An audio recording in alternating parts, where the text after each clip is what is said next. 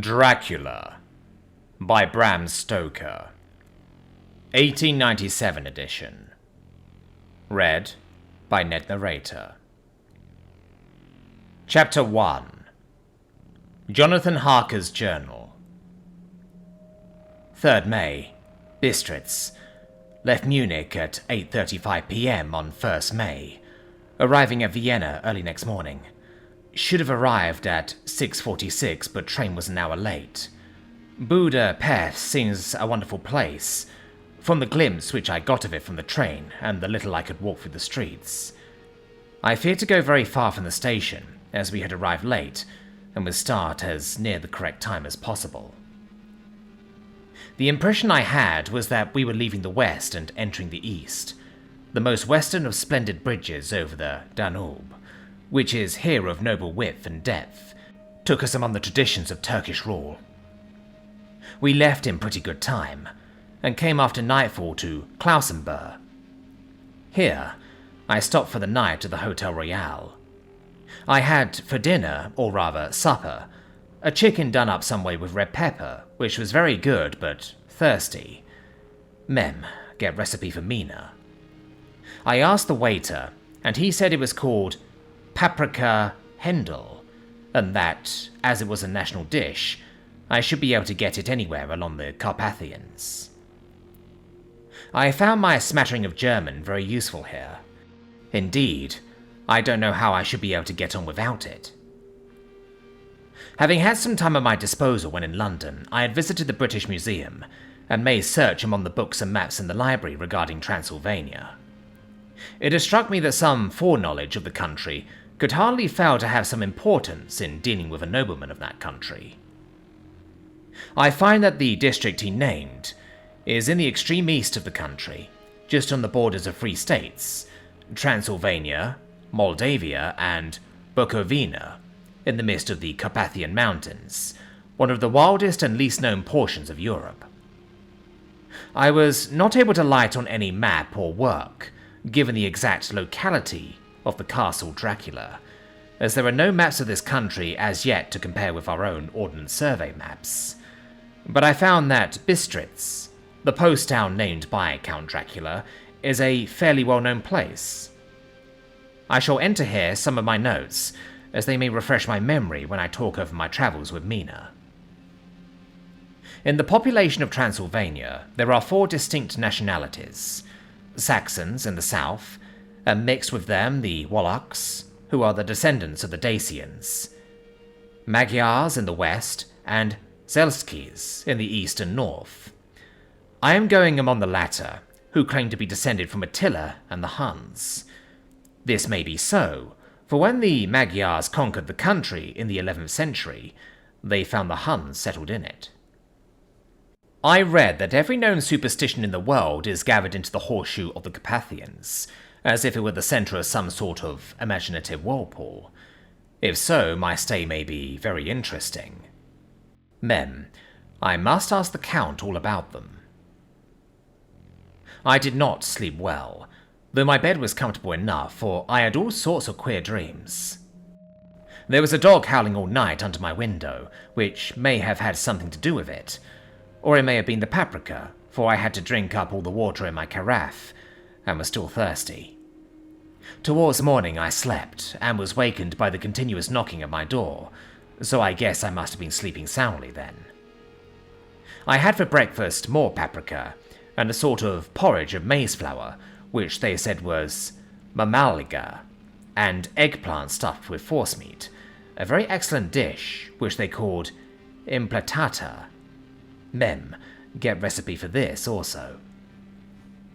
I had to hurry breakfast, for the train started a little before 8, or rather it ought to have done so, for after rushing to the station at 7:30, I had to sit in the carriage for more than an hour before we began to move. It seems to me that the further east you go, the more unpunctual are the trains. What ought they to be in China? All day long we seemed to dawdle through a country which was full of beauty of every kind. Sometimes we saw little towns or castles on the top of steep hills, such as we see in old missals. Sometimes we ran by rivers and streams, which seemed from the wide stony margin on each side of them to be subject to great floods. It takes a lot of water and running strong to sweep the outside edge of a river clear. At every station there were groups of people, sometimes crowds, and in all sorts of attire. Some of them were just like the peasants at home, or those I saw coming through France and Germany, with short jackets and round hats, and homemade trousers, but others were very picturesque. The women looked pretty, except when you got near them, but they were very clumsy about the waist. They had all full white sleeves of some kind or other, and most of them had big belts with a lot of strips of something fluttering from them, like the dresses in the ballet. But of course there were petticoats under them. The strangest figures we saw were the Slovaks, who were more barbarian than the rest, with their big cowboy hats, great baggy dirty white trousers, white linen shirts, and enormous heavy leather belts nearly a foot wide, all studded over with brass nails. They wore high boots with their trousers tucked into them, and had long black hair and heavy black moustaches. They are very picturesque, but do not look prepossessing. On the stage they will be set down at once as some old oriental band of brigands. They are, however, I am told, very harmless, and rather wanting in natural self-assertion. It was on the dark side of twilight when we got to Bistritz, which is a very interesting old place. Being practically on the frontier, for the Borgo Pass leads from it into Bukovina, it has had a very stormy existence, and it certainly shows marks of it. 50 years ago, a series of great fires took place, which made terrible havoc on 5 separate occasions. At the very beginning of the 17th century, it underwent a siege of 3 weeks and lost 13,000 people, the casualties of war proper being assisted by famine and disease. Count Dracula had directed me to go to the Golden Crone Hotel, which I found, to my great delight, to be thoroughly old-fashioned, for of course I wanted to see all I could of the ways of the country. I was evidently expected, for when I got near the door I faced a cheery-looking elderly woman in the usual peasant dress, white undergarment with a long double apron, front and back, of coloured stuff fitting almost too tight for modesty. When I came close, she bowed and said, "The Englishman?" "Yes," I said, "Jonathan Harker." She smiled and gave some message to an elderly man in white shirt sleeves who had followed her to the door. He went, but immediately returned with a letter. "My friend, welcome to the Carpathians. I am anxiously expecting you. Sleep well tonight. At 3 tomorrow, the diligence will start for Bukovina. A place on it is kept for you. At the Borgo Pass, my carriage will await you and will bring you to me. I trust that your journey from London has been a happy one, and that you will enjoy your stay in my beautiful land. Your friend, Dracula." 4th May. I found that my landlord had got a letter from the Count, directing him to secure the best place on the coach for me, but on making inquiries as to details he seemed somewhat reticent, and pretended that he could not understand my German. This could not be true, because up to then he had understood it perfectly. At least, he answered my questions exactly as if he did. He and his wife, the old lady who had received me, looked at each other in a frightened sort of way. He mumbled out that the money had been sent in a letter, and that was all he knew. When I asked him if he knew Count Dracula, and could tell me anything of his castle, both he and his wife crossed themselves and, saying that they knew nothing at all, simply refused to speak further. It was so near the time of starting that I had no time to ask anyone else, for it was all very mysterious and not by any means comforting. Just before I was leaving, the old lady came up to my room and said in a hysterical way, "Must you go? Oh, young Herr, must you go?" She was in such an excited state that she seemed to have lost her grip of what German she knew, and mixed it all up with some other language which I did not know at all. I was just able to follow her by asking many questions. When I told her that I must go at once, and that I was engaged on important business, she asked again, "Do you know what day it is?" I answered that it was the 4th of May. She shook her head as she said again, "Oh, yes, I know that, but do you know what day it is?" On my saying that I did not understand, she went on, "It is the eve of St. George's Day. Do you not know that tonight, when the clock strikes midnight, all the evil things in the world will have full sway? Do you know where you are going, and what you are going to?" She was in such evident distress that I tried to comfort her, but without effect. Finally, she went down on her knees and implored me not to go, at least to wait a day or two before starting. It was all very ridiculous, but I did not feel comfortable. However, there was business to be done, and I could allow nothing to interfere with it. I tried to raise her up and said as gravely as I could that I thanked her, but my duty was imperative and that I must go. She then rose and dried her eyes, and taking a crucifix from her neck, offered it to me. I did not know what to do, for, as an English churchman, I had been taught to regard such things as, in some measure, idolatrous, and yet it seemed so ungracious to refuse an old lady meaning so well, and in such a state of mind. She saw, I suppose, the doubt in my face, for she put the rosary round my neck and said, "For your mother's sake," and went out of the room. I am writing up this part of the diary whilst I am waiting for the coach, which is, of course, late, and the crucifix is still round my neck. Whether it is the old lady's fear, or the many ghostly traditions of this place, or the crucifix itself, I do not know, but I am not feeling nearly as easy in my mind as usual. If this book should ever reach Mina before I do, let it bring my goodbye. Here comes the coach. 5th of May. The castle. The grey of the morning has passed, and the sun is high over the distant horizon, which seems jagged, whether with trees or hills I know not, for it is so far off that big things and little are mixed. I am not sleepy, and as I am not to be called to lie awake, naturally I write till sleep comes. There are many odd things to put down, and lest who reads them may fancy that I dined too well before I left Bistritz, let me put down my dinner exactly. I dined on what they called robber steak, bits of bacon, onion and beef, seasoned with red pepper and strung on sticks and roasted over the fire, in simple style of the London cat's meat. The wine was golden Mijach, which produces a queer sting on the tongue, which is, however, not disagreeable. I had only a couple of glasses of this and nothing else. When I got on the coach, the driver had not taken his seat, and I saw him talking to the landlady.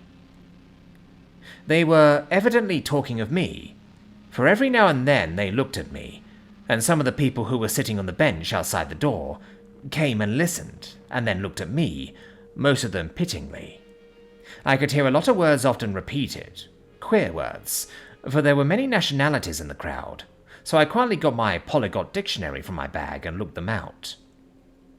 I must say they were not cheering for me, for amongst them were Ordog, Satan, Pokol, Hell, Strigojka, Witch, Vrolok, and Pokolstak, both meaning the same thing, one being Slovak and the other Servian, for something that is either werewolf or vampire. Mem, I must ask the Count about these superstitions. When we started, the crowd round the inn door, which had by this time swelled to a considerable size, all made the sign of the cross and pointed 2 fingers towards me. With some difficulty, I got a fellow passenger to tell me what they meant. He would not answer at first, but on learning that I was English, he explained that it was a charm or guard against the evil eye. This was not very pleasant for me, just starting for an unknown place to meet an unknown man, but everyone seemed so kind-hearted and so sorrowful and so sympathetic that I could not but be touched. I shall never forget the last glimpse which I had of the inn-yard and its crowd of picturesque figures, all crossing themselves as they stood round the wide archway with its background of rich foliage of oleander and orange trees in green tubs clustered in the centre of the yard. Then our driver, whose wide linen drawers covered the whole front of the box seat, Gotza, they called him, cracked his big whip over his 4 small horses, which ran abreast, and we set off on our journey. I soon lost sight and recollection of ghostly fears in the beauty of the scene as we drove along, although had I known the language, or rather languages which my fellow passengers were speaking, I might not have been able to throw them off so easily. Before us lay a green sloping land full of forests and woods, with here and there steep hills, crowned with clumps of trees, or with farmhouses, the blank gable end to the road. There was everywhere a bewildering mass of fruit blossom, apple, plum, pear, cherry, and as we drove by I could see the green grass under the trees spangled with the fallen petals. In and out amongst these green hills of what they call here the Middle Land ran the road, losing itself as it swept round the grassy curve, or was shut out by the straggling ends of pine woods, which here and there ran down the hillsides like tongues of flame. The road was rugged, but still we seemed to fly over it with a feverish haste. I could not understand then what the haste meant, but the driver was evidently bent on losing no time in reaching Borgo Prund. I was told that this road is in summertime excellent, but that it had not yet been put in order after the winter snows. In this respect it is different from the general run of roads in the Carpathians, for it is an old tradition that they are not to be kept in too good order. Of old, the hospodars would not repair them, lest the Turk should think that they were preparing to bring in foreign troops, and so hasten the war which was always really at loading point. Beyond the green swelling hills of the Mittelland rose mighty slopes of forest up to the lofty steeps of the Carpathians themselves. Right and left of us they towered, with the afternoon sun falling full upon them, and bringing out all the glorious colours of this beautiful range, deep blue and purple in the shadows of the peaks, green and brown where grass and rock mingled, and an endless perspective of jagged rock and pointed crags, till these were themselves lost in the distance, where the snowy peaks rose grandly. Here and there seemed mighty rifts in the mountains, through which, as the sun began to sink, we saw now and again the white gleam of falling water. One of my companions touched my arm as we swept round the base of a hill, and opened up the lofty, snow-covered peak of a mountain, which seemed, as we wound on our serpentine way, to be right before us. "Look, Eastern Zek! God's seat!" And he crossed himself reverently. As we wound on our endless way, and the sun sank lower and lower behind us, the shadows of the evening began to creep round us. This was emphasized by the fact that the snowy mountain tops still held the sunset, and seemed to glow out with a delicate cool pink. Here and there we passed Czechs and Slovaks, all in picturesque attire, but I noticed that Goitra was painfully prevalent. By the roadside were many crosses, and as we swept by, my companions all crossed themselves. Here and there was a peasant man or woman kneeling before a shrine, who did not even turn round as we approached, but seemed in the self-surrender of devotion to have neither eyes nor ears for the outer world. There were many things new to me, for instance, hayricks in the trees, and here and there very beautiful masses of weeping birch, their white stems shining like silver through the delicate green of the leaves. Now and again we passed a Literwagen, the ordinary peasant's cart, with its long snake-like vertebra, calculated to suit the inequalities of the road. On this was sure to be seated quite a group of homecoming peasants, the Czechs with their white, and the Slovaks with their coloured sheepskins, the latter carrying lance fashion their long staves with axe at end. As the evening fell, it began to get very cold, and the growing twilight seemed to merge into one dark mistiness, the gloom of the trees, oak, beech, and pine, though in the valleys which ran deep between the spurs of the hills, as we ascended through the pass, the dark firs stood out here and there against the background of late-lying snow. Sometimes, as the road was cut through the pine woods that seemed, in the darkness, to be closing down upon us, great masses of greyness which here and there bestrewed the trees produced a particularly weird and solemn effect, which carried on the thoughts and grim fancies engendered earlier in the evening, when the falling sunset threw into strange relief the ghost-like clouds, which amongst the Carpathians seemed to wind ceaselessly through the valleys. Sometimes the hills were so steep that, despite our driver's haste, the horses could only go slowly. I wished to get down and walk up them, as we do at home, but the driver would not hear of it. "No, no," he said. "You must not walk here. The dogs are too fierce." And then he added, with what he evidently meant for grim pleasantry, for he looked round to catch the approving smile of the rest, "And you may have enough of such matters before you go to sleep." The only stop he would make was a moment's pause to light his lamps. When it grew dark, there seemed to be some excitement amongst the passengers, and they kept speaking to him, one after the other, as though urging him to further speed. He lashed the horses unmercifully with his long whip, and with wild cries of encouragement, urged them on to further exertions. Then, through the darkness, I could see a sort of patch of grey light ahead of us, as though there were a cleft in the hills. The excitement of the passengers grew greater. The crazy coach rocked on its great leather springs, and swayed like a boat tossed on a stormy sea. I had to hold on. The road grew more level, and we appeared to fly along. Then the mountains seemed to come nearer to us on each side, and to frown down upon us. We were entering on the Borgo Pass. One by one, several of the passengers offered me gifts, which they pressed upon me with an earnestness which would take no denial. These were certainly of an odd and varied kind, but each was given in simple good faith, with a kindly word and a blessing, and that same strange mixture of fear-meaning movements which I had seen outside the hotel at Bistritz, the sign of the cross and the guard against the evil eye. Then, as we flew along, the driver leaned forward, and on each side the passengers, craning over the edge of the coach, peered eagerly into the darkness. It was evident that something very exciting was either happening or expected, but though I asked each passenger, no one would give me the slightest explanation. This state of excitement kept on for some little time, and at last we saw before us the pass opening out on the eastern side. There were dark, rolling clouds overhead, and in the air the heavy, oppressive sense of thunder. It seemed as though the mountain range had separated two atmospheres, and that now we had got into the thunderous one. I was now myself looking out for the conveyance, which was to take me to the Count.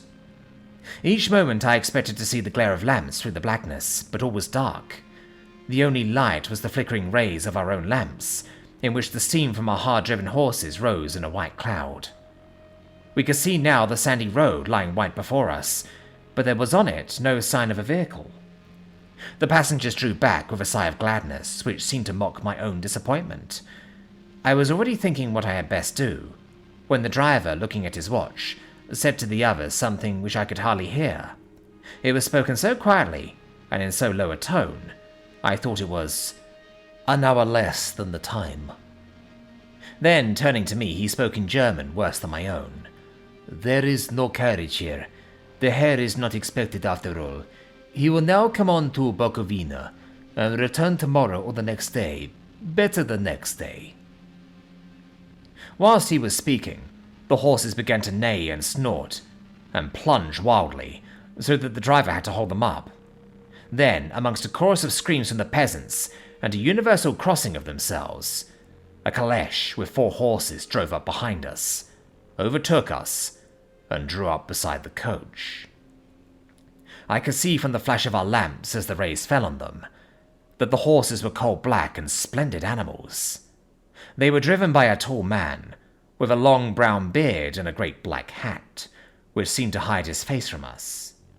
I could only see the gleam of a pair of very bright eyes, which seemed red in the lamplight as he turned to us. He said to the driver, "You are early tonight, my friend." The man stammered in reply, "The English Herr was in a hurry." To which the stranger replied, "That is why, I suppose, you wished him to go on to Bukovina. You cannot deceive me, my friend. I know too much, and my horses are swift." As he spoke, he smiled, and the lamplight fell on a hard-looking mouth with very red lips and sharp-looking teeth, as white as ivory. One of my companions whispered to another the line from Berger's Lenore.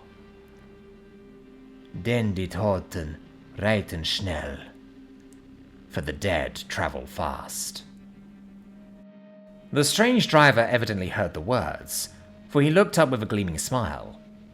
The passenger turned his face away, at the same time putting out his 2 fingers and crossing himself. "Give me the hare's luggage," said the driver, and with exceeding alacrity my bags were handed out and put in the caleche. Then I descended from the side of the coach, as the caleche was close alongside, the driver helping me with a hand which caught my arm in a grip of steel. His strength must have been prodigious. Without a word, he shook his reins. The horses turned, and we swept into the darkness of the pass. As I looked back, I saw the steam from the horses of the coach by the light of the lamps, and projected against it the figures of my late companions crossing themselves. Then, the driver cracked his whip and called to his horses, and off they swept on their way to Burkovina. As they sank into the darkness, I felt a strange chill, and a lonely feeling come over me. But a cloak was thrown over my shoulders, and a rug across my knees, and the driver said in excellent German, "The night is chill, mein Herr, and my master the Count bade me take all care of you. There is a flask of Slivovitz, the plum brandy of the country, underneath the seat if you should require it." I did not take any, but it was a comfort to know it was there all the same. I felt a little strangely and not a little frightened. I think, had there been any alternative, I should have taken it, instead of prosecuting that unknown night journey. The carriage went at a hard pace straight along. Then we made a complete turn and went along another straight road. It seemed to me that we were simply going over and over the same ground again, and so I took note of some salient point and found that this was so. I would have liked to have asked the driver what this all meant, but I really feared to do so, for I thought that, placed as I was, any protest would have had no effect in case there had been an intention to delay. By and by, however, as I was curious to know how time was passing, I struck a match, and by its flame looked at my watch. It was within a few minutes of midnight. This gave me a sort of shock, for I suppose the general superstition about midnight was increased by my recent experiences. I waited, with a sick feeling of suspense. Then, a dog began to howl somewhere in the farmhouse far down the road, a long, agonized wailing, as if from fear. The sound was taken up by another dog, and then another and another, until, borne on the wind which now sighed softly through the pass, a wild howling began, which seemed to come from all over the country, as far as the imagination could grasp it through the gloom of the night. At the first howl, the horses began to strain and rear, but the driver spoke to them soothingly, and they quieted down, but shivered and sweated as though after a run away from sudden fright. Then, far off in the distance, from the mountains on each side of us began a louder and a sharper howling, that of wolves, which affected both the horses and myself in the same way, for I was minded to jump from the caleche and run, whilst they reared again and plunged madly so that the driver had to use all his great strength to keep them from bolting. In a few minutes, however, my own ears got accustomed to the sound, and the horses so far became quiet that the driver was able to descend and stand before them. He petted and soothed them, and whispered something in their ears, as I have heard of horse-tamers doing, and with extraordinary effort, for under his caresses they became quite manageable again, though they still trembled. The driver again took his seat, and shaking his reins, started off at a great pace. This time, after going to the far side of the pass, he suddenly turned down a narrow roadway which ran sharply to the right. Soon we were hemmed in with trees, which in places arched right over the roadway till we passed as through a tunnel, and again great frowning rocks guarded us boldly on either side. Though we were in shelter, we could hear the rising wind, for it moaned and whistled through the rocks, and the branches of the trees crashed together as we swept along. It grew colder and colder still, and fine powdery snow began to fall, so that soon we and all around us were covered with a white blanket. The keen wind still carried the howling of the dogs, though this grew fainter as we went on our way. The baying of the wolves sounded nearer and nearer, as though they were closing round on us from every side. I grew dreadfully afraid, and the horses shared my fear. The driver, however, was not in the least disturbed. He kept turning his head to left and right, but I could not see anything through the darkness. Suddenly, away on our left, I saw a faint flickering blue flame. The driver saw it at the same moment. He at once checked the horses and, jumping to the ground, disappeared into the darkness. I did not know what to do, the less as the howling of the wolves grew closer. But while I wondered, the driver suddenly appeared again, and without a word took his seat, and we resumed our journey. I think I must have fallen asleep and kept dreaming of the incident, for it seemed to be repeated endlessly, and now, looking back, it is like a sort of awful nightmare. Once, the flame appeared so near the road that even in the darkness around us I could watch the driver's motions. He went rapidly to where the blue flame arose. It must have been very faint, for it did not seem to illuminate the place around it at all, and gathering a few stones, formed them into some device. Once there appeared a strange optical effect. When he stood between me and the flame, he did not obstruct it, for I could see its ghostly flicker all the same. This startled me, but as the effect was only momentary, I took it that my eyes deceived me, straining through the darkness. Then, for a time, there were no blue flames, and we sped onwards through the gloom, with the howling of the wolves around us as though they were following in a moving circle. At last there came a time when the driver went further afield than he had yet gone, and during his absence the horses began to tremble worse than ever, and to snort and scream with fright. I could not see any cause for it, for the howling of the wolves had ceased altogether. But just then, the moon, sailing through the black clouds, appeared behind the jagged crest of a beetling, pine-clad rock, and by its light I saw around us a ring of wolves with white teeth and longing red tongues, with long sinewy limbs and shaggy hair. They were 100 times more terrible in the grim silence which held them than even when they howled. For myself, I felt a sort of paralysis of fear. It is only when a man feels himself face to face with such horrors that he can understand their true import. All at once the wolves began to howl as though the moonlight had had some peculiar effect on them. The horses jumped about and reared, and looked helplessly round with eyes that rolled in a way painful to see. But the living ring of terror encompassed them on every side, and they had perforce to remain within it. I called to the coachman to come, for it seemed to me that our only chance was to try to break out from the ring and to aid his approach.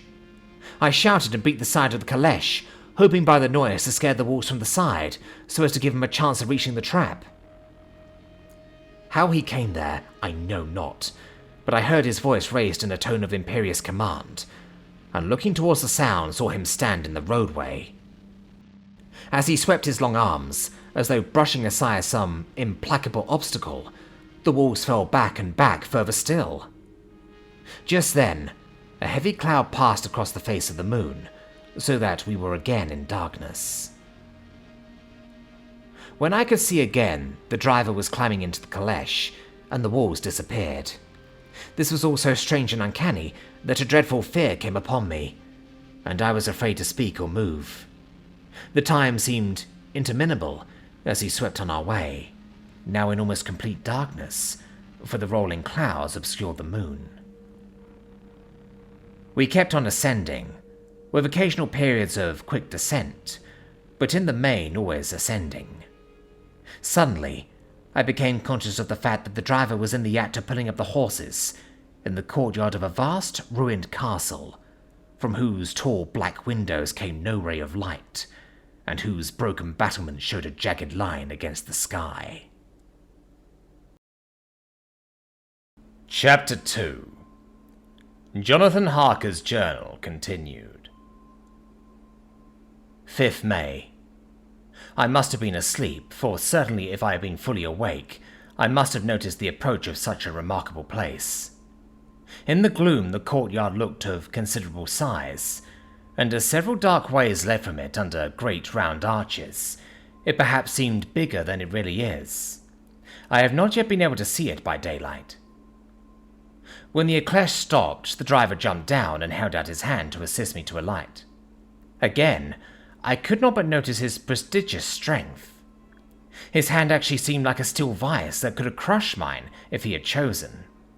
Then he took my traps and placed them on the ground beside me as I stood close to a great door, old and studded with large iron nails, and set in a projecting doorway of massive stone. I could see even in the dim light that the stone was massively carved, but that the carving had been much worn by time and weather.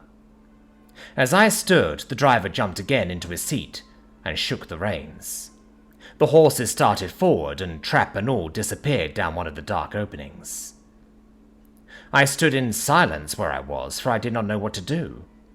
Of bell or knocker there was no sign. Through these frowning walls and dark window openings, it was not likely that my voice could penetrate. The time I waited seemed endless, and I felt doubts and fears crowding upon me. What sort of place had I come to, and among what kind of people? What sort of grim adventure was it on which I had embarked? Was this a customary incident in the life of a solicitor's clerk, sent out to explain the purchase of a London estate to a foreigner? Solicitor's clerk. Mina would not like that. Solicitor, for just before leaving London I got word that my examination was successful, and I am now a full-blown solicitor. I began to rub my eyes and pinch myself to see if I were awake. It all seemed like a horrible nightmare to me, and I expected that I should suddenly awake and find myself at home, with the dawn struggling in through the windows, as I had now and again felt in the morning after a day of overwork. But my flesh answered the pinching test, and my eyes were not to be deceived. I was indeed awake and among the Carpathians. All I could do now was to be patient, and to wait the coming of morning.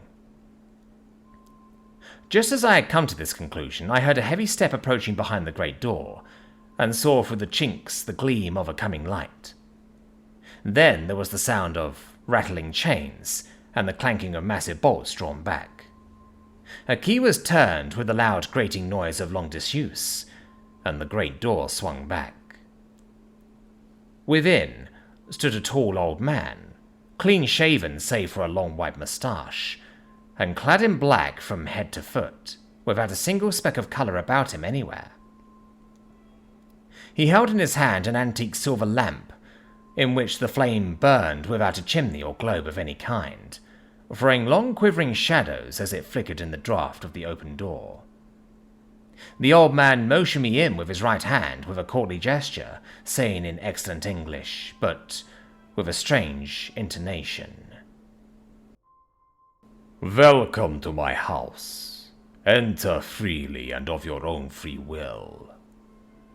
He made no motion of stepping to meet me, but stood like a statue, as though his gesture of welcome had fixed him into stone. The instant, however, that I had stepped over the threshold, he moved impulsively forward, and holding out his hand, grasped mine with a strength which made me wince, an effect which was not lessened by the fact that it seemed cold as ice, more like the hand of a dead than a living man. Again he said, "Welcome to my house. Enter freely, go safely, and leave something of the happiness you bring." The strength of the handshake was so much akin to that which I had noticed in the driver, whose face I had not seen, that for a moment I doubted if it were not the same person to whom I was speaking. So to make sure, I said interrogatively, "Count Dracula?" He bowed in a courtly way as he replied, "I am Dracula, and I bid you welcome, Mr. Harker, to my house. Come in, the night air is chill, and you must need to eat and rest." As he was speaking, he put the lamp on the bracket on the wall, and stepping out, took my luggage. He had carried it in before I could forestall him. I protested, but he insisted. "Nay, sir, you are my guest. It is late and my people are not available. Let me see to your comfort myself." He insisted on carrying my traps along the passage, and then up a great winding stair, and along another great passage, on whose stone floor our steps rang heavily. At the end of this he threw open a heavy door, and I rejoiced to see within a well-lit room, in which a table was spread for supper, and on whose mighty hearth a great fire of logs, freshly replenished, flamed and flared. The Count halted, putting down my bags, closing the door and crossing the room, opened another door which led into a small octagonal room, lit by a single lamp, and seemingly without a window of any sort. Passing through this, he opened another door and motioned me to enter. It was a welcome sight, for here was a great bedroom, well lighted and warmed, with another log fire, also added to, but lately, for the top logs were fresh, which sent a hollow roar up the wide chimney. The Count himself left my luggage inside and withdrew, saying, before he closed the door, "You will need, after your journey, to refresh yourself by making your toilet. I trust you will find all you wish. When you are ready, come into the other room, where you will find your supper prepared." The light and warmth and the Count's courteous welcome seemed to have dissipated all my doubts and fears. Having then reached my normal state, I discovered that I was half famished with hunger. So making a hasty toilet, I went into the other room. I found supper already laid out.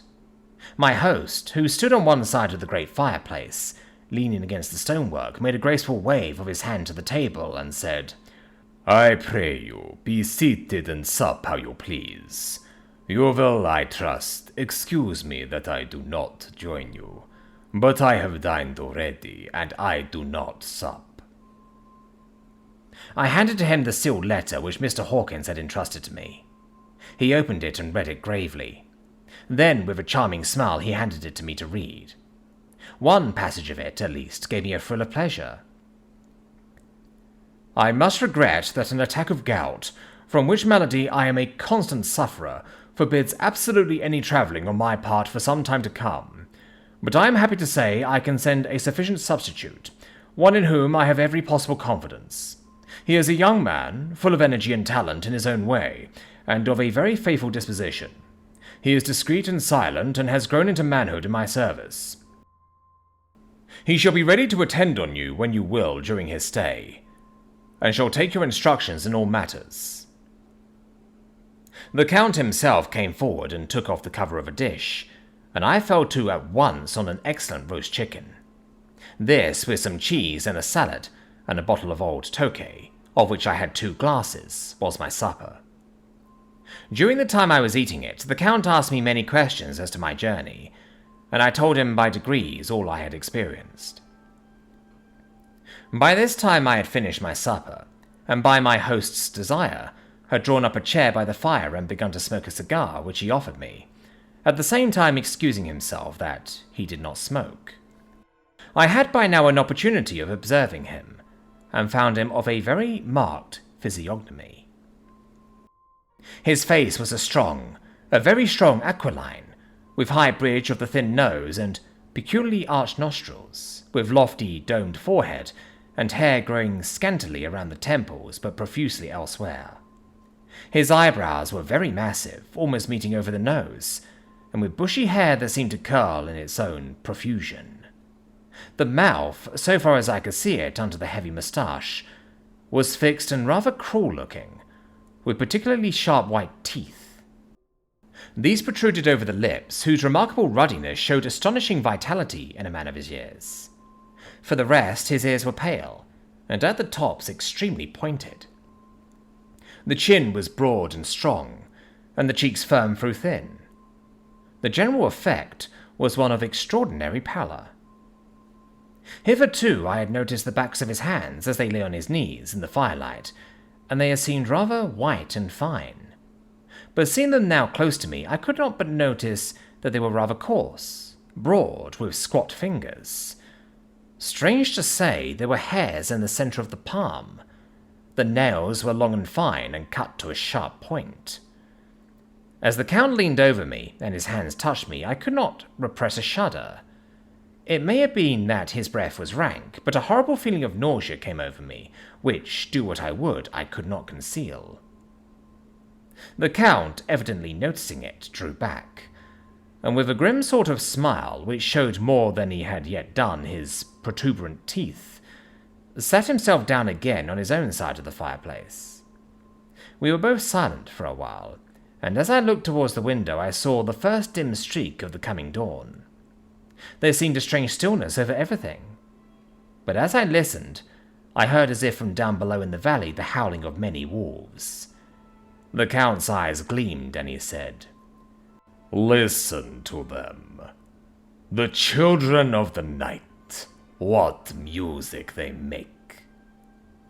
Seeing, I suppose, some expression in my face strange to him, he added, "Ah, sir, you dwellers in the city cannot enter into the feelings of the hunter."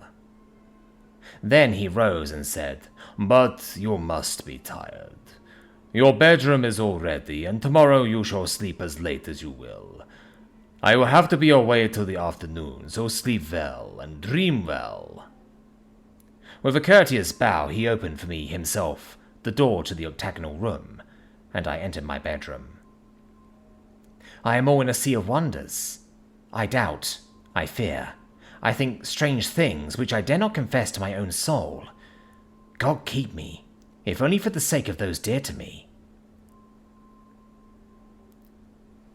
7th May. It is again early morning, but I have rested and enjoyed the last 24 hours. I slept till late in the day and awoke of my own accord. When I had dressed myself, I went into the room where we had supped, and found a cold breakfast laid out, with coffee kept hot by the pot being placed on the hearth. There was a card on the table, on which was written, "I have to be absent for a while. Do not wait for me. D." I set to and enjoyed a hearty meal. When I had done, I looked for a bell so that I might let the servants know I had finished, but I could not find one. There were certainly odd deficiencies in the house, considering the extraordinary evidences of wealth which are around me. The table service is of gold, and so beautifully wrought that it must be of immense value. The curtains and upholstery of the chairs and sofas, and the hangings of my bed are of the costliest and most beautiful fabrics, and must have been of fabulous value when they were made, for they are centuries old, though in excellent order. I saw something like them in Hampton Court, but they were worn and frayed and moth-eaten. But still, in none of the rooms is there a mirror. There is not even a toilet glass on my table, and I had to get the little shaving glass from my bag before I could either shave or brush my hair. I have not yet seen a servant anywhere, or heard a sound near the castle, except the howling of wolves. Some time after I had finished my meal, I do not know whether to call it breakfast or dinner, for it was between 5 and 6 o'clock when I had it, I looked about for something to read, for I did not like to go about the castle until I had asked the Count's permission. There was absolutely nothing in the room, book, newspaper, or even writing materials, so I opened another door in the room and found a sort of library. The door opposite mine I tried, but found locked. In the library I found, to my great delight, a vast number of English books, whole shelves full of them, and bound volumes of magazines and newspapers. A table in the centre was littered with English magazines and newspapers, though none of them were of very recent date. The books were of the most varied kind: history, geography, politics, political economy, botany, geology, law, all relating to England and English life and customs and manners. There were even such books of reference as the London Dictionary, the Red and Blue books, Whitaker's Almanac, the Army and Navy lists, and it somehow gladdened my heart to see it, the Law List. Whilst I was looking at the books, the door opened and the Count entered. He saluted me in a hearty way, and hoped that I had had a good night's rest. Then he went on. "I am glad you found your way in here, for I am sure there is much that will interest you. These companions," and he laid his hand on some of the books, "have been good friends to me, and for some years past, ever since I had the idea of going to London, have given me many, many hours of pleasure. Through them I have come to know your great England, and to know her is to love her. I long to go through the crowded streets of your mighty London, to be in the midst of the whirl and rush of humanity, to share its life, its change, its death, and all that makes it what it is. But alas, as yet I only know your tongue through books. To you, my friend, I look that I know it to speak." "But, Count," I said, You know and speak English thoroughly." He bowed gravely. "I thank you, my friend, for your all too flattering estimate, but yet I fear that I am but a little way on the road I would travel. True, I know the grammar and the words, but yet I know not how to speak them." "Indeed," I said, "you speak excellently." "Not so," he answered. "Well, I know that, did I move and speak in your London, none there are who would not know me for a stranger. That is not enough for me. Here I am noble. I am a boyar. The common people know me, and I am master. But a stranger in a strange land, he is no one. Men know him not, and to know not is to care not for. I am content if I am like the rest, so that no man stops if he sees me, or pauses in his speaking if he hears my words. Ha ha, a stranger. I should have been so long master that I will be master still, or at least that none other should be master of me. You come to me not alone as agent of my friend Peter Hawkins of Exeter, to tell me all about my new estate in London. You shall, I trust, rest here with me a while, so that by our talking I may learn the English intonation. And I would that you tell me when I make error, even of the smallest in my speaking. I am sorry that I had to be away so long today, but you will, I know, forgive one who has so many important affairs in hand." Of course, I said all I could about being willing, and asked if I might come into that room when I chose. He answered, "Yes, certainly," and added, "You may go anywhere you wish in the castle, except where the doors are locked, where of course you will not wish to go. There is reason that all things are as they are, and did you see with my eyes and know with my knowledge, you would perhaps better understand." I said I was sure of this, and then he went on. "We are in Transylvania, and Transylvania is not England. Our ways are not your ways, and there shall be to you many strange things. Nay, from what you have told me of your experiences already, you know something of what strange things there may be." This led to much conversation, and as it was evident that he wanted to talk, if only for talking's sake, I asked him many questions regarding things that had already happened to me, or come within my notice. Sometimes he sheered off the subject, or turned the conversation by pretending not to understand, but generally he answered all I asked most frankly. Then, as time went on and I got somewhat bolder, I asked him of some of the strange things of the preceding night, as, for instance, why the coachman went to the places where he had seen the blue flames. He then explained to me that it was commonly believed that on a certain night of the year, last night in fact, when all evil spirits are supposed to have unchecked sway, a blue flame is seen over any place where treasure has been concealed. "That treasure has been hidden," he went on. "In the region through which you came last night, there can be but little doubt, for it was the ground fought over for centuries by the Wallachian, the Saxon, and the Turk.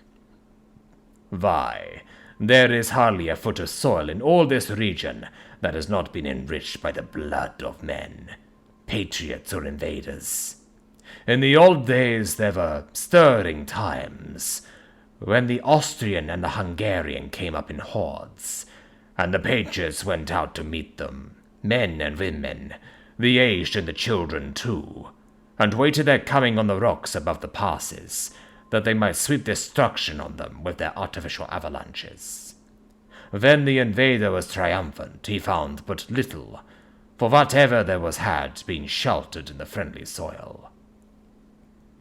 "But how," said I, "can it have remained so long undiscovered, when there is a short index to it if men will but take the trouble to look?" The Count smiled, and as his lips ran back over his gums, the long, sharp canine teeth showed out strangely. He answered, "Because your peasant is at heart a coward and a fool. Those flames only appear on one night, and on that night no man of this land will, if he can help it, stir without his doors. And, dear sir, even if he did, he would not know what to do. Why, even the peasant that you tell me of, who marked the place of the flame, would not know where to look in daylight save for his own work. Even you would not, I dare be sworn, be able to find these places again." "There you are right," I said. "I know no more than the dead where even to look for them." Then we drifted into other matters. "Come," he said at last, "tell me of London, and of the house which you have procured for me."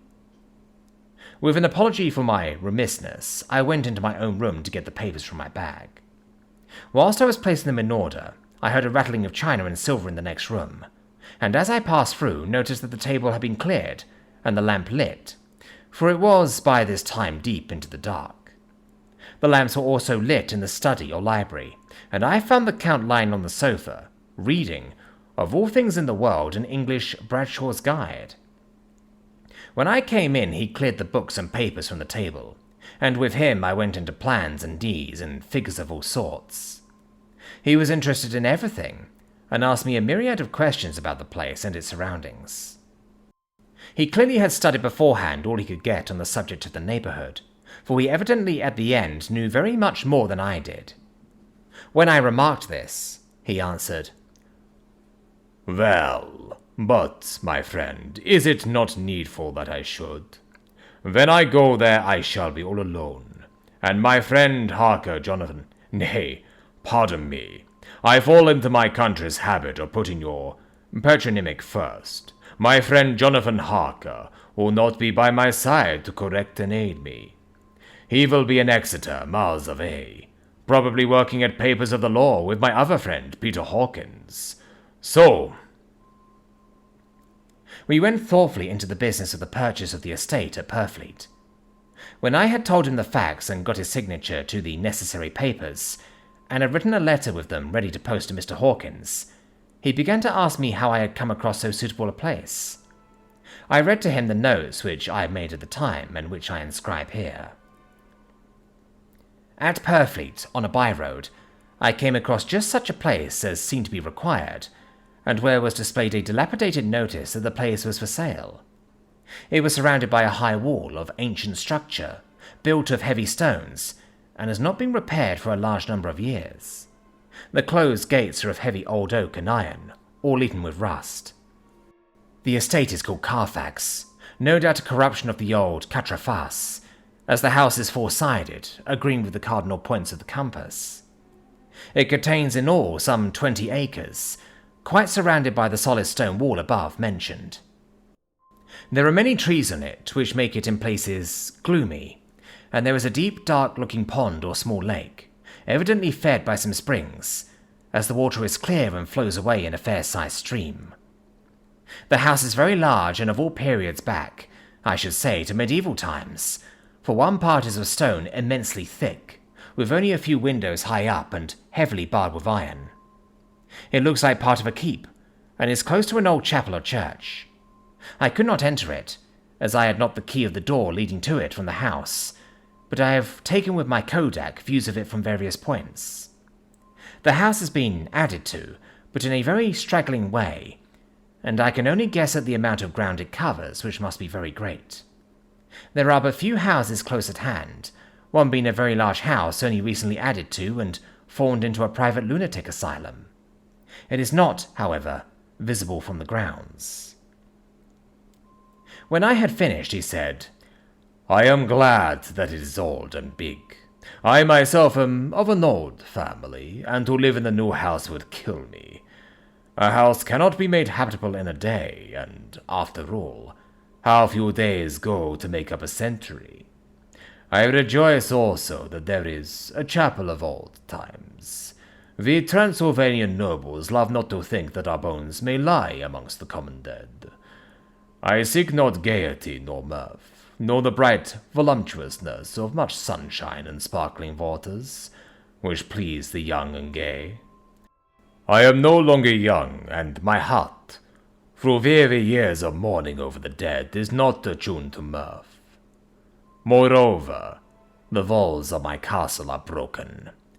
The shadows are many, and the wind breathes cold through the broken battlements and casements. I love the shade and the shadow, and would be alone with my thoughts when I may. Somehow, his words and his look did not seem to accord, or else it was that his cast of face made his smile look malignant and saturnine. Presently, with an excuse, he left me, asking me to pull my papers together. He was some little time away, and I began to look at some of the books around me. One was an atlas, which I found open naturally to England, as if that map had been much used. On looking at it, I found in certain places little rings marked, and on examining these I noticed that one was near London, on the east side, manifestly where his new estate was situated. The other two were Exeter and Whitby, on the Yorkshire coast. It was the better part of an hour when the Count returned. "Aha," he said. "Still at your books? Good. But you must not work always. Come, I am informed that your supper is ready." He took my arm, and we went into the next room, where I found an excellent supper ready on the table. The Count again excused himself, as he had dined out on his being away from home. But he sat as on the previous night, and chatted whilst I ate. After supper, I smoked, as on the last evening, and the Count stayed with me, chatting and asking questions on every conceivable subject, hour after hour. I felt that it was getting very late indeed, but I did not say anything, for I felt under obligation to meet my host's wishes in every way.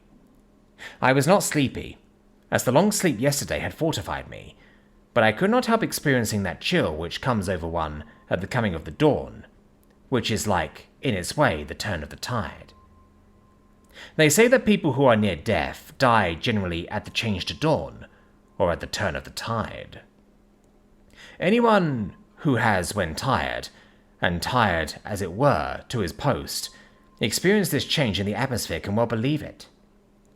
All at once we heard the crow of the cock coming up, with preternatural shrillness through the clear morning air. Count Dracula, jumping to his feet, said, "Why, there is the morning again. How remiss I am to let you stay up so long. You must make your conversation regarding my dear new country of England less interesting, so that I may not forget how time flies by us." And with a courtly bow, he quickly left me. I went into my room and drew the curtains, but there was little to notice. My window opened into the courtyard. All I could see was the warm grey of quickening sky. So I pulled the curtains again, and have written of this day. 8th of May. I began to fear, as I wrote in this book, that I was getting too diffuse. But now I am glad that I went into detail from the first, for there is something so strange about this place, and all in it, that I cannot but feel uneasy. I wish I was safe out of it, or that I had never come. It may be that this strange night existence is telling on me, but would that that were all. If there were anyone to talk to, I could bear it, but there is no one. I have only the Count to speak with, and I fear I am myself the only living soul within the place. Let me be prosaic so far as facts can be. It will help me to bear up, and imagination must not run riot with me. If it does, I am lost. Let me say at once how I stand, or seem to. I only slept a few hours when I went to bed, and feeling that I could not sleep any more, got up. I had hung my shaving glass by the window, and was just beginning to shave. Suddenly I felt a hand on my shoulder, and heard the Count's voice saying to me, "Good morning."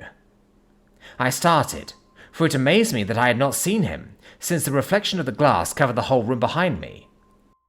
In starting, I cut myself slightly, but did not notice it at the moment. Having answered the Count's salutation, I turned to the glass again to see how I had been mistaken. This time, there could be no error, for the man was close to me, and I could see him over my shoulder. but there was no reflection of him in the mirror. The whole room behind me was displayed, but there was no sign of a man in it, except myself. This was startling, and coming on the top of so many strange things was beginning to increase that vague feeling of uneasiness which I always have when the Count is near. But at the instant I saw that the cut had bled a little, and the blood was trickling over my chin, I laid down the razor, turning as I did so half round to look for some sticking plaster. When the Count saw my face, his eyes blazed with a sort of demonic fury, and he suddenly made a grab at my throat. I drew away and his hand touched the string of beads which held the crucifix. It made an instant change in him, for the fury passed so quickly that I could hardly believe that it was ever there. "Take care," he said. "Take care how you cut yourself. It is more dangerous than you think in this country." Then, seizing the shaving glass, he went on, "And this is the wretched thing that has done the mischief. It is a foul bauble of man's vanity. Away with it!" And opening the window with one wrench of his terrible hand, he flung out the glass, which was shattered into 1,000 pieces on the stones of the courtyard far below. Then he withdrew without a word. It is very annoying, for I do not see how I am to shave, unless in my watch case or the bottom of the shaving pot, which is fortunately of metal.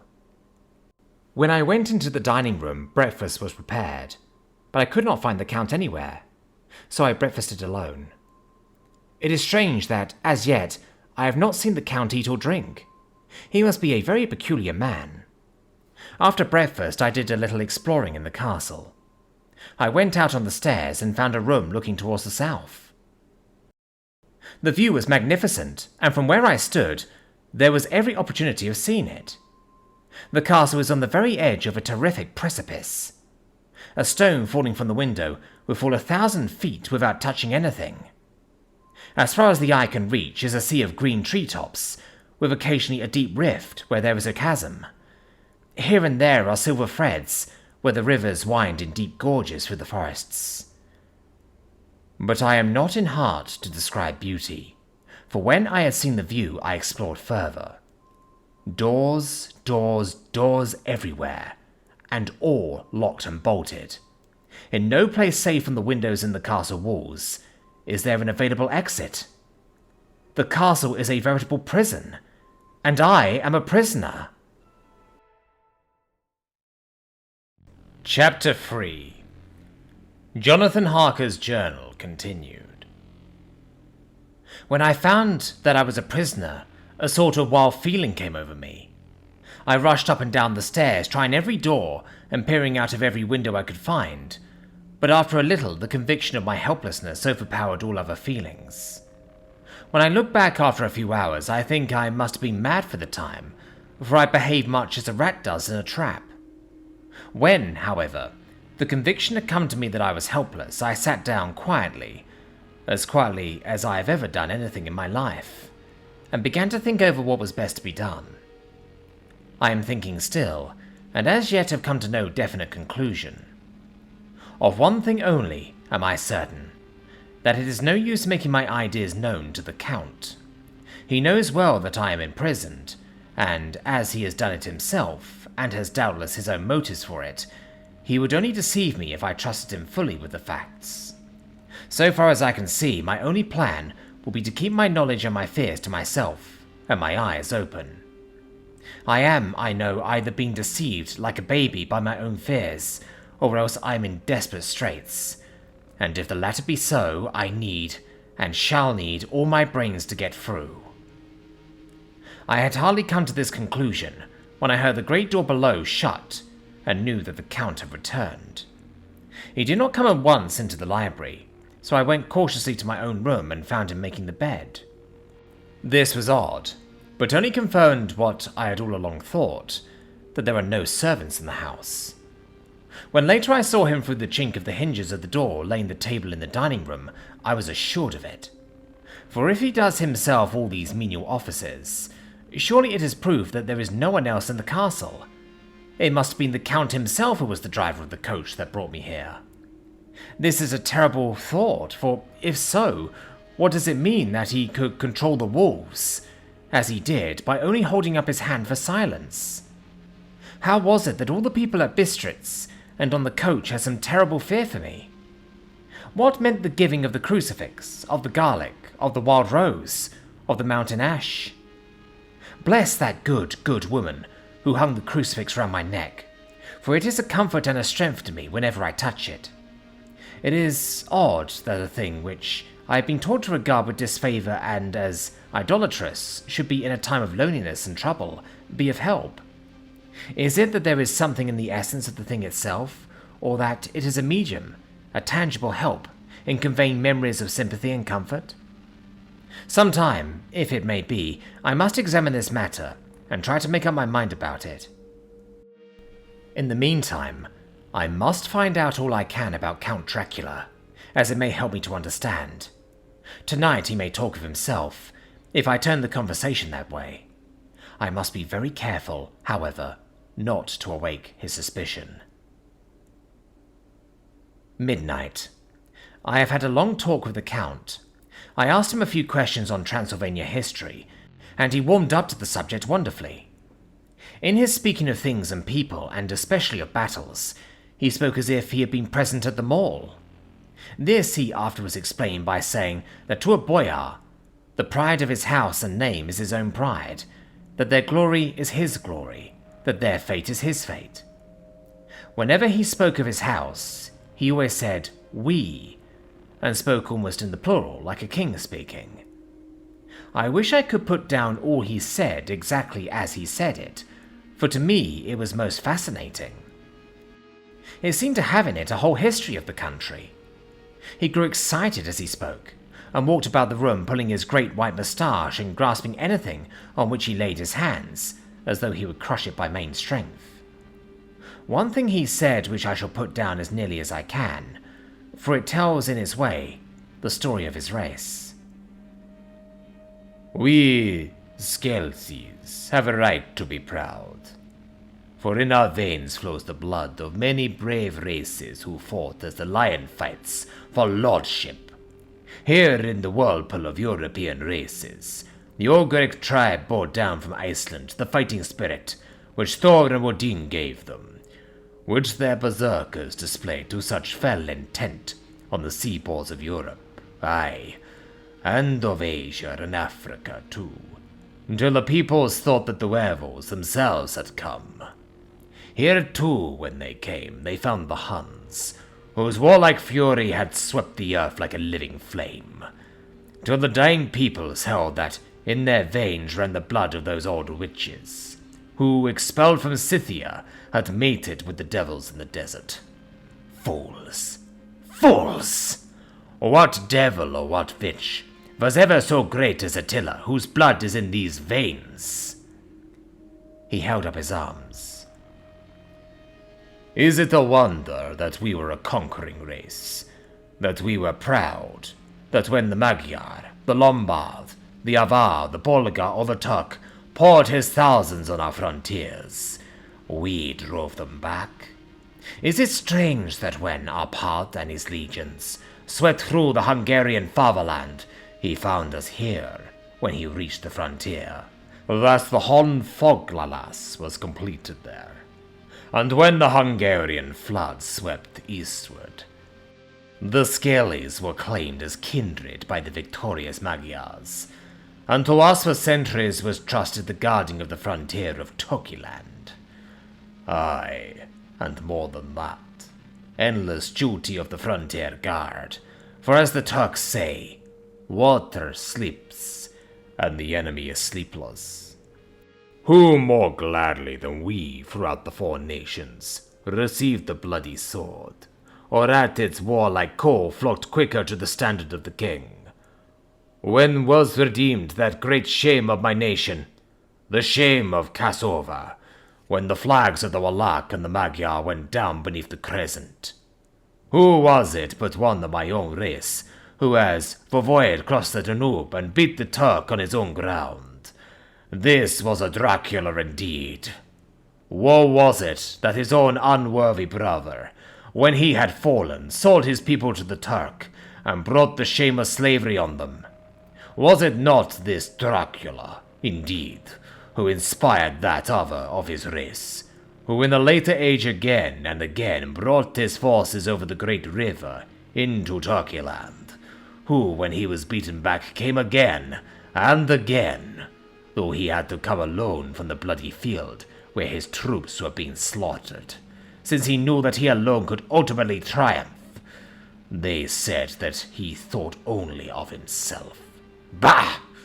What good are peasants without a leader? Where ends the war without a brain and heart to conduct it? Again, then, after the Battle of Mohacs, we threw off the Hungarian yoke. We, of the Dracula blood, were amongst their leaders, for our spirit would not brook that we were not free. Ah, young sir, the Skelsies and the Dracula as their heart's blood, their brains and their swords, can boast a record the mushroom growths like the Habsburgs and the Romanovs can never reach. The warlike days are over. Blood is too precious a thing in these days of dishonorable peace, and the glories of the great races are as a tale that is told. It was by this time close on morning, and we went to bed. Mem, this diary seems horribly like the beginning of the Arabian Nights, for everything has to break off at cockcrow, or like the ghost of Hamlet's father. 12th of May. Let me begin with facts, bare, meager facts, verified by books and figures, and of which there can be no doubt. I must not confuse them with experiences which will have to rest on my own observation, or my memory of them. Last evening, when the Count came from his room, he began by asking me questions on legal matters, and on the doing of certain kinds of business. I had spent the day wearily over books, and, simply to keep my mind occupied, went over some of the matters I had been examined in at Lincoln's Inn. There was a certain method in the Count's inquiries, so I shall try to put them down in sequence. The knowledge may somehow or sometime be useful to me. First, he asked if a man in England might have 2 solicitors or more. I told him he might have a dozen, if he wished, but that it would not be wise to have more than one solicitor engaged in one transaction, as only one could act at a time, and that to change would be certain to militate against his interest. He seemed thoroughly to understand, and went on to ask if there would be any practical difficulty in having one man to attend, say, to banking, and another to look after shipping, in case local help were needed in a place far from the home of the banking solicitor. I asked to explain more fully, so that I might not by any chance mislead him. So he said, "I shall illustrate. Your friend and mine, Mr. Peter Hawkins, from under the shadow of your beautiful cathedral at Exeter, which is far from London, buys for me through your good self my place at London. Good. Now here let me say frankly, lest you should think it strange that I have sought the services of one so far off from London, instead of some one resident there, that my motive was that no local interest might be served, save my wish only, and as one of London residents might, perhaps, have some purpose of himself or friend to serve, I went thus afield to seek my agent, whose labours should be only to my interest. Now, suppose I, who have much of affairs, wish to ship goods, say, to Newcastle, or Durham, or Harwich, or Dover, might it not be that it could with more ease be done by consigning to one in these ports? I answered that certainly it would be most easy, but that we solicitors had a system of agency, one for the other, so that local work could be done locally on instruction from any solicitor, so that the client, simply placing himself in the hands of one man, could have his wishes carried out by him without further trouble. But, said he, I could be at liberty to direct myself. Is it not so? Of course, I replied, and such is often done by men of business, who do not like the whole of their affairs to be known by any one person. Good, he said, and then went on to ask about the means of making consignments, and the forms to be gone through, and of all sorts of difficulties which might arise, but by forethought could be guarded against. I explained all these things to him to the best of my ability, and he certainly left me under the impression that he would have made a wonderful solicitor, for there was nothing that he did not think of or foresee. For a man who was never in the country, who did not evidently do much in the way of business, his knowledge and acumen were wonderful. When he had satisfied himself on these points of which he had spoken, and I had verified all as well as I could by the books available, he suddenly stood up and said, "Have you written since your first letter to our friend Mr. Peter Hawkins, or to any other?" It was with some bitterness in my heart that I answered that I had not, that as yet I had not seen any opportunity of sending letters to anybody. "Then write now, my young friend," he said, laying a heavy hand on my shoulder. "Write to our friend and to any other, and say, if it will please you, that you shall stay with me until a month from now." "Do you wish me to stay so long?" I asked, for my heart grew cold at the thought. "I desire it much. Nay, I will take no refusal.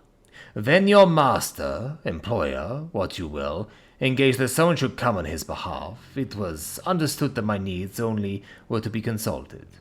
I have not stinted. Is it not so?" What could I do but bow acceptance? It was Mr. Hawkins' interest, not mine, and I had to think of him, not myself. And besides, while Count Dracula was speaking, there was that in his eyes and in his bearing, which made me remember that I was a prisoner, and that if I wished it, I could have no choice. The Count saw his victory in my bow, and his mastery in the trouble of my face, for he began at once to use them, but in his own smooth, resistless way. "I pray you, my good young friend, that you will not discourse of things other than business in your letters. It will doubtless please your friends to know that you are well, and that you look forward to getting home to them. Is it not so?" As he spoke, he handed me 3 sheets of notepaper and 3 envelopes. They were all of the thinnest foreign post, and looking at them, then at him, and noticing his quiet smile, with the sharp canine teeth lying over the red underlip, I understood as well as if he had spoken that I should be more careful what I wrote, for he would be able to read it. So I determined to write only formal notes now, but to write fully to Mr. Hawkins in secret, and also to Mina, for to her I could write shorthand, which would puzzle the Count, if he did see it. When I had written my 2 letters, I sat quiet, reading a book whilst the Count wrote several notes, referring, as he wrote them, to some books on his table. Then he took up my 2 and placed them with his own, and put by his writing materials, after which, the instant the door had closed behind him, I leaned over and looked at the letters, which were face down on the table. I felt no compunction in doing so, for under the circumstances I felt that I should protect myself in every way I could. One of the letters was directed to Samuel F. Billington, No. 7, The Crescent, Whitby. Another to her Ludna, Varna. The third was to Coutts & Co., London, and the fourth to Heron Klopstock and Bilruth, bankers, Budapest. The second and fourth were unsealed. I was just about to look at them when I saw the door handle move. I sank back in my seat, having just had time to resume my book before the Count, holding still another letter in his hand, entered the room.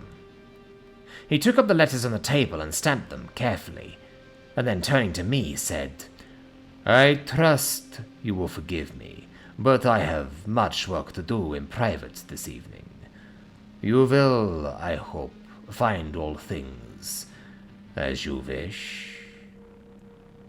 At the door he turned, and after a moment's pause said, "Let me advise you, my dear young friend. Nay, let me warn you with all seriousness, that should you leave these rooms, you will not by any chance go to sleep in any other part of the castle. It is old, and has many memories, and there are bad dreams for those who sleep unwisely. Be warned. Should sleep now or ever overcome you, or be like to do, then haste to your own chamber or to these rooms, for your rest will then be safe. But if you be not careful in this respect, then... He finished his speech in a gruesome way, for he motioned with his hands as if he were washing them. I quite understood. My only doubt was as to whether any dream could be more terrible than the unnatural, horrible net of gloom and mystery which seemed closing around me. Later, I endorsed the last words written, but this time there is no doubt in question. I shall not fit to sleep in any place where he is not. I have placed the crucifix over the head of my bed. I imagine that my rest is thus freer from dreams, and there it shall remain. When he left me, I went to my room. After a little while, not hearing any sound, I came out and went up the stone stairs where I could look out towards the south. There was some sense of freedom in the vast expanse, inaccessible though it was to me, as compared with the narrow darkness of the courtyard. Looking out on this, I felt that I was indeed in prison, and I seemed to want a breath of fresh air, though it were of the night. I am beginning to feel this nocturnal existence tell on me. It is destroying my nerve. I start at my own shadow, and am full of all sorts of horrible imaginings. God knows that there is ground for my terrible fear in this accursed place. I looked out over the beautiful expanse, bathed in soft yellow moonlight, till it was almost as light as day. In the soft light, the distant hills became melted, and the shadows in the valleys and gorges of velvety blackness. The mere beauty seemed to cheer me. There was peace and comfort in every breath I drew. As I leaned from the window, my eye was caught by something moving a story below me, and somewhat to my left, where I imagined, from the order of the rooms, that the windows of the Count's own room would look out. The window at which I stood was tall and deep, stone-mullioned, and though weather-worn was still complete. But it was evidently many a day since the case had been there. I drew back behind the stonework and looked carefully out. What I saw was the Count's head coming out from the window. I did not see the face, but I knew the man by the neck and the movement of his back and arms. In any case, I could not mistake the hands, which I had had so many opportunities of studying. I was at first interested and somewhat amused, for it is wonderful how small a matter will interest and amuse a man when he is a prisoner. But my very feelings changed to repulsion and terror when I saw the whole man slowly emerge from the window and begin to crawl down the castle wall over the dreadful abyss, face down, with his cloak spreading out around him like great wings. At first I could not believe my eyes. I thought it was some trick of the moonlight, some weird effect of shadow, but I kept looking, and it could be no delusion.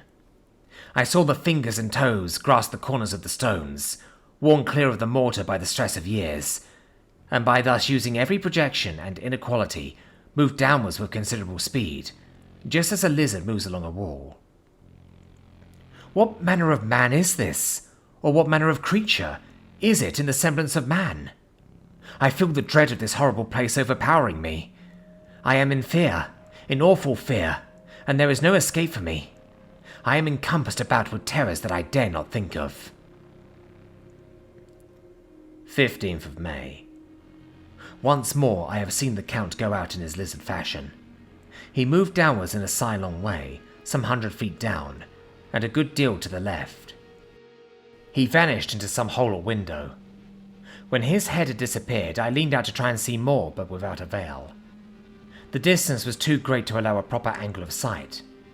I knew he had left the castle now, and thought to use the opportunity to explore more than I had dared to do as yet. I went back to the room and, taking a lamp, tried all the doors. They were all locked, as I had expected, and the locks were comparatively new. But I went down the stone stairs to the hall where I had entered originally. I found I could pull back the bolts easily enough and unhook the great chains, but the door was locked and the key was gone. That key must be in the Count's room. I must watch should his door be unlocked, so that I may get it and escape. I went on to make a thorough examination of the various stairs and passages, and to try the doors that opened from them. 1 or 2 small rooms near the hall were open, but there was nothing to see in them except old furniture, dusty with age and moth-eaten. At last, however, I found one door at the top of the stairway which, though it seemed locked, gave a little under pressure. I tried it harder and found that it was not really locked, but that the resistance came from the fact that the hinges had fallen somewhat, and the heavy door rested on the floor.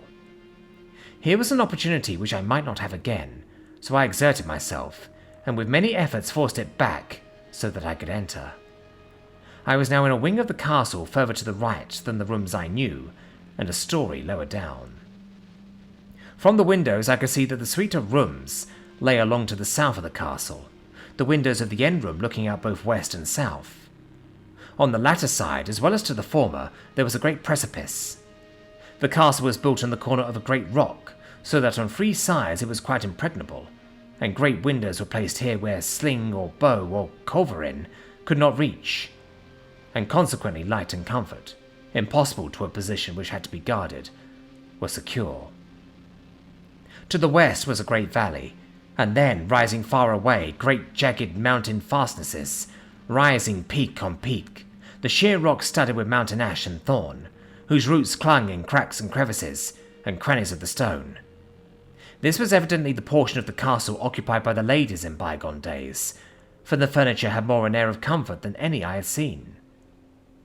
The windows were curtainless, and the yellow moonlight, flooding in through the diamond panes, enabled one to see even colours, whilst it softened the wealth of dust which lay over all, and disguised in some measure the ravages of time and moth.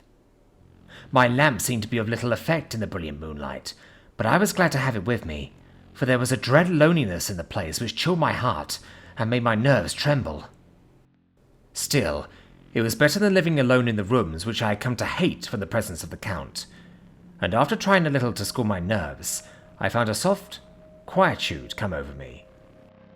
Here I am, sitting at a little oak table where in old times possibly some fair lady sat to pen, with much thought and many blushes, her ill-spent love letter, and writing in my diary in shorthand all that has happened since I closed it last.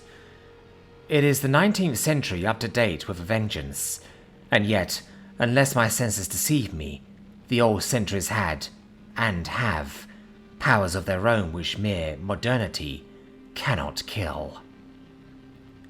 Later, the morning of 16th of May, God preserve my sanity, for to this I am reduced.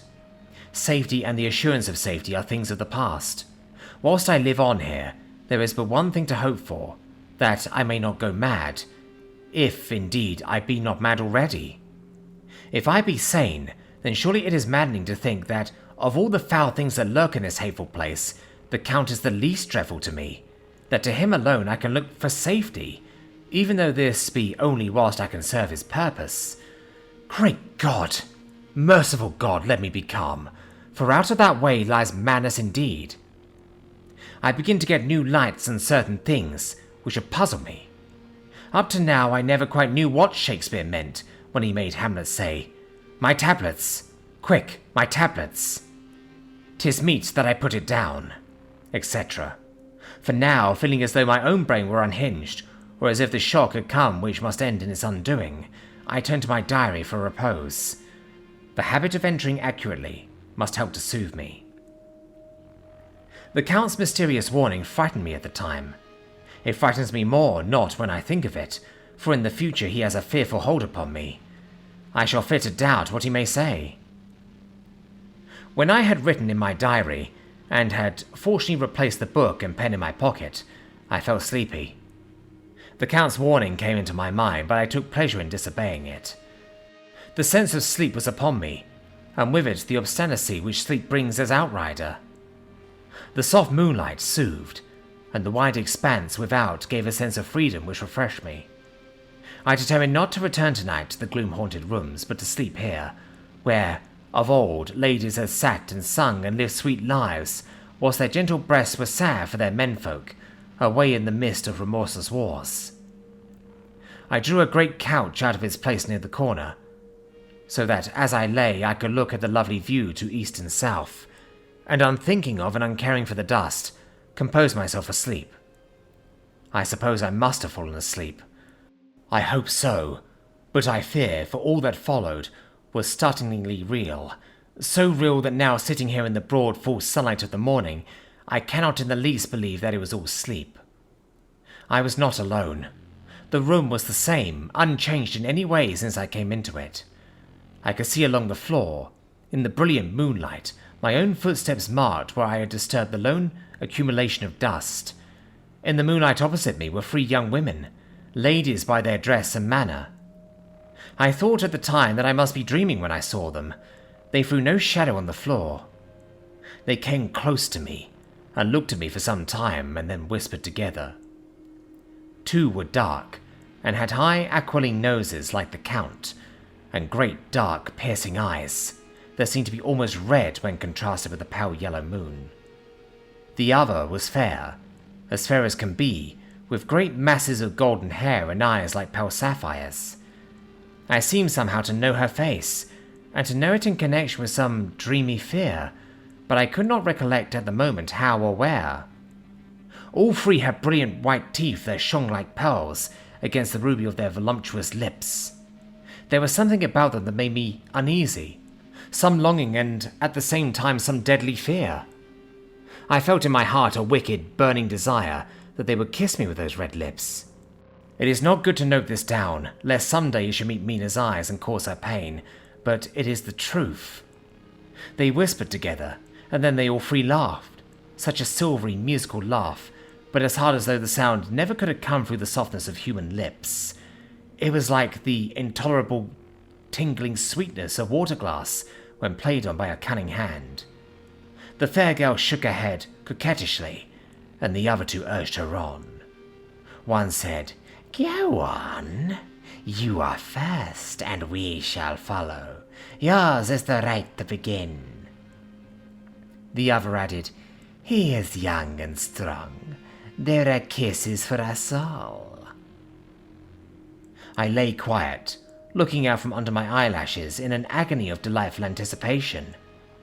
The fair girl advanced and bent over me, till I could feel the movement of her breath upon me. Sweet it was in one sense, honey-sweet, and sent the same tingling through the nerves as her voice, but with a bitter underlying the sweet, a bitter offensiveness as one smells in blood. I was afraid to raise my eyelids, but looked out and saw perfectly under the lashes. The girl went on her knees and bent over me, simply gloating.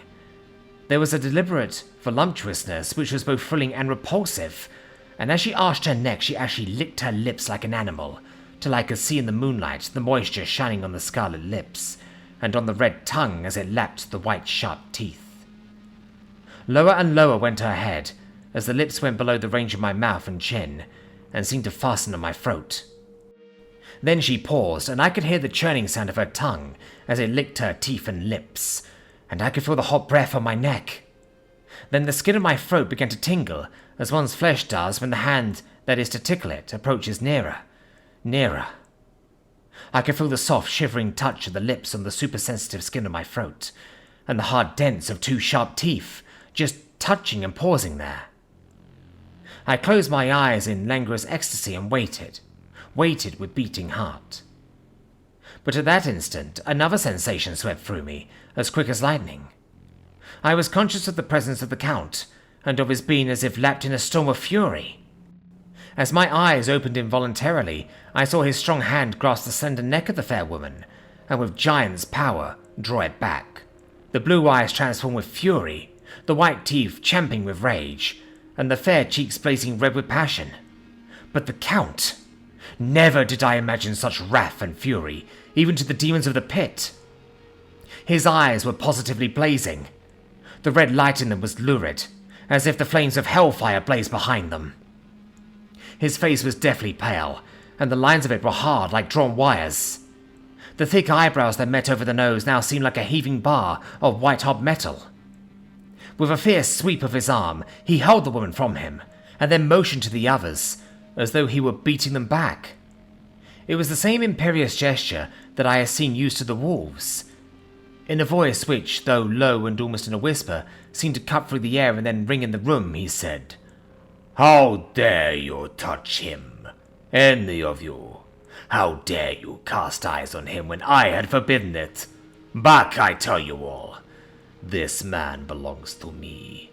Beware how you meddle with him, or you'll have to deal with me. The fair girl, with a laugh of ribald coquetry, turned to answer him. You yourself never loved. You'll never love. On this, the other women joined, and such a mirthless, hard, soulless laughter rang through the room that it almost made me faint to hear. It seemed like the pleasure of fiends. Then the Count turned, after looking at my face attentively, and said in a soft whisper, Yes, I too can love. You yourselves can tell it from the past. Is it not so? Well, now I promise you that when I am done with him, you shall kiss him at your will. Now go, go! I must awaken him, for there is work to be done. Are we to have nothing tonight? Said one of them with a low laugh, as she pointed to the bag which she had thrown upon the floor, and which moved as though there was some living thing within it.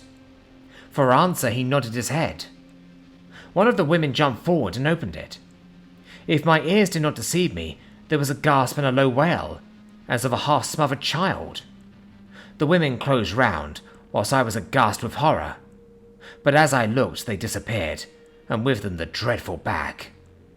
There was no door near them, and they could not have passed me without my noticing. They simply seemed to fade into the rays of the moonlight and pass out through the window, for I could see outside the dim, shadowy forms for a moment before they entirely faded away. Then the horror overcame me, and I sank down, unconscious.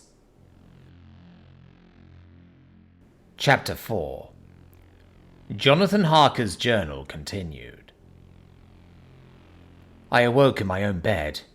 If it be that I had not dreamt, the Count must have carried me here. I tried to satisfy myself on the subject, but could not arrive at any unquestionable result.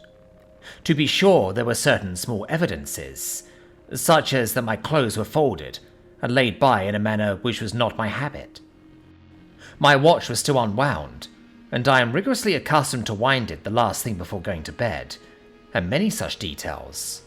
But these things are no proof, for they may have been evidences that my mind was not as usual, and, for some cause or another, I had certainly been much upset.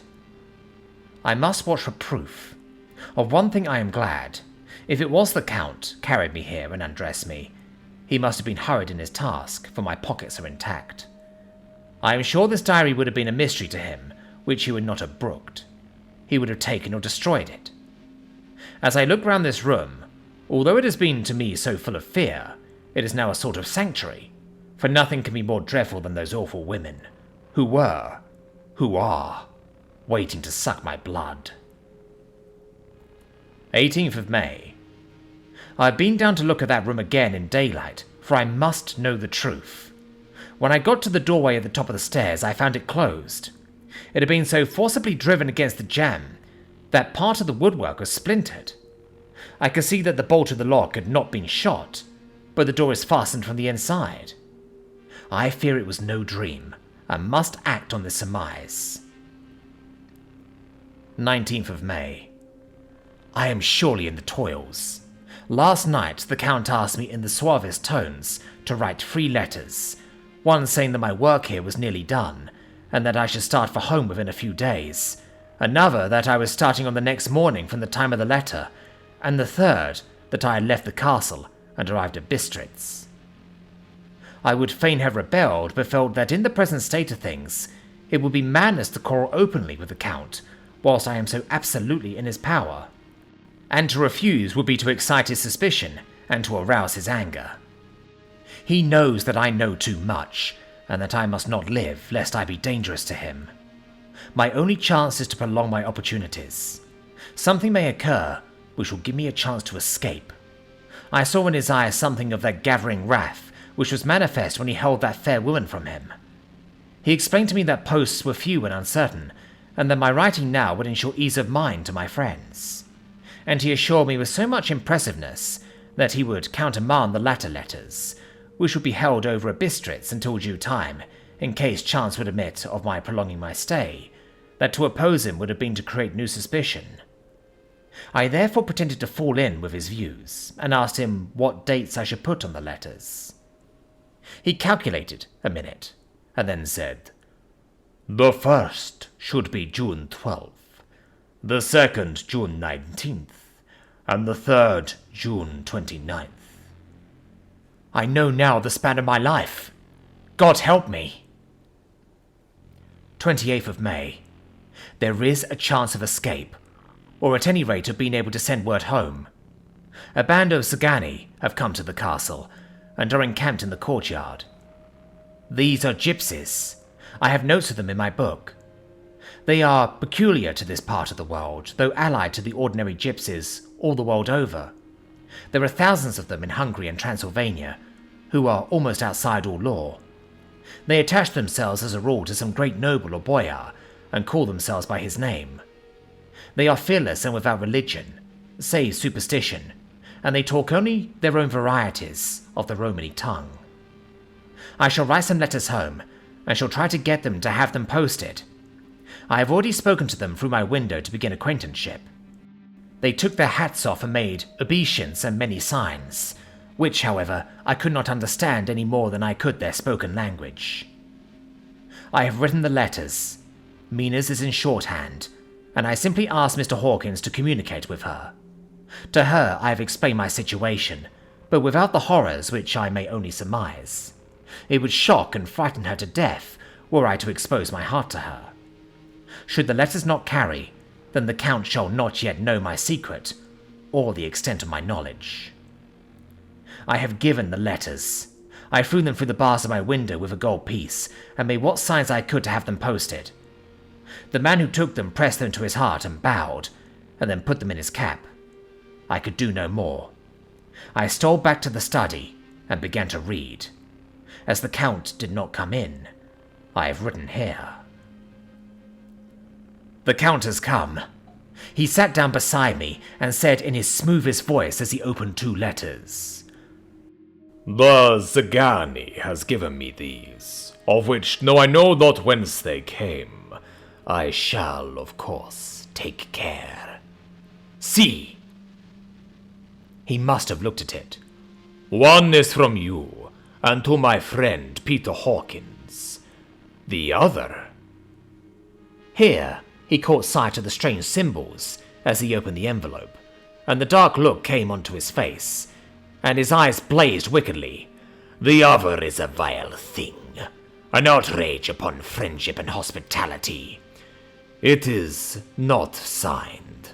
Well, so it cannot matter to us." And he calmly held letter and envelope in the flame of the lamp till they were consumed. Then he went on. "The letter to Hawkins, that I shall of course send on, since it is yours. Your letters are sacred to me.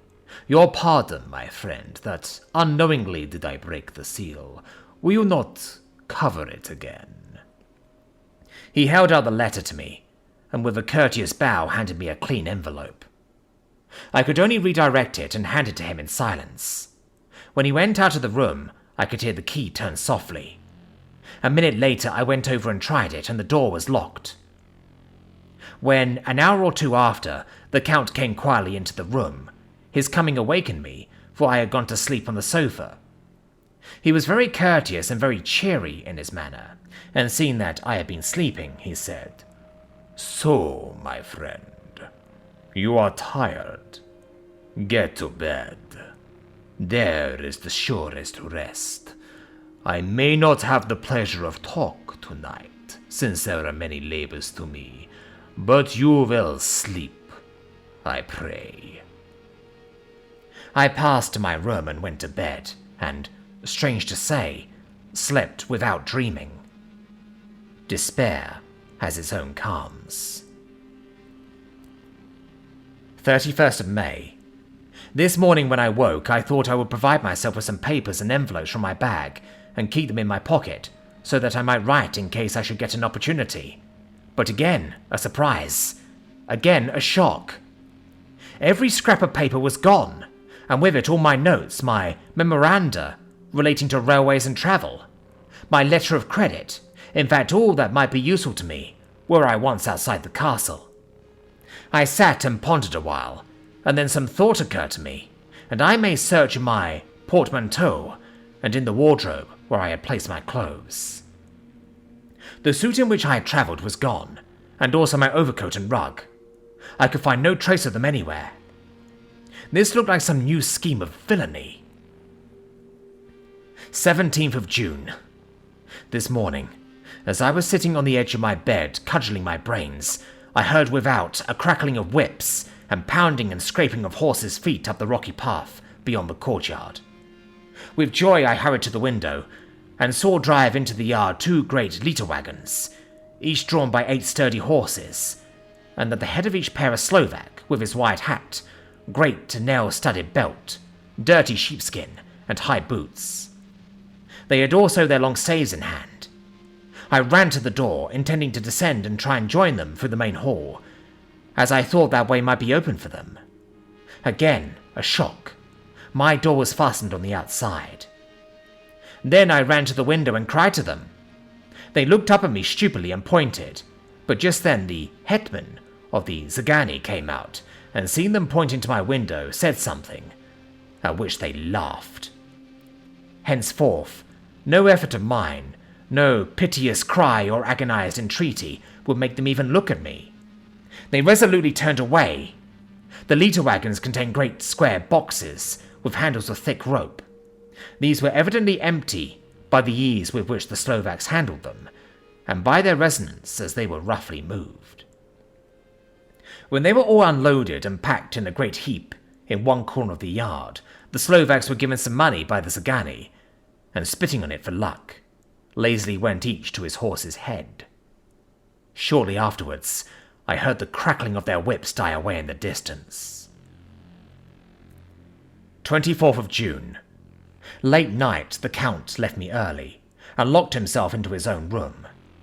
As soon as I dared, I ran up the winding stair, and looked out of the window, which opened south. I thought I would watch for the Count, for there is something going on. The Zagani are quartered somewhere in the castle, and are doing work of some kind. I know it, for now and then I hear a faraway muffled sound as of mattock and spade, and whatever it is, it must be the end of some ruthless villainy. I had been at the window somewhat less than half an hour, when I saw something coming out of the Count's window. I drew back and watched, carefully, and saw the whole man emerge. It was a new shock to me to find that he had on the suit of clothes which I had worn whilst travelling here, and slung over his shoulder the terrible bag which I had seen the women take away. There could be no doubt as to his quest, and in my garb too. This, then, is his new scheme of evil, that he will allow others to see me, as they think, so that he may both leave evidence that I have been seen in the towns or villages, posting my own letters, and that any wickedness which he may do shall, by the local people, be attributed to me. It makes me rage to think that this can go on, and whilst I am shut up here, a veritable prisoner, but without that protection of the law which is even a criminal's right and consolation. I thought I would watch for the Count's return, and for a long time sat doggedly at the window. Then I began to notice that there were some quaint little specks floating in the rays of the moonlight. They were like the tiniest grains of dust, and they rolled round and gathered in clusters in a nebulous sort of way. I watched them with a sense of soothing, and a sort of calm stole over me. I leaned back in the embrasure in a more comfortable position so that I can enjoy more fully the aerial gambolling. Something made me start up, a low, piteous howling of dogs somewhere far below in the valley, which was hidden from my sight.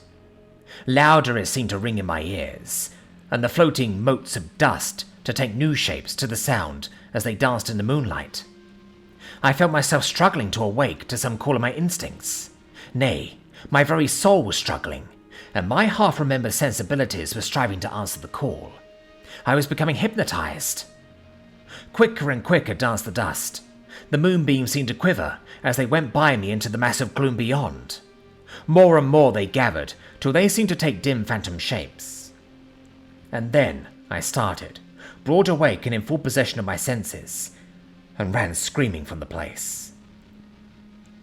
The phantom shapes, which were becoming gradually materialized from the moonbeams, were those three ghostly women to whom I was doomed. I fled and felt somewhat safer in my own room, where there was no moonlight and where the lamp was burning brightly. When a couple of hours had passed, I heard something stirring in the Count's room, something like a sharp wail, quickly suppressed. And then there was silence, deep, awful silence which chilled me. With a beating heart I tried the door, but I was locked in my prison and could do nothing. I sat down and simply cried. As I sat, I heard a sound in the courtyard without, the agonized cry of a woman. I rushed to the window and, throwing it up, peered between the bars.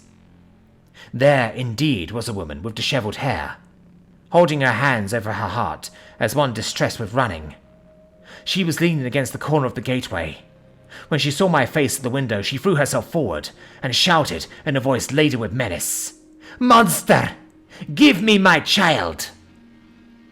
She threw herself on her knees and, raising up her hands, cried the same words in tones which wrung my heart. Then she tore her hair and beat her breast, and abandoned herself to all the violences of extravagant emotion. Finally, she threw herself forward, and though I could not see her, I could hear the beating of her naked hands against the door. Somewhere high overhead, probably on the tower, I heard the voice of the Count calling in his harsh, metallic whisper. His call seemed to be answered from far and wide by the howling of wolves. Before many minutes had passed, a pack of them poured, like a pent-up dam when liberated, through the wide entrance into the courtyard. There was no cry from the woman, and the howling of the wolves was but short. Before long, they streamed away singly, licking their lips. I could not pity her, for I knew now what had become of her child, and she was better dead. What shall I do? What can I do? How can I escape from this dreadful thing of night, gloom, and fear? 25th of June. No man knows, till he has suffered from the night, how sweet and dear to his heart and eye the morning can be. When the sun grew so high this morning that it struck the top of the great gateway opposite my window, the high spot which it touched seemed to me as if the dove from the ark had lighted there. My fear fell from me as if it had been a vaporous garment which dissolved in the warmth. I must take action of some sort, whilst the courage of the day is upon me. Last night one of my post-dated letters went to post, the first of that fatal series which is to blot out the very traces of my existence from the earth. Let me not think of it. Action! It has always been at night time that I have been molested or threatened, or in some way in danger or in fear. I have not yet seen the Count in the daylight. Can it be that he sleeps when others wake? That he may be awake whilst they sleep? If I could only get into his room! But there is no possible way. The door is always locked. No way for me. Yes, there is a way if one dares to take it. Where his body is gone, why may not another body go? I have seen him myself crawl from his window. Why should not I imitate him and go in by his window? The chances are desperate, but my need is more desperate still. I shall risk it. At the worst, it can only be death, and a man's death is not a calf's, and the dreaded hereafter may still be open to me. God help me in my task. Goodbye, Mina, if I fail. Goodbye, my faithful friend and second father. Goodbye, all, and last of all, Mina. Same day, later. I have made the effort, and God helping me have come safely back to this room. I must put down every detail in order. I went, whilst my courage was fresh, straight to the window on the south side, and at once got outside on this side. The stones are big and roughly cut, and the mortar has by process of time been washed away between them. I took off my boots, and ventured out on the desperate way. I looked down once, so as to make sure that a sudden glimpse of the awful depth would not overcome me, but after that kept my eyes away from it. I know pretty well the direction and distance of the Count's window, and made for it as well as I could, having regard to the opportunities available. I did not feel dizzy. I suppose I was too excited, and the time seemed ridiculously short till I found myself standing on the windowsill and trying to raise up the sash. I was filled with agitation, however, when I bent down and slid feet foremost in through the window. Then I looked around for the Count, but with surprise and gladness made a discovery. The room was empty. It was barely furnished with odd things, which seemed to have never been used.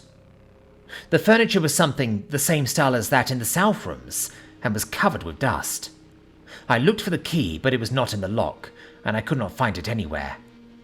The only thing I found was a great heap of gold in one corner, gold of all kinds, Roman and British and Austrian and Hungarian and Greek and Turkish money, covered with a film of dust, as though it had lain long in the ground. None of it that I noticed was less than 300 years old. There were also chains and ornaments, some jeweled, but all of them old and stained. At one corner of the room was a heavy door. I tried it, for since I could not find the key of the room or the key of the outer door, which was the main object of my search, I must make further examination, or all my efforts would be in vain. It was open, and led through a stone passage to a circular stairway, which went steeply down. I descended, minding carefully where I went, for the stairs were dark, being only lit by loopholes in the heavy masonry. At the bottom there was a dark, tunnel-like passage, through which came a deathly, sickly odour, the odour of old earth newly turned. As I went through the passage, the smell grew closer and heavier. At last, I pulled open a heavy door which stood ajar, and found myself in an old ruined chapel, which had evidently been used as a graveyard. The roof was broken, and in two places were steps leading to vaults, but the ground had recently been dug over, and the earth placed in great wooden boxes, manifestly those which had been brought by the Slovaks. There was nobody about, and I made a search over every inch of the ground so as not to lose a chance. I went down even into the vaults, where the dim light struggled, although to do so was a dread to my very soul. Into two of these I went, but I saw nothing except fragments of old coffins and piles of dust. In the third, however, I made a discovery. There, in one of the great boxes, of which there were 50 in all, on a pile of newly dug earth, lay the Count. He was either dead or asleep, I could not say which, for eyes were open and stony, but without the glassiness of death, and the cheeks had the warmth of life throughout all their pallor. The lips were as red as ever, but there was no sign of movement, no pulse, no breath, no beating of the heart. I bent over him and tried to find any sign of life, but in vain. He could not have lain there long, for the earthy smell would have passed away in a few hours. By the side of the box was its cover, pierced with holes here and there. I thought he might have the keys on him, but when I went to search, I saw the dead eyes, and in them, dead though they were, such a look of hate, though unconscious of me or my presence, that I fled from the place, and leaving the Count's room by the window, crawled again up the castle wall. Regaining my room, I threw myself panting upon the bed and tried to think. 29th of June. Today is the day to my last letter, and the Count has taken steps to prove that it was genuine, for again I saw him leave the castle by the same window, and in my clothes. As he went down the hall, lizard fashion, I wished I had a gun or some lethal weapon that I might destroy him, but I fear that no weapon wrought along by man's hand would have any effect on him. I dared not wait to see him return, for I feared to see those weird sisters. I came back to the library, and read there till I fell asleep. I was awakened by the Count, who looked to me as grimly as a man could look, as he said, "Tomorrow, my friend, we must part. You return to your beautiful England, I to some work which may have such an end that we may never meet. Your letter home has been dispatched. Tomorrow I shall not be here, but all shall be ready for your journey. In the morning come the Sagani, who have some labors of their own here, and also come some Slovaks. When they have gone, my carriage shall come for you, and shall bear you to the Borgo Pass to meet the diligence from Bukovina to Bistritz. But I am in hopes that I shall see more of you at Castle Dracula. I suspected him, and determined to test his sincerity. Sincerity? It seems like a profanation of the word to write it in connection with such a monster. So I asked him point blank, "Why may I not go tonight?" "Because, dear sir, my coachman and horses are away on a mission." "But I would walk with pleasure. I want to get away at once." He smiled, such a soft, smooth, diabolical smile that I knew there was some trick behind his smoothness. He said, "And your baggage?" "I do not care about it. I can send for it some other time." The Count stood up and said, with a sweet courtesy which made me rub my eyes, it seemed so real, "Your English have a saying which is close to my heart, for its spirit is that which rules our boyars. Welcome the coming, speed the parting guest. Come with me, my dear young friend. Not an hour shall you wait in my house against your will, though sad am I at your going, and that you so suddenly desire it. Come."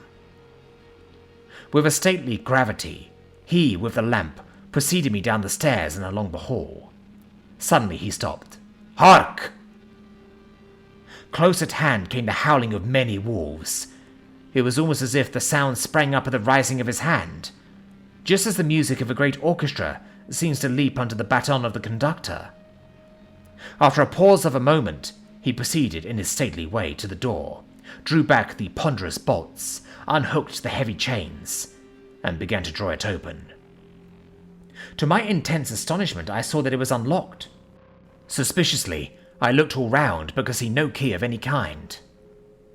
As the door began to open, the howling of the wolves without grew louder and angrier. Their red jaws with champing teeth, and their blunt-clawed feet as they leapt, came in through the opening door. I knew then that to struggle at the moment against the Count was useless. With such allies as these at his command, I could do nothing. But still, the door continued slowly to open, and only the Count's body stood in the gap. Suddenly it struck me that this might be the moment and means of my doom. I was to be given to the wolves, and at my own instigation. There was a diabolical wickedness in the idea great enough for the Count, and as the last chance, I cried out, "Shut the door! I shall wait till morning!" And I covered my face with my hands to hide my tears of bitter disappointment. With one sweep of his powerful arm, the Count threw the door shut, and the great bolts clanged and echoed through the hall as they shot back into their places. In silence we returned to the library, and after a minute or two I went to my own room. The last I saw of Count Dracula was his kissing his hand to me, with a red light of triumph in his eyes, and with a smile that Judas in hell might be proud of. When I was in my room and about to lie down, I thought I heard a whispering at my door. I went to it softly and listened. Unless my ears deceived me, I heard the voice of the Count. Back to your own place. Your time is not yet come. Wait, have patience. Tonight is mine. Tomorrow night is yours." There was a low, sweet ripple of laughter, and in a rage I threw open the door and saw without the three terrible women licking their lips. As I appeared, they all joined in a horrible laugh and ran away. I came back to my room and threw myself on my knees. It is then so near the end? Tomorrow. Lord help me, and those to whom I am dear. 30th of June. These may be the last words I ever write in this diary. I slept till just before the dawn, and when I woke threw myself on my knees, for I determined that if death came, he should find me ready. At last I felt that subtle change in the air, and knew that the morning had come. Then came the welcome cockcrow, and I felt that I was safe. With a glad heart I opened the door and ran down the hall. I had seen that the door was unlocked, and now escape was before me. With hands that trembled with eagerness, I unhooked the chains and threw back the massive bolts. But the door would not move. Despair seized me. I pulled and pulled at the door and shook it till, massive as it was, it rattled in its casement. I could see the bolt shot. It had been locked after I left the Count. Then a wild desire took me to obtain the key at any risk, and I determined then and there to scale the wall again and gain the Count's room. He might kill me, but death now seemed the happier choice of evils. Without a pause, I rushed up to the east window and scrambled down the wall, as before, into the Count's room. It was empty, but that was as I expected. I could not see a key anywhere, but the heap of gold remained. I went through the door in the corner and down the winding stair and along the dark passage to the old chapel. I knew now well enough where to find the monster I sought. The great box was in the same place, close against the wall, but the lid was laid on it, not fastened down, but with the nails ready in their places to be hammered home. I knew I must reach the body for the key, so I raised the lid and laid it back against the wall. And then I saw something which filled my very soul with horror. There lay the Count, but looking as if his youth had been half restored, for the white hair and moustache were changed to dark iron grey. The cheeks were fuller, and the white skin seemed ruby red underneath. The mouth was redder than ever, for on the lips were gouts of fresh blood, which trickled from the corners of the mouth and ran down over the chin and neck. Even the deep, burning eyes seemed set amongst swollen flesh, for the lids and pouches underneath were bloated. It seemed as if the whole awful creature was simply gorged with blood. He lay like a filthy leech, exhausted with his repletion. I shuddered as I bent over to touch him, and every sense in me revolted at the contact, but I had to search or I was lost. The coming night might see my own body a banquet and a similar war to those horrid free. I felt all over the body, but no sign could I find of the key. Then I stopped and looked at the Count. There was a mocking smile on the bloated face, which seemed to drive me mad. This was the being I was helping to transfer to London, where, perhaps for centuries to come, he might, amongst its teeming millions, satiate his lust for blood, and create a new and ever-widening circle of semi-demons to batten on the helpless. The very thought drove me mad. A terrible desire came upon me to rid the world of such a monster. There was no lethal weapon at hand, but I seized a shovel which the workmen had been using to fill the cases, and lifting it high, struck, with the edge downward, at the hateful face. But as I did so, the head turned and the eyes fell upon me, with all their blaze of basilisk horror. The sight seemed to paralyze me, and the shovel turned in my hand and glanced from the face, merely making a deep gash above the forehead. The shovel fell from my hand across the box, and as I pulled it away, the flange of the blade caught the edge of the lid, which fell over again, and hid the horrid thing from my sight. The last glimpse I had was of the bloated face, blood-stained and fixed with a grin of malice, which would have held its own in the nethermost hell. I thought and thought what should be my next move, but my brain seemed on fire, and I waited with a despairing feeling growing over me. As I waited, I heard in the distance a gypsy song, sung by merry voices coming closer. And through their song, the rolling of heavy wheels and the cracking of whips. The Sagani and the Slovaks, of whom the Count had spoken, were coming. With a last look around, and at the box which contained the vile body, I ran from the place and gained the Count's room, determined to rush out at the moment the door should be opened. With strained ears I listened, and heard downstairs the grinding of the key in the great lock, and the falling back of the heavy door. There must have been some other means of entry, or someone had a key for one of the locked doors. Then came the sound of many feet tramping and dying away in some passage, which sent up a clanging echo. I turned to run down again towards the vault, where I might find the new entrance, but at the moment there seemed to come a violent puff of wind, and the door to the winding stair blew to with a shock that set the dust from the lintels flying. When I ran to push it open, I found that it was hopelessly fast. I was again a prisoner, and the net of doom was closing round me more closely. As I write, there is in the passage below a sound of many tramping feet, and the crash of weights being set down heavily, doubtless the boxes, with their freight of earth. There was a sound of hammering. It is the box being nailed down. Now I can hear the heavy feet tramping again along the hall, with many other idle feet coming behind them. The door is shut. The chains rattle. There is a grinding of the key in the lock. I can hear the key withdrawn, then another door opens and shuts. I hear the creaking of lock and bolt. Hark! In the courtyard and down the rocky way, the roll of heavy wheels, the crack of whips, and the chorus of the Zagani as they pass into the distance. I am alone in the castle with those horrible women. Phew! Mina is a woman, and there is naught in common. They are devils of the pit. I shall not remain alone with them. I shall try to scale the castle wall farther than I have yet attempted. I shall take some of the gold with me, lest I want it later. I may find a way from this dreadful place. And then away for home, away to the quickest and nearest train, away from the cursed spot, from this cursed land, where the devil and his children still walk with earthly feet. At least God's mercy is better than that of those monsters, and the precipice is steep and high. At his foot a man may sleep, as a man. Goodbye all, Mina.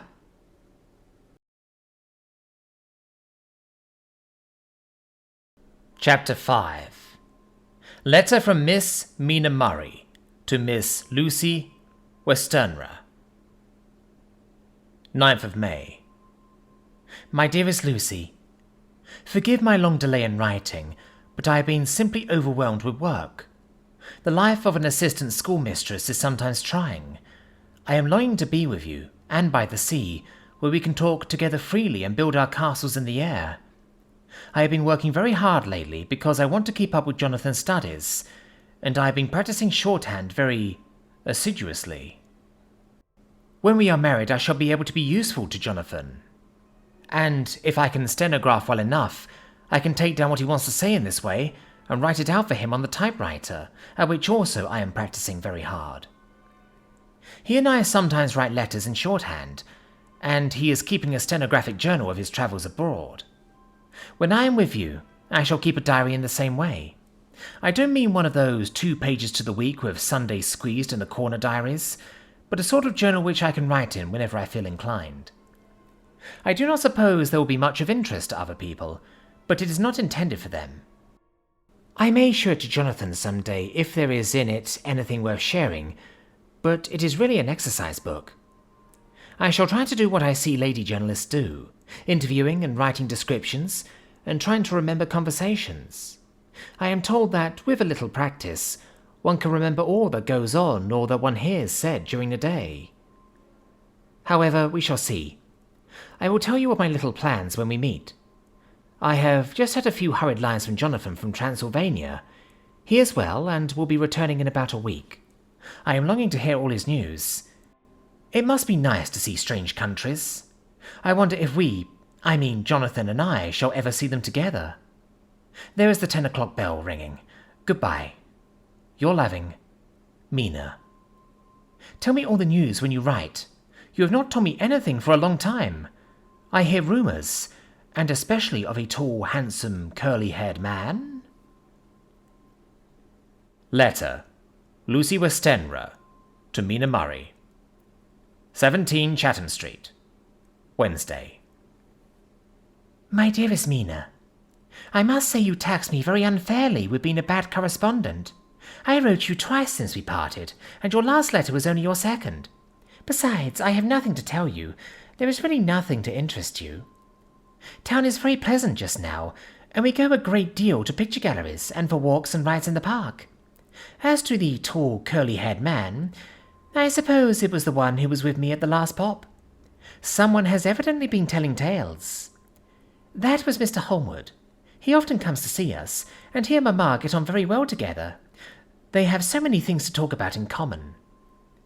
We met some time ago a man that would just do for you, if you were not already engaged to Jonathan.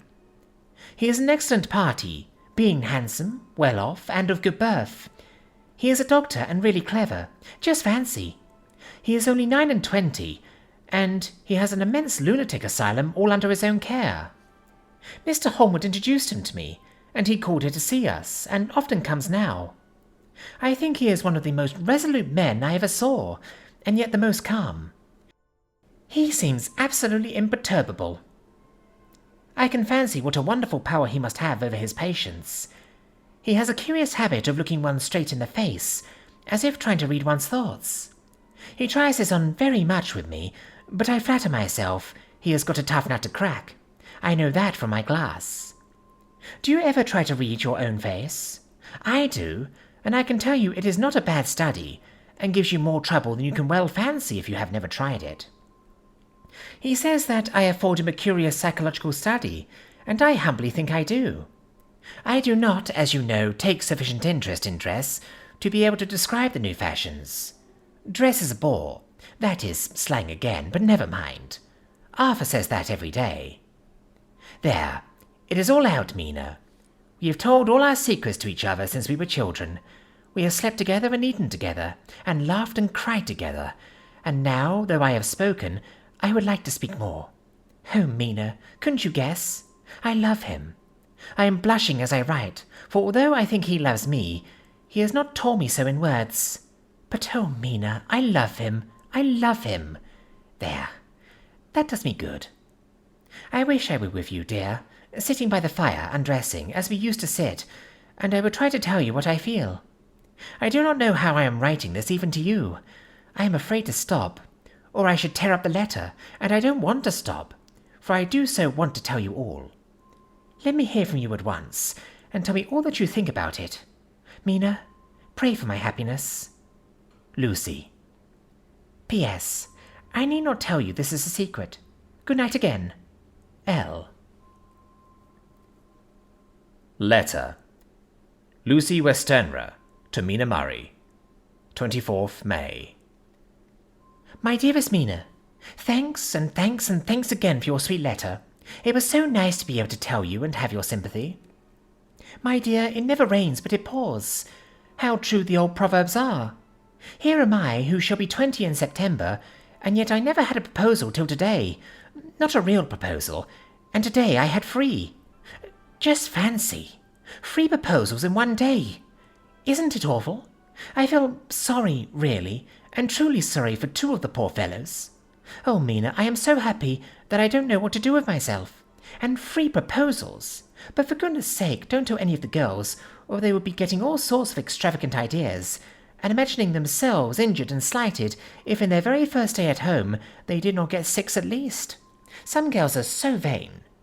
You and I, Mina dear, who are engaged and are going to settle down soon soberly into old married women, can despise vanity.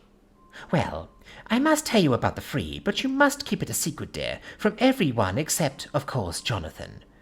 You will tell him, because I would, if I were in your place, certainly tell Arthur. A woman ought to tell her husband everything. Don't you think so, dear?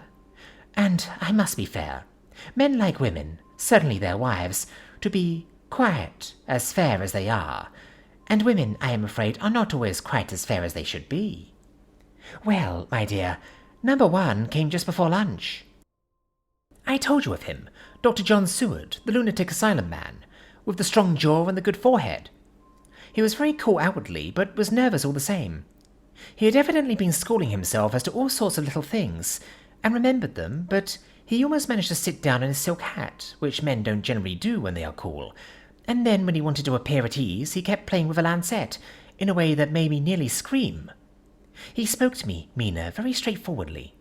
He told me how dear I was to him, though he had known me so little, and what his life would be with me to help and cheer him. He was going to tell me how unhappy he would be if I did not care for him, but when he saw me cry, he said he was a brute, and would not add to my present trouble. Then he broke off and asked if I could love him in time, and when I shook my head, his hands trembled, and then with some hesitation he asked me if I cared already for anyone else.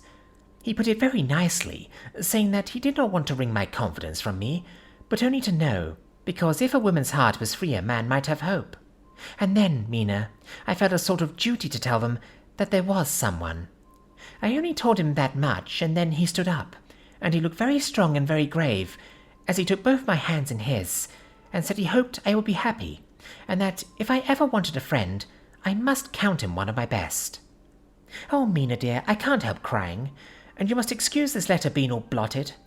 Being proposed to is all very nice and all that sort of thing, but it isn't at all a happy thing when you have to see a poor fellow, whom you know loves you honestly, going away and looking all broken-hearted, and to know that no matter what he may say at the moment, You are passing out of his life. My dear, I must stop here at present.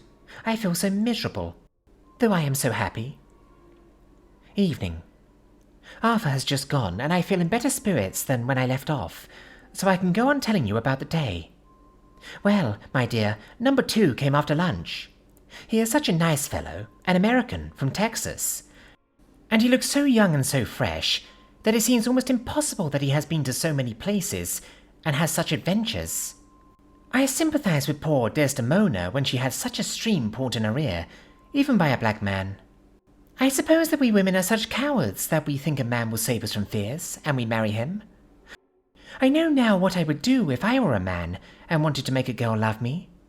No, I don't, for there was Mr. Morris telling us his stories, and Arthur never told any, and yet... My dear, I am somewhat previous. Mr. Quincy P. Morris found me alone. It seems that a man always does find a girl alone. No, he doesn't, for Arthur tried twice to make a chance, and I helping him all I could. I am not ashamed to say it now. I must tell you beforehand that Mr. Morris doesn't always speak slang. That is to say, he never does so to strangers or before him, for he is really well educated and has exquisite manners.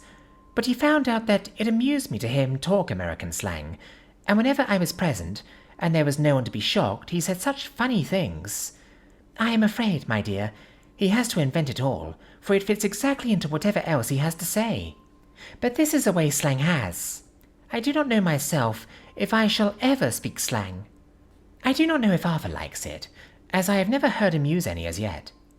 Well, Mr. Morris sat down beside me and looked as happy and jolly as he could, but I could see all the same that he was very nervous.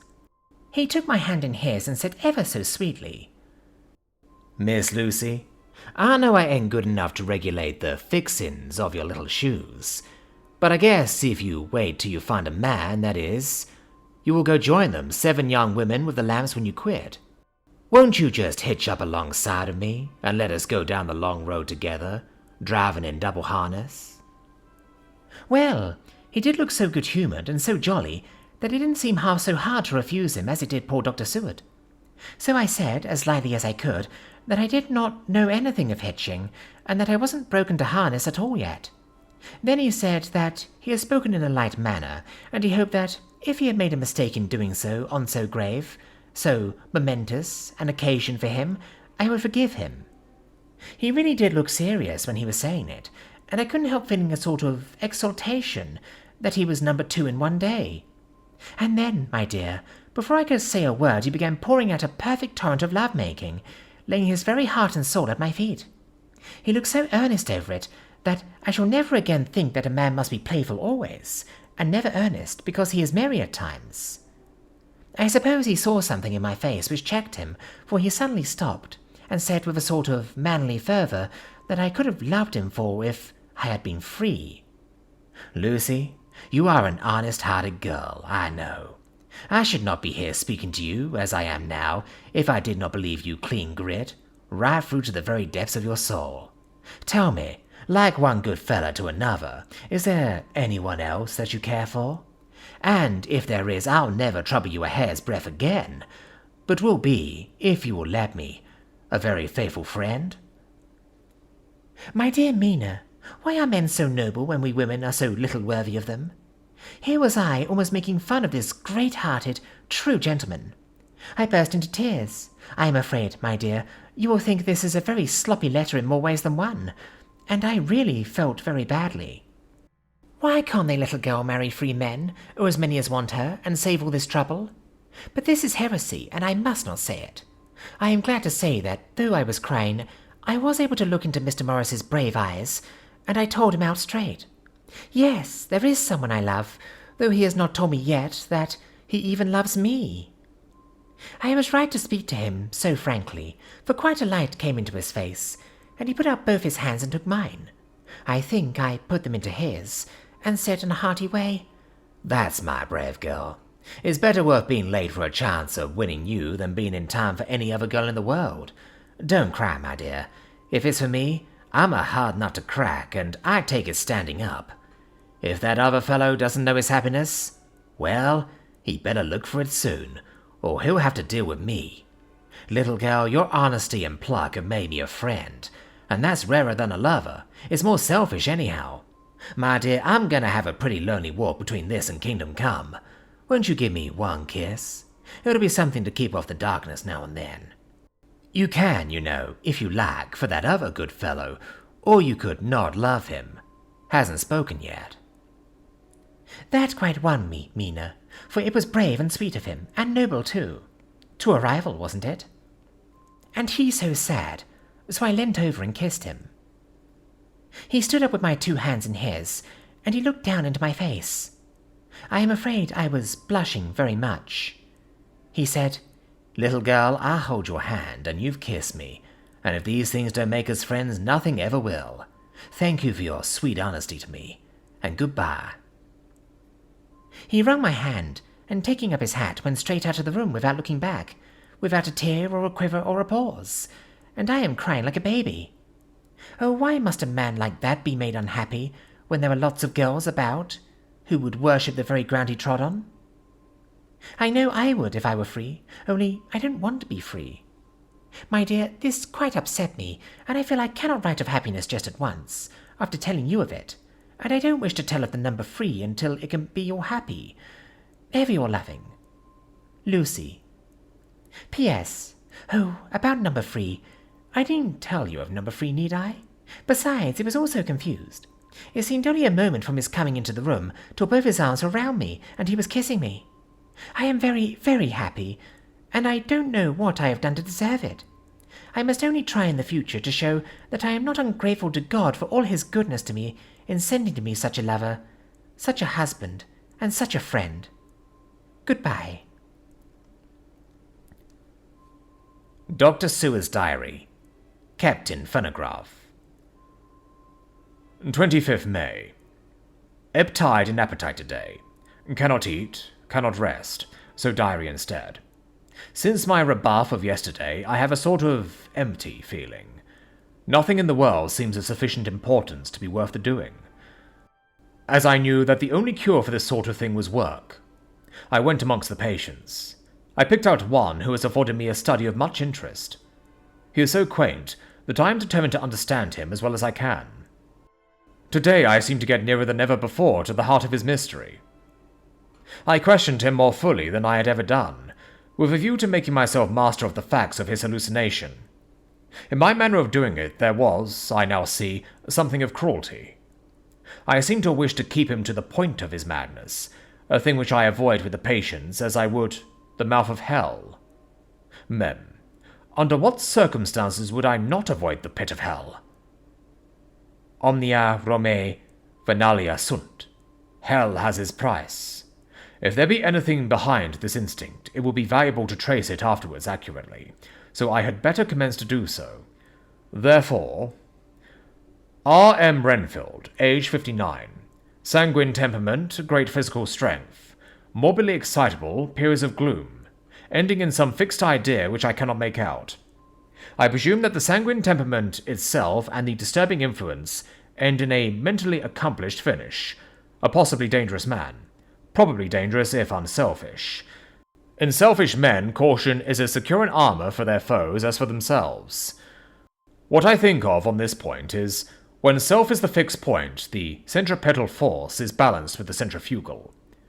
When duty, a cause, etc., is the fixed point, the latter force is paramount, and only accident or a series of accidents can balance it. Letter. Quincy P. Morris. To On Arthur Holmwood. 25th May. My dear Art, we've told yarns by the campfire in the prairies, and dressed one another's wounds after trying a landing at the Marquesas, and drunk hells on the shore of Titicaca. There are more yarns to be told and other wounds to be healed, and another health to be drunk.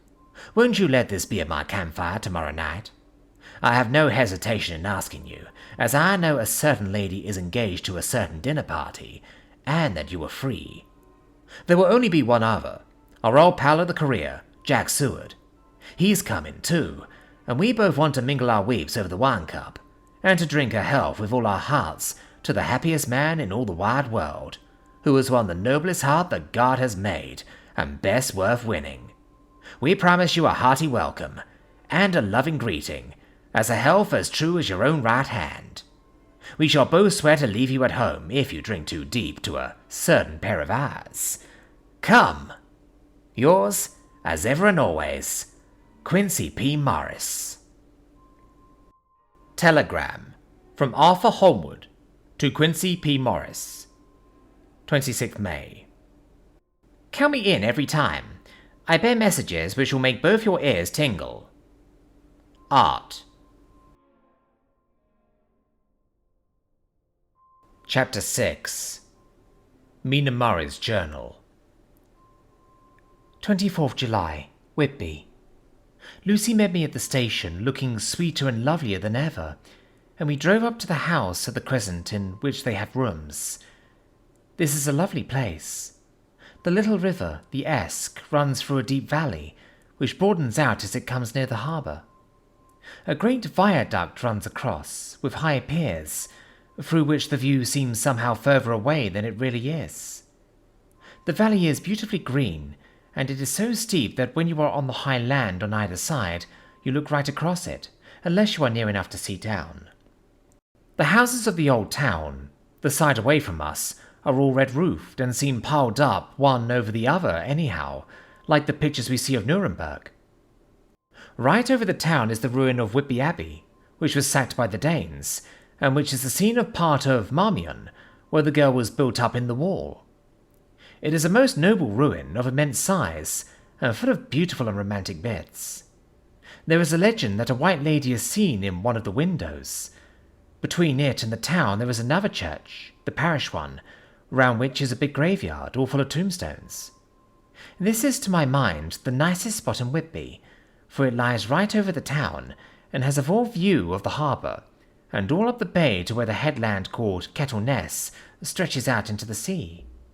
It descends so steeply over the harbour that part of the bank has fallen away, and some of the graves have been destroyed. In one place, part of the stonework of the graves stretches out over the sandy pathway far below. There are walks with seats beside them through the churchyard, and people go and sit there all day long looking at the beautiful view and enjoying the breeze.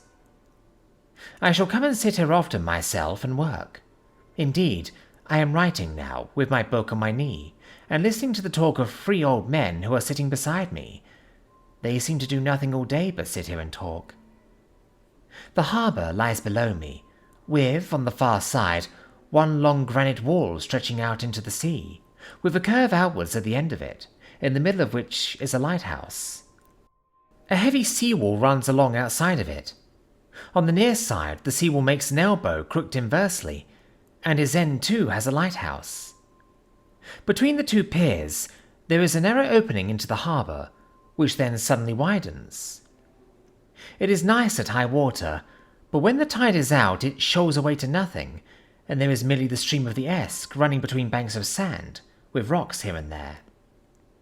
Outside the harbour on this side, there rises for about half a mile a great reef, the sharp of which runs straight out from behind the south lighthouse.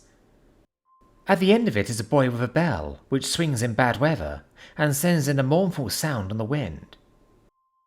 They have a legend here, that when a ship is lost, bells are heard out at sea. I must ask the old man about this. He is coming this way. He is a funny old man. He must be awfully old, for his face is gnarled and twisted, like the bark of a tree. He tells me that he is nearly 100, and that he was a sailor in the Greenland fishing fleet when Waterloo was fought. He is, I am afraid, a very sceptical person, for when I asked him about the bells at sea and the White Lady at the Abbey, he said very brusquely, "I wouldn't fash myself about them, miss. Them things be all worn out. Mind, I don't say that they never was, but I do say that they wasn't in my time. They be all very well for comers and trippers and the like, but not for a nice young lady like you. Them feet folks from York and Leeds that be always eating cured herrings and drinking tea, and looking out to buy cheap jet would creed all. I wonder myself who be bothered telling lies to them, even the newspapers, which is full of fool talk." I thought he would be a good person to learn interesting things from, so I asked him if he would mind telling me something about the whale fishing in the old days. He was just settling himself to begin when the clock struck 6, whereupon he laboured to get up and said, "I must go to Gimwood's home now, miss. My granddaughter doesn't like to be kept waiting when the tea is ready, for it takes me time to crammel about the grease, for there be many of them. And, miss, I like belly timber silly by the clock."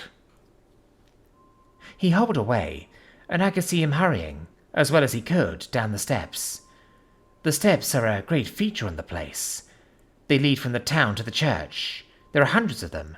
I do not know how many, and they wind up in a delicate curve.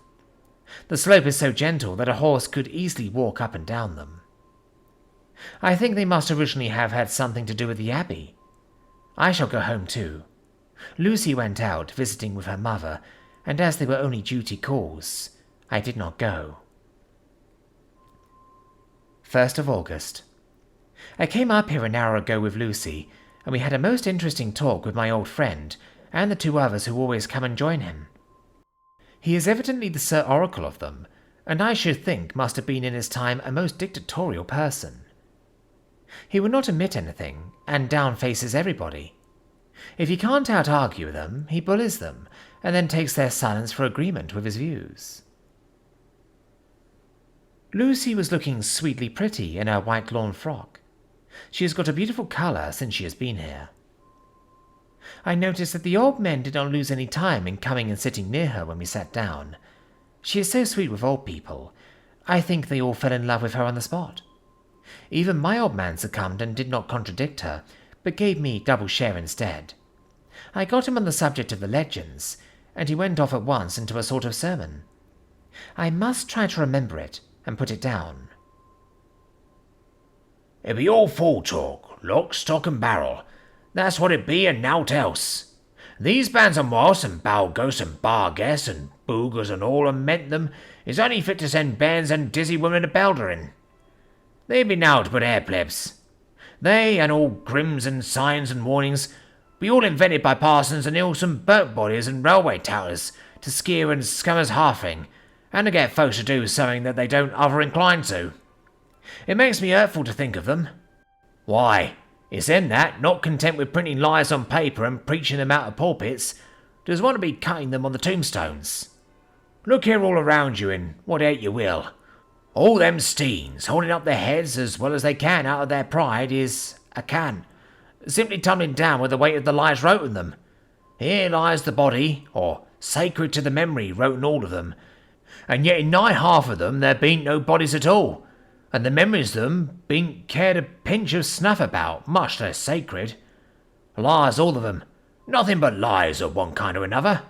My gog, but it'll be a queer scarnament at the day of judgment when they come tumbling up in their death sarks, all duped together and trying to drag their tombstones with them, to prove how good they was. Some of them trembling and divering, with their hands that dosn't and slipping from lying in the sea that they can't even keep their girp of them." I could see from the old fellow's self-satisfied air, and the way in which he looked round for the approval of his cronies, that he was showing off, so I put in a word to keep him going. "Oh, Mr. Sauls, you can't be serious. Surely these tombstones are not all wrong?" "Yabblins! They may be a poorish few not wrong, saving where they make out the people too good, for there be folk that do think a barn bowl be like the sea, if only it be their own. The whole thing be only lies. Now you look here. You come here a stranger, and you see this Kirkgarth." I nodded, for I thought it better to assent, though I did not quite understand his dialect. I knew it had something to do with the church. He went on, "And you can say that all these steens be aboot folk that be happen here, snot and smog." I assented again. "Then that be just where the lie comes in.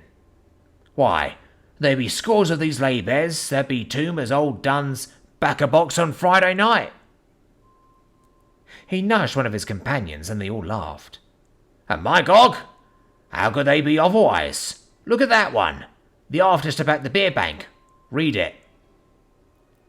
I went over and read, "Edward Spensler, Master Mariner, murdered by pirates off the coast of Andre, April 1854, age 30. When I came back, Mr. Swalls went on, Who brought him home, I wonder, to have him here? Murdered off the coast of Andre. And you conceited his body lay under. Why, I could name you a dozen whose bones lie in the Greenland seas above. He pointed northwards, or where the currents may have drifted them. There be the steens around you. You can, with your young eyes, read the small print of the lies from here.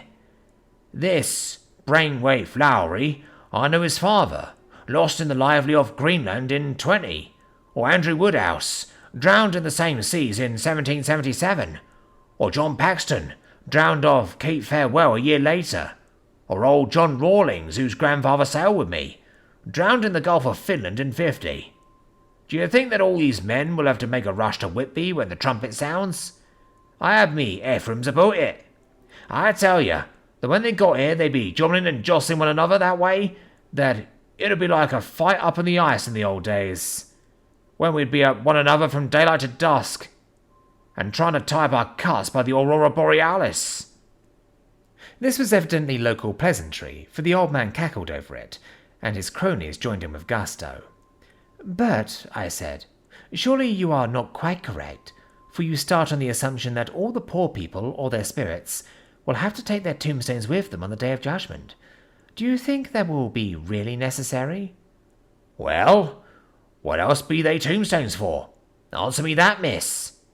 To please their relatives, I suppose? To please their relatives, you suppose? This he said with intense scorn. How will it pleasure their relatives to know that lies is wrote over them, and that everybody in the place knows that they be lies? He pointed to a stone at our feet, which had been laid down as a slab on which the seat was rested, close to the edge of the cliff. Read the lies on that frost stone, he said. The letters were upside down to me from where I sat, but Lucy was more opposite to them, so she leant over and read, Sacred to the memory of George Cannon, who died, in the hope of a glorious resurrection, on July 29th, 1873, falling from the rocks at Kettleness. This tomb was erected by his sorrowing mother to her dearly beloved son. He was the only son of his mother, and she was a widow. Really, Mr. Swallows, I don't see anything very funny in that. She spoke her comment very gravely, and somewhat severely. You don't see aught funny? But that's because you don't go on the sorrowing mother was a hellcat that hated him, because he was a crooked. A regular lamenter he was, and he hated her so that he committed suicide in order that she mightn't get an insurance she put on his life. He blew nigh the top of his head off with an old musket that they have for scaring crows with. 'Twa'n't for crows then, for it brought the clegs and the droughts to him. That's the way he fell off the rocks. And as to hopes of a glorious resurrection, I've often heard him say myself that he hoped he'd go to hell, for his mother was so pious they should be sure to go to heaven, and he didn't want to addle where she was. Now isn't that steen at any rate? He hammered it with his stick as he spoke. A pack of lies. And won't it make Gabriel cackle when Geordie comes panting up the greaves with the top steam balanced on his hump, and asks to be took as evidence? I did not know what to say, but Lucy turned the conversation as she said, rising up, Oh, why did you tell us of this? It is my favourite seat, and I cannot leave it, and now I find I must go on sitting over the grave of a suicide. That won't harm you, my pretty, and it may make poor Geordie Gladson to have so trim a lass sitting on his lap. That won't hurt you. Why, I've sat here off and on for nigh 20 years past, and it hasn't done me no harm. Don't you fash about them as lies under you, or that doesn't lie there either. It'll be time for you to be getting scarp when you see the tombstones all run away with, and the place as bare as a stubble field. There's the clock, and I must gang. My service to you, ladies. And off he hobbled. Lucy and I sat a while, and it was all so beautiful before us that we took hands as we sat, and she told me all over again about Arthur and their coming marriage. That made me just a little heartsick, for I haven't heard from Jonathan for a whole month. The same day, I came up here alone, for I am very sad. There was no letter for me. I hope there cannot be anything the matter with Jonathan.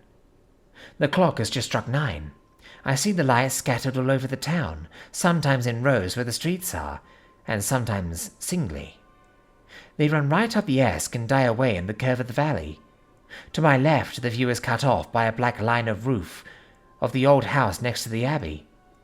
The sheep and lambs are bleating in the fields away behind me, and there is a clatter of donkeys' hooves up the paved road below. The band on the pier is playing a harsh waltz in good time, and further along the quay there is a Salvation Army meeting in a back street. Neither of the bands hears the other, but up here I hear and see them both. I wonder where Jonathan is, and if he is thinking of me. I wish he were here. Dr. Seward's Diary. 5th June. The case of Renfield grows more interesting the more I get to understand the man. He has certain qualities very largely developed: selfishness, secrecy, and purpose. I wish I could get at what is the object of the latter. He seems to have some settled scheme of his own, but what it is I do not know. His redeeming quality is a love of animals, though. Indeed, he has such curious turns in it that I sometimes imagine he is only abnormally cruel. His pets are of odd sorts. Just now his hobby is catching flies. He has at present such a quantity that I have had myself to expostulate. To my astonishment, he did not break out into a fury, as I expected, but took the matter in simple seriousness. He thought for a moment, and then said, "May I have 3 days? I shall clear them away." Of course, I said that would do. I must watch him. 18th June. He has turned his mind now to spiders, and has got several very big fellows in a box. He keeps feeding them his flies, and the number of the latter is becoming sensibly diminished, although he has used half his food in attracting more flies from outside to his room. 1st of July. His spiders are now becoming as great a nuisance as his flies, and today I told him that he must get rid of them. He looked very sad at this, so I said that he must some of them, at all events. He cheerfully acquiesced in this, and I gave him the same time as before for reduction. He disgusted me much while with him, for when a horrid blowfly, bloated with some carrion food, buzzed into the room, he caught it, held it exultantly for a few moments between his finger and thumb, and before I knew what he was going to do, put it in his mouth and ate it. I scolded him for it, but he argued quietly that it was very good and very wholesome, that it was life, strong life, and gave life to him. This gave me an idea, or the rudiment of one. I must watch how he gets rid of his spiders. He has evidently some deep problems in his mind, for he keeps a little notebook in which he is always jotting down something. Whole pages of it are filled with masses of figures, generally single numbers added up in batches, and then the totals added in batches again, as though he were focusing some account, as the auditors put it. 8th July. There is a method in his madness, and the rudimentary idea in my mind is growing. It will be a whole idea soon, and then, unconscious cerebration. You will have to give the wall to your conscious brother. I kept away from my friend for a few days, so that I might notice if there were any change. Things remain as they were, except that he has parted with some of his pets, and got a new one. He has managed to get a sparrow, and has already partially tamed it. His means of taming is simple, for already the spiders have diminished. Those that do remain, however, are well fed, for he still brings in the flies by tempting them with his food. 19th July. We are progressing. My friend has now a whole colony of sparrows, and his flies and spiders are almost obliterated. When I came in, he ran to me, and said he wanted to ask me a great favour. A very, very great favour. And as he spoke, he fawned on me like a dog. I asked him what it was, and he said, with a sort of rapture in his voice and bearing, "A kitten. A nice, little, sleek, playful kitten that I can play with, and teach, and feed, and feed, and feed." I was not unprepared for this request, for I had noticed how his pets went on increasing in size and vivacity, but I did not care that his pretty family of tame sparrows should be wiped out in the same manner as the flies and spiders. So I said I would see about it, and asked him if he would not rather have a cat than a kitten. His eagerness betrayed him as he answered, "Oh, yes. I would like a cat. I only asked for a kitten lest you should refuse me a cat. No one would refuse me a kitten, would they?" I shook my head, and said that at present I feared it would not be possible, but that I would see about it. His face fell, and I could see a warning of danger in it, for there was a sudden fierce, sidelong look which meant killing. The man is an undeveloped homicidal maniac. I shall test him with his present craving, and see how it will work out. Then I shall know more. 10 p.m. I have visited him again, and found him sitting in a corner, brooding. When I came in, he threw himself on his knees before me, and implored me to let him have a cat, that his salvation depended on it. I was firm, however, and told him that he could not have it, whereupon he went without a word and sat down, gnawing his fingers, in the corner where I had found him. I shall see him in the morning early. 20th July. Visited Renfield very early, before attendant went his rounds. Found him up and humming a tune. He was spreading out his sugar, which he had saved, in the window, and was manifestly beginning his fly-catching again, and beginning it cheerfully and with a good grace. I looked around for his birds, and, not seeing them, asked him where they were. He replied, without turning round, that they had all flown away. There were a few feathers about the room, and on his pillow a drop of blood. I said nothing, but went and told the keeper to report to me if there were anything odd about him during the day. 11 a.m. The attendant has just been to see me to say that Renfield has been very sick, and has disgorged a whole lot of feathers. "My belief is, Doctor," he said, "that he has eaten his birds, and that he just took and ate them raw." 11 p.m. I gave Renfield a strong opiate tonight, enough to make even him sleep, and took away his pocketbook to look at it. The thought that has been buzzing about my brain lately is complete, and the theory proved. My homicidal maniac is of a peculiar kind. I shall have to invent a new classification for him, and call him a zoophagous, life-eating maniac. What he desires is to absorb as many lives as he can, and he has laid himself out to achieve it in a cumulative way. He gave many flies to one spider and many spiders to one bird, and then wanted a cat to eat the many birds. What would have been his later steps? It would almost be worthwhile to complete the experiment. It might be done if there were only a sufficient cause. Men sneered at vivisection, and yet look at its results today. Why not advance science in its most difficult and vital aspect, the knowledge of the brain? Had I even the secret of one such mind, did I hold the key to the fancy of even one lunatic, I might advance my own branch of science to a pitch compared with which Burdon Sanderson's physiology or Ferrier's brain knowledge would be as nothing. If only there were a sufficient cause. I must not think too much of this, or I may be tempted. A good cause might turn the scale with me, for may not I, too, be of an exceptional brain, congenitally? How well the man reasoned. Lunatics always do within their own scope. I wonder at how many lives he values a man, or if at only one. He has closed the account most accurately, and today begun a new record. How many of us begin a new record with each day of our lives? To me it seems only yesterday that my whole life ended with my new hope, and that truly I began a new record. So it shall be, until the great recorder sums me up and closes my ledger account with a balance to profit or loss. Oh, Lucy, Lucy, I cannot be angry with you, nor can I be angry with my friend whose happiness is yours, but I must only wait on hopeless and work. Work, work.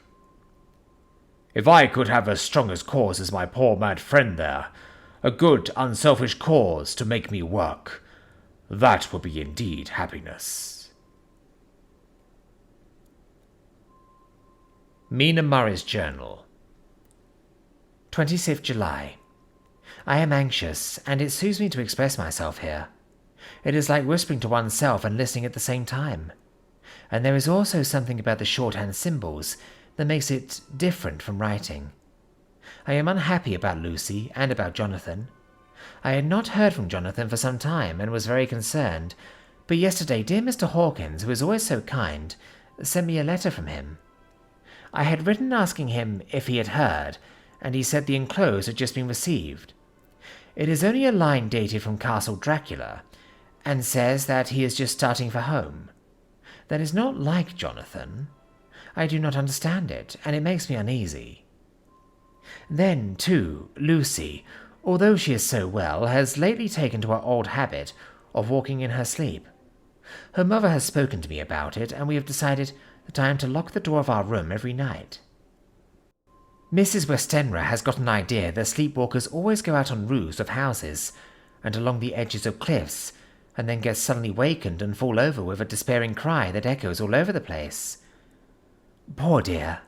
She is naturally anxious about Lucy, and she tells me that her husband, Lucy's father, had the same habit, that he would get up in the night and dress himself and go out, if he were not stopped.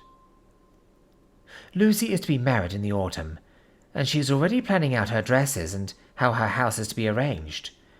I sympathize with her, for I do the same, only Jonathan and I will start in life in a very simple way, and shall have to try and make both ends meet. Mr. Holmwood, he is the Honourable Arthur Holmwood, only son of Lord Godalming, is coming up here very shortly, as soon as he can leave town, for his father is not very well, and I think dear Lucy is counting the moments till he comes. She wants to take him up in the seat of the churchyard cliff, and show him the beauty of Whitby. I dare say it is the waiting which disturbs her. She will be all right when he arrives. 27th July. No news from Jonathan. I am getting quite uneasy about him, though why I should I do not know, but I do wish that he would write, if it were only a single line. Lucy walks more than ever, and each night I am awakened by her moving about the room. Fortunately, the weather is so hot that she cannot get cold. But still, the anxiety and the perpetually being awakened is beginning to tell on me, and I am getting nervous and wakeful myself. Thank God Lucy's health keeps up. Mr. Holmwood has been suddenly called to Ring to see his father, who has been taken seriously ill. Lucy frets at the postponement of seeing him, but it does not touch her looks. She is a trifle stouter, and her cheeks are a lovely rose pink. She has lost the anemic look which she had. I pray it will all last. 3rd of August. Another week gone by, and no news from Jonathan, not even to Mr. Hawkins, from whom I have heard. Oh, I do hope he is not ill. He surely would have written. I look at that last letter of his, but somehow it does not satisfy me. It does not read like him, and yet it is his writing. There is no mistake of that. Lucy has not walked much in her sleep the last week, but there is an odd concentration about her which I do not understand. Even in her sleep she seems to be watching me. She tries the door and, finding it locked, goes about the room searching for the key. 6th of August. Another 3 days and no news. This suspense is getting dreadful. If I only knew where to write to or where to go to, I should feel easier. But no one has heard a word of Jonathan since that last letter. I must only pray to God for patience. Lucy is more excitable than ever, but is otherwise well. Last night was very threatening, and the fishermen say that we are in for a storm. I must try to watch it and learn the weather signs. Today is a grey day, and the sun, as I write, is hidden in thick clouds, high over Kettleness. Everything is grey except the green grass, which seems like emerald amongst it. Grey, earthy rock, grey clouds, tinged with the sunburst at the far edge, hang over the grey sea, into which the sandpoints stretch like grey figures. The sea is tumbling in over the shallows, and the sandy flats with a roar, muffled in the sea mists drifting inland. The horizon is lost in the grey mist. All vastness. The clouds are piled up like giant rocks, and there is a brawl over the sea that sounds like some passage of doom. Dark figures are on the beach here and there, sometimes half shrouded in the mist, and seem men like trees walking. The fishing boats are racing for home and rise and dip in the ground swell as they sweep into the harbour, bending to the scuppers. Here comes old Mr. Swalls. He is making straight for me, and I can see by the way he lifts his hat that he wants to talk. I have been quite touched by the change in the poor old man. When he sat down beside me, he said, in a very gentle way, "I want to say something to you, miss." I could see he was not at ease, so I took his poor old wrinkled hand in mine and asked him to speak fully. So he said, leaving his hand in mine, "I'm afraid, my dearie, that I must have shocked you by all the wicked things I've been saying about the dead, and such like, for weeks past, but I didn't mean them, and I want you to remember that when I'm gone, we all folks that be duffled and with one foot above the crook hall don't altogether like to think of it, and we don't want to feel scarred of it, and that's why I've took to making light of it, so that I'd cheer up my own heart a bit. But, Lord love you, miss, I ain't afraid of dying, not a bit, only I don't want to die if I can help it. My time must be nigh at hand now, for I be old, and 100 years is too much for any man to expect, and I'm so nigh it that the old man is already whetting his scythe. You see, I can't get out of the habit of caffing about it all at once. The trust will wag as they be used to. Some day soon the angel of death will sound his trumpet for me. But don't you dawdle and greet, my dearie." For he saw that I was crying. "If he should come this very night, I'd not refuse to answer his call. For life be, after all, only a waiting for something else other than what we're doing, and death be all that we can rightly depend on. But I'm content, for it's coming to me, my dearie, and coming quick. It may be coming while we be looking and wondering. Maybe it's in that wind out over the sea that's bringing with it loss and wreck and sore distress and sad hearts. Look, look," he cried suddenly. "There's something in that wind, and it's the host beyond that sounds and looks and tastes and smells like death. It's in the air. I feel it coming. Lord, may be answer cheerful when my call comes." He held up his arms devoutly and raised his hat. His mouth moved as though he were praying. After a few minutes' silence, he got up, shook hands with me, and blessed me, and said goodbye, and hobbled off. It all touched me and upset me very much. I was glad when the Coast Guard came along with his spyglass under his arm. He stopped to talk with me, as he always does, but all the time kept looking at a strange ship. "I can't make her out," he said.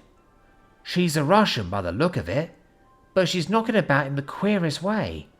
She doesn't know her mind a bit. She seems to see the storm coming, but can't decide whether to run up north in the open or to put it here. Look there again. She is steered mighty strangely, for she doesn't mind the hand on the wheel, changes about with every puff of wind. We'll hear more of her before this time tomorrow." Chapter 7. Cutting from the Daily Graph, 8th August. Pasted in Mina Murray's journal. From a correspondent. Whitby. One of the greatest and suddenest storms on record has just been experienced here, with results both strange and unique. The weather had been somewhat sultry, but not to any degree uncommon in the month of August. Saturday evening was as fine as was ever known, and the great body of holiday-makers laid out yesterday for visits to Mulgrave Woods, Robin Hood's Bay, Rig Mill, Runswick, Staves, and the various trips in the neighbourhood of Whitby. The steamers Emma and Scarborough made trips up and down the coast, and there was an unusual amount of tripping both to and from Whitby. The day was unusually fine till the afternoon, when some of the gossips who frequent the East Cliff churchyard and from the commanding eminence watched the wide sweep of sea visible to the north and east, called attention to a sudden show of mares' tails high in the sky to the northwest. The wind was then blowing from the southwest in the mild degree which in barometrical language is ranked number 2 light breeze. The Coast Guard on duty at once made report, and one old fisherman, who for more than half a century has kept watch on weather signs from the East Cliff, foretold in an emphatic manner the coming of a sudden storm. The approach of sunset was so very beautiful, so grand in its masses of splendidly coloured clouds, that there was quite an assemblage on the walk along the cliff in the old churchyard to enjoy the beauty. Before the sun dipped below the black mass of Kettle Ness, standing boldly athwart the western sky, Its downward way was marked by myriad clouds of every sunset colour: flame, purple, pink, green, violet, and all the tints of gold, with here and there masses not large, but of seemingly absolute blackness in all sorts of shapes, as well outlined as colossal silhouettes. The experience was not lost on the painters, and doubtless some of the sketches of the Prelude to the Great Storm will grace the RA and RA walls in May next. More than one captain made up his mind then and there that his cobble, or his mule, as they termed the different classes of boats, would remain in the harbour till the storm had passed. The wind fell away entirely during the evening, and at midnight there was a dead calm, a sultry heat, and that prevailing intensity which, on the approach of thunder, affects persons of a sensitive nature. There were but few lights in sight at sea, for even the coasting steamers, which usually hugged the shore so closely, kept well to seaward, and but few fishing boats were in sight. The only sail noticeable was a foreign schooner, with all sails set, which was seemingly going westwards. The foolhardiness or ignorance of her officers was a prolific theme for comment, while she remained in sight, and efforts were made to signal her to reduce sail in the face of her danger. Before the night shut down, she was seen with sails idly flapping, as she gently rolled on the undulating swell of the sea. As idle as a painted ship upon a painted ocean.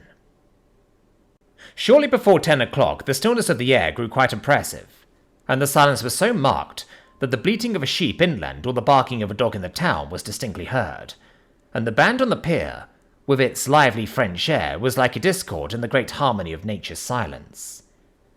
A little after midnight came a strange sound from over the sea, and high overhead the air began to carry a strange, faint, hollow booming. Then, without warning, the tempest broke.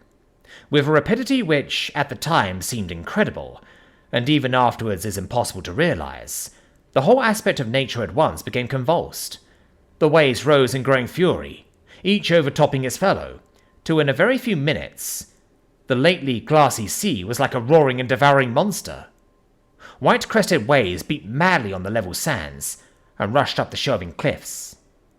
Others broke over the piers, and with their spume swept the lanthorns of the lighthouses, which rise from the end of either pier of Whitby Harbour. The wind roared like thunder, and blew with such force that it was with difficulty that even strong men kept their feet, or clung with grim clasp to the iron stanchions. It was found necessary to clear the entire pier from the mass of onlookers, or else the fatalities of the night would have increased manifold. To add to the difficulties and dangers of the time, masses of sea fog came drifting inland. White, wet clouds, which swept by in ghostly fashion, so dank and damp and cold that it needed but little effort of imagination to think that the spirits of those lost at sea were touching their living brethren with the clammy hands of death, and many a one shuddered as the wreaths of sea mist swept by. At times the mist cleared, and the sea for some distance could be seen in the glare of the lighting, which came thick and fast, followed by such peals of thunder that the whole sky overhead seemed trembling under the shock of the footsteps of the storm. Some of the scenes thus revealed were of immeasurable grandeur and of absorbing interest. The sea, running mountains high, flew skyward with each wave mighty masses of white foam, which the tempest seemed to snatch at and whirl away into space. Here and there a fishing boat, with a rag of sail, running madly for shelter before the blast, now and again the white wings of a storm-tossed seabird. On the summit of the east cliff, the new searchlight was ready for experiment, but had not yet been tried. The officers in charge of it got it into working order, and in the pauses of onrushing mist swept with it the surface of the sea.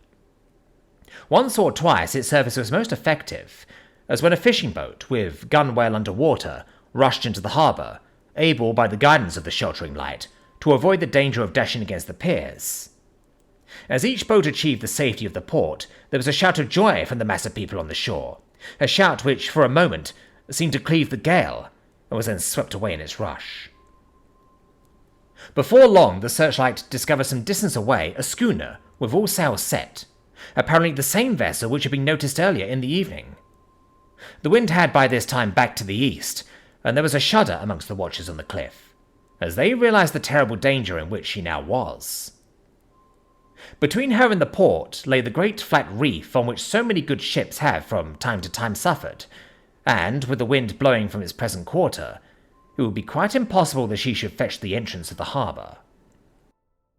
It was now nearly the hour of high tide, but the waves were so great that in their troughs the shallows of the shore were almost visible, and the schooner, with all sails set, was rushing with such speed that, in the words of one old salt, "She must fetch up somewhere, if it was only in hell." Then came another rush of sea fog, greater than any hitherto, a mass of dank mist, which seemed to close on all things like a grey pall, and left available to men only the organ of hearing, for the roar of the tempest, and the crash of the thunder, and the booming of the mighty billows came through the damp oblivion even louder than before. The rays of the searchlight were kept fixed on the harbour mouth across the east pier, where the shock was expected, and men waited breathless. The wind suddenly shifted to the northeast, and the remnant of the sea fog melted in the blast. And then Mirabelle dipped to between the piers, leaping from wave to wave as it rushed at headlong speed, swept the strange schooner before the blast, with all sails set, and gained the safety of the harbour. The searchlight followed her, and a shudder ran through all who saw her, for lashed to the helm was a corpse, with drooping head, which swung horribly to and fro at each motion of the ship. No other form could be seen on the deck at all. A great awe came on all, as they realized that the ship, as if by a miracle, had found the harbour, unsteered save by the hand of a dead man. However, all took place more quickly than it takes to write these words. The schooner paused not, but rushing across the harbour, pitched herself on that accumulation of sand and gravel, washed by many tires and many storms into the southeast corner of the pier, jutting under the east cliff, known locally as Tate Hill Pier. There was, of course, a considerable concussion as the vessel drove up on the sand heap. Every spar, rope and stay was strained, and some of the top hammer came crashing down. But, strangest of all, the very instant the shore was touched, an immense dog sprang up on deck from below, as if shot up by the concussion, and running forward, jumped from the bow on the sand. Making straight for the steep cliff, where the churchyard hangs over the laneway to the east pier so steeply that some of the flat tombstones, Frothsteins or Frustones, as they call them in Whitby vernacular, actually project over where the sustaining cliff has fallen away. It disappeared in the darkness, which seemed intensified just beyond the focus of the searchlight. It so happened that there was no one at the moment on Tate Hill Pier, as all those whose houses are in close proximity were either in bed or were out on the heights above. Thus, the Coast Guard on duty on the eastern side of the harbour, who had once ran down to the little pier, was the first to climb aboard. The men working the searchlight, after scouring the entrance of the harbour without seeing anything, then turned the light on the derelict and kept it there. The Coast Guard ran aft, and when he came beside the wheel bent over to examine it, and recoiled at once as though under some sudden emotion. This seemed to pique general curiosity, and quite a number of people began to run. It is a good way round from the West Cliff by the drawbridge to Tate Hill Pier, but your correspondent is a fairly good runner, and came well ahead of the crowd. When I arrived, however, I found already assembled on the pier a crowd, whom the Coast Guard and police refused to allow to come on board. By the courtesy of the chief boatman, I was, as your correspondent, permitted to climb on deck, and was one of a small group who saw the dead seaman, whilst actually lashed to the wheel.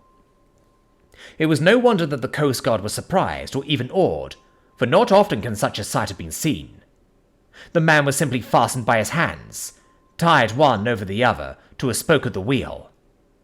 Between the inner hand and the wood was a crucifix, the set of beads on which it was fastened being around both wrists and wheel, and all kept fast by the binding cords. The poor fellow may have been seated at one time, but the flapping and buffeting of the sails had worked through the rudder of the wheel, and had dragged him to and fro, so that the cords with which he was tied had cut the flesh to the bone. Accurate note was made of the state of things, and a doctor, Surgeon J. M. Caffin, of 33 East Eliot Place, who came immediately after me, declared, after making an examination, that the man must have been dead for quite 2 days. In his pocket was a bottle, carefully corked, empty save for a little roll of paper, which proved to be the addendum to the log. The Coast Guard said the man must have tied up his own hands, fastening the knots with his teeth. The fact that a Coast Guard was the first on board may save some complications later on in the Admiralty Court, for Coast Guards cannot claim the salvage, which is the right of the first civilian entering on a derelict. Already, however, the legal tongues are wagging, and one young law student is loudly asserting that the rights of the owner are already completely sacrificed, his property being held in contravention of the statutes of Mortmain, since the tiller, as emblemship, if not proof of delegated possession, is held in a dead hand.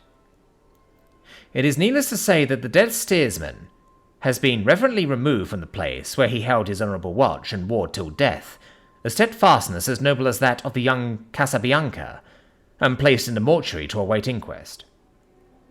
Already the sudden storm is passing, and its fierceness is abating. Crowds are scattering backward, and the sky is beginning to redden over the Yorkshire wolds.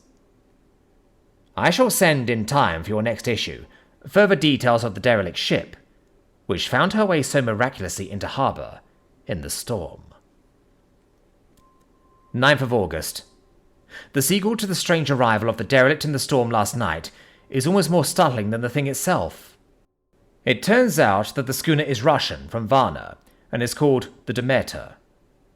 She is almost entirely in ballast of silver sand, with only a small amount of cargo, a number of great wooden boxes filled with mould. This cargo was consigned to a Whitby solicitor, Mr. S. F. Billington of 7 The Crescent, who this morning went aboard and took formal possession of the goods consigned to him. The Russian consul, too, acting for the charter party, took formal possession of the ship and paid all harbour dues, etc. Nothing is talked about here today except the strange coincidence. The officials of the Board of Trade have been most exacting in seeing that every compliance has been made with existing regulations.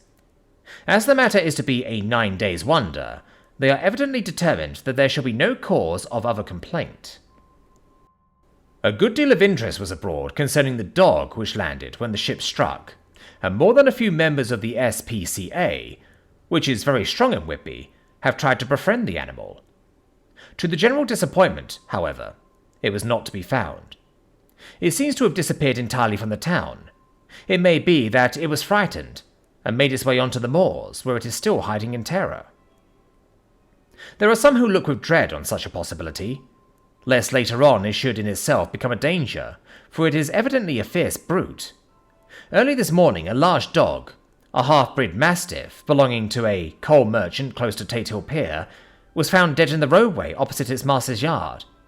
It had been fighting, and manifestly had had a savage opponent, for its throat was torn away and its belly was slit open, as if with a savage claw. Later, by the kindness of the Board of Trade Inspector, I have been permitted to look over the logbook of the Demeter, which was in order up to within 3 days, but contained nothing of special interest except as to facts of missing men. The greatest interest, however, is with regard to the paper found in the bottle, which was today produced at the inquest. And a more strange narrative than the two between them unfold, it has not been my lot to come across. As there is no motive for concealment, I am permitted to use them, and accordingly send you a transcript, simply omitting technical details of seamanship and supercargo. It almost seems as though the captain had been seized with some kind of mania before he had got well into blue water, and that this had developed persistently throughout the voyage. Of course, my statement must be taken cum grano, since I am writing from the dictation of a clerk of the Russian consul, who kindly translated for me, time being short. Log of the Demeter, Varna to Whitby. Written 18th July. Things so strange happening that I shall keep accurate note henceforth till we land. On 6th July we finished taking in cargo, silver, sand, and boxes of earth. At noon set sail. East wind fresh. Crew 5 hands. 2 mates, cook, and myself, captain. On 11th July at dawn, entered Bosphorus, boarded by Turkish customs officers. Bakshish, all correct. On the way at 4 p.m. On 12th July, through Dardanelles. More customs officers and flagboat of guarding squadron. Baksheesh again. Work of officers thorough, but quick. Want us off soon. At dark, passed into Archipelago. On 13th July, passed Cape Matapan. Crew dissatisfied about something. Seemed scared, but would not speak out. On 14th July, was somewhat anxious about crew. Men all steady fellows, who sailed with me before. Mate could not make out what was wrong. They only told him there was something, and crossed themselves. Mate lost temper with one of them that day and struck him. Expected fierce quarrel, but all was quiet. On 16th July, Mate reported in the morning that one of the crew, Petrovsky, was missing. Could not account for it. Took larboard watch 8 bells last night. Was relieved by Amramov, but did not go to bunk. Men more downcast than ever. All said they expected something of the kind, but would not say more than there was something aboard. Mate getting very impatient with them. Feared some trouble ahead. On 17th July, yesterday, one of the men, Olgarin, came to my cabin, and in an awestruck way confided to me that he thought there was a strange man aboard the ship. He said that in his watch he had been sheltering behind the deckhouse, as there was a rainstorm, when he saw a tall, thin man, who was not like any of the crew, come up the companionway, and go along the deck forward and disappear. He followed cautiously, but when he got to bows found no one, and the hatchways were all closed. He was in the panic of superstitious fear, and I am afraid the panic may spread. To allay it, I shall today search the entire ship carefully, from stem to stern. Later in the day I got together the whole crew, and told them, as they evidently thought there was someone in the ship, we would search from stem to stern. First mate angry, said it was folly, and to yield to such foolish ideas would demoralize the men. Said he would engage to keep them out of trouble with the handspike. I let him take the helm while the rest began a thorough search, or keeping the pressed with lanterns. We left no corner unsearched. As there were only the big wooden boxes, there were no odd corners where a man could hide. Men much relieved when search over, and went back to work cheerfully. First mate scowled, but said nothing. 22nd July. Rough weather last 3 days, and all hands busy with sails. No time to be frightened. Men seem to have forgotten their dread. Mate cheerful again, and all on good terms. Praise men for work in bad weather. Past Gibraltar and out through straits. All well. 24th July. There seems some doom over this ship. Already a hand short and entering the Bay of Biscay with bad weather ahead. And yet last night another man lost. Disappeared. Like the first, he came off his watch and was not seen again. Men all in a panic of fear. Sent a round robin asking to have double watch, as they feared to be alone. Mate angry. Feared there would be some trouble, as either he or the men will do some violence. 28th July. 4 days in hell. Knocking about in a sort of maelstrom, and the wind a tempest. No sleep for anyone. Men all worn out. Hardly know how to set a watch, since no one fit to go on. Second mate volunteered to steer and watch, and let men snatch a few hours' sleep. Wind ablating, seas still terrific, but feel them less as ship is steadier. 29th July. Another tragedy. Had single watch tonight, as crew too tired to double. When morning watch came on deck, could find no one except steersman. Raised outcry, and all came on deck. Thorough search, but no one found. Are now without second mate, and crew in a panic. Mate and I agreed to go armed henceforth, and wait for any sign of cause. 30th July. Last night. Rejoiced we are nearing England. Weather fine, all sails set. Retired, worn out. Slept soundly. Awakened by mate telling me that both man of watch and steersman missing. Only self and mate and 2 hands left to work ship. 1st of August. 2 days of fog and not a sail sighted. Had hoped when in the English Channel to be able to signal for help or get in somewhere. Not having power to work sails. Have to run before wind. Dare not lower, as could not raise them again. We seem to be drifting to some terrible doom. Mate's now more demoralized than either of men. His stronger nature seems to have worked inwardly against himself. Men are beyond fear, working stolidly and patiently, with minds made up to worst. They are Russian, he Romanian. 2nd August, midnight. Woke up from a few minutes' sleep by hearing a cry, seemingly outside my port. Could see nothing in fog. Rushed on deck and ran against mate. Tells me he heard cry and ran, but no sign of man on watch. One more gone. Lord, help us! Mate says we must be past Straits of Dover, as in a moment of fog lifting he saw Newfoundland, just as he heard the man cry out. If so, we are now in the North Sea, and only God can guide us in the fog, which seems to move with us, and God seems to have deserted us. 3rd of August. At midnight I went to relieve the man at the wheel, and when I got to it found no one there. The wind was steady, and as we ran before it there was no yawing. I dared not leave it, so shouted for the mate. After a few seconds he rushed up on deck in his flannels. He looked wild-eyed and haggard, and I greatly fear his reason has given way. He came close to me and whispered hoarsely, with his mouth to my ear, as though fearing the very air might hear. "It is here. I know it now. On the watch last night I saw it, like a man, tall and thin, and ghastly pale. He was in the bows and looking out.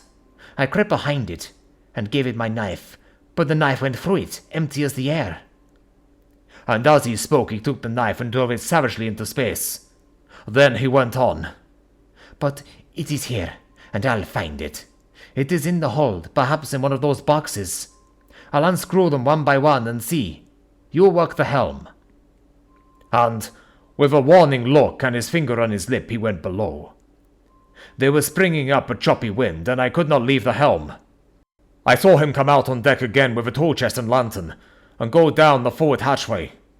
He is mad, stuck, raving mad, and it's no use my trying to stop him. He can't hurt those big boxes, they are invoiced as clay, and to pull him about is as harmless a thing as he can do. So here I stay, and mind the helm, and write these notes. I can only trust in God and wait till the fog clears.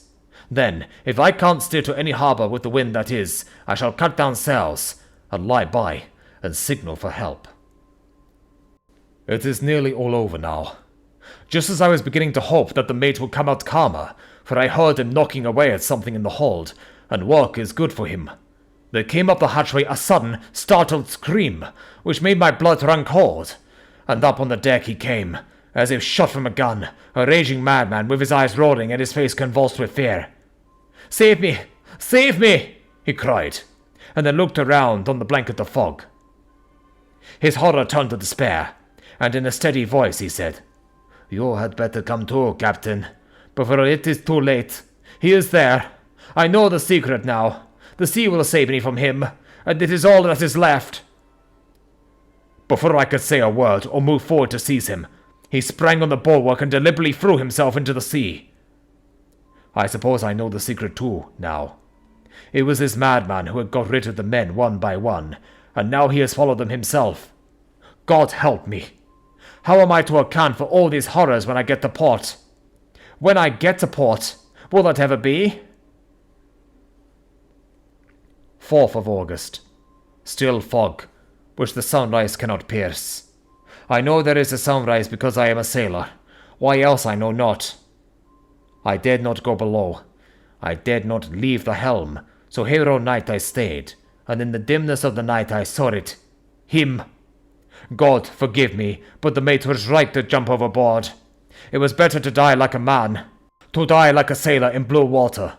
No man can object. But I am captain, and I must not leave my ship.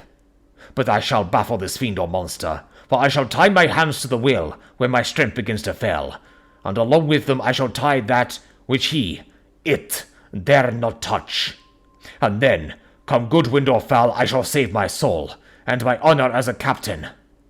I am growing weaker, and the night is coming on. If he can look me in the face again, I may not have time to act. If we are wrecked, mayhap this bottle may be found, and those who find it may understand. If not, well, then all men shall know that I have been true to my trust. God and the Blessed Virgin and the saints help an ignorant soul trying to do his duty. Of course, the verdict was an open one. There was no evidence to adduce, and whether or not the man himself committed the murders, there is now none to say. The folk here hold almost universally that the captain is simply a hero, and he is to be given a public funeral. Already it is arranged that his body is to be taken with a train of boats up the Esk for a piece, and then brought back to Tate Pier and up the Abbey steps, for he is to be buried in the churchyard on the cliff. The owners of more than 100 boats have already given in their names as wishing to follow him to the grave. No trace has ever been found of the great dog, at which there is much mourning, for with public opinion in its present state, he would, I believe, be adopted by the town. Tomorrow will see the funeral, and so will end this one more mystery of the sea. Mina Murray's Journal. 8th August. Lucy was very restless all night, and I too could not sleep. The storm was fearful, and as it boomed loudly among the chimney pots, it made me shudder.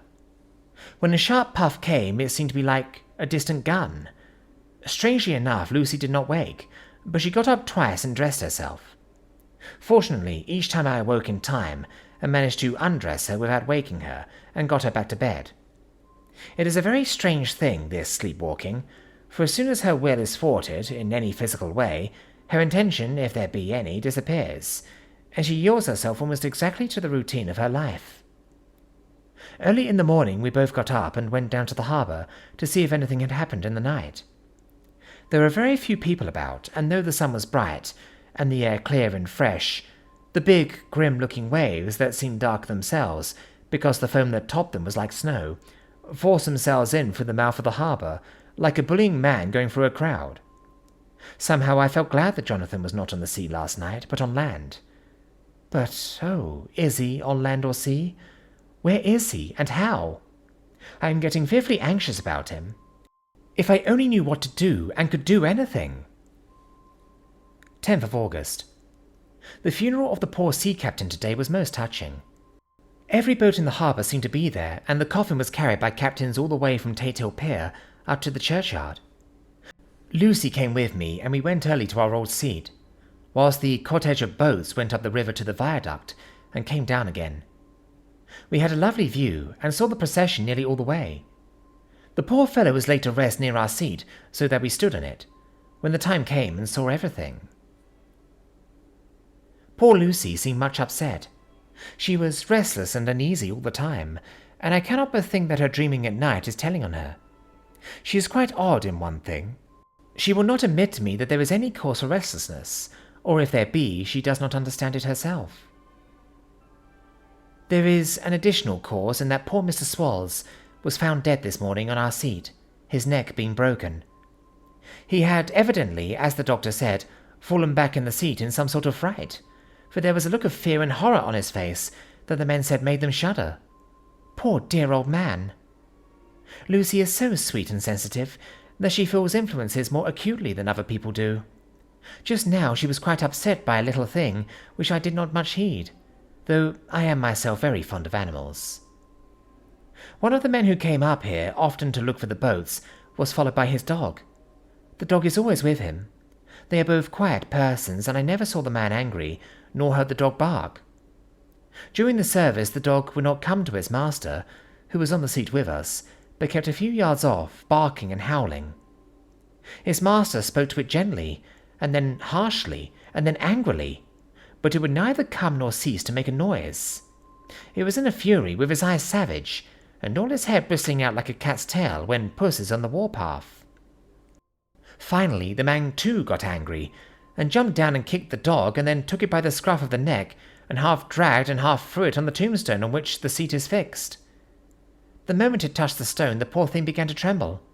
It did not try to get away, but crouched down, quivering and cowering, and was in such a pitiable state of terror that I tried, though without effort, to comfort it.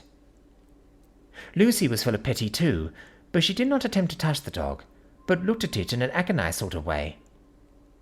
I greatly fear that she is of too super-sensitive a nature to go through the world without trouble. She will be dreaming of this tonight, I am sure. The whole agglomeration of things. The ship steered into port by a dead man, His attitude, tied to the wheel with a crucifix and beads, the touching funeral, the dog, now furious and now in terror, will all afford material for her dreams. I think it will be best for her to go to bed tired out physically, so I shall take her for a long walk by the cliffs to Robin Hood's Bay and back. She ought not to have much inclination for sleepwalking then. Chapter 8. Mina Murray's Journal. Same day, 11 o'clock p.m. Oh, but I am tired. If it were not that I had made my diary a duty, I should not open it tonight. We had a lovely walk. Lucy, after a while, was in gay spirits, owing, I think, to some dear cows who came nosing towards us in a field close to the lighthouse, and frightened the wits out of us. I believe we forgot everything, except, of course, personal fear, and it seemed to wipe the slate clean and give us a fresh start. We had a capital severe tea at Robin Hood's Bay in their sweet little old-fashioned inn, with a bow window right over the seaweed-covered rocks of the Strand. I believe we should have shocked the new women with our appetites. Men are more tolerant, bless them. Then we walked home with some, or rather many, stoppages to rest, and with our hearts full of a constant dread of wild bulls. Lucy was really tired, and we intended to creep off to bed as soon as we could. The young curate came in, however, and Mrs. Westenra asked him to stay for supper. Lucy and I had both a fight for it with the dusty miller. I know it was a hard fight on my part, and I am quite heroic.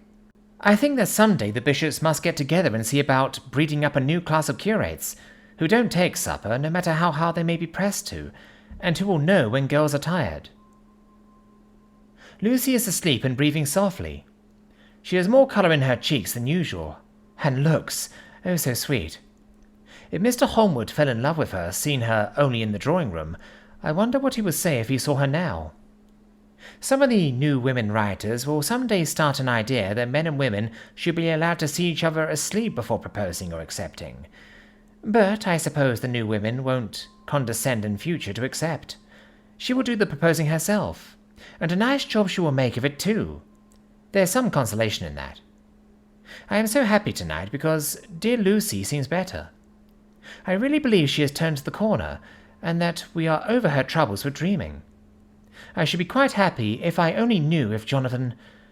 God bless and keep him. 11th August. Diary again. No sleep now, so I may as well write. I am too agitated to sleep. We have had such an adventure, such an agonizing experience. I fell asleep as soon as I had closed my diary. Suddenly I became broad awake and sat up, with a horrible sense of fear upon me, and of some feeling of emptiness around me. The room was dark, so I could not see Lucy's bed. I stole across and felt for her. The bed was empty. I lit a match and found that she was not in the room. The door was shut but not locked, as I had left it. I feared to wake her mother, who has been more than usually ill lately, so threw on some clothes and got ready to look for her. As I was leaving the room, it struck me that the clothes she wore might give me some clues to her dreaming intention. Dressing gown would mean house, dress outside. Dressing gown and dress were both in their places. Thank God, I said to myself. She cannot be far, as she is only in her nightdress. I ran downstairs and looked in the sitting room. Not there. Then I looked in all the other rooms of the house, with an ever-growing fear chilling my heart. Finally, I came to the hall door and found it open. It was not wide open, but the catch of the lock had not caught.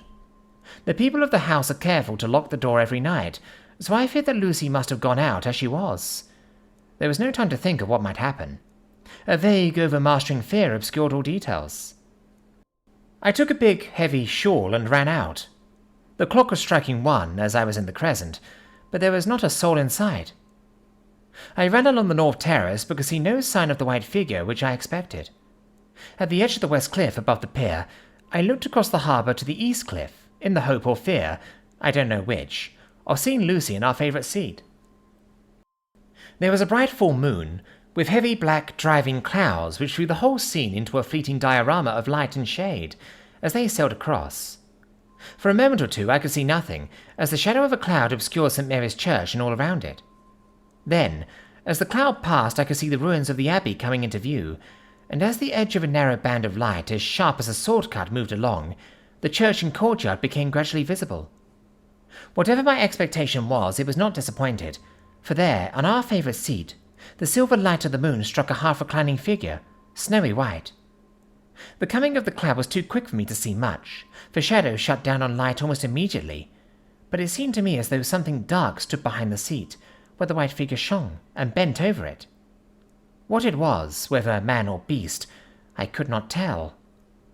I did not wait to catch another glance, but flew down the steep steps to the pier, and along by the fish market to the bridge, which was the only way to reach the east cliff.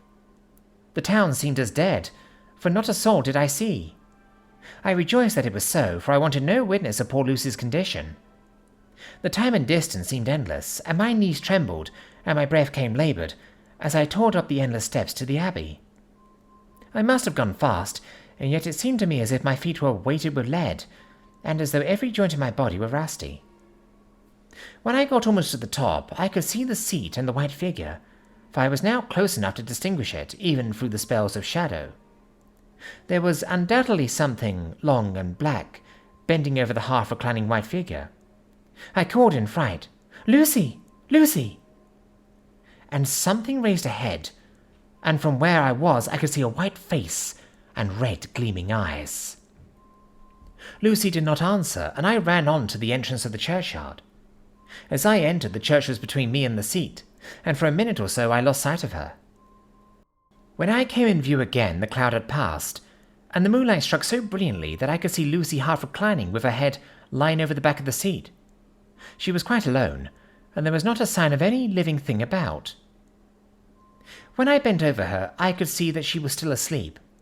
Her lips were parted, and she was breathing, not softly as usual with her, but in long, heavy gasps, as though striving to get her lungs full at every breath.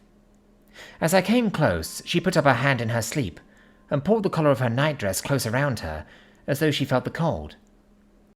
I flung the warm shawl over her, and drew the edges tight around her neck, for I dreaded lest she should get some deadly chill from the night air, unclad as she was. I feared to wake her at all at once, so, in order to have my hands free to help her, I fastened the shawl at her throat with a big safety pin.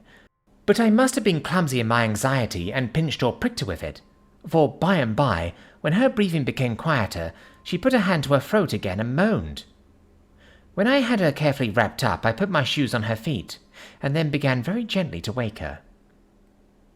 At first she did not respond, but gradually she became more and more uneasy in her sleep, moaning and sighing occasionally. At last, as time was passing fast, and for many other reasons, I wished to get her home at once. I shook her forcibly, till finally she opened her eyes and awoke. She did not seem surprised to see me, as, of course, she did not realize all at once where she was. Lucy always wakes prettily, and even at such a time when her body must have been chilled with cold, and her mind somewhat appalled at waking unclad in a churchyard at night, she did not lose her grace. She trembled a little and clung to me. When I told her to come at once with me home, she rose without a word, with the obedience of a child. As we passed along, the gravel hurt my feet, and Lucy noticed me wince. She stopped and wanted to insist upon my taking my shoes, but I would not. However, when we got to the pathway outside the churchyard, where there was a puddle of water remaining from the storm, I daubed my feet with mud, using each foot in turn on the other, so that as we went home, no one, in case we should meet anyone, should notice my bare feet. Fortune favoured us, and we got home without meeting a soul. Once we saw a man who seemed not quite sober, passing along a street in front of us, but we hid in a door till he had disappeared up an opening such as there are here, steep little closes, or wynds, as they call them in Scotland. My heart beat so loud all the time, sometimes I thought I should faint. I was filled with anxiety about Lucy, not only for her health, lest she should suffer from the exposure, but for her reputation in case the story should get wind. When we got in and had washed our feet, and had said a prayer of thankfulness together, I tucked her into bed. Before falling asleep she asked, even implored, me not to say a word to anyone, even her mother, about her sleepwalking adventure. I hesitated at first to promise, but on thinking of the state of her mother's health and how the knowledge of such a thing would fret her, and think, too, of how such a story might become distorted, nay, infallibly would, in case it should leak out, I thought it wiser to do so. I hope I did right. I have locked the door and the key is tied to my wrist, so perhaps I shall not be again disturbed. Lucy is sleeping soundly. The reflex of the dawn is high and far over the sea. Same day, noon. All goes well. Lucy slept till I woke her and seemed not to have even changed her side. The adventure of the night does not seem to have harmed her. On the contrary, it has benefited her, for she looks better this morning than she has done for weeks. I was sorry to notice that my clumsiness with the safety pin hurt her. Indeed, it might have been serious, for the skin of her throat was pierced. I must have pinched up a piece of loose skin and had transfixed it, for there are two little red points like pinpricks, and on the band of her nightdress was a drop of blood. When I apologized and was concerned about it, she laughed and petted me, and said that she did not even feel it. Fortunately, it cannot leave a scar, as it is so tiny. Same day, night. We passed a happy day. The air was clear and the sun bright, and there was a cool breeze. We took our lunch to Mulgrave Woods, Mrs. Westenra driving by the road, and Lucy and I walking by the cliff path, and joining her at the gate. I felt a little sad myself, for I could not but feel how absolutely happy it would have been had Jonathan been with me. But there, I must only be patient. In the evening we strolled in the casino terrace, and heard some good music by Spohr and Mackenzie, and went to bed early. Lucy seems more restful than she has been for some time, and fell asleep at once.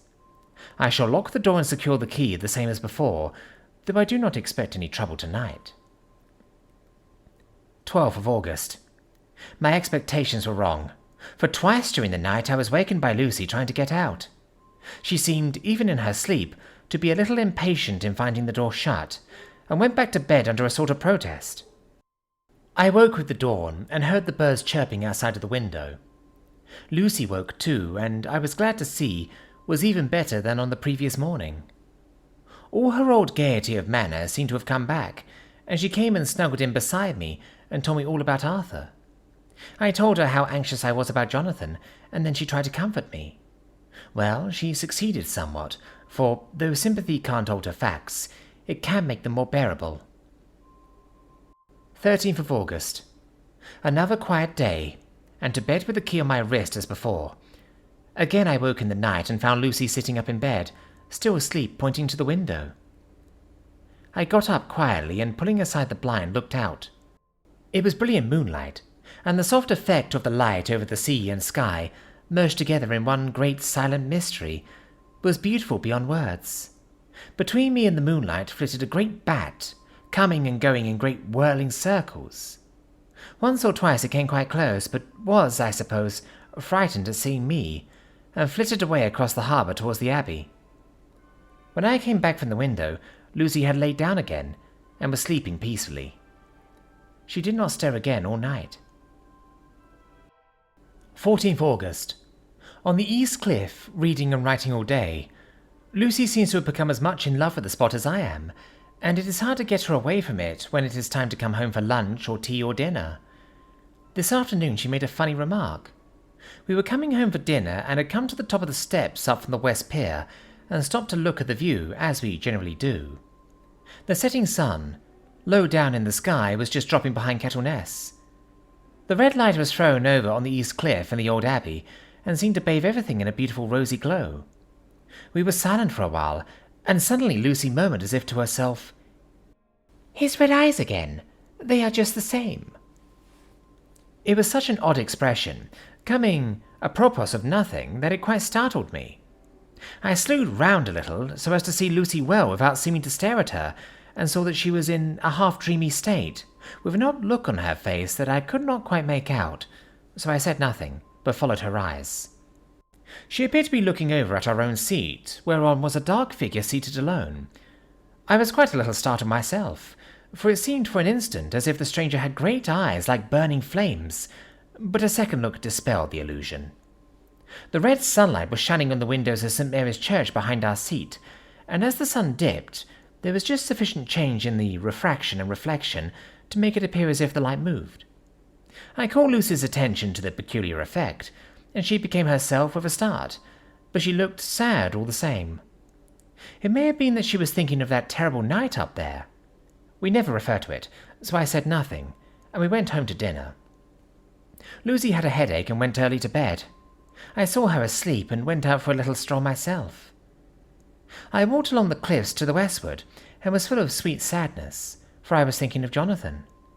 When coming home, it was then bright moonlight, so bright that, though the front of our part of the crescent was in shadow, everything could be well seen. I threw a glance up at our window and saw Lucy's head leaning out. I opened my handkerchief and waved it. She did not notice or make any movement whatever. Just then the moonlight crept round an angle of the building, and the light fell on the window.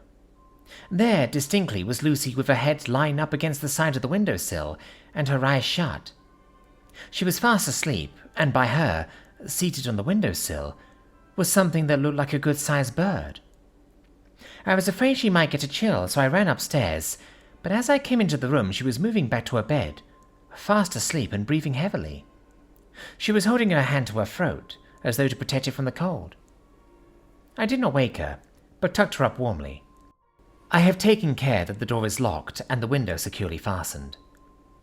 She looks so sweet as she sleeps, but she is paler than is her wont, and there is a drawn, haggard look under her eyes which I do not like. I fear she is fretting about something. I wish I could find out what it is. 15th August. Rose later than usual. Lucy was languid and tired and slept on after we had been called. We had a happy surprise at breakfast. Arthur's father is better and wants the marriage to come off soon. Lucy is full of quiet joy, and her mother is glad and sorry at once.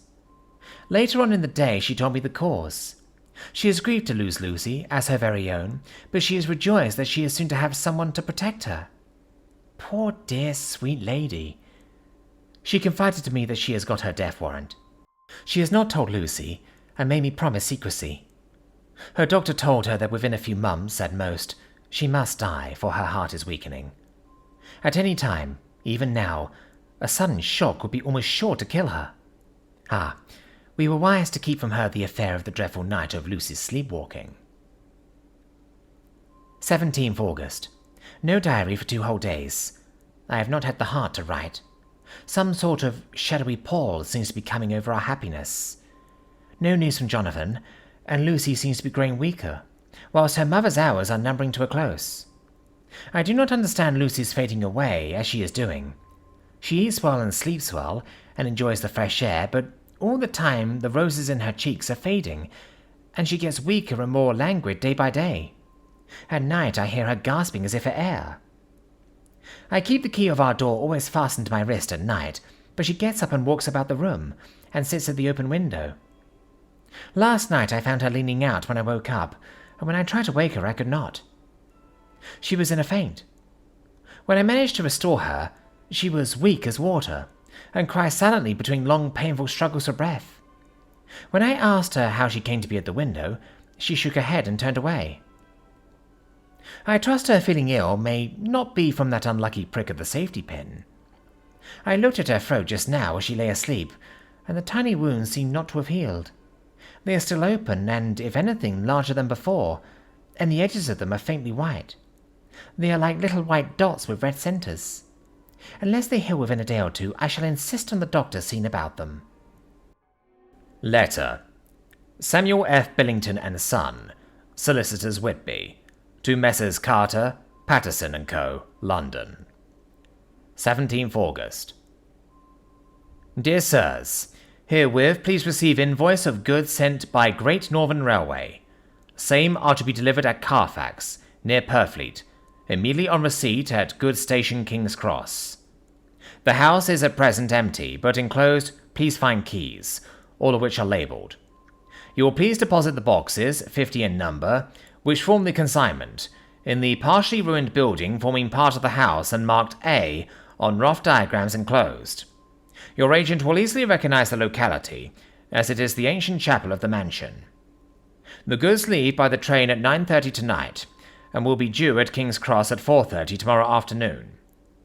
As our client wishes the delivery made as soon as possible, we shall be obliged by your having teams ready at King's Cross, at the time named, and forthwith conveying the goods to destination. In order to obviate any delays possible through any routine requirements as to payment in your departments, We enclose cheque herewith for £10, receipt of which please acknowledge. Should the charge be less than this amount, you can return balance. If greater, we shall at once send cheque for difference on hearing from you. You are to leave the keys on coming away in the main hall of the house, where the proprietor may get them on his entering the house by means of his duplicate key. Pray do not take us as exceeding the bounds of business courtesy, impressing you in all ways to use the utmost expedition. We are, dear sirs, faithfully yours, Samuel F. Billington and Son. Letter, Messrs. Carter, Patterson and Co., London, to Messrs. Billington and Son, Whitby. 21st August. Dear Sirs, we beg to acknowledge £10 received and to return cheque of £1, 17 shillings, 9 pence, amount of overplus, as shown in reciprocated account herewith. Goods are delivered in exact accordance with instructions and keys left in parcel in main hall, as directed. We are, dear sirs, yours respectfully. Pro Carter, Patterson and Co. Mina Murray's Journal. 18th August. I am happy today and write sitting on the seat in the churchyard. Lucy is ever so much better. Last night she slept well all night, and did not disturb me once. The roses seem coming back already to her cheeks, though she is still sadly pale and wan-looking. If she were in any way anemic, I could understand it, but she is not. She is in gay spirits and full of life and cheerfulness. All the morbid reticence seems to have passed from her, and she has just reminded me, as if I needed any reminding, of that night, and that it was here on this very seat I found her asleep. As she told me, she tapped playfully with the heel of her boot on the stone slab and said, "My poor little feet didn't make much noise then. I dare say poor old Mr. Swallows would have told me that it was because I didn't want to wake up Geordie." As she was in such a communicative humour, I asked her if she had dreamed at all that night. Before she answered, that sweet puckered look came into her forehead, which Arthur, I call him Arthur from her habit, says he loves, and indeed, I don't wonder that he does. Then she went on in a half-dreaming kind of way, as if trying to recall it to herself. "I didn't quite dream, but it all seemed to be real. I only wanted to be here in this spot. I don't know why, for I was afraid of something. I don't know what. I remember, though I suppose I was asleep, passing through the streets and over the bridge. A fish leaped as I went by, and I leaned over to look at it, and I heard a lot of dogs howling. The whole town seemed as if it must be full of dogs all howling at once, as I went up the steps. Then I had a vague memory of something long and dark with red eyes, just as we saw in the sunset, and something very sweet and very bitter all around me at once. And then I seemed sinking into deep green water, and there was a singing in my ears, as I have heard there is to drowning men, and then everything seemed passing away from me. My soul seemed to go out from my body and float about the air. I seem to remember that once the West Lighthouse was right under me, and then there was a sort of agonizing feeling, as if I were in an earthquake, and I came back and found you shaking my body. I saw you do it before I felt you." Then she began to laugh. It seemed a little uncanny to me, and I listened to her breathlessly. I did not quite like it, and thought it better not to keep her mind on the subject, so we drifted on to another subject, and Lucy was like her old self again. When we got home, the fresh breeze had braced her up, and her pale cheeks were really more rosy. Her mother rejoiced when she saw her, and we all spent a very happy evening together. 19th August. Joy, joy, joy! Although not all joy. At last, news of Jonathan. The dear fellow has been ill. That is why he did not write. I am not afraid to think it, or to say it, now that I know. Mr. Hawkins sent me on the letter, and wrote himself oh so kindly. I am to leave in the morning and go over to Jonathan, and to help him to nurse him, if necessary, and to bring him home. Mr. Hawkins says it would not be a bad thing if we were to be married out there. I have cried over the good sister's letter till I can feel it wet against my bosom, where it lies. It is of Jonathan, and must be near my heart, for he is in my heart. My journey is all mapped out, and my luggage ready. I am only taking one change of dress. Lucy will bring my trunk to London and keep it till I send for it may be that I must write no more. I must keep it to say to Jonathan, my husband. The letter that he has seen and touched must comfort me till we meet. Letter. Sister Agatha, Hospital of St. Joseph and St. Mary, Budapest. To Miss Wilhelmina Murray. 12th of August. Dear Madame, I write by desire of Mr. Jonathan Harker, who is himself not strong enough to write, though progressing well, thanks to God and St. Joseph and St. Mary. He has been under our care for nearly 6 weeks, suffering from a violent brain fever. He wishes me to convey his love, and to say that by this post I write for him to Mr. Peter Hawkins, Exeter, to say, with his dutiful respects, that he is sorry for his delay, and that all of his work is completed. He will require some few weeks' rest in our sanatorium in the hills, but will then return. He wishes me to say that he has not sufficient money with him, and that he would like to pay for his staying here, so that others who need shall not be wanting for help. Believe me, yours, with sympathy and all blessings, Sister Agatha. P.S. My patient being asleep, I open this to let you know something more. He has told me all about you, and that you are shortly to be his wife. All blessings to you both. He has had some fearful shock, so says our doctor, and in his delirium his ravings have been dreadful, of wolves and poison and blood, of ghosts and demons, and I fear to say of what. Be careful of him always, that there may be nothing to excite him of this kind for a long time to come. The traces of such an illness as his do not lightly die away. We should have written long ago, but we knew nothing of his friends, and there was nothing on him, nothing that anyone could understand. He came in the train from Klassenburg, and the guard was told by the station master there that he had rushed into the station shouting for a ticket for home.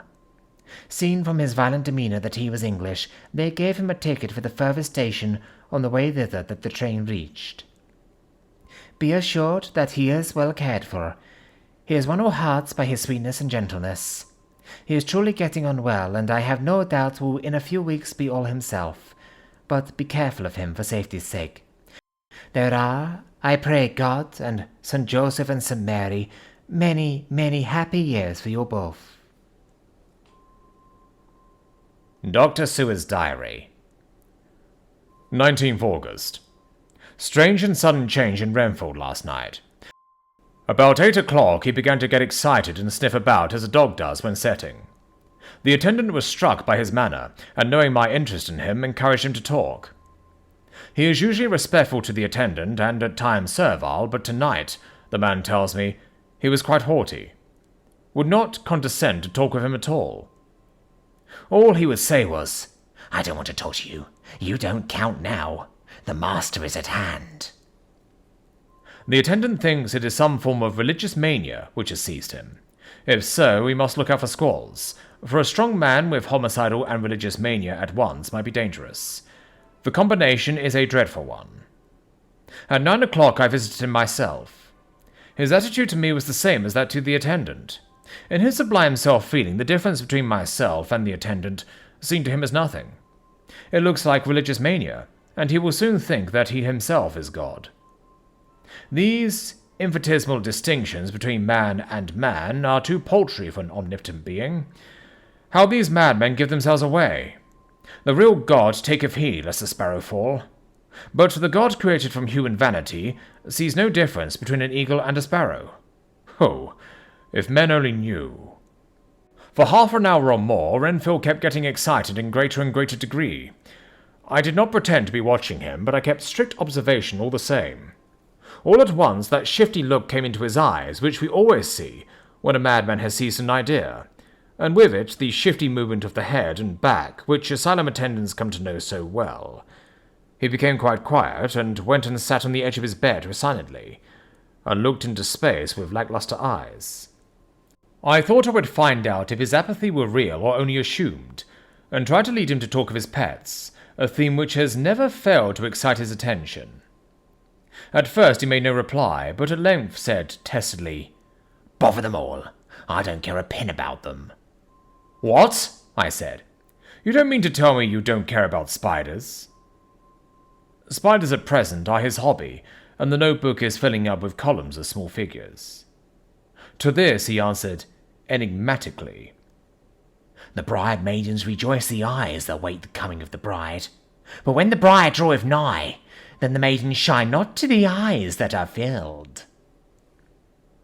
He would not explain himself, but remained obstinately seated on his bed all the time I remained with him. I am weary tonight and low in spirits. I cannot but think of Lucy, and how different things might have been. If I don't sleep at once, Coleral, the modern Morpheus. I must be careful not to let it grow into a habit. No, I shall take none tonight. I have thought of Lucy, and I shall not dishonour her by mixing the two. If need be, tonight shall be sleepless. Later. Glad I made the resolution. Gladder that I kept to it. I had lain tossing about, and had heard the clock strike only twice, when the night watchman came to me, sent up from the ward, to say that Renfield had escaped. I threw on my clothes and ran down at once. My patient is too dangerous a person to be roaming about. Those ideas of his might work out dangerously with strangers. The attendant was waiting for me. He said he had seen him not 10 minutes before, seemingly asleep in his bed, when he had looked through the observation trap in the door. His attention was caught by the sound of the window being wrenched out. He ran back and saw his feet disappear through the window, and had at once sent up for me. He was only in his night gear and cannot be far off. The attendant thought it would be more useful to watch where he should go than to follow him, as he might lose sight of him whilst getting out of the building by the door. He is a bulky man, and couldn't get through the window. I am thin, so with his aid I got out, but feet foremost, and as we were only a few feet above ground, landed unhurt. The attendant told me the patient had gone to the left and had taken a straight line, so I ran as quickly as I could. As I got through the belt of trees, I saw a white figure scale the high wall, which separates our grounds from those of the deserted house. I ran back at once, told the watchman to get 3 or 4 men immediately, and follow me into the grounds of Carfax in case our friend might be dangerous. I got a ladder myself, and crossing the wall, dropped down on the other side. I could see Renfield's figure just disappearing behind the angle of the house, so I ran after him. On the far side of the house I found him pressed close against the old iron-bound oak door of the chapel. He was talking, apparently to someone, but I was afraid to go near enough to hear what he was saying, lest I might frighten him and he should run off. Chasing an errant swarm of bees is nothing to following a naked lunatic, when the fit of escaping is upon him. After a few minutes, however, I could see that he did not take note of anything around him, and so ventured to draw nearer to him, the more so as my men had now crossed the wall and were closing him in. I heard him say, "I am here to do your bidding, master. I am your slave, and you will reward me, for I shall be faithful. I have worshipped you long and afar off. Now that you are near, I await your commands, and you will not pass me by, will you, dear master, in your distribution of good things?" He is a selfish old beggar, anyhow. He thinks of the loaves and fishes even when he believes his is in a real presence. His manias make a startling combination. When we closed in on him, he fought like a tiger. He is immensely strong, for he was more like a wild beast than a man. I never saw a lunatic in such a paroxysm of rage before, and I hope I shall not again. It is a mercy that we have found out his strength and his danger in good time. With strength and determination like his, he might have done wild work before he was caged. He is safe now, at any rate. Jack Shepherd himself couldn't get free from the strait waistcoat that keeps him restrained, and he's chained to the wall in the padded room. His cries are at times awful, but the silences that follow are more deadly still, for he means murder in every turn and movement. Just now he spoke coherent words for the first time. "I shall be patient, master. It is coming, coming, coming!" So I took the hint and came to. I was too excited to sleep, but this diary has quieted me, and I feel I shall get some sleep tonight. Chapter 9. Letter. Mina Harker to Lucy Westenra. Budapest, 24th August. My dearest Lucy, I know you will be anxious to hear all that has happened since we parted at the railway station at Whitby. Well, my dear, I got to Hull all right, and caught the boat to Hamburg, and then the train on here. I feel that I can hardly recall anything of the journey, except that I knew I was coming to Jonathan, and that, as I should have to do some nursing, I had better get all the sleep I could. I found my dear one. Oh, so thin and pale and weak-looking. All the resolution has gone out of his dear eyes, and that quiet dignity which I told you was in his face has vanished. He is only a wreck of himself, and he does not remember anything that has happened to him for a long time past. At least, he wants me to believe so, and I shall never ask. He has had some terrible shock, and I fear it might tax his poor brain if he were to try to recall it. Sister Agatha, who is a good creature and a born nurse, tells me that he wanted her to tell me what they were, but she would only cross herself and say she would never tell. That the ravings of the sick were the secrets of God, and that if a nurse through her vocation should hear them, she should respect her trust. She is a sweet, good soul, and the next day, when she saw I was troubled, she opened up the subject my poor dear raved about, added, "I can tell you this much, my dear, that it was not about anything which he has done wrong himself, and you, as his wife-to-be, have no cause to be concerned. He has not forgotten you or what he owes to you. His fear was of great and terrible things, which no mortal can treat of." I do believe the dear soul thought I might be jealous, lest my poor dear should have fallen in love with any other girl. The idea of my being jealous about Jonathan! And yet, my dear, let me whisper, I felt a thrill of joy through me when I knew that no other woman was a cause for trouble. I am now sitting by his bedside, where I can see his face while he sleeps. He is waking. When he woke, he asked me for his coat, as he wanted to get something from the pocket. I asked Sister Agatha, and she brought all his things. I saw amongst them was his notebook, and was going to ask him to let me look at it, for I knew that I might find some clue to his trouble. But I suppose he must have seen my wish in my eyes, for he sent me over to the window, saying he wanted to be quite alone for a moment. Then he called me back, and he said to me very solemnly, "Wilhelmina." I knew then that he was in deadly earnest, for he has never called me by that name since he asked me to marry him. "You know, dear, my ideas of the trust between husband and wife. There should be no secret, no concealment. I have had a great shock, and when I try to think of what it is, I feel my head spin round, and I do not know if it was real or the dreaming of a madman. You know I had brain fever, and that is to be mad. The secret is here, and I do not want to know it. I want to take up my life here, with our marriage." For, my dear, we had decided to be married as soon as the formalities are complete. "Are you willing, Wilhelmina, to share my ignorance? Here is the book. Take it and keep it. Read it if you will, but never let me know unless, indeed, some solemn duty should come upon me to go back to the bitter hours, asleep or awake, sane or mad, recorded here." He fell back exhausted, and I put the book under his pillow and kissed him. I have asked Sister Agatha to beg the Superior to let our wedding be this afternoon, and am waiting her reply. She has come and told me that the chaplain of the English Mission Church has been sent for. We are to be married in an hour, or as soon after as Jonathan awakes. Lucy, the time has come and gone. I feel very solemn, but very, very happy. Jonathan woke a little after the hour, and all was ready, and he sat up in bed, propped up with pillows. He answered his "I will" firmly and strong. I could hardly speak. My heart was so full that even those words seemed to choke me. The dear sisters were so kind. Please God, I shall never, never forget them, nor the grave and sweet responsibilities I have taken upon me. I must tell you of my wedding present. When the chaplain and the sisters had left me alone with my husband. Oh, Lucy, it is the first time I have written the words, "my husband," left me alone with my husband. I took the book from under his pillow and wrapped it up in white paper, and tied it with a little bit of pale blue ribbon which was round my neck, and sealed it over the knot with sealing wax, and for my seal I used my wedding ring.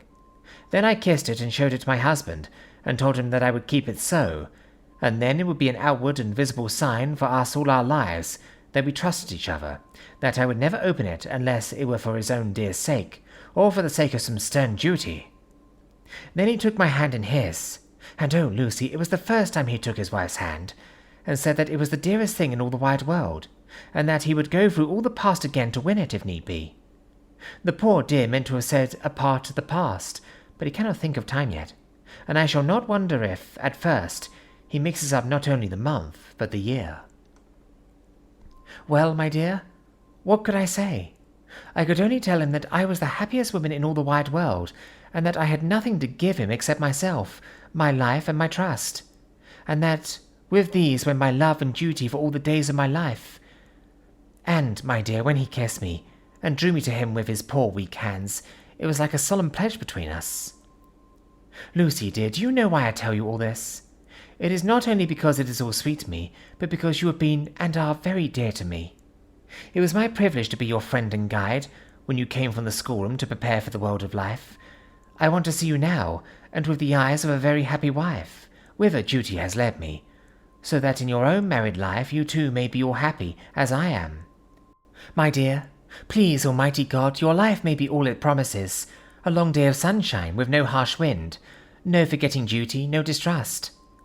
I must not wish you no pain, for that can never be, but I do hope you will always be as happy as I am now. Goodbye, my dear. I shall post this at once, and perhaps write you very soon again. I must stop, for Jonathan is waking. I must attend my husband. Your ever-loving, Mina Harker. Letter. Lucy Westenra to Mina Harker. Whitby, 30th August. My dearest Mina, oceans of love and millions of kisses, and may you soon be in your own home with your husband. I wish you were coming home soon enough to stay with us here. The strong air would soon restore Jonathan. It has quite restored me. I have an appetite like a cormorant, am full of life, and sleep well. You will be glad to know that I have quite given up walking in my sleep. I think I have not stirred out of my bed for a week. That is when I once got into it at night. Arthur says I am getting fat. By the way, I forgot to tell you that Arthur is here. We have such walks and drives, and rides, and rowing, and tennis, and fishing together, and I love him more than ever. He tells me that he loves me more, but I doubt that, for at first he told me that he couldn't love me more than he did then. But this is nonsense. There he is, calling to me. So no more just a present from your loving Lucy. P.S. Mother sends her love. She seems better, poor dear. P.P.S. We are to be married on 28th September. Dr. Seward's Diary. 20th August. The case of Renfield grows even more interesting. He is now so far quieted that there are spells of cessation from his passion. For the first week after his attack he was perpetually violent. Then one night, just as the moon rose, he grew quiet, and kept murmuring to himself, "Now I can wait. Now I can wait." The attendant came to tell me, so I ran down at once to have a look at him. He was still in the strait waistcoat and in the padded room, but the suffused look had gone from his face, and his eyes had something of their old pleading. I might almost say cringing softness. I was satisfied with his present condition, and directed him to be relieved. The attendants hesitated, but finally carried out my wishes without protest. It was a strange thing that the patient had humour enough to see their distrust, for, coming close to me, he said in a whisper, all the while looking furtively at them, "They think I could hurt you. Fancy me hurting you, the fools." It was soothing, somehow, to the feelings to find myself disassociated, even in the mind of this poor madman, from the others. But all the same, I do not follow his thought. Am I to take it that I have anything in common with him, so that we are, as it were, to stand together? Or has he to gain from me some good so stupendous that my well-being is needful to him? I must find out later on. Tonight he will not speak. Even the offer of a kitten or even a full-grown cat will not tempt him. He will only say, "I don't take any stock in cats. I have more to think of now, and I can wait. I can wait." After a while I left him. The attendant tells me that he was quiet until just before dawn, and that then he began to get uneasy, and at length violent, until at last he fell into a paroxysm which exhausted him, so that he swooned into a sort of coma. 3 nights has the same thing happened. Violent all day, then quiet from moonrise to sunrise. I wish I could get some clue to the cause. It would almost seem as if there was some influence which came and went. Happy thought. We shall tonight play sane wits against mad ones. He escaped before without our help. Tonight he shall escape with it. We shall give him a chance and have the men ready to follow in case they are required. 23rd August. The expected always happens. How well Disraeli knew life. Our bird, when he found the cage open, would not fly, so all our subtle arrangements were for naught. At any rate, we have proved one thing, that the spells of quietness last a reasonable time. We shall in future be able to ease his bonds for a few hours each day. I have given orders to the night attendant merely to shut him in the padded room, when once he is quiet, until the hour before sunrise. The poor soul's body will enjoy the relief, even if his mind cannot appreciate it. Hark! The unexpected again. I am called. The patient has once more escaped. Later, another night adventure. Renfield artfully waited until the attendant was entering the room to inspect. Then he dashed out past him and flew down the passage. I sent word for the attendants to follow. Again he went into the grounds of the deserted house, and we found him in the same place, pressed against the old chapel door. When he saw me, he became furious, and had not the attendants seized him in time, he would have tried to kill me. As we were holding him, a strange thing happened. He suddenly redoubled his efforts, and then as suddenly grew calm. I looked round instinctively, but could see nothing. Then I caught the patient's eye and followed it, but could trace nothing, as it looked into the moonlight sky, except a big bat, which was flapping its silent and ghostly way to the west. Bats usually wheel about, but this one seemed to go straight on, as if it knew where it was bound for, or had some intention of his own. The patient grew calmer every instant, and presently said, "You needn't tie me. I shall go quietly." Without trouble we came back to the house. I feel there is something ominous in his calm, and shall not forget this night. Lucy Westenra's Diary. Hillingham, 24th August. I must imitate Mina and keep writing things down. Then we can have long talks when we do meet. I wonder when it will be. I wish you were with me again, for I feel so unhappy. Last night I seem to be dreaming again, just as I was at Whitby. Perhaps it is the change of air, or getting home again. It is all dark and horrid to me, for I can remember nothing. But I am full of vague fear, and I feel so weak and worn out. When Arthur came to lunch he looked quite grieved when he saw me, and I hadn't the spirit to try to be cheerful.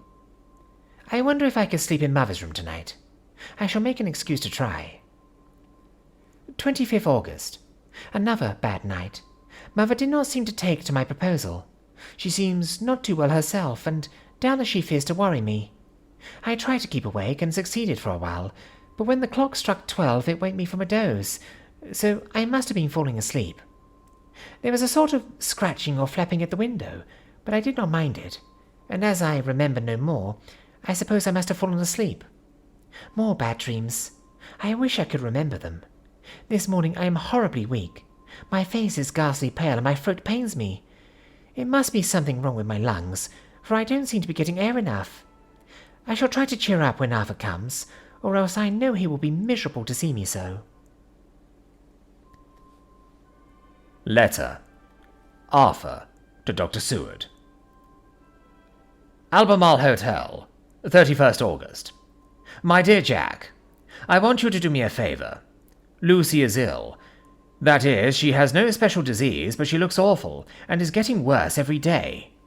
I have asked her if there is any cause. I not dare to ask her mother, for to disturb the poor lady's mind about her daughter in her present state of health would be fatal. Mrs. Westenra has confided to me that her doom is spoken. Disease of the heart, though poor Lucy does not know it yet. I am sure that there is something preying on my dear girl's mind. I am almost distracted when I think of her. To look at her gives me a pang. I told her I should ask you to see her, and though she demurred at first, I know why, old friend, she finally consented. It will be a painful task for you, I know, old friend, but it is for her sake, and I must not hesitate to ask, or you to act. You are to come to lunch at Hillingham tomorrow, 2 o'clock, so as not to arouse any suspicion of Mrs. Westenra, and after lunch Lucy will take an opportunity of being alone with you. I am filled with anxiety, and want to consult with you alone as soon as I can after you have seen her. Do not fail. Arthur. Telegram. Arthur Holmwood to Seward. 1st September. Am summoned to see my father, who is worse. Am writing. Write me fully by tonight's post to ring. Wire me if necessary. Letter from Dr. Seward to Arthur Holmwood. 2nd September. My dear old friend, with regard to Miss Westenra's health, I hasten to let you know at once that in my opinion there is not any functional disturbance or any malady that I know of. At the same time, I am not by any means satisfied with her appearance. She is woefully different from what she was when I saw her last. Of course, you must bear in mind that I did not have full opportunity of examination, such as I should wish. Our very friendship makes a little difficulty which not even medical science or custom can bridge over. I had better tell you exactly what happened, leaving you to draw, in a measure, your own conclusions. I shall then say what I have done and propose doing. I found Miss Westenra in seemingly gay spirits. Her mother was present, and in a few seconds I made up my mind that she was trying all she knew to mislead her mother and prevent her from being anxious. I have no doubt she guesses, if she does not know, what need of caution there is. We lunched alone, and as we all exerted ourselves to be cheerful, we got, as some kind of reward for our labours, some real cheerfulness amongst us. Then Mrs. Westenra went to lie down, and Lucy was left with me. We went into her boudoir, and till we got there her gaiety remained, for the servants were coming and going. As soon as the door was closed, however, the mask fell from her face, and she sank down into a chair with a great sigh, and hid her eyes with her hand. When I saw that her high spirits had failed, I at once took advantage of her reaction to make a diagnosis. She said to me very sweetly, "I cannot tell you how I loathe talking about myself." I reminded her that a doctor's confidence was sacred, but that you were grievously anxious about her. She caught on to my meaning at once, and settled that matter in a word. "Tell Arthur everything you choose. I do not care for myself, but for him." So I am quite free.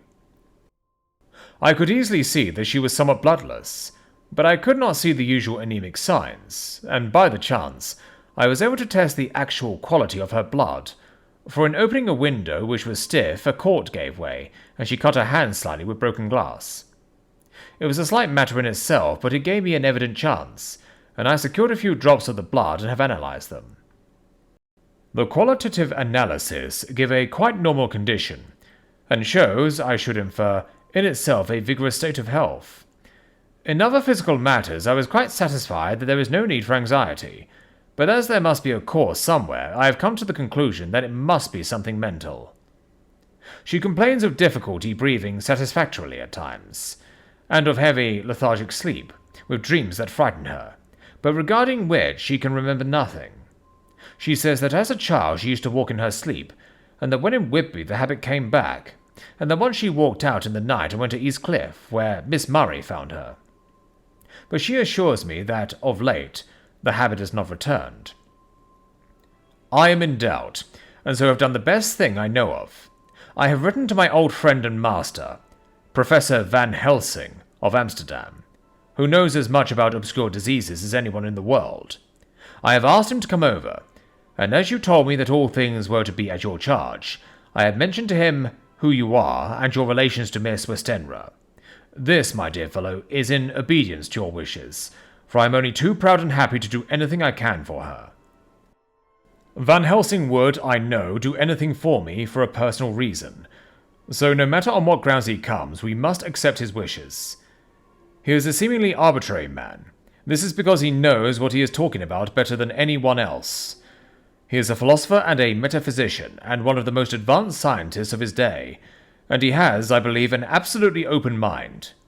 This, with an iron nerve, a temper of the icebrook, and indomitable resolution, self-command, and toleration, exalted from virtues to blessings, and the kindliest and truest heart that beats, these form his equipment for the noble work that he is doing for mankind, work both in theory and practice, for his views are as wide as his all-embracing sympathy. I tell you these facts that you may know why I have such confidence in him. I have asked him to come at once. I shall see Miss Westenra tomorrow again. She is to meet me at the stores, so that I may not alarm her mother by too early a repetition of my call. Yours always, John Seward. Letter. Abraham Van Helsing, M.D., D.Ph., D. Lit., etc., etc., to Dr. Seward. 2nd September. My good friend, when I received your letter, I am already coming to you. By good fortune, I can leave just at once, without wrong to any of those who have trusted me. Were fortune other, then it were bad for those who have trusted, for I come to my friend when he called me to aid those he holds dear. Tell your friend that when that time you suck from my wound so swiftly, the poison of the gangrene from that knife that our other friend, too nervous, let slip, you did more for him when he wants my aids, and you call for them than all his great fortune could do. But it is pleasure added to do for him, your friend. It is to you that I come. Have near at hand, and please it so arrange that we may see the young lady not too late on tomorrow, for it is likely that I may have to return here that night. But if need be, I shall come again in 3 days, and stay longer if it must. Till then, goodbye, my friend John. Van Helsing. Letter. Dr. Seward to Honourable Arthur Holmwood. 3rd September. My dear Art, Van Helsing has come and gone. He came on with me to Hillingham, and found that, by Lucy's discretion, her mother was lunching out, so that we were alone with her. Van Helsing made a very careful examination of the patient. He is to report to me, and I shall advise you, for of course I was not present all the time. He is, I fear, much concerned, but says he must think. When I told him of our friendship and how you trust to me in the matter, he said, "You must tell him all you think. Tell him what I think, if you can guess it, if you will. Nay, I am not jesting. This is no jest, but life and death, perhaps more." I asked what he meant by that, for he was very serious. This is when we had come back to town, and he was having a cup of tea before starting on his return to Amsterdam. He would not give me any further clue. You must not be angry with me, Art, because his very reticence means that all his brains are working for her good. He will speak plainly enough when the time comes, be sure. So I told him I would simply write an account of our visit, just as if I were doing a descriptive special article for the Daily Telegraph. He seemed not to notice, but remarked that the smuts of London were not quite so bad as they used to be when he was a student here. I am to get his report tomorrow, if he can possibly make it. In any case, I am to have a letter. Well, as to the visit. Lucy was more cheerful than on the day I first saw her, and certainly looked better. She had lost something of the ghastly look that so upset you, and her breathing was normal. She was very sweet to the Professor, as she always is, and tried to make him feel at ease, though I could see the poor girl was making a hard struggle for it. I believe Van Helsing saw it too, for I saw the quick look under his bushy brows that I knew of old.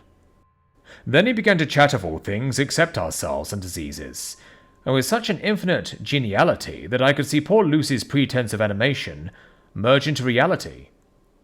Then, without any seeming change, he brought the conversation gently round to his visit, and suavely said, "My dear young miss, I have the so great pleasure because you are so much beloved. That is much, my dear. Even were there that which I do not see. They told me you were down in the spirit, and that you were of a ghastly pale. To them I say, poof!" And he snapped his fingers at me and went on. "But you and I shall show them how wrong they are. How can he," and he pointed at me with the same look and gesture as that with which he pointed me out in his class, on, or rather after, a particular occasion which he never fails to remind me of, "know anything of a young lady's? He has his madmen to play with and to bring them back to happiness, and to those that love him. It is much to do, and but there are rewards in that we can bestow such happiness. But the young ladies, he has no wife nor daughter, and the young do not tell themselves to the young, but to the old, like me, who have known so many sorrows and the causes of them. So, my dear, we will send him away to smoke the cigarette in the garden, while Jules and I have little talk all to ourselves." I took the hint and strolled about, and presently the Professor came to the window and called me in. He looked grave, but said, "I have made careful examination, but there is no functional cause. With you I agree that there has been much blood lost. It has been, but is not. But the conditions of her are in no way anemic. I have asked her to send me her maid, that I may ask just 1 or 2 questions, that so I may not chance to miss nothing. I know well what she will say, and yet there is cause. There is always cause for everything. I must go back home and think. You must send me the telegram every day, and if there be cause, I shall come again. The disease, for not to be well is a disease, interests me, and the sweet young dear, she interests me too. She charmed me, and for her, if not for your disease, I come." As I tell you, he would not say a word more, even when we were alone. And so now, Art, you know all I know. I shall keep stern watch. I trust your poor father is rallying. It must be a terrible thing to you, my dear old fellow, to be placed in such a position between 2 people who are both so dear to you. I know your idea of duty to your father, and you are right to stick to it. But if need be, I shall send you word to come at once to Lucy, so do not be over-anxious unless you hear from me. Dr. Seward's Diary. 4th September. Sufaga's patient still keeps up our interest in him. He had only 1 outburst, and that was yesterday, at an unusual time. Just before the stroke of noon, he began to grow restless. The attendant knew the symptoms, and at once summoned aid. Fortunately, the men came at a run, and were just in time, for at the stroke of noon he became so violent that it took all their strength to hold him. In about 5 minutes, however, he began to get more quiet, and finally sank into a sort of melancholy, in which state he has remained up till now. The attendant tells me that his screams, whilst in the paroxysm, were really appalling. I found my hands full when I got in, attending to some of the other patients who were frightened by him. Indeed, I can quite understand the effect, for the sounds disturbed even me, though I was some distance away. It is now after the dinner hour of the asylum, and as yet my patient sits in the corner, brooding, with a dull, sullen, woe-begone look in his face, which seems rather to indicate than to show something directly. I cannot quite understand it. Later. Another change in my patient. At 5 o'clock I looked in on him, and found him seemingly as happy and contented as he used to be. He was catching flies and eating them, and was keeping note of his capture, by making nail marks on the edge of the door between the ridges of padding. When he saw me, he came over and apologized for his bad conduct, and asked me in a very humble, cringing way to be led back to his own room, and to have his notebook again. I thought it well to humour him, so he is back in his room with the window open. He has the sugar of his tea spread out on the window-sill, and is reaping quite a harvest of flies. He is not now eating them, but putting them into a box, as of old, and is already examining the corners of his room to find a spider. I tried to get him to talk about the past few days, for any clue to his thoughts would be of immense help to me, but he would not rise. For a moment or 2 he looked very sad, and said in a sort of far-away voice, as though saying it rather to himself than to me, "All over, all over. He has deserted me. No hope for me now unless I do it myself." Then, suddenly turning to me in a resolute way, he said, "Doctor, won't you be very good to me and let me have a little more sugar? I think it would be very good for me."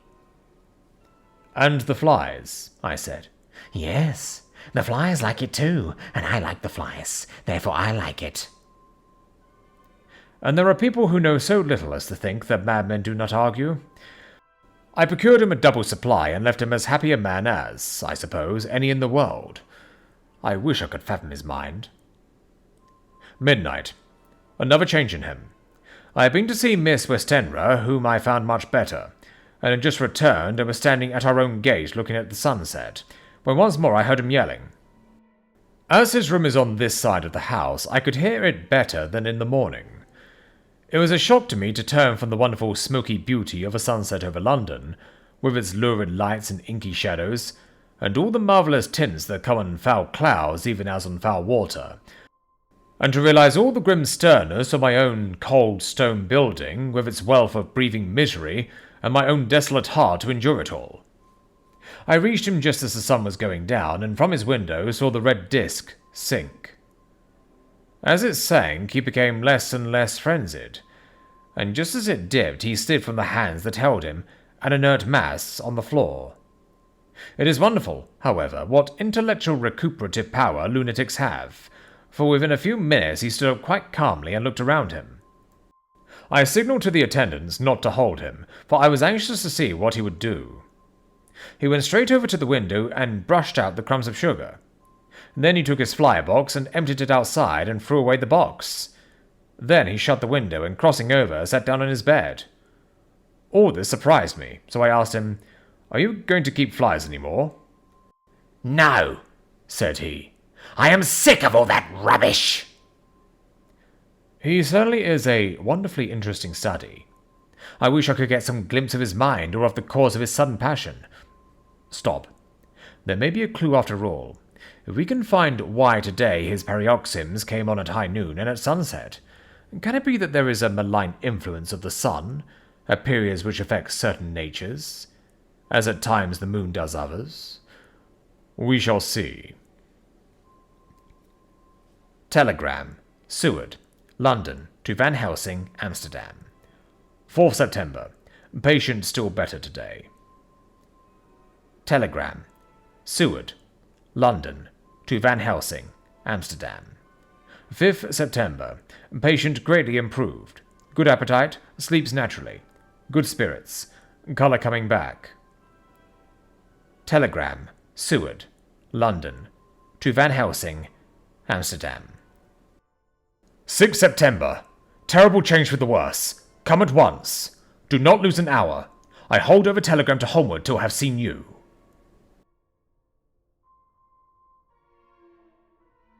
Chapter 10. Letter. Dr. Seward to Honourable Arthur Holmwood. 6th September. My dear Art, my news today is not so good.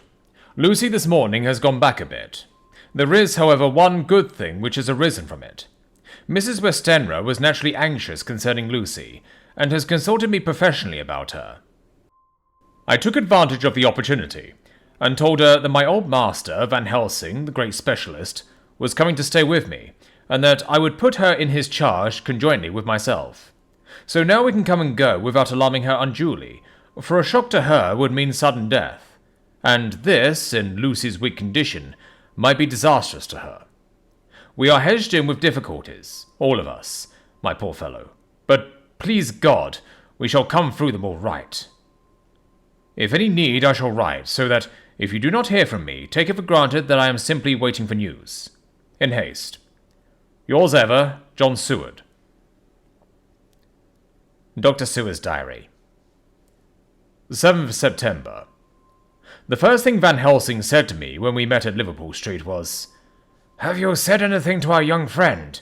To a lover of her?" "No," I said. "I waited till I had seen you, as I said in my telegram. I wrote him a letter simply telling him that you were coming, as Miss Westenra was not so well, and that I should let him know if need be." "Right, my friend," he said. "Quite right. Better he not know as yet. Perhaps he will never know. I pray so. But if it be needed, then he shall know all. And, my good friend John, let me caution you. You deal with the madmen. All men are mad in some way or the other. And inasmuch as you deal discreetly with your madmen, so deal with God's madmen too, the rest of the world. You tell not your madmen what you do, nor why you do it. You tell them not what you think. So you shall keep knowledge in its place, where it may rest, where it may gather its kind around it and breed. You and I shall keep as yet what we know here, and here." He touched me on the heart and on the forehead, and then touched himself the same way. "I have myself thoughts at the present. Later I shall unfold to you." "Why not now?" I asked. "It may do some good. We may arrive at some decision." He looked at me and said, "My friend John, when the corn is grown, even before it has ripened, while the milk of its mother earth is in him, and the sunshine has not yet begun to paint him with his gold, the husbandman he pull the ear and rub him between his rough hands, and blow away the green chaff, and say to you, 'Look, he's good corn. He will make a good crop when the time comes.'" I did not see the application and told him so. For reply he reached over, and took my ear in his hand and pulled it playfully, as he used long ago to do at lectures, and said, "The good husbandman tell you so then because he knows, but not till then." But you do not find the good husbandman dig up his planted corn to see if he grow. That is for the children who play at husbandry, and not for those who take it as of the work of their life. See you now, friend John. I have sown my corn, and nature has her work to do in making it sprout. If he sprout at all, there's some promise, and I wait till the ear begins to swell. He broke off, for he evidently saw that I understood. Then he went on gravely. You were always a careful student, and your casebook was ever more full than the rest, and I trust that good habit of not fail. Remember, my friend, that knowledge is stronger than memory, and we should not trust the weaker. Even if you have not kept the good practice, let me tell you that this case of our dear miss is one that may be, mind, I say may be, of such interest to us and others, that all the rest may not make him kick the beam, as your people say. Take then good note of it. Nothing is too small. I counsel you, put down in record even your doubts and surmises. Hereafter it may be of interest to you to see how true you guess. We learn from failure, not from success. When I described Lucy's symptoms, the same as before, but infinitely more marked, he looked very grave, but said nothing. He took with him a bag in which were many instruments and drugs. The ghastly paraphernalia of our beneficial trade, as he once called in one of his lectures, the equipment of a professor of the healing craft. When we were shown in, Mrs. Westenra met us. She was alarmed, but not nearly so much as I expected to find her. Nature, in one of her beneficent moves, has ordained that even death has some antidote to his own terrors. Here, in a case where any shock may prove fatal, matters are so ordered that, from some cause or other, the thing's not personal. Even the terrible change in her daughter, to whom she is so attached, do not seem to reach her. It is something like the way Dame Nature gathers round a foreign body, an envelope of some insensitive tissue, which can protect from evil that which it would otherwise harm by contact. If this be an ordered selfishness, then we should pause before we condemn any one for the vice of egoism, for there may be deeper root for its causes than we have knowledge of. I used my knowledge of this phase of spiritual pathology, and set down a rule that she should not be present with Lucy, or think of her illness more than was absolutely required. She assented readily, so readily that I saw again the hand of nature fighting for life. Van Helsing and I were shown up to Lucy's room. If I was shocked when I saw her yesterday, I was horrified when I saw her today. She was ghastly, chalkily pale. The red seemed to have gone even from her lips and gums, and the bones of her face stood out prominently. Her breathing was painful to see or hear. Van Helsing's face grew set as marble, and his eyebrows converged till they almost touched over his nose. Lucy lay motionless and did not seem to have strength to speak, so for a while we were all silent. Then Van Helsing beckoned to me, and we went gently out of the room. The instant we had closed the door, he stepped quickly along the passage to the next door, which was open. Then he pulled me quickly in with him, and closed the door. My God, he said, this is dreadful. There is no time to be lost. She will die for sheer want of blood to keep the heart's action as it should be. There must be a transfusion of blood at once. Is it you or me? I am younger and stronger, Professor. It must be me. Then get ready at once. I will bring up my bag. I am prepared. I went downstairs with him, and as we were going, there was a knock at the hall door. When we reached the hall, the maid had just opened the door, and Arthur was stepping quickly in. He rushed up to me, saying in an eager whisper, Jack, I was so anxious. I read between the lines of your letter and have been in an agony. The dad was better, so I ran down here to see for myself. Is not that gentleman Dr. Van Helsing? I am so thankful to you, sir, for coming. When first the professor's eye had lit upon him, he had been angry at his interruption at such a time.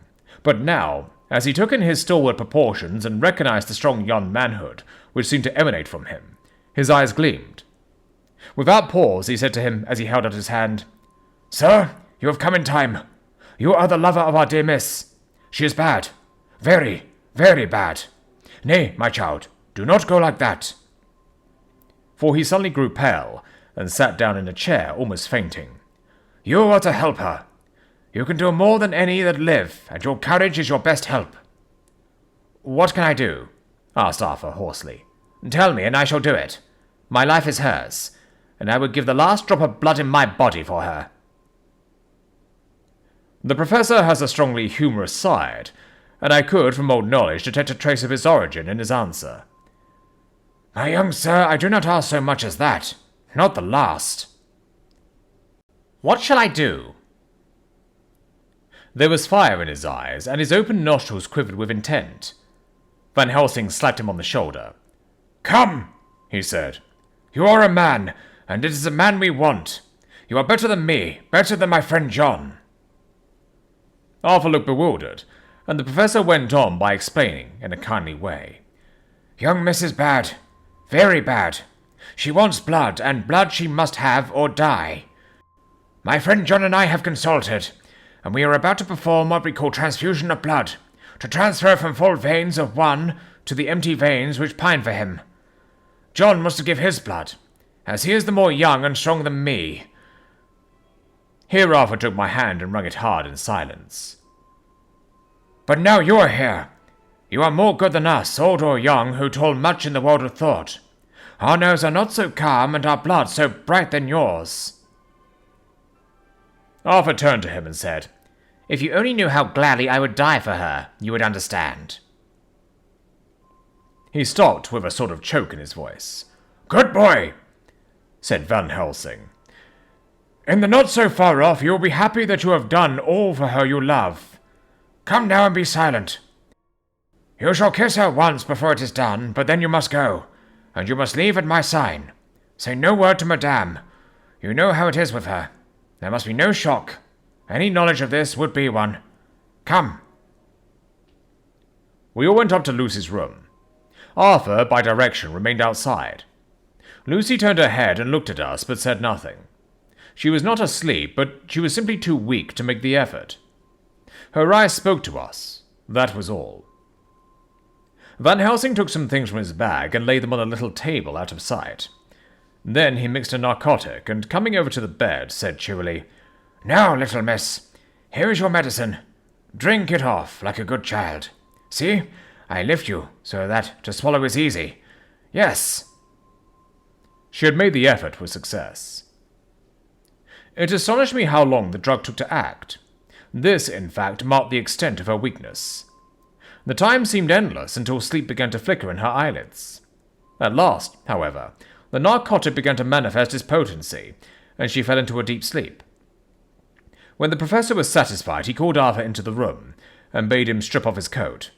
Then he added, "You may take that one little kiss whilst I bring over the table. Friend John, help to me." So neither of us looked whilst he bent over her.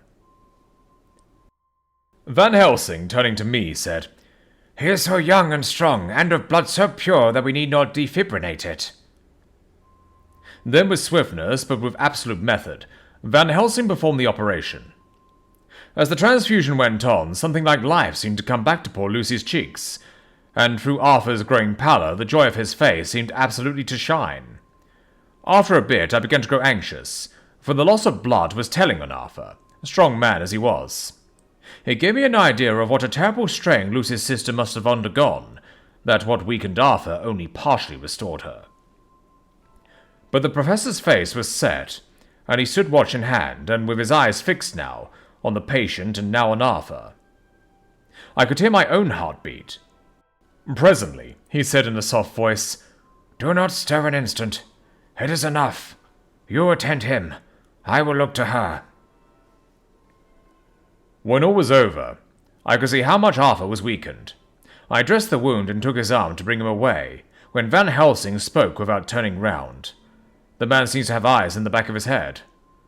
"The brave lover, I think, deserve another kiss, which he shall have presently."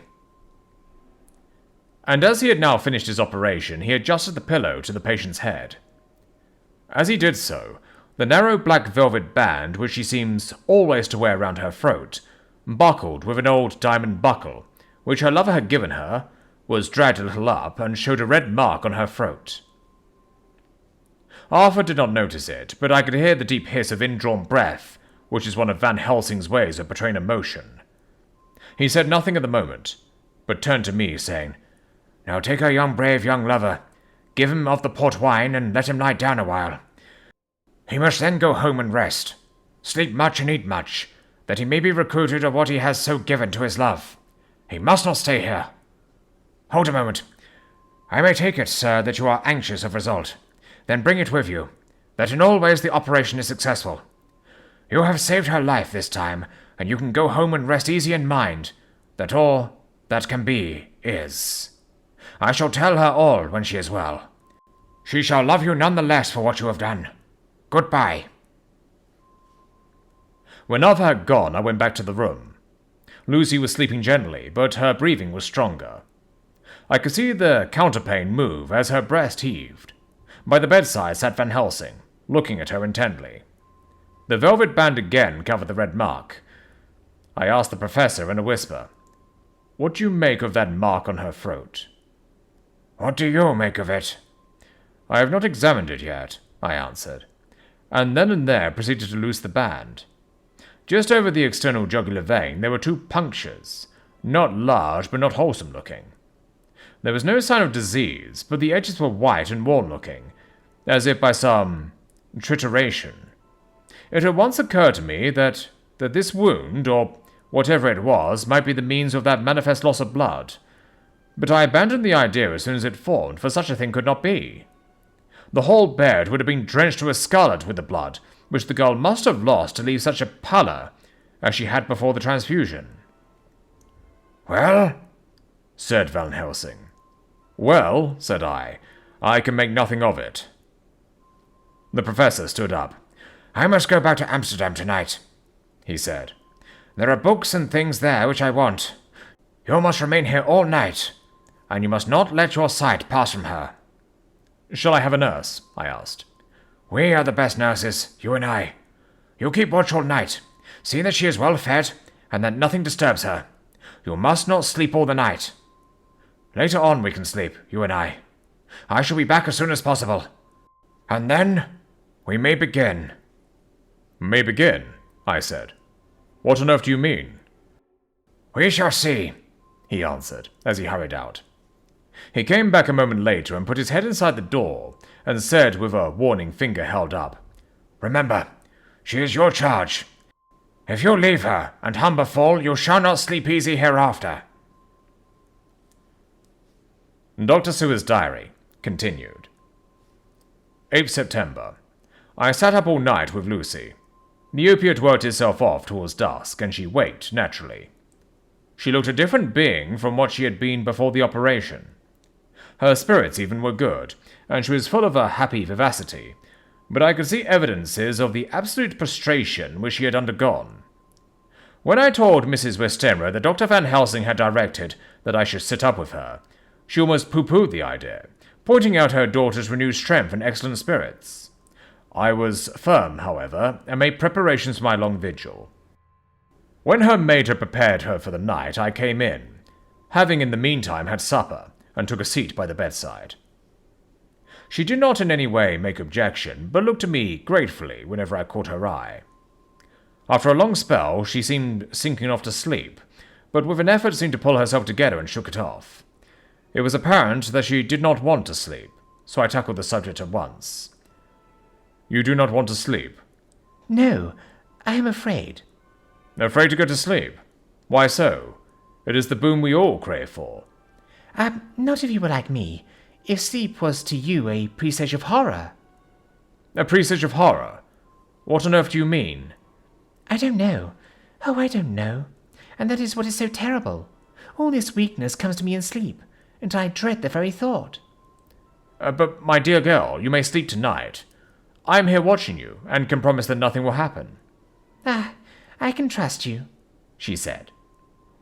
I seized the opportunity and said, I promise that if I see any evidence of bad dreams, I will wake you at once. You will?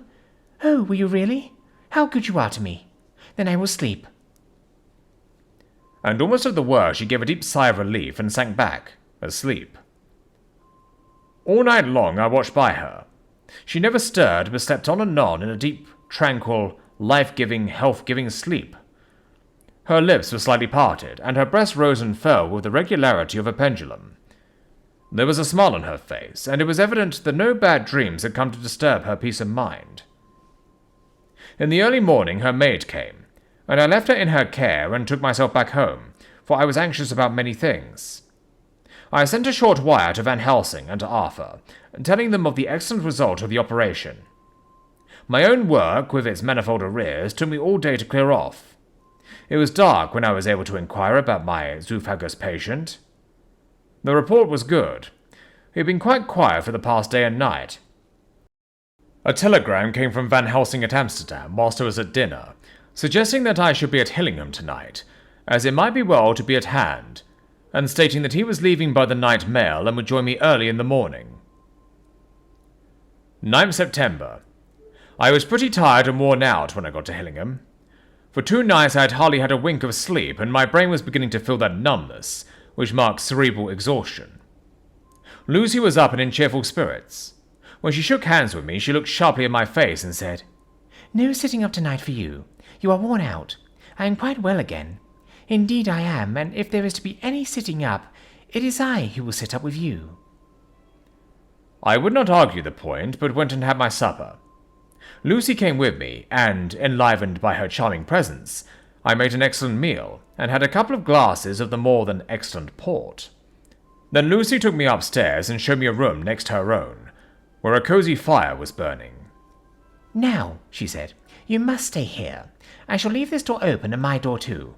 You can lie on the sofa, for I know that nothing would induce any of you doctors to go to bed whilst there is a patient above the horizon. If I want anything I shall call out, and you can come to me at once." I could not but acquiesce, for I was dog-tired, and could not have sat up had I tried. So, on her renewing her promise to call me if she should want anything, I lay on the sofa, and forgot all about everything. Lucy Westenra's diary. 9th September. I feel so happy tonight. I have been so miserably weak that to be able to think and move about is like feeling sunshine after a long spell of east wind out of a still sky. Somehow Arthur feels very, very close to me. I seem to feel his presence warm about me. I suppose it is that sickness and weakness are selfish things and turn our inner rise and sympathy on ourselves, whilst health and strength give love rein, and in thought and feeling he can wander where he wills. I know where my thoughts are, if only Arthur knew. My dear, your ears must tingle as you sleep, as mine do waking. Oh, the blissful rest of last night! How I slept, with that dear good Dr. Seward watching me. And tonight I shall not fear to sleep, since he is close at hand and within call. Thank everybody for being so good to me. Thank God. Good night, Arthur. Dr. Seward's diary. 10th September. I was conscious of the professor's hand on my head, and started awake all in a second. That is one of the things that we learn in an asylum, at any rate. "And how is our patient?" "Well, when I left her, or rather, when she left me," I answered. "Come, let us see," he said, and together we went into the room. The blind was down, so I went over to raise it gently, whilst Van Helsing stepped, with his soft, cat-like tread, over to the bed. As I raised the blind, and the morning sunlight flooded the room, I heard the professor's low hiss of inspiration, and knowing its rarity, a deadly fear shot through my heart. As I passed over, he moved back, and his exclamation of horror, "Gott in Himmel!" needed no enforcement from his agonized face. He raised his hand and pointed to the bed, and his iron face was drawn an ashen white. I felt my knees begin to tremble. There on the bed, seemingly in a swoon, lay poor Lucy, more horribly white and wan-looking than ever. Even the lips were white, and the gums seemed to have shrunken back from the teeth, as we sometimes see in a corpse after a prolonged illness. Van Helsing raised his foot to stamp in anger, but the instinct of his life and all the long years of habit stood to him, and he put it down again softly. "Quick," he said, "bring the brandy." I flew to the dining room and returned with the decanter. He wetted the poor white lips with it, and together we rubbed palm and wrist and heart. He felt her heart, and after a few moments of agonizing suspense, said, "It is not too late. It beats, though but feebly. All our work is undone. We must begin again. There is no young Arthur here now. I have to call on you yourself this time, friend John." As he spoke, he was dipping into his bag and producing the instruments of transfusion. I had taken off my coat and rolled on my shirt sleeve. There was no possibility of an opiate just at present, and no need of one, and so without a moment's delay we began the operation. After a time, it did not seem a short time either, for the draining away of one's blood, no matter how willingly it be given, is a terrible feeling. Van Helsing held up a warning finger. "Do not stir," he said, "but I fear that with growing strength she may wake, and that would make danger, oh, so much danger. But I shall precaution take. I shall give hypodermic injection of morphia." He proceeded then, swiftly and deftly, to carry out his intent. The effect on Lucy was not bad, for the feint seemed to merge subtly into the narcotic sleep. It was with a feeling of personal pride that I could see a faint tinge of colour steal back into the pallid cheeks and lips. No man knows, till he experiences it, what it is to feel his own lifeblood drawn away into the veins of the woman he loves. The professor watched me critically. "That will do," he said. "Already?" I remonstrated. "You took a great deal more from art." To which he smiled a sad sort of smile as he replied, "He is her lover, her fiancé. You have work, much work to do for her and for others, and the present will suffice." When we stopped the operation, he attended to Lucy, whilst I applied digital pressure to my own incision. I laid down, while I waited his lecture to attend to me, for I felt faint and a little sick. By and by, he bound up my wound, and sent me downstairs to get a glass of wine for myself. As I was leaving the room, he came after me, and half whispered, "Mind, nothing must be said of this. If our young lover should turn up unexpected, as before, no word to him. It would at once frighten him and enjealous him too. There must be none. So." When I came back, he looked at me carefully, and then said, "You are not much the worse. Go into the room and lie on your sofa, and rest a while, then have much breakfast and come here to me." I followed out his orders, for I knew how right and wise they were. I had done my part, and now my next duty was to keep up my strength. I felt very weak, and in the weakness lost something of the amazement at what had occurred. I fell asleep on the sofa, however, wondering over and over again how Lucy had made such a retrograde movement, and how she could have been drained of so much blood with no sign anywhere to show for it. I think I must have continued my wonder in my dreams, for, sleeping and waking, my thoughts always came back to the little punctures in her throat, and the ragged, exhausted appearance of their edges, tiny though they were. Lucy slept well into the day, and when she woke she was fairly well and strong, though not nearly so much so as the day before. When Van Helsing had seen her, he went out for a walk, leaving me in charge, with strict injunctions that I was not to leave her for a moment. I could hear his voice in the hall, asking the way to the nearest telegraph office. Lucy chatted with me freely, and seemed quite unconscious that anything had happened. I tried to keep her amused and interested. When her mother came up to see her, she did not seem to notice any change whatever, but said to me gratefully, "We owe you so much, Dr. Seward, for all you have done, but you really must now take care not to overwork yourself. You are looking pale yourself. You want a wife to nurse and look after you a bit, that you do." As she spoke, Lucy turned crimson, though it was only momentarily, for her poor wasted veins could not stand for long an unwanted drain to the head. The reaction came in excessive pallor, as she turned imploring eyes on me. I smiled and nodded and laid my fingers on my lips. With a sigh, she sank back amid her pillows. Van Helsing returned in a couple of hours and presently said to me, "Now you go home, and eat much and drink enough. Make yourself strong. I stay here tonight, and I shall sit up with little miss myself. You and I must watch the case, and we must have none of it to know. I have grave reasons. No, do not ask me. Think what you will. Do not fear to think even the most not improbable. Good night." In the hall, two of the maids came to me, and asked if they or either of them might not sit up with Miss Lucy.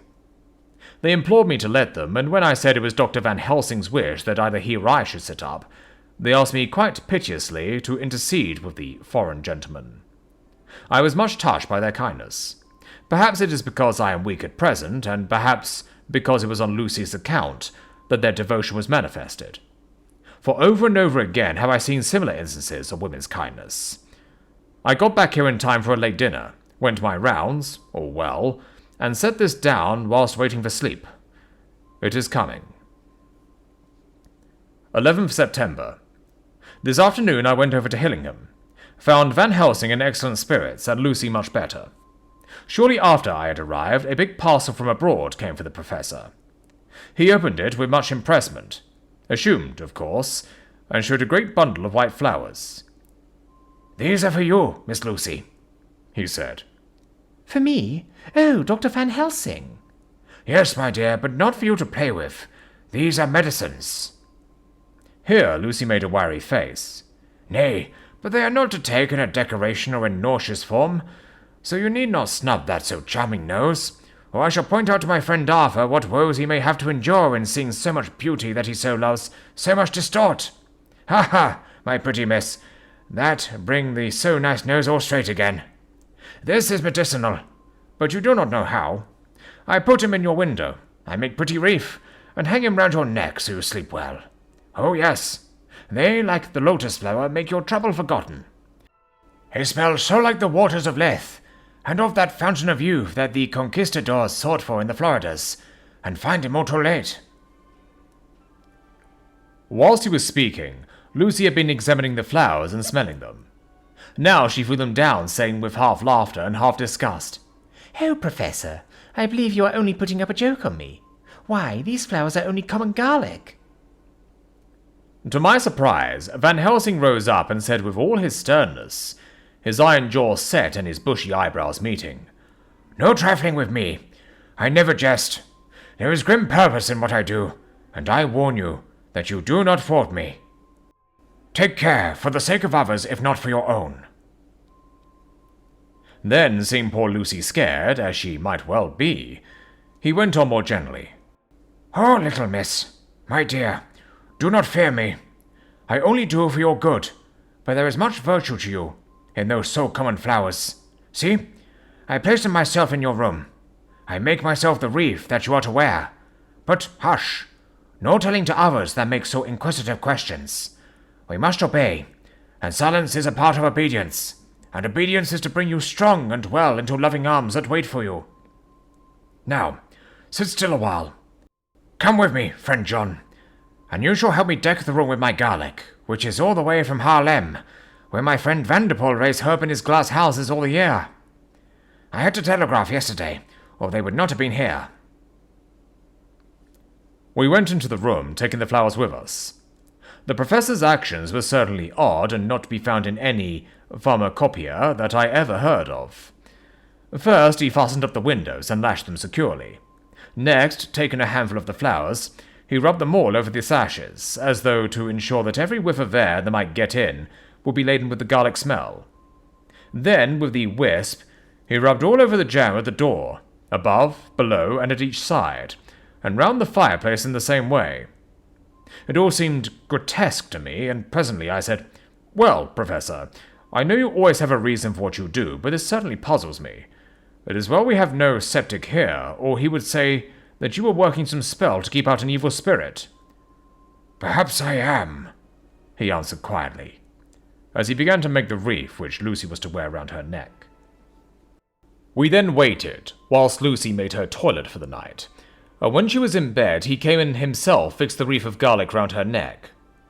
The last words he said to her were, "Take care you do not disturb it, and even if the room feel close, do not tonight open the window or the door." I promise, said Lucy. And thank you both 1,000 times for all your kindness to me.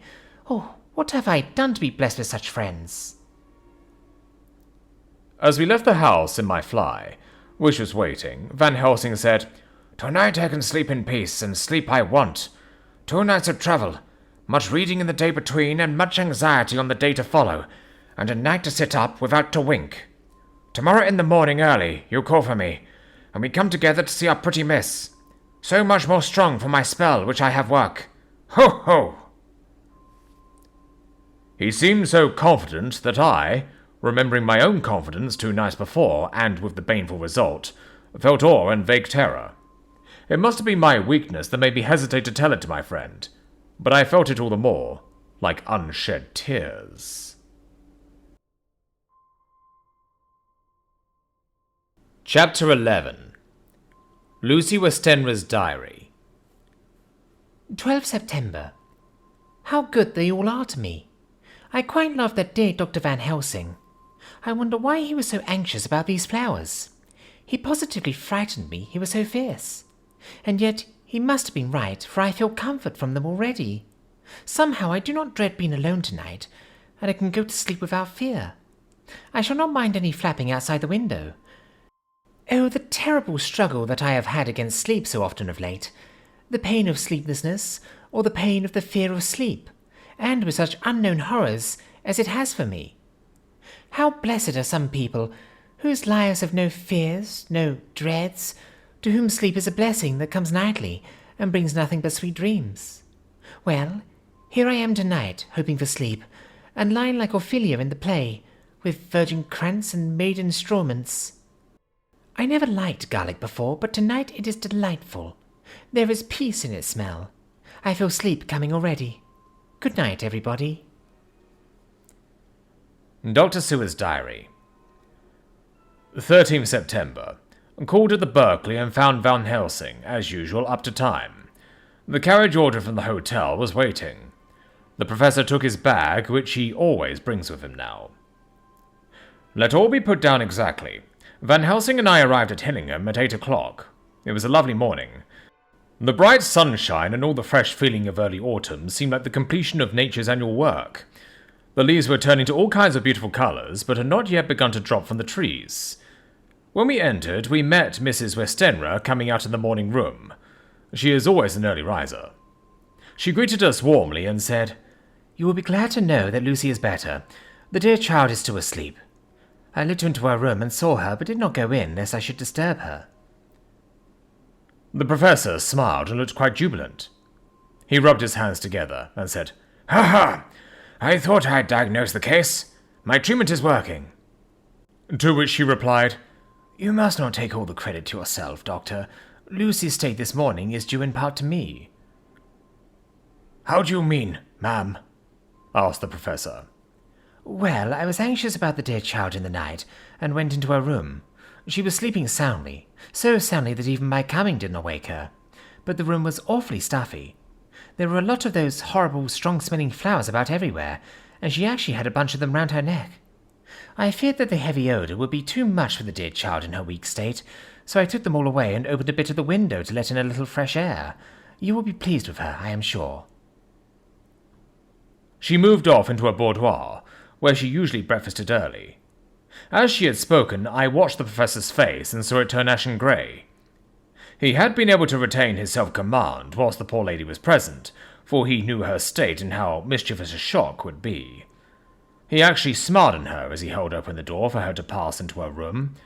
But the instant she had disappeared, he pulled me, suddenly and forcibly, into the dining room, and closed the door.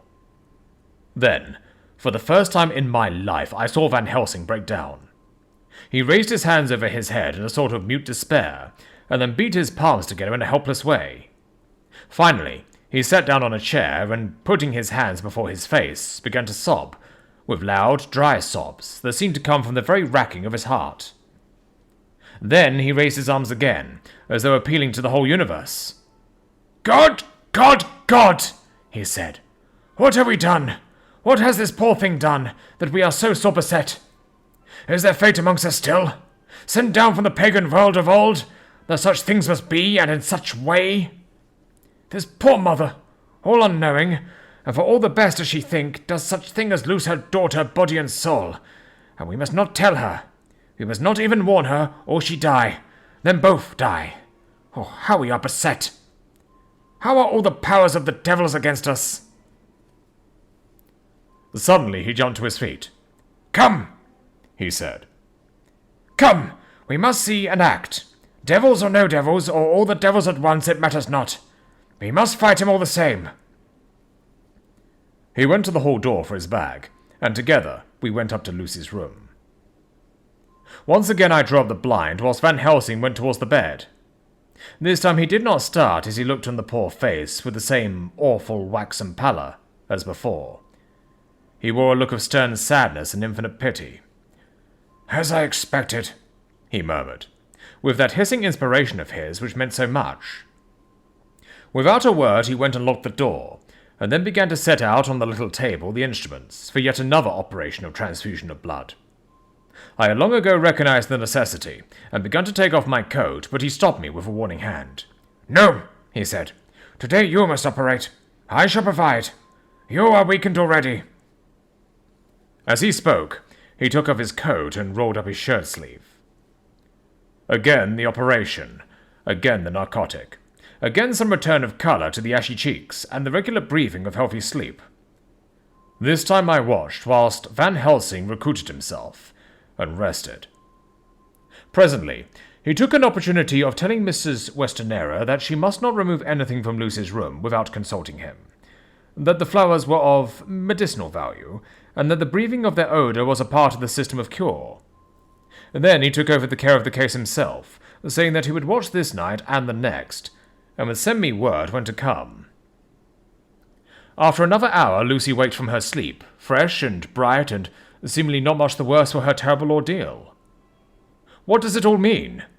I am beginning to wonder if my long habit of life amongst the insane is beginning to tell upon my own brain. Lucy Westenra's diary. 17th September. 4 days and nights of peace. I am getting so strong again that I hardly know myself. It is as if I had passed through some long nightmare, and had just awakened to see the beautiful sunshine, and feel the fresh air of the morning around me. I have a dim half-remembrance of long anxious times of waiting and fearing, darkness in which there was not even the pain of hope to make present distress more poignant. And then long spells of oblivion, and the rising back to life as a diver coming up through a great press of water. Since, however, Dr. Van Helsing has been with me, all this bad dreaming seems to have passed away. The noises that used to frighten me out of my wits, the flapping against the windows, the distant voices which seemed so close to me, the harsh sounds that came from I know not where and commanded me to do I know not what, have all ceased. I go to bed now without any fear of sleep. I do not even try to keep awake. I have grown quite fond of the garlic, and a box will arrive for me every day from Haarlem. Tonight, Dr. Van Helsing is going away, as he has to be for a day in Amsterdam. But I need not be watched. I am well enough to be left alone. Thank God for Mother's sake, and dear Arthur's, and for all our friends who have been so kind. I shall not even feel the change, for last night Dr. Van Helsing slept in his chair a lot of the time. I have found him asleep twice when I awoke, but I did not fear to go to sleep again, although the bows or bats or something flapped almost angrily against the window panes. The Pall Mall Gazette, 18th September. The escaped wolf, perilous adventure of our interviewer. Interview with the keeper in the Zoological Gardens. After many inquiries and almost as many refusals, and perpetually using the words Pall Mall Gazette as a sort of talisman, I managed to find the keeper of the section of the Zoological Gardens in which the wolf department is included.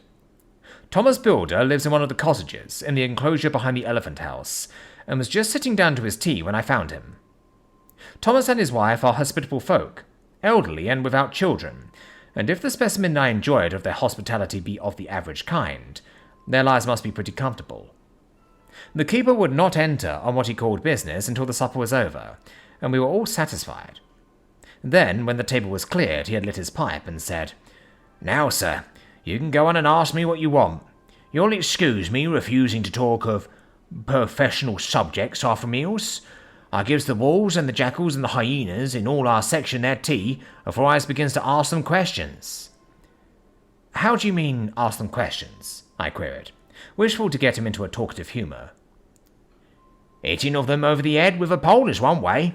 Scratching of their ears is another, when gents is as flush wants a bit of a show-off to their gals. I don't so much mind the first. The hitting of the pole part afores I chucks in their dinner, but I waits till they have had their sherry and coffee, so to speak, afore I tries on with the ear scratching. Mind you," he added philosophically. There's a deal of the same nature in us as in them near animals. Here's you a coming and asking me questions about my business, and I that grump like that only for your blooming half-quid, I'll have seen you blow first before I answer. Not even when you ask me sarcastic like, if I'd like you to ask the superintendent if you might ask me questions. Without offence, did I tell you to go to hell? You did. And when you said you'd report me for using obscene language, that was hitting me over the head. But the half-quid made that all right. I wasn't going to fight, so I waited for the food, and deal with my owl as the wolves and lions and tigers does. But, Lord love your heart, now that the old ooman has stuck a chunk of her tea cake in me, and rinsed me out with a blooming old teapot, and half lit hump, you may scratch my ears for all you're worth, and won't even get a growl out of me. Drive along with your questions. I know what you're a-coming at, that here escaped wolf. Exactly. I want you to give me your view of it. Just tell me how it happened, and when I know the facts, I'll get you to say what you consider was the cause of it, and how you think the whole affair will end. All right, Governor. This here is about the old story. That here wolf, what we call Berserker, was one of 3 grey ones that came from Norway to Jumrax, which we bought off him 4 years ago. He was a nice, well-behaved wolf, that never gave no trouble to talk of. I'm more surprised at him for wanting to get out, nor any other animal in the place. But there, you can't trust wolves no more than women. Don't you mind him, sir, broke in Mrs. Thomas with a cheery laugh. He's got minding the animals so long's that blessed if he ain't like an old wolf himself. But there ain't no harm in him. Well, sir, it was about 2 hours after feeding yesterday when I first heard my disturbance. I was making up a litter in the monkey house for a young puma which is ill, but when I heard the yelping and howling I kept away straight. There was Bissica tearing like a mad thing at the bars as if he wanted to get out. There wasn't much people about that day, and close at hand was only one man, a tall, thin chap with a hooked nose and a pointed beard, with a few white hairs running through it. He had an hard, cold look and red eyes, and I took a sort of mislike to him, for it seemed as if it was him as they were irritated at. He had white kid gloves on his hands, and he pointed out the animals to me and says, "Keeper, those wolves seem upset at something." "Maybe it's you," says I, for I did not like the airs as he gives himself. He didn't get angry as I hoped he would, but he smiled a kind of insolent smile with a mouth full of white, sharp teeth. "Oh no, they wouldn't like me," he says. "Oh yes, they would," says I, imitating of him. "They always like a bone or two to clean their teeth on about tea time, which you has a bagful." Well, it was an odd thing, but when the animals see us a-talking, they lay down, and when I went over to Bissica, he let me stroke his ear same as ever. That there man came over, and blessed but he didn't put his hand in and stroke the old wolf's ears too. "Take care," says I. "Berserker is quick." "Never mind," he says. "I'm used to 'em." "Are you in the business yourself?" I says, taking off my hat. "For a man what trades in wolves, etc., is a good friend to keepers." "No," says he. "Not exactly in the business, but I have made pets of several." And with that he lifts his hat as polite as a lord, and walks away. Old Berserker kept a looking after him till he was out of sight, and then went and lay down in a corner and wouldn't come out the whole evening. Well, last night, so soon as the moon was up, the wolves here all began howling. There wasn't nothing for them to howl at. There wasn't no one near, except someone that was evidently a-calling a dog somewheres out back of the gardens in the Park Road. Once or twice I went out to see that all was right, and it was. And then the howling stopped. Just before 12 o'clock I just took a look round before turning in, and bust me, but when I kept opposite to old Berserker's cage I see the rails broken and twisted about and the cage empty. And that's all I know for certain. Did anyone else see anything? One of our gardeners was going home about that time from an armoury, when he sees a big grey dog coming out for the gardening edges. At least, so he says. But I don't give much for it myself, for if he did, he never said a word about it to his missus when he got home, and it was only after the escape of the wolf was made known, and we had been up all night a-hunting of the path for Berserker, that he remembered seeing anything. My own belief was that the armory had gotten into his head. Now, Mr. Builder, can you account in any way for the escape of the wolf? Well, sir, he said, with a suspicious sort of modesty, I think I can, but I don't know as how you'll be satisfied with the theory. Certainly I shall. If a man like you, who knows the animals from experience, can't hazard a good guess at any rate, who is even to try? Well then, sir, I accounts for it this way. It seems to me that here wolf escaped simply because he wanted to get out. From the hearty way that both Thomas and his wife laughed at the joke, I could see that it had done service before, and that the whole explanation was simply an elaborate sell. I couldn't cope in badinage with the worthy Thomas, but I thought I knew a surer way to his heart, so I said, Now, Mr. Builder, we'll consider that first half-sovereign worked off, and this brother of his is waiting to be claimed when you've told me what you think will happen. Right you are, sir, he said briskly. You'll excuse me, I know, for a chaffing of you, but the old woman here winked at me, which was as much as telling me to go on. Well, I never, said the old lady.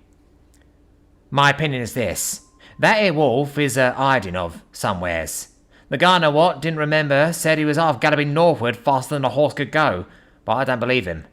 For, you see, sir, wolves don't gallop no more nor dogs does. They not been built that way.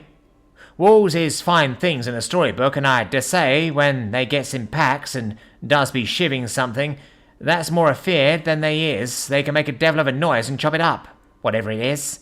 But, Lord bless you, in real life a wolf is only a low creature, not half so clever or bold as a good dog, and not half a quarter so much fighting him. This one ain't been used to fighting or even to providing for himself, and more like he's somewhere round the park a hiding and shivering of, and if he thinks at all, wondering where he is to get his breakfast from. Or maybe he's got down some area and is in a coal cellar. My eye, won't some cook get a rum start when she sees his green eyes a shining at her out the dark? If he can't get food, he's bound to look for it, and mayhap he may chance to light on a butcher's shop in time. If he doesn't, and some nursemaid goes out walking or off with a soldier, leaving of the infant in the perambulator, well, then I shouldn't be surprised if the census is one babby the less.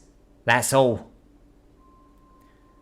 I was handing him the half-sovereign when something came bobbing up against the window, and Mr. Builder's face doubled his natural length with surprise. God bless me, he said. If there ain't old Berserker come back by himself. He went to the door and opened it. A most unnecessary proceeding, it seemed to me. I've always thought that a wild animal never looks so well as when some obstacle of profound durability is between us. A personal experience has intensified rather than diminished that idea. After all, however, there was nothing like custom, for neither Builder nor his wife thought any more of the wolf than I should of a dog. The animal itself was as peaceful and well-behaved as that father of all picture wolves, Red Riding Hood's quondam friend, whilst moving her confidence in masquerade. The whole scene was an unutterable mixture of comedy and pathos. The wicked wolf that for half a day has paralysed London and set all the children in town shivering in their shoes was there in a sort of penitent mood, and was received and petted like a sort of Vulpine prodigal son. Old Builder examined him all over with most tender solicitude, and when he had finished with his penitent, said, There, I knew the poor old chap would get into some kind of trouble. Didn't I say it all along? Here's his head all cut and full of broken glass. He's been a-getting over some blooming wall or other. It's a shame that people are allowed to top their walls with broken bottles. This here's what comes of it. Come along, Berserker. He took the wolf and locked him up in a cage with a piece of meat that satisfied, in quantity at any rate, the elementary conditions of the fatted calf, and went off to report. I came off too, to report the only exclusive information that is given today regarding the strange escapade at the zoo. Dr. Seward's Diary. 17th September. I was engaged after dinner in my study, posting up my books, which, through press of other work and the many visits to Lucy, had fallen sadly into arrear. Suddenly the door was burst open, and in rushed my patient with his face distorted with passion. I was thunderstruck, for such a thing as a patient getting off his own accord into the superintendent's study is almost unknown. Without an instant's notice, he made straight at me. He had a dinner knife in his hand, and as I saw he was dangerous, I tried to keep the table between us. He was too quick and too strong for me. However, for before I could get my balance, he had struck at me and cut my left wrist rather severely. Before he could strike again, however, I got in my right hand and he was sprawling on his back on the floor. My wrist bled freely, and quite a little pool trickled onto the carpet. I saw that my friend was not intent on further effort, and occupied myself binding up my wrist, keeping a wary eye on the prostrate figure all the time. When the attendants rushed in and we turned our attention to him, his employment positively sickened me. He was lying on his belly on the floor, licking up, like a dog, the blood which had fallen from my wounded wrist. He was easily secured, and to my surprise, went with the attendants quite placidly, simply repeating over and over again, "The blood is the life. The blood is the life." I cannot afford to lose blood just at present. I have lost too much of late for my physical good, and then the prolonged strain of Lucy's illness and his horrible phases is telling on me. I'm overexcited and weary, and I need rest. Rest. Happily Van Helsing has not summoned me, so I need not forgo my sleep. Tonight, I could not well do without it. Telegram. Van Helsing, Antwerp, to Tshirt, Carfax. Sent to Carfax, Sussex, as no county given. Delivered late by 22 hours. 17th September. Do not fail to be at Helium tonight. If not watching all the time, frequently visit and see that flowers are as placed. Very important. Do not fail. Shall be with you as soon as possible after arrival. Dr. Seward's Diary. 18th September. Just off train to London. The arrival of Van Helsing's telegram filled me with dismay. A whole night lost, and I know by bitter experience what may happen in a night. Of course, it is possible that all may be well, but what may have happened? Surely there is some horrible doom hanging over us, that every possible accident should thwart us in all we try to do. I shall take this cylinder with me, and then I can complete my entry on Lucy's phonograph. Memorandum left by Lucy Westenra. 17th September, night. I write this and leave it to be seen, so that no one may by any chance get into trouble through me. This is an exact record of what took place tonight. I feel I am dying of weakness, and have barely strength to write, but it must be done if I die in the doing. I went to bed as usual, taking care that the flowers were placed as Dr. Van Helsing directed, and soon fell asleep. I was waked by the flapping at the window, which had begun after that sleepwalking on the cliff at Whitby when Mina saved me, and which now I know so well. I was not afraid, but I did wish that Dr. Seward was in the next room, as Dr. Van Helsing said he would be, so that I might have called him. I tried to sleep, but I could not. Then there came to me the old fear of sleep, and I determined to keep awake. Perversely, sleep would try to come then when I did not want it. So, as I feared to be alone, I opened my door and called out, "Is there anybody there?" There was no answer. I was afraid to wake Mother, and so closed my door again. Then outside in the shrubbery I heard a sort of howl like a dog's, but more fierce and deeper. I went to the window and looked out, but could see nothing, except a big bat, which had evidently been buffeting its wings against the window. So I went back to bed again, but determined not to go to sleep. Presently the door opened, and Mother looked in. Seeing by my moving that I was not asleep, she came in and sat by me. She said to me even more sweetly and softly than her wont, "I was uneasy about you, darling, and came in to see that you were all right." I feared she might catch cold sitting there, and asked her to come in and sleep with me, so she came into bed and lay down beside me. She did not take off her dressing gown, for she said she would only stay a while and then go back to her own bed. As she lay there in my arms, and I in hers, the flapping and buffeting came to the window again. She was startled and a little frightened, and cried out, "What is that?" I tried to pacify her, and at last succeeded, and she lay quiet. But I could hear her poor dear heart still beating terribly. After a while there was the howl again out in the shrubbery, and shortly after there was a crash at the window, and a lot of broken glass was hurled on the floor. The window blind blew back with the wind that rushed in, and in the aperture of the broken panes there was the head of a great, gaunt, grey wolf. Mother cried out in fright, and struggled up into a sitting posture, and clutched wildly at anything that would help her. Amongst other things, she clutched the wreath of flowers that Dr. Van Helsing insisted on my wearing round my neck, and tore it away from me. For a second or two she sat up, pointing at the wolf, and there was a strange and horrible gurgling in her throat. Then she fell over, as if struck with lightning, and her head hit my forehead, and made me dizzy for a moment or two. The room and all round seemed to spin round.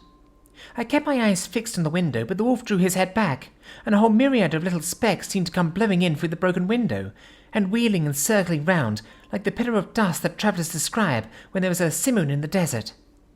I tried to stir, but there was some spell upon me, and dear mother's poor body, which seemed to grow cold already, for her dear heart had ceased to beat, weighed me down, and I remembered no more for a while. The time did not seem long, but very, very awful, till I recovered consciousness again. Somewhere near, a passing bell was tolling. The dogs all round the neighbourhood were howling, and in our shrubbery, seemingly just outside, a nightingale was singing. I was dazed and stupid with pain and terror and weakness, but the sound of the nightingale seemed like the voice of my dead mother come back to comfort me. The sound seemed to have awakened the maids too, for I could hear their bare feet pattering outside my door. I called to them and they came in, and when they saw what had happened, and what it was that lay over me on the bed, they screamed out. The wind rushed in through the broken window, and the door slammed to. They lifted off the body of my dear mother and laid her, covered up with a sheet, on the bed after I had got up. They were all so frightened and nervous that I directed them to go to the dining room and each have a glass of wine. The door flew open for an instant and closed again. The maid shrieked, and then went in a body to the dining room, and I laid what flowers I had on my dear mother's breast.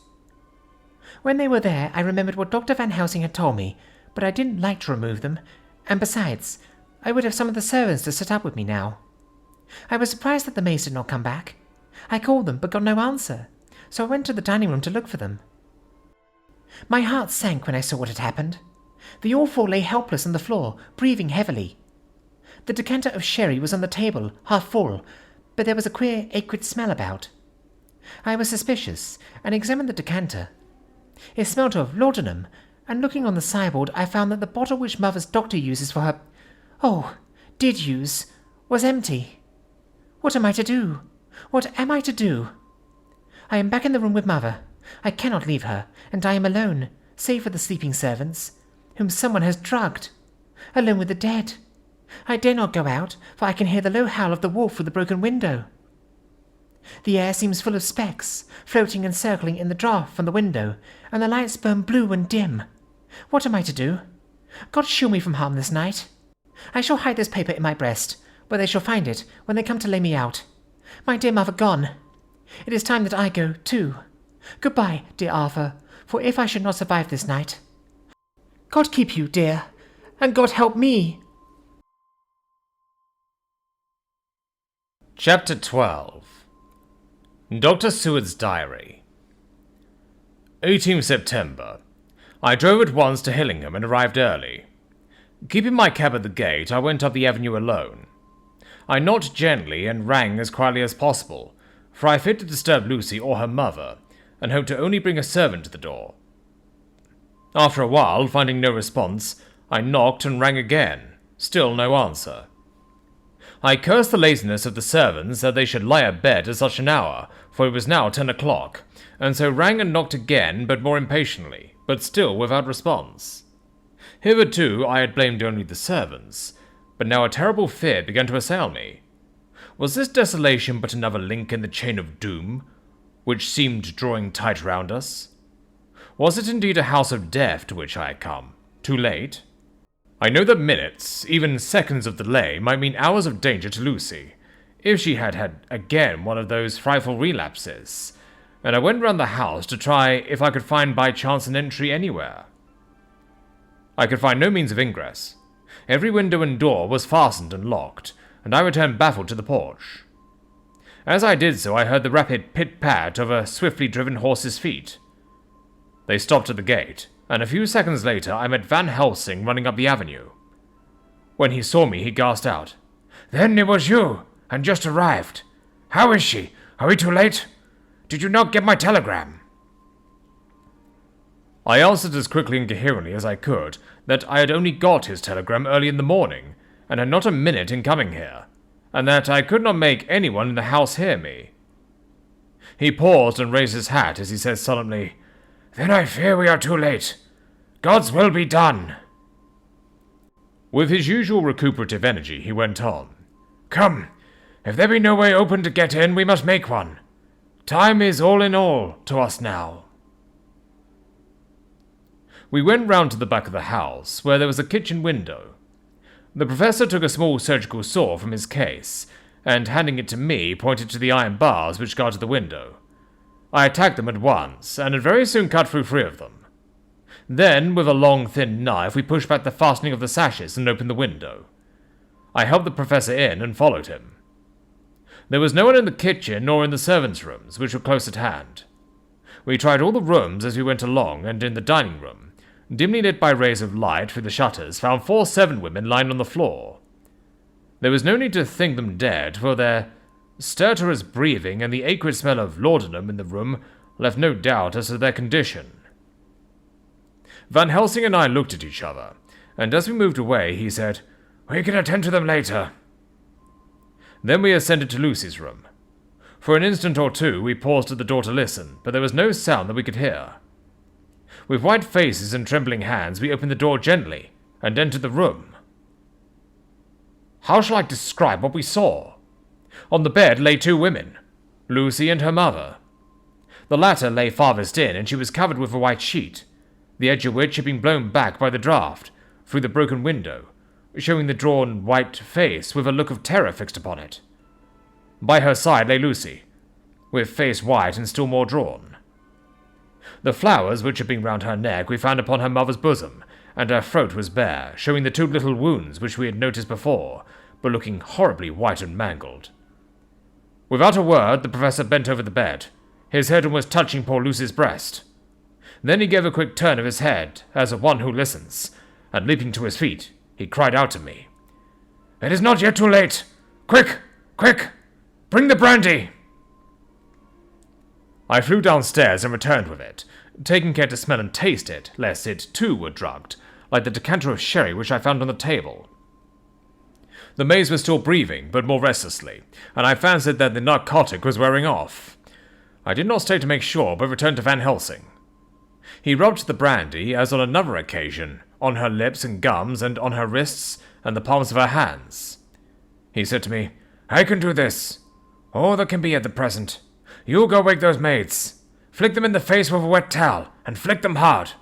Make them get heat and fire and a warm bath. This poor soul is nearly as cold as that beside her. She will need be heated before you can do anything more." I went at once and found little difficulty in waking 3 of the women. The 4th was only a young girl, and the drug had evidently affected her more strongly, so I lifted her on the sofa and let her sleep. The others were dazed at first, but as remembrance came back to them, they cried and sobbed in a hysterical manner. I was stern with them, however, and would not let them talk. I told them that one life was bad enough to lose, and if they delayed, they would sacrifice Miss Lucy. So, sobbing and crying, they went about their way, half-clad as they were, and prepared fire and water. Fortunately, the kitchen and boiler fires were still alive, and there was no lack of hot water. We got a bath and carried Lucy out, as she was, and placed her in it. Whilst we were busy chafing her limbs, there was a knock at the hall door. One of the maids ran off, hurried on some more clothes, and opened it. Then she returned and whispered to us that there was a gentleman who had come with a message from Mr. Holmwood. I bade her simply tell him that he must wait, for we could see no one now. She went away with the message, and engrossed with our work, I clean forgot all about him. I never saw in all my experience the professor work in such deadly earnest. I knew, as he knew, that it was a stand-up fight with death, and in a pause told him so. He answered me in a way that I did not understand, but with the sternest look that his face could wear. "If that were all, I would stop here, where we are now, and let her fade away into peace, for I see no light in life over her horizon." He went on with his work with, if possible, renewed and more frenzied vigor. Presently, we both began to be conscious that the heat was beginning to be of some effect. Lucy's heart beat a trifle more audibly to the stethoscope, and her lungs had a perceptible movement. Van Helsing's face almost beamed, and as we lifted her from the bath and rolled her in a hot sheet to dry her, he said to me, "The first gain is ours. Check to the king." We took Lucy into another room, which had by now been prepared, and laid her in bed, and forced a few drops of brandy down her throat. I noticed that Van Helsing tied a soft silk handkerchief round her throat. She was still unconscious, and was quite as bad as, if not worse than, we had ever seen her. Van Helsing called in one of the women, and told her to stay with her, and not to take her eyes off her till we returned, and then beckoned me out of the room. "We must consult as to what is to be done," he said, as we descended the stairs.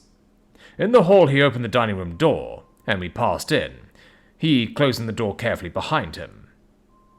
The shutters had been opened, but the blinds were already down, with that obedience to the etiquette of death which the British woman of the lower classes always rigidly observes. The room was, therefore, dimly dark. It was, however, light enough for our purposes. Van Helsing's sternness was somewhat relieved by a look of perplexity. He was evidently torturing his mind about something, so I waited for an instant, and he spoke. "What are we to do now? Where are we to turn for help? We must have another transfusion of blood, and that soon, or that poor girl's life won't be worth an hour's purchase. You are exhausted already. I am exhausted too. I fear to trust those women, even if they would have courage to submit. What are we to do for someone who will open his veins for her?" "What's the matter with me, anyhow?" The voice came from the sofa across the room, and its tones brought relief and joy to my heart, for they were those of Quincy Morris.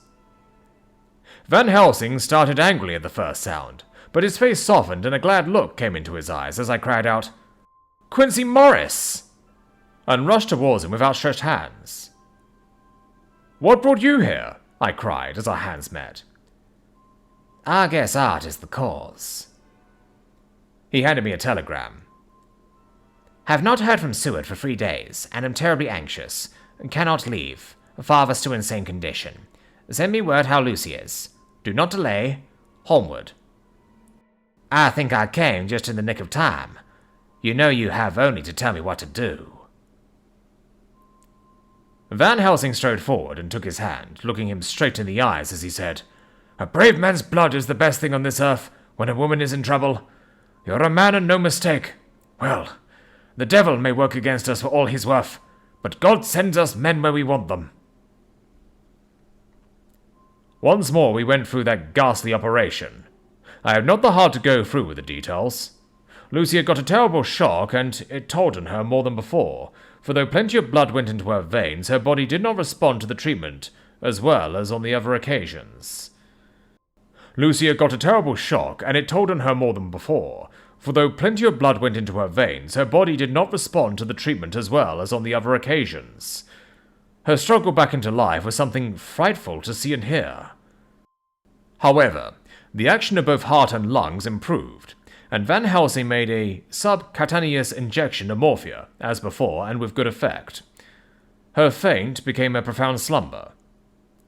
The professor washed whilst I went downstairs with Quincy Morris, and sent one of the maids to pay off one of the cabmen who were waiting.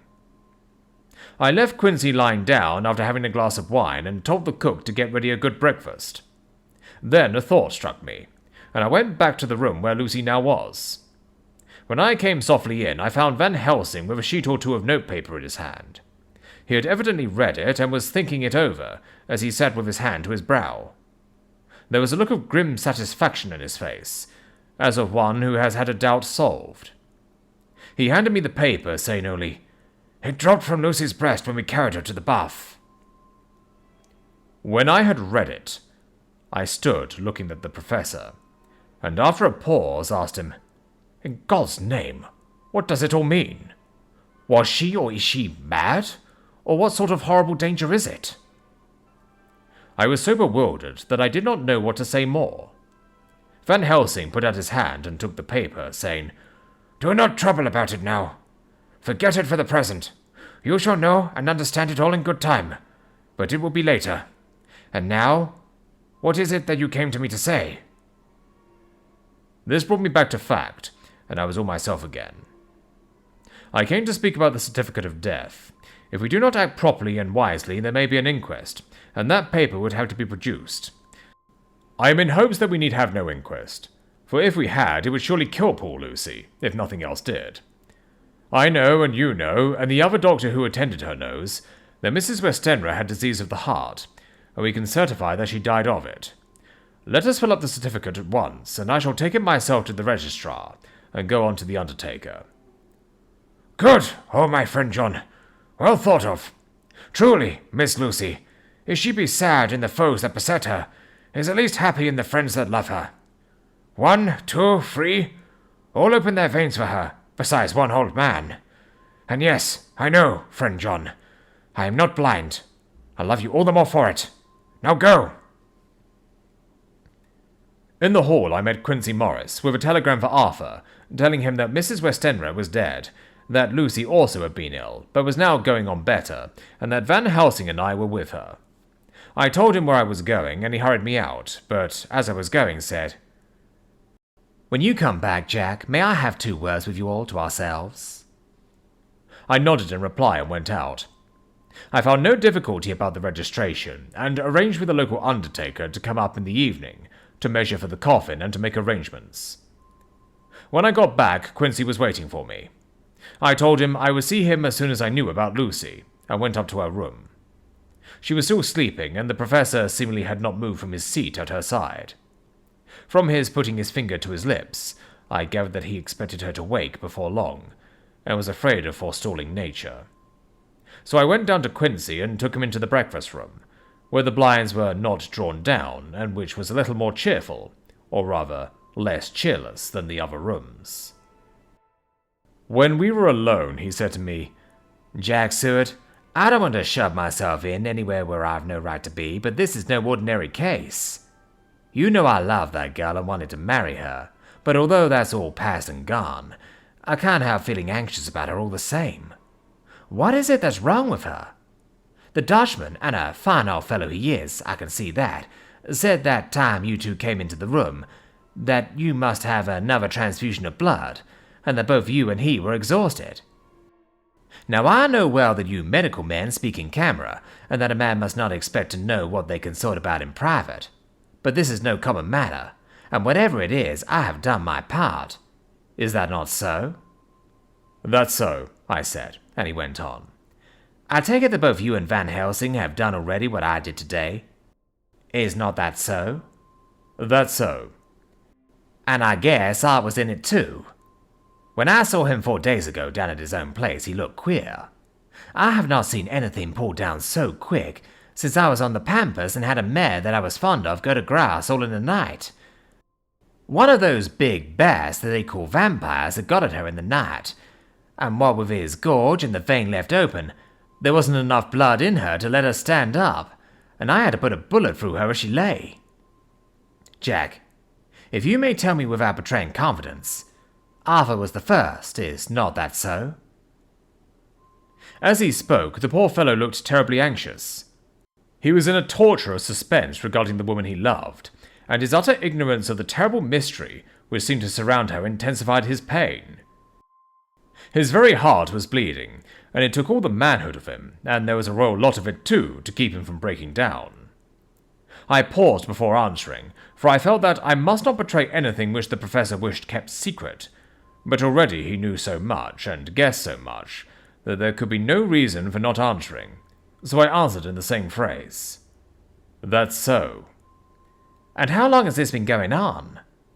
"About 10 days. 10 days?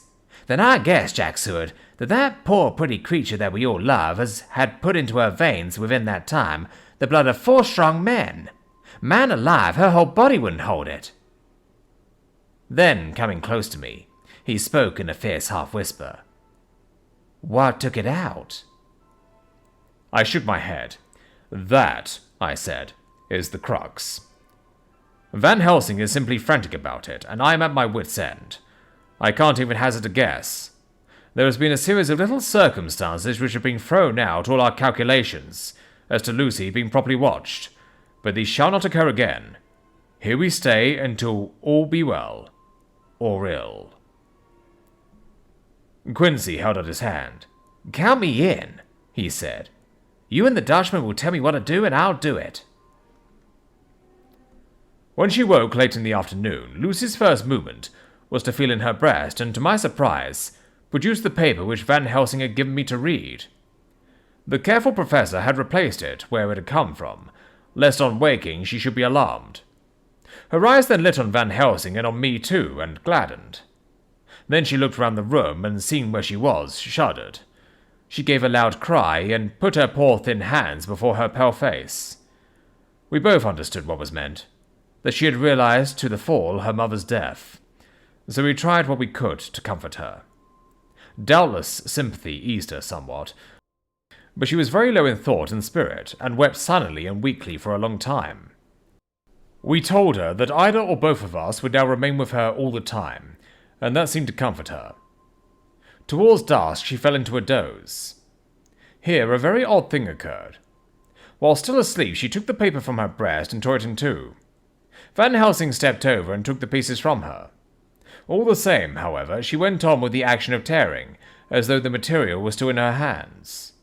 Finally, she lifted her hands and opened them, as though scattering the fragments. Van Helsing seemed surprised, and his brows gathered as if in thought, but he said nothing. 19th September.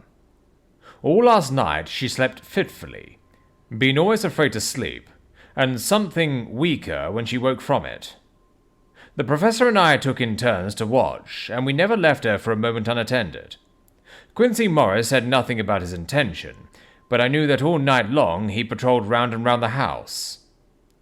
When the day came, its searching light showed the ravages in poor Lucy's strength. She was hardly able to turn her head, and the little nourishment which she could take seemed to do her no good. At times she slept, and both Van Helsing and I noticed the difference in her, between sleeping and waking. Whilst asleep she looked stronger, although more haggard, and her breathing was softer. Her open mouth showed the pale gums drawn back from the teeth, which looked positively longer and sharper than usual. When she woke, the softness of her eyes evidently changed the expression, for she looked her own self, although a dying one. In the afternoon she asked for Arthur, and we telegraphed for him. Quincy went off to meet him at the station. When he arrived, it was nearly 6 o'clock, and the sun was setting full and warm, and the red light streamed in through the window and gave more colour to the pale cheeks. When he saw her, Arthur was simply choking with emotion, and none of us could speak. In the hours that had passed, the fits of sleep or the comatose condition that passed for it had grown more frequent, so that the pauses when conversation was possible were shortened. Arthur's presence, however, seemed to act as a stimulant. She rallied a little and spoke to him more brightly than she had done since we arrived. He too pulled himself together and spoke as cheerily as he could, so that the best was made of everything. It is now nearly 1 o'clock, and he and Van Helsing are sitting with her. I am to relieve them in a quarter of an hour, and I am entering this on Lucy's phonograph. Until 6 o'clock they are to try to rest. I fear that tomorrow will end our watching, for the shock has been too great. The poor child cannot rally. God help us all. Letter. Mina Harker to Lucy Westenra. Unopened by her. 17th September. My dearest Lucy, it seems an age since I have heard from you, or indeed since I wrote. You will pardon me, I know, for all my faults when you have read all my budget of news. Well, I got my husband back all right. When we arrived at Exeter, there was a carriage waiting for us, and in it, though he had an attack of gout, Mr. Hawkins. He took us to his house, where there were rooms for us all, nice and comfortable, and we dined together. After dinner, Mr. Hawkins said, "My dears, I want to drink your health and prosperity, and may every blessing attend you both. I know you both from children, and have, with love and pride, seen you grow up. Now I want you to make your home here with me. I have left to me neither chick nor child. All are gone, and in my will I have left you everything." I cried. Lucy, dear, as Jonathan and the old man clasped hands, Our evening was a very, very happy one. So here we are, installed in this beautiful old house, and from both my bedroom and the drawing room I can see the great elms of the cathedral close, with their great black stems standing out against the old yellow stone of the cathedral, and I can hear the rooks overhead cawing and chattering and gossiping all day, after the manner of rooks and humans. I am busy, I need not tell you, arranging things and housekeeping. Jonathan and Mr. Hawkins are busy all day, for now that Jonathan is a partner, Mr. Hawkins wants to tell him all about the clients. How is your dear mother getting on? I wish I could run up to town for a day or two to see you, dear, but I dare not go yet, with so much on my shoulders, and Jonathan wants looking after still. He is beginning to put some flesh in his bones again, but he was terribly weakened by the long illness.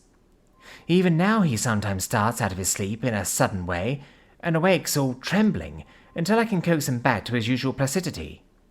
However, thank God, these occasions grow less frequent as the days go on, and they will in time pass away altogether, I trust. And now I have told you my news, let me ask yours. When are you to be married? And where? And who is to perform the ceremony? And what are you to wear? And is it to be a public or private wedding? Tell me all about it, dear. Tell me all about everything, for there is nothing which interests you which will not be dear to me. Jonathan asked me to send his respectful duty, but I do not think that is good enough from the junior partner of the important firm Hawkins and Harker. And so, as you love me, and he loves me, and I love you with all the moods and tenses of the verb, I send you simply his love instead. Goodbye, my dearest Lucy, and blessings on you. Yours, Mina Harker.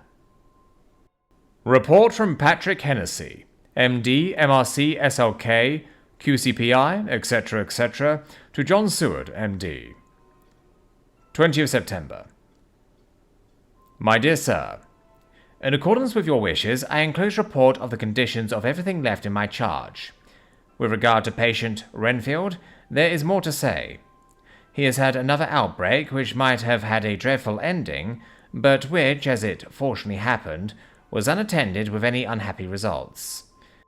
This afternoon, a carrier's cart with 2 men made a call at the empty house whose grounds abut on ours, the house to which, you will remember, the patient twice ran away. The men stopped at our gate to ask the porter their way, as they were strangers. I was myself looking out of the study window, having a smoke after dinner, and saw one of them come up to the house. As he passed the window of Renfield's room, the patient began to rate him from within, and called him all the foul names he could lay his tongue to. The man, who seemed a decent fellow enough, contented himself by telling him to shut up for a foul-mouthed beggar, whereon our man accused him of robbing him and wanting to murder him, and said that he would hinder him if he were to swing for it. I opened the window and signed to the man not to notice, so he contented himself after looking the place over and making up his mind as to what kind of place he had got to by saying, "Lord bless you, sir, I won't mind what was said to me in a blooming madhouse. I pity you and the governor for having to live in the house with a wild beast like that."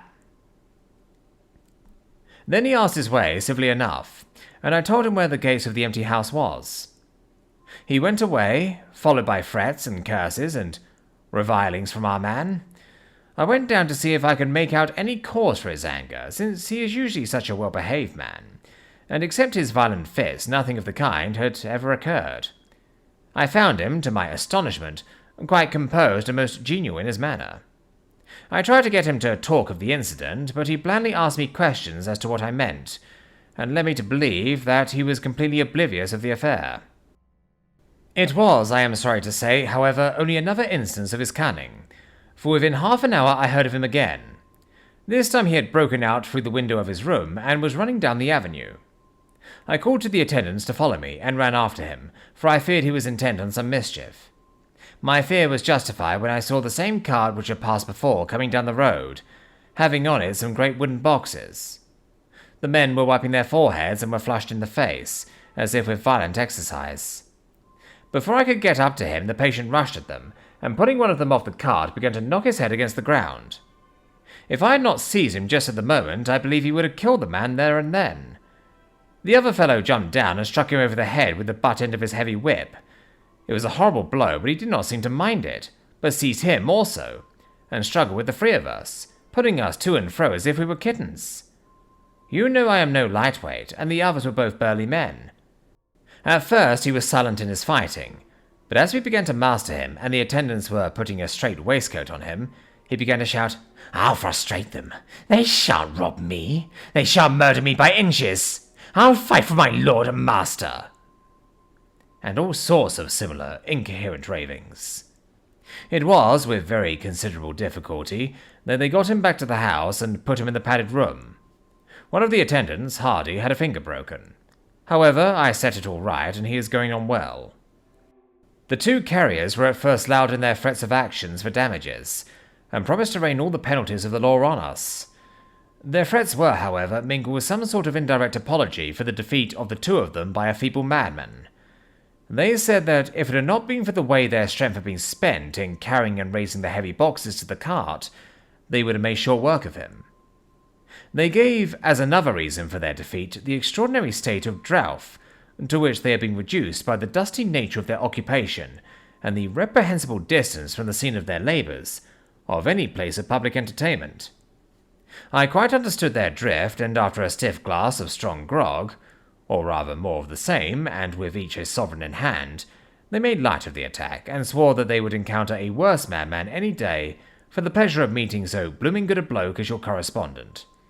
I took their names and addresses in case they might be needed.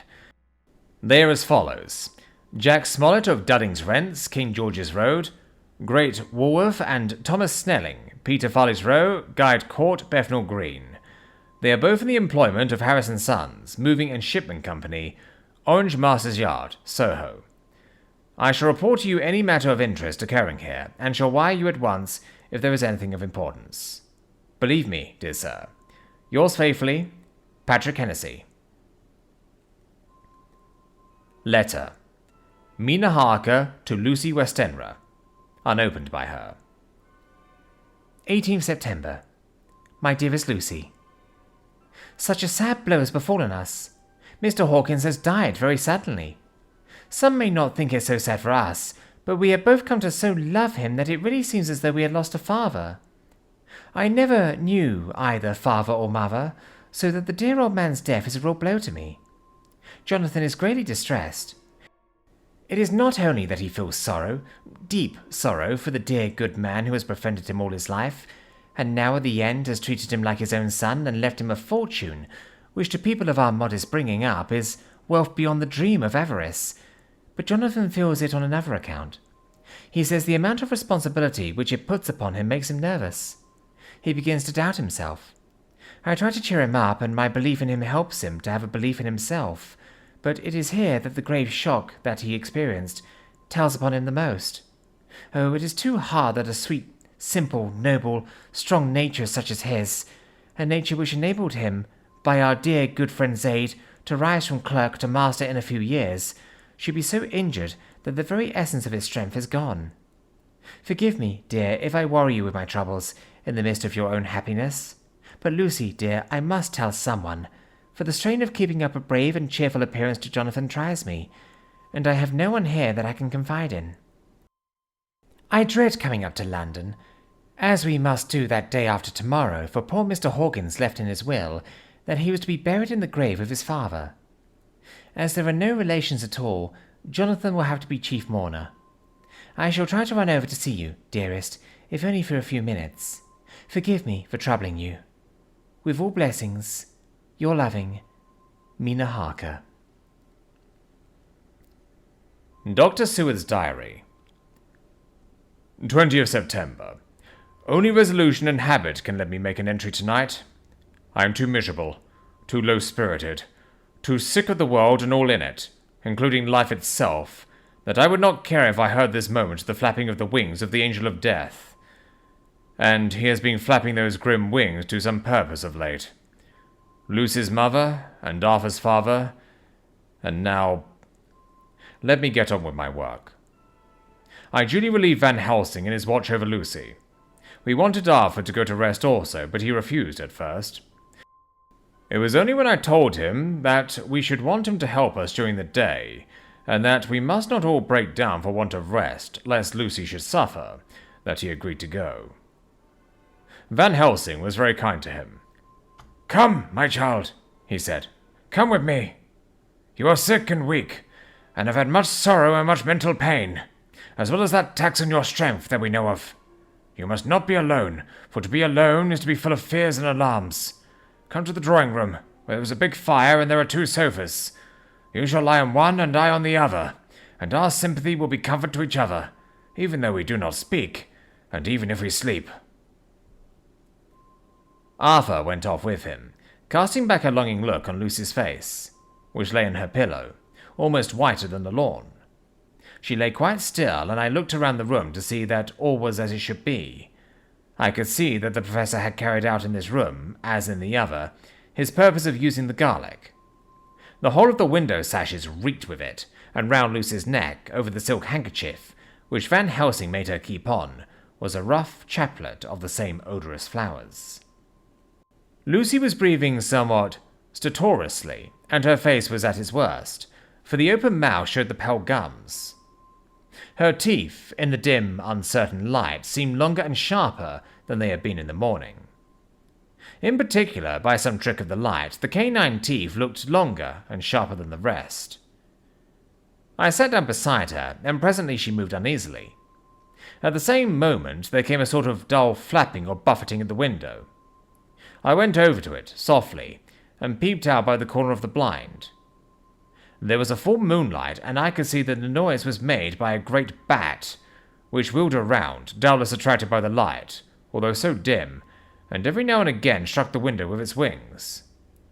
When I came back to my seat, I found that Lucy had moved slightly, and had torn away the garlic flowers from her throat. I replaced them as well as I could, and sat watching her. Presently she woke, and I gave her food, as Van Helsing had prescribed. She took but a little, and that languidly. There did not seem to be with her now the unconscious struggle for life and strength that had hitherto so marked her illness.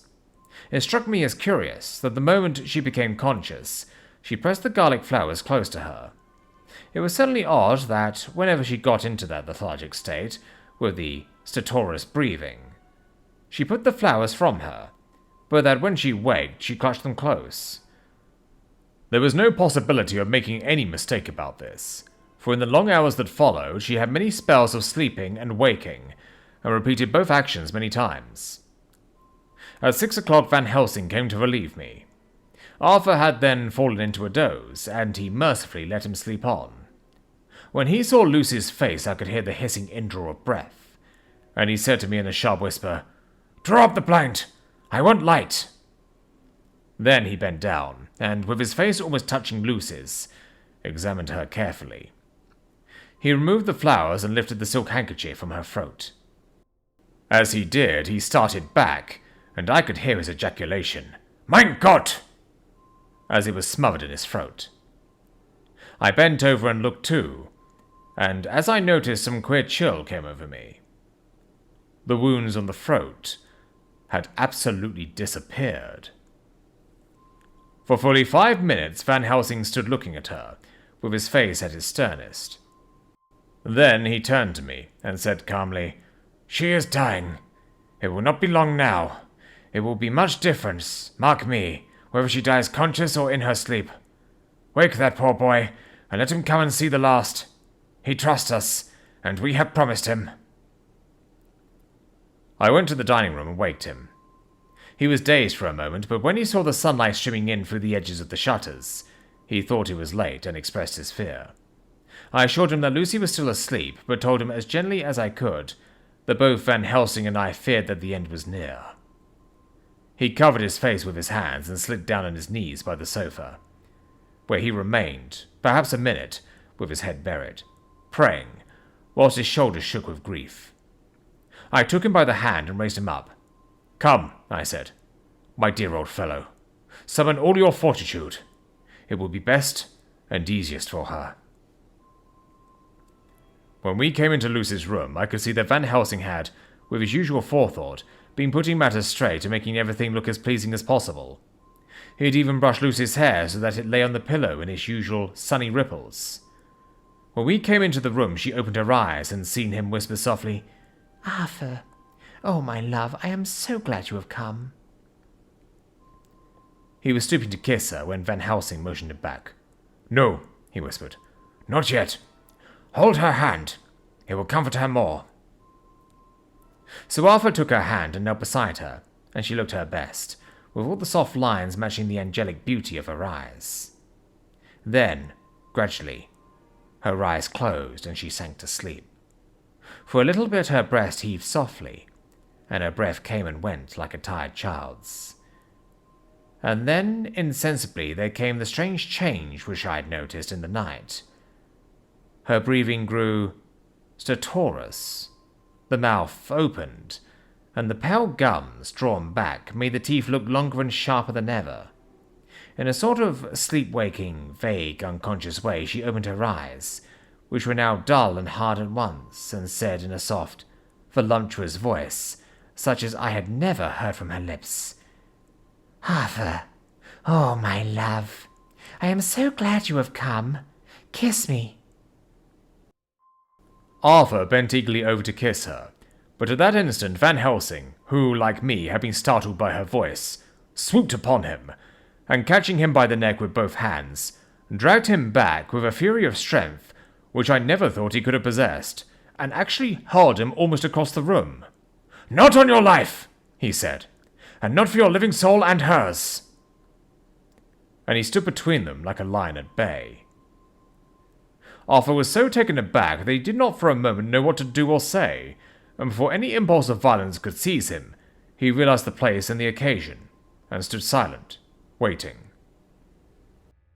I kept my eyes fixed on Lucy, as did Van Helsing, and we saw a spasm as her rage flitted like a shadow over her face. The sharp teeth clamped together, then her eyes closed, and she breathed heavily. Very shortly after she opened her eyes in all their softness, and putting out her poor, pale, thin hand, took Van Helsing's great brown one, drawing it close to her, she kissed it. "My true friend," she said, in a faint voice, but with untellable pathos. "My true friend, and his. Oh, guard him, and give me peace." "I swear it," he said solemnly, kneeling beside her and holding up his hand, as one who registers an oath. Then he turned to Arthur and said to him, "Come, my child, take her hand in yours and kiss her on the forehead, and only once."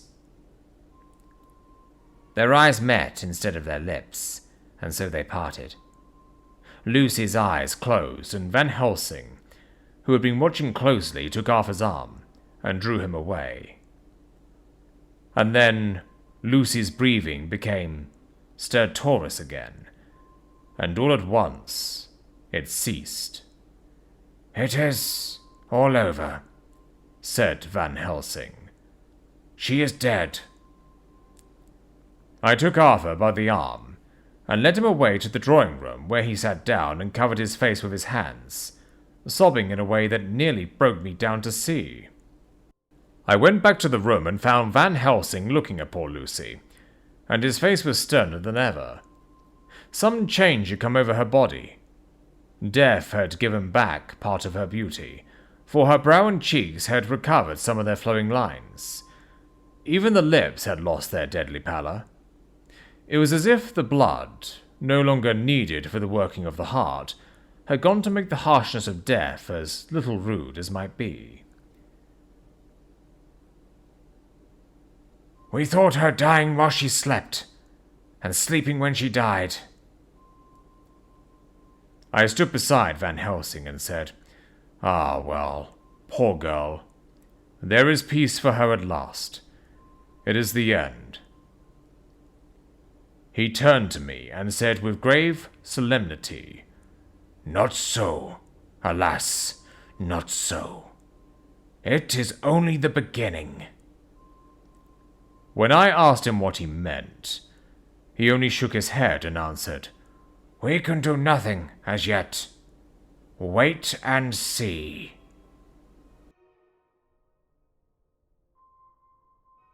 Chapter 13. Dr. Seward's Diary. Continued.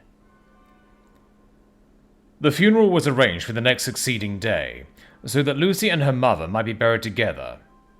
I attended to all the ghastly formalities, and the urbane undertaker proved that his staff was afflicted or blessed with something of his own obsequious suavity.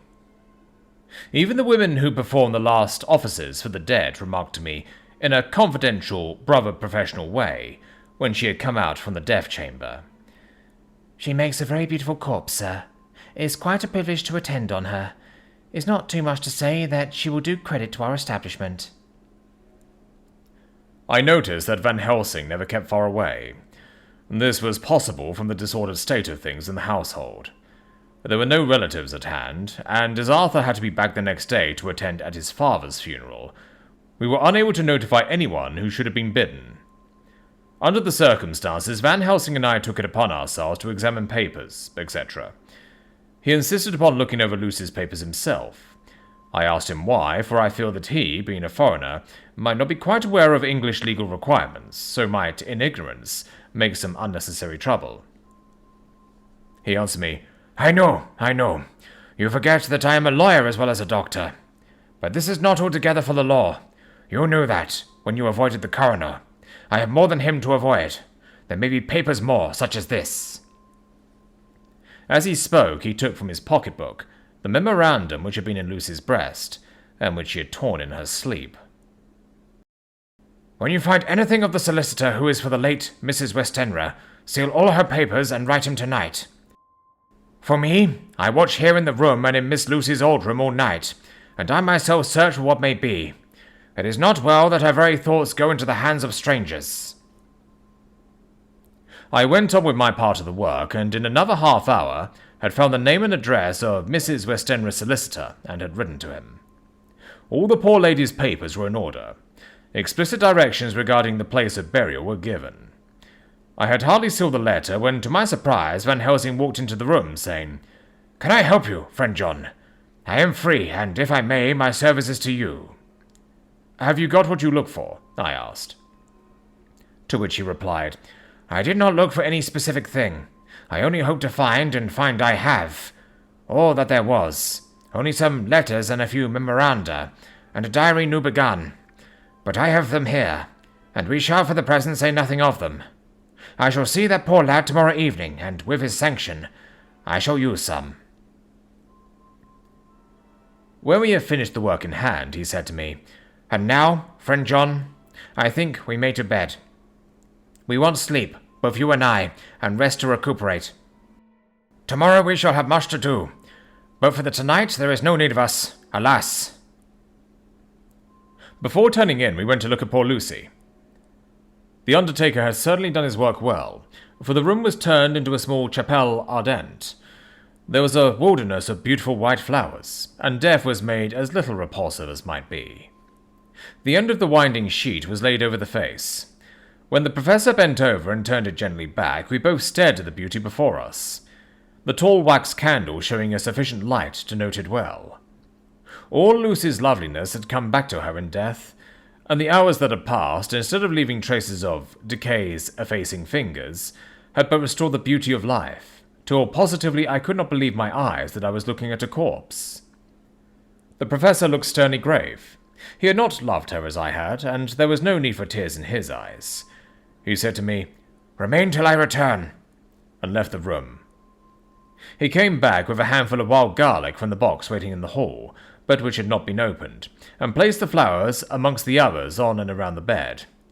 Then he took from his neck inside his collar a little gold crucifix and placed it over the mouth. He restored the sheet to its place, and we came away. I was undressing in my own room when, with a promotionary tap at the door, he entered, and at once began to speak. "Tomorrow I want you to bring me, before night, a set of post-mortem knives." "Must we make an autopsy?" I asked. "Yes and no. I want to operate, but not what you think.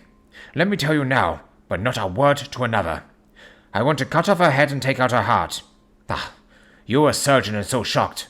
You, whom I have seen with no tremble of hand or heart, do operations of life and death that make the rest shudder. Oh, but I must not forget, my dear friend John, that you loved her, and I have not forgotten it, for it is I that shall operate, and you must not help. I would like to do it tonight, but for Arthur I must not. He will be free after his father's funeral tomorrow, and he will want to see her, to see it. Then, when she is coffined, ready for the next day, you and I shall come when all sleep. We shall unscrew the coffin lid, and shall do our operation, and then replace all so that none know save we alone." "But why do it at all? The girl is dead. Why mutilate her poor body without need? And if there is no necessity for a post-mortem and nothing to gain by it, no good to her, to us, to science, to human knowledge, why do it? Without such it is monstrous." For answer he put his hand on my shoulder, and said with infinite tenderness, "Friend John, I pity your poor bleeding heart, and I love you the more because it does so bleed. If I could, I would take on myself the burden that you do bear. But there are things that you know not, and that you shall know, and bless me for knowing, that they are not pleasant things. John, my child, you have been my friend now many years, and yet did you ever know me to do any without good cause? I may err, I am but man, but I believe in all I do. Was it not for these causes that you sent for me when the great trouble came? Yes. Were you not amazed, nay, horrified, when I would not let Arthur kiss his love, though she was dying, and snatched him away by all my strength? Yes, and yet you saw how she thanked me, with her so beautiful dying eyes, her voice, too, so weak, and she kissed my rough old hand and blessed me? Yes, and did you not hear me swear promise to her, that so she closed her eyes grateful? Yes. Well, I have good reason now for all I want to do. You have for many years trust me. You have believed me weeks past, when there be things so strange that you might have well doubt. Believe me yet a little, friend John. If you trust me not, then I must tell what I think, and that is, not perhaps well. And if I work, as work I shall, no matter trust or no trust, without my friend trust in me, I work with heavy heart, and feel also lonely when I want all help and courage that may be." He paused a moment and went on solemnly. "Friend John, there are strange and terrible days before us. Let us not be two, but one, so that we work to a good end. Will you not have faith in me?" I took his hand and promised him. I held my door open as he went away, and watched him go to his room and close the door. As I stood without moving, I saw one of the maids pass silently along the passage. She had her back to me, so did not see me, and go into the room where Lucy lay. The sight touched me. Devotion is so rare, and we are so grateful to those who show it, unasked to those we love. Here was a poor girl putting aside the terrors which she naturally had of death, to go watch alone by the bier of the mistress, whom she loved, so that the poor clay might not be lonely till laid to eternal rest. I must have slept long and soundly, for it was broad daylight when Van Helsing waked me by coming into my room. He came over to my bedside and said, "You need not trouble about the knives. We shall not do it." "Why not?" I asked. For his solemnity of the night before had greatly impressed me. "Because," he said sternly, "it is too late, or too early. See." Here, he held up the little golden crucifix. "This was stolen in the night." "How stolen?" I asked in wonder, "since you have it now." "Because I get it back from the worthless wretch who stole it, from the woman who robbed the dead and the living. Her punishment will surely come, but not through me. She knew not altogether what she did, and thus, unknowing, she only stole. Now, we must wait." He went away on the word, leaving me with a new mystery to think of, a new puzzle to grapple with. The forenoon was a dreary time, but at noon the solicitor came, Mr. Marquand of Holman, Sons, Marquand and Littledale. He was very genial and very appreciative of what we had done, and we took off our hands all cares as to details.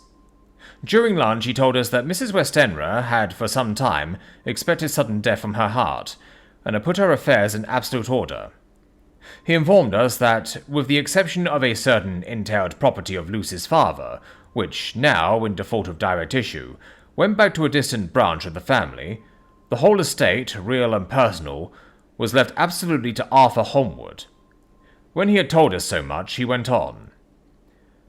"Frankly, we did our best to prevent such a testamentary disposition, and pointed out certain contingencies that might leave her daughter either penniless or not so free as she should be to act regarding a matrimonial alliance. Indeed, we pressed the matter so far that we almost came into collision, for she asked us if we were or were not prepared to carry out her wishes. Of course, we had then no alternative but to accept. We were right in principle, and 99 times out of 100, we should have proved, by the logic of events, the accuracy of our judgment. Frankly, however, I must admit that in this case any other form of disposition would have rendered impossible the carrying out of her wishes. For by her predeceasing her daughter, the latter would have come into possession of the property, and even had she only survived her mother by 5 minutes, her property would, in case there were no will, and a will was a practical impossibility in such a case, have been treated at her decease as under intestacy, in which case Lord Godalming, though so dear a friend, would have had no claim in the world, and the inheritors, being remote, would not be likely to abandon their just rights, for sentimental reasons regarding an entire stranger. I assure you, my dear sirs, I am rejoiced at the result. Perfectly rejoiced. He was a good fellow, but his rejoicing at the one little part, in which he was officially interested, of so great a tragedy, was an object lesson in the limitations of sympathetic understanding. He did not remain long, but said he would look in later in the day and see Lord Godalming. His coming, however, had been a certain comfort to us, since it assured us that we should not have to dread hostile criticism as to any of our acts. Arthur was expected at 5 o'clock, so a little before that time we visited the death chamber. It was so in very truth, for now both mother and daughter lay in it. The undertaker, true to his craft, had made the best display he could of his goods, and there was a mortuary air about the place that lowered our spirits at once. Van Helsing ordered the former arrangement to be adhered to, explaining that, as Lord Godalming was coming very soon, it would be less harrowing to his feelings to see all that was left of his fiancée quite alone. The undertaker seemed shocked at his own stupidity, and exerted himself to restore things to the condition in which we left them the night before, so that when Arthur came, such shocks to his feelings, as we could avoid, were saved. Poor fellow! He looked desperately sad and broken. Even his stalwart manhood seemed to have shrunk somewhat under the strain of his much-tried emotions. He had, I knew, been very genuinely and devotedly attached to his father, and to lose him, and at such a time, was a bitter blow to him. With me he was warm as ever, and to Van Helsing he was sweetly courteous, but I could not help seeing that there was some constraint with him. The professor noticed it too, and motioned me to bring him upstairs. I did so, and left him at the door of the room, as I felt he would like to be quite alone with her, but he took my arm and led me in, saying huskily, "You loved her too, old fellow. She told me all about it, and there was no friend had a closer place in her heart than you. I don't know how to thank you for all you have done for her. I can't think yet." Here he suddenly broke down, and threw his arms round my shoulders and laid his head on my breast, crying, "Oh, Jack! Jack, what shall I do? The whole of life seems gone from me all at once, and there is nothing in the wide world for me to live for." I comforted him as well as I could. In such cases men do not need much expression. A grip of the hand, the tightening of an arm over the shoulder, a sob in unison, are expressions of sympathy dear to a man's heart. I stood still and silent till his sobs died away, and then I said softly to him, "Come and look at her." Together we moved over to the bed, and I lifted the lawn from her face. God, how beautiful she was! Every hour seemed to be enhancing her loveliness. It frightened and amazed me somewhat, and as for Arthur, he fell to trembling, and finally was shaken with doubt as with an ague. At last, after a long pause, he said to me in a faint whisper, "Jack, is she really dead?" I assured him, sadly, that it was so, and went on to suggest, for I felt that such a horrible doubt should not have life for a moment longer than I could help, that it often happened that after death faces become softened and even resolved into their youthful beauty, that this was especially so when death had been preceded by any acute or prolonged suffering. I seemed to quite do away with any doubt, and after kneeling beside the couch for a while and looking at her lovingly and long, he turned aside. I told him that that must be goodbye, as the coffin had to be prepared. So he went back and took her dead hand in his and kissed it, and bent over and kissed her forehead. He came away, fondly looking back over his shoulder at her as he came. I left him in the drawing-room and told Van Helsing that he had said goodbye, so the latter went to the kitchen to tell the undertaker's men to proceed with the preparations and to screw up the coffin. When he came out of the room again, I told him of Arthur's question, and he replied, "I am not surprised. Just now I doubted for a moment myself." We all dined together, and I could see that poor Art was trying to make the best of things.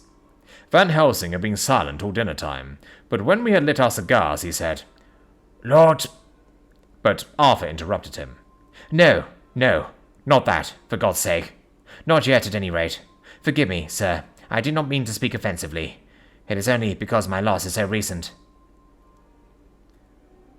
The professor answered very sweetly, "I only used that name because I was in doubt. I must not call you Mister, and I have grown to love you. Yes, my dear boy, to love you as Arthur." Arthur held out his hand and took the old man's warmly. "Call me what you will," he said. "I hope I may always have the title of a friend. And let me say that I am at a loss for words to thank you for your goodness to my poor dear." He paused a moment and went on. "I know that she understood your goodness even better than I do, and if I was rude or in any way wanting at that time you acted so. You remember." The professor nodded. "You must forgive me." He answered with a grave kindness. "I know it was hard for you to quite trust me then, for to trust such violence needs to understand, and I take it that you do not, that you cannot, trust me now, for you do not yet understand, and there may be more times where I shall want you to trust, when you cannot, and may not, and must not yet understand. But the time will come when your trust shall be whole and complete in me, and when you shall understand as though the sunlight himself shone through. Then you shall bless me from first to last for your own sake, and for the sake of others, and for her dear sake to whom I swore to protect." "And indeed, sir," said Arthur warmly, "I shall in all ways trust you. I know and believe you have a very noble heart, and you are Jack's friend, and you are hers. You shall do what you like." The professor cleared his throat a couple of times, as though about to speak, and finally said, "May I ask you something now?" "Certainly." "You know that Mrs. Westenra left you all her property?" "No, poor dear. I never thought of it." "And as it is all yours, you have a right to deal with it as you will. I want you to give me permission to read all Miss Lucy's papers and letters. Believe me, it is no idle curiosity. I have a motive of which, be sure, she would have approved. I have them all here. I took them before we knew that all was yours, so that no strange hand might touch them, no strange eye look through words into her soul. I shall keep them, if I may. Even you may not see them yet, but I shall keep them safe. No word shall be lost, and in the good time I shall give them back to you. It is a hard thing that I ask, but you will do it, will you not, for Lucy's sake?" Arthur spoke out heartily, like his old self. "Dr. Van Helsing, you may do what you will. I feel that in saying this I am doing what my dear one would have approved.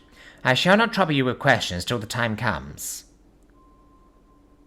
The old professor stood up as he said solemnly, "And you are right. There will be pain for us all, but it will not be all pain, nor will this pain be the last.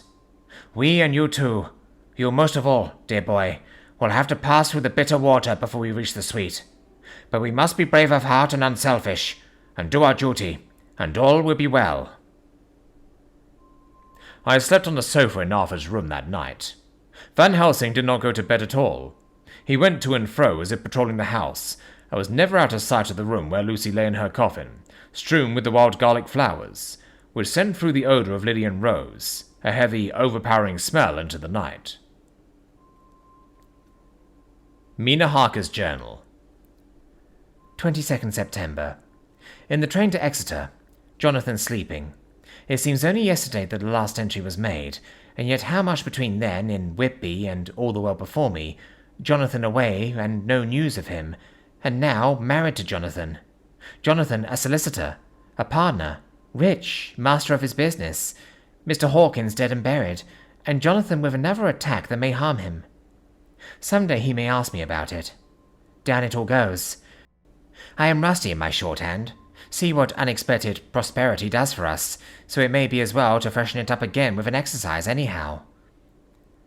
The service was very simple and very solemn. There were only ourselves and the servants there, one or two old friends of his from Exeter, his London agent, and a gentleman representing Sir John Paxton, the president of the Incorporated Law Society. Jonathan and I stood hand in hand, and we felt that our best and dearest friend was gone from us. We came back to town quietly, taking a bus to Hyde Park Corner. Jonathan thought it would interest me to go into the Row for a while, so we sat down. But there were very few people there, and it was sad-looking and desolate to see so many empty chairs. It made us think of the empty chair at home. So we got up and walked down Piccadilly. Jonathan was holding me by the arm, the way he used to in the old days before I went to school. I felt it very improper, for you can't go on for some years teaching etiquette and decorum to other girls without the pedantry of it biting into yourself a bit. But it was Jonathan, and he was my husband, and we didn't know anybody who saw us, and we didn't care if they did, so on we walked. I was looking at a very beautiful girl in a big cartwheel hat sitting in a Victoria outside Guilano's, when I felt Jonathan clutch my arm so tight that he hurt me, and he said under his breath, "My God!" I am always anxious about Jonathan, for I fear that some nervous fit may upset him again. So I turned to him quickly and asked him what it was that disturbed him. He was very pale, and his eyes seemed bulging out as, half in terror and half in amazement, he gazed at a tall, thin man, with a beaky nose and black moustache and pointed beard, who was also observing the pretty girl. He was looking at her so hard that he did not see either of us, and so I had a good view of him. His face was not a good face. It was hard and cruel and sensual, and big white teeth that looked all the whiter because his lips were so red, were pointed like an animal's. Jonathan kept staring at him till I was afraid he would notice. I feared he might take it ill. He looked so fierce and nasty. I asked Jonathan why he was disturbed, and he answered, evidently thinking that I knew as much about it as he did. "Do you see who it is?" "No, dear," I said. "I don't know him. Who is it?" His answer seemed to shock and thrill me, for it was said as if he did not know that it was me, Mina, to whom he was speaking. "It is the man himself." The poor dear was evidently terrified of something, very greatly terrified. I do believe that if he had not had me to lean on and to support him, he would have sunk down. He kept staring. A man came out of the shop with a small parcel and gave it to the lady, who then drove off. The dark man kept his eyes fixed on her, and when the carriage moved up Piccadilly, he followed in the same direction and hailed a hansom. Jonathan kept looking after him and said, as if to himself, "I believe it is the Count, but he has grown young. My God, if this be so! Oh, my God, if only I knew! If only I knew!" He was distressing himself so much that I feared to keep his mind on the subject by asking him any questions, so I remained silent. I drew away quietly, and he, holding my arm, came easily. We walked a little further, and then went in and sat for a while in the Green Park. It was a hot day for autumn, and there was a comfortable seat in a shady place. After a few minutes staring at nothing, Jonathan's eyes closed, and he went quickly into a sleep, with his head on my shoulder. I thought it was the best thing for him, so did not disturb him. In about 20 minutes he woke up and said to me quite cheerfully, "Why, Mina, have I been asleep? Oh, do forgive me for being so rude. Come, and we'll have a cup of tea somewhere." He had evidently forgotten all about the dark stranger, as in his illness he had forgotten all that this episode had reminded him of. I don't like this lapsing into forgetfulness.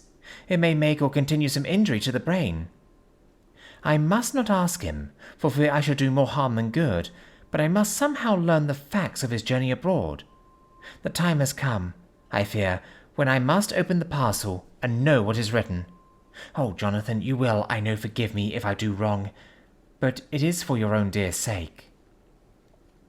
Later. A sad homecoming in every way, the house empty of the dear soul who was so good to us. Jonathan still pale and dizzy under a slight relapse of his malady, and now a telegram from Van Helsing, whoever he may be. "You will be grieved to hear that Mrs. Westenra died 5 days ago, and that Lucy died the day before yesterday. They were both buried today." Oh, what a wealth of sorrow in a few words! Poor Mrs. Westenra! Poor Lucy! Gone, gone, never to return to us! And poor Arthur to have lost such a sweetness out of his life.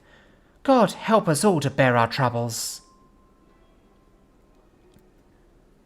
Dr. Seward's diary continued. 22nd September. It is all over. Arthur has gone back to Ring and has taken Quincy Morris with him. What a fine fellow is Quincy. I believe in my heart of hearts that he suffered as much about Lucy's death as any of us, but he bore himself through it like a moral Viking. If America can go on breeding men like that, she will be a power in the world indeed. Van Helsing is lying down, having a rest preparatory to his journey. He goes to Amsterdam tonight, but says he returns tomorrow night, that he only wants to make some arrangements which can only be made personally. He is to stop with me then, if he can. He says he has work to do in London, which may take him some time. Poor old fellow. I fear that the strain of the past week has broken down even his iron strength. All the time of the burial he was, I could see, putting some terrible restraint on himself. When it was all over, we were standing beside Arthur, who, poor fellow, was speaking of his part in the operation where his blood had been transfused to his Lucy's veins. I could see Van Helsing's face grow white and purple by turns. Arthur was saying that he felt since then as if they two had been really married, and that she was his wife in the sight of God. None of us said a word of the other operations, and none of us ever shall. Arthur and Quincy went away together to the station, and Van Helsing and I came on here. The moment we were alone in the carriage, he gave way to a regular fit of hysterics. He has denied to me since that it was hysterics, and insisted that it was only his sense of humour asserting itself under very terrible conditions. He laughed till he cried, and I had to draw down the blinds lest anyone should see us and misjudge. And then he cried, till he laughed again, and laughed and cried together just as a woman does. I tried to be stern with him, as one is to a woman under the circumstances, but it had no effect. Men and women are so different in manifestations of nervous strength or weakness. Then, when his face grew grave and stern again, I asked him why his mirth, and why at such a time. His reply was in a way characteristic of him, for it was logical and forceful and mysterious. He said, "Ah, you don't comprehend, friend John. Do not think that I am not sad, though I laugh. See, I have cried even when the laugh did choke me. But no more think that I am all sorry when I cry, for the laugh he come just the same. Keep it always with you that laughter who knock at your door and say, 'May I come in?' is not true laughter. No, he is a king, and he come when and how he like. He ask no person, he choose no time of suitability. He say, 'I am here. Behold, an example, I grieve my heart out for that so sweet young girl. I give my blood for her, though I am old and worn. I give my time, my skill, my sleep. I let my other sufferers want, that she may have all. And yet I can laugh at her very grave. Laugh when the clay from the spade of the sexton drop upon her coffin, and say, thud, thud, to my heart, to descend back the blood from my cheek. My heart bleed for that poor boy, that dear boy, so of the age of mine own boy, had I been so blessed that he live, and with his hair and eyes the same. There, you know now why I love him so. And yet when he say things that touch my husband heart to the quick, and make my father heart yearn to him as to no other man, not even you, friend John, for we are more level in experiences than father and son, yet even at such a moment, King laugh. He come to me and shout and bellow in my ear, 'Here I am! Here I am!' Till the blood come dance back, and bring some of the sunshine that he carry with him to my cheek. Oh, friend John, it is a strange world, a sad world, a world full of miseries and woes and troubles, and yet when King Love come, he make them all dance to the tune he play. Bleeding hearts, and dry bones of the churchyard, and tears that burn as they fall, all dance together to the music that he make with that smallest mouth of him. And believe me, friend John, that he is good to come, and kind. Ah, we men and women are like ropes drawn tight with strain that pull us different ways. Then tears come, and like the rain on the ropes they brace us up, until perhaps the strain become too great, and we break.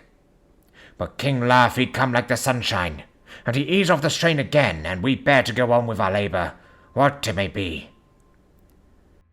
I did not like to wound him by pretending not to see his idea, but as I did not yet understand the cause of his laughter, I asked him. As he answered me, his face grew stern, and he said in quite a different tone, "Oh, it was the grim irony of it all, this so lovely lady garlanded with flowers that looked so fair as life, till one by one we wondered if she were truly dead.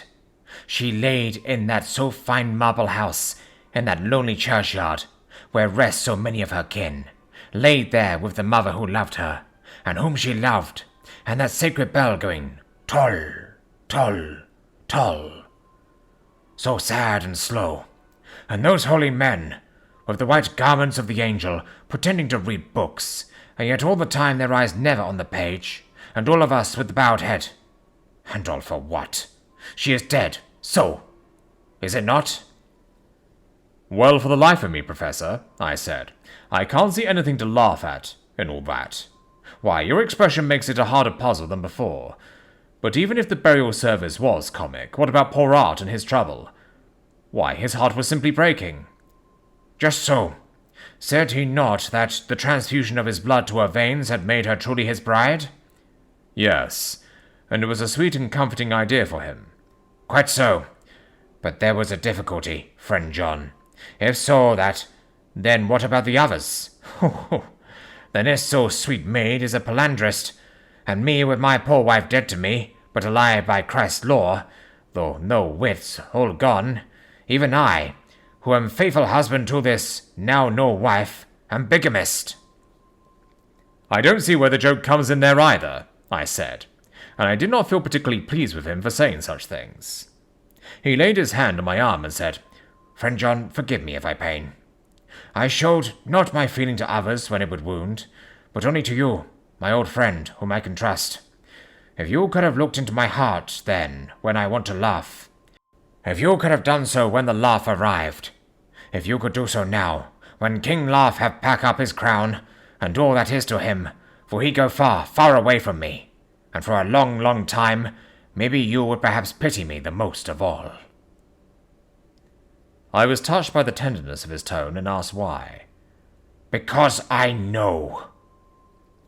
And now we are all scattered, and for many a long day loneliness will sit over our roofs with brooding wings. Lucy lies in a tomb of her kin, a lordly death house in a lonely churchyard, away from teeming London, where the air is fresh, and the sun rises over Hampstead Hill, and where wildflowers grow of their own accord. So I can finish this diary, and God only knows if I shall ever begin another. If I do, or if I even open this again, it will be to deal with different people and different themes. For here at the end, where the romance of my life is told, ere I go back to take up the thread of my life work, I say, sadly, and without hope, finis. The Westminster Gazette, 25th September. A Hampstead Mystery.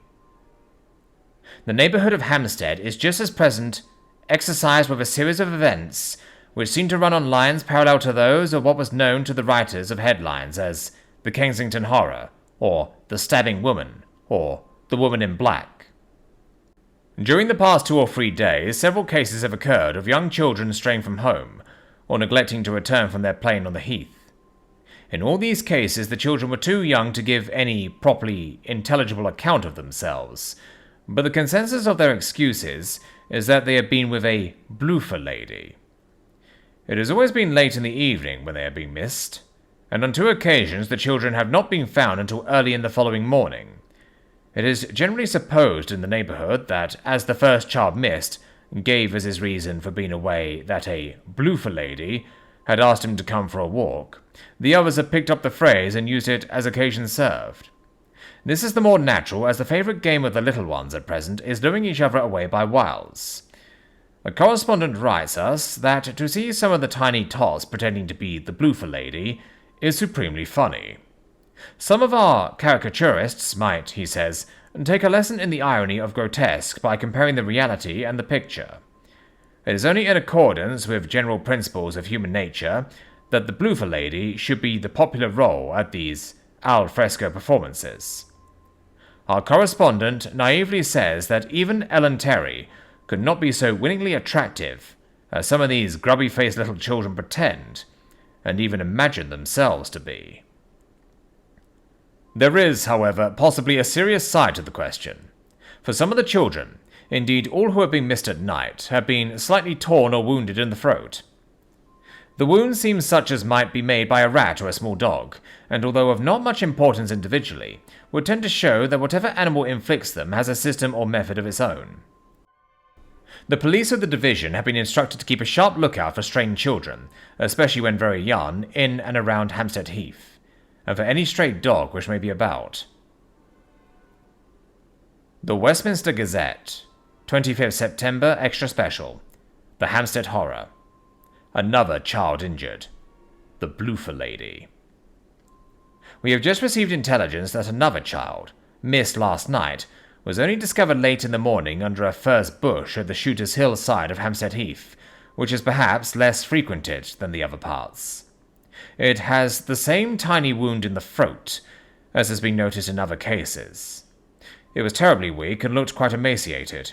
It too, when partially restored, had the common story to tell of being lured away by the Bloofer Lady.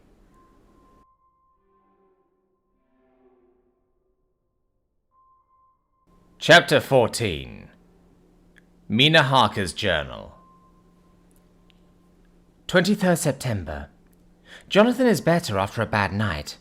I am so glad that he has plenty of work to do, for that keeps his mind off the terrible things. And oh, I am rejoiced that he is not now weighed down with the responsibility of his new position. I knew he would be true to himself, and now how proud I am to see my Jonathan rising to the height of his advancement and keeping pace in all ways with the duties that come upon him. He will be away all day till late, for he said he could not lunch at home. My household work is done, so I shall take his foreign journal and lock myself up in my room and read it. 27th September. I hadn't the heart to write last night. That terrible record of Jonathan's upset me so. Poor dear, how he must have suffered, whether it be true or only imagination. I wonder if there is any truth in it at all. Did he get his brain fever, then write all those terrible things? Or had he some cause for it all? I suppose I shall never know, for I dare not open the subject to him. And yet, that man we saw yesterday. He seemed quite certain of him, poor fellow. I suppose it was the funeral upset him and set his mind back on some train of thought. He believes it all himself. I remember how on our wedding day he said, "Unless some solemn duty come upon me to go back to the bitter hours, asleep or awake, mad or sane." There seems to be, through it all, some thread of continuity. That fearful Count was coming to London. If it should be, and he came to London with its teeming millions. There may be a solemn duty, and if it come, we must not shrink from it. I shall be prepared. I shall get my typewriter this very hour and begin transcribing. Then we shall be ready for other eyes, if required. And if it be wanted, then, perhaps, if I am ready, poor Jonathan may not be upset, for I can speak for him, and never let him be troubled or worried with it at all. If ever Jonathan quite gets over the nervousness, he may want to tell me of it all, and I can ask him questions and find out things, and see how I may comfort him. Letter. Van Helsing to Mrs. Harker. 24th September. Confidence. Dear Madame, I pray you to pardon my writing, and that I am so far friend as that I sent to you sad news of Miss Lucy Westenra's death. By the kindness of Lord Godalming, I am empowered to read her letters and papers, for I am deeply concerned about certain matters vitally important. In them I find some letters from you, which show how great friends you were and how you love her. Oh, Madam Mina, by that love I implore you, help me. It is for others' good that I ask, to redress great wrong, and to live much and terrible troubles, that may be more great than you can know. May it be that I see you? You can trust me. I am friend of Dr. John Seward and of Lord Godalming, that was Arthur of Miss Lucy. I must keep it private for the present from all. I should come to Exeter to see you at once, if you tell me I am privileged to come, and where and when. I implore your pardon, madam. I have read your letters to poor Lucy, and know how good you are, and how your husband suffer. So I pray you, if it may be, enlighten him not, lest it may harm. Again your pardon, and forgive me. Van Helsing. Telegram. Mrs. Harker to Van Helsing. 25th September. Come today by 10:15 train if you can catch it. Can see you any time you call. Wilhelmina Harker. Mina Harker's journal. 25th September. I cannot help feeling terribly excited as the time draws near for the visit of Dr. Van Helsing, for somehow I expect that it will throw some light upon Jonathan's sad experience, and as he attended poor dear Lucy in her last illness, he can tell me all about her. That is the reason of his coming. It is concerning Lucy and her sleepwalking, and not about Jonathan. Then I shall never know the real truth now. How silly I am. That awful journal gets hold of my imagination and tinges everything with something of its own colour. Of course it is about Lucy. That habit came back to the poor dear, and that awful night on the cliff must have made her ill. I had almost forgotten in my own affairs how ill she was afterwards. She must have told him of her sleepwalking adventure on the cliff, and that I knew all about it, and now he wants me to tell him what I know, so that he may understand. I hope I did right in not saying anything of it to Mrs. Westenra. I should never forgive myself if any act of mine, were it even a negative one, brought harm on poor dear Lucy. I hope, too, Dr. Van Helsing will not blame me. I have had so much trouble and anxiety of late that I feel I cannot bear more just at present. I suppose a cry does us all good at times, clears the air as other rain does. Perhaps it was reading the journal yesterday that upset me, and then Jonathan went away this morning to stay away from me a whole day and night. The first time we have parted since our marriage. I do hope the dear fellow will take care of himself, and that nothing will occur to upset him. It is 2:00, and the doctor will be here soon now. I shall say nothing of Jonathan's journal unless he asks me. I am so glad I have typewritten out my own journal, so that, in case he asks about Lucy, I can hand it to him. It will save much questioning. Later. He has come and gone. Oh, what a strange meeting, and how it all makes my head whirl round. I feel like one in a dream. Can it be all possible, or even a part of it? If I had not read Jonathan's journal first, I should never have accepted even a possibility. Poor, poor dear Jonathan. How he must have suffered.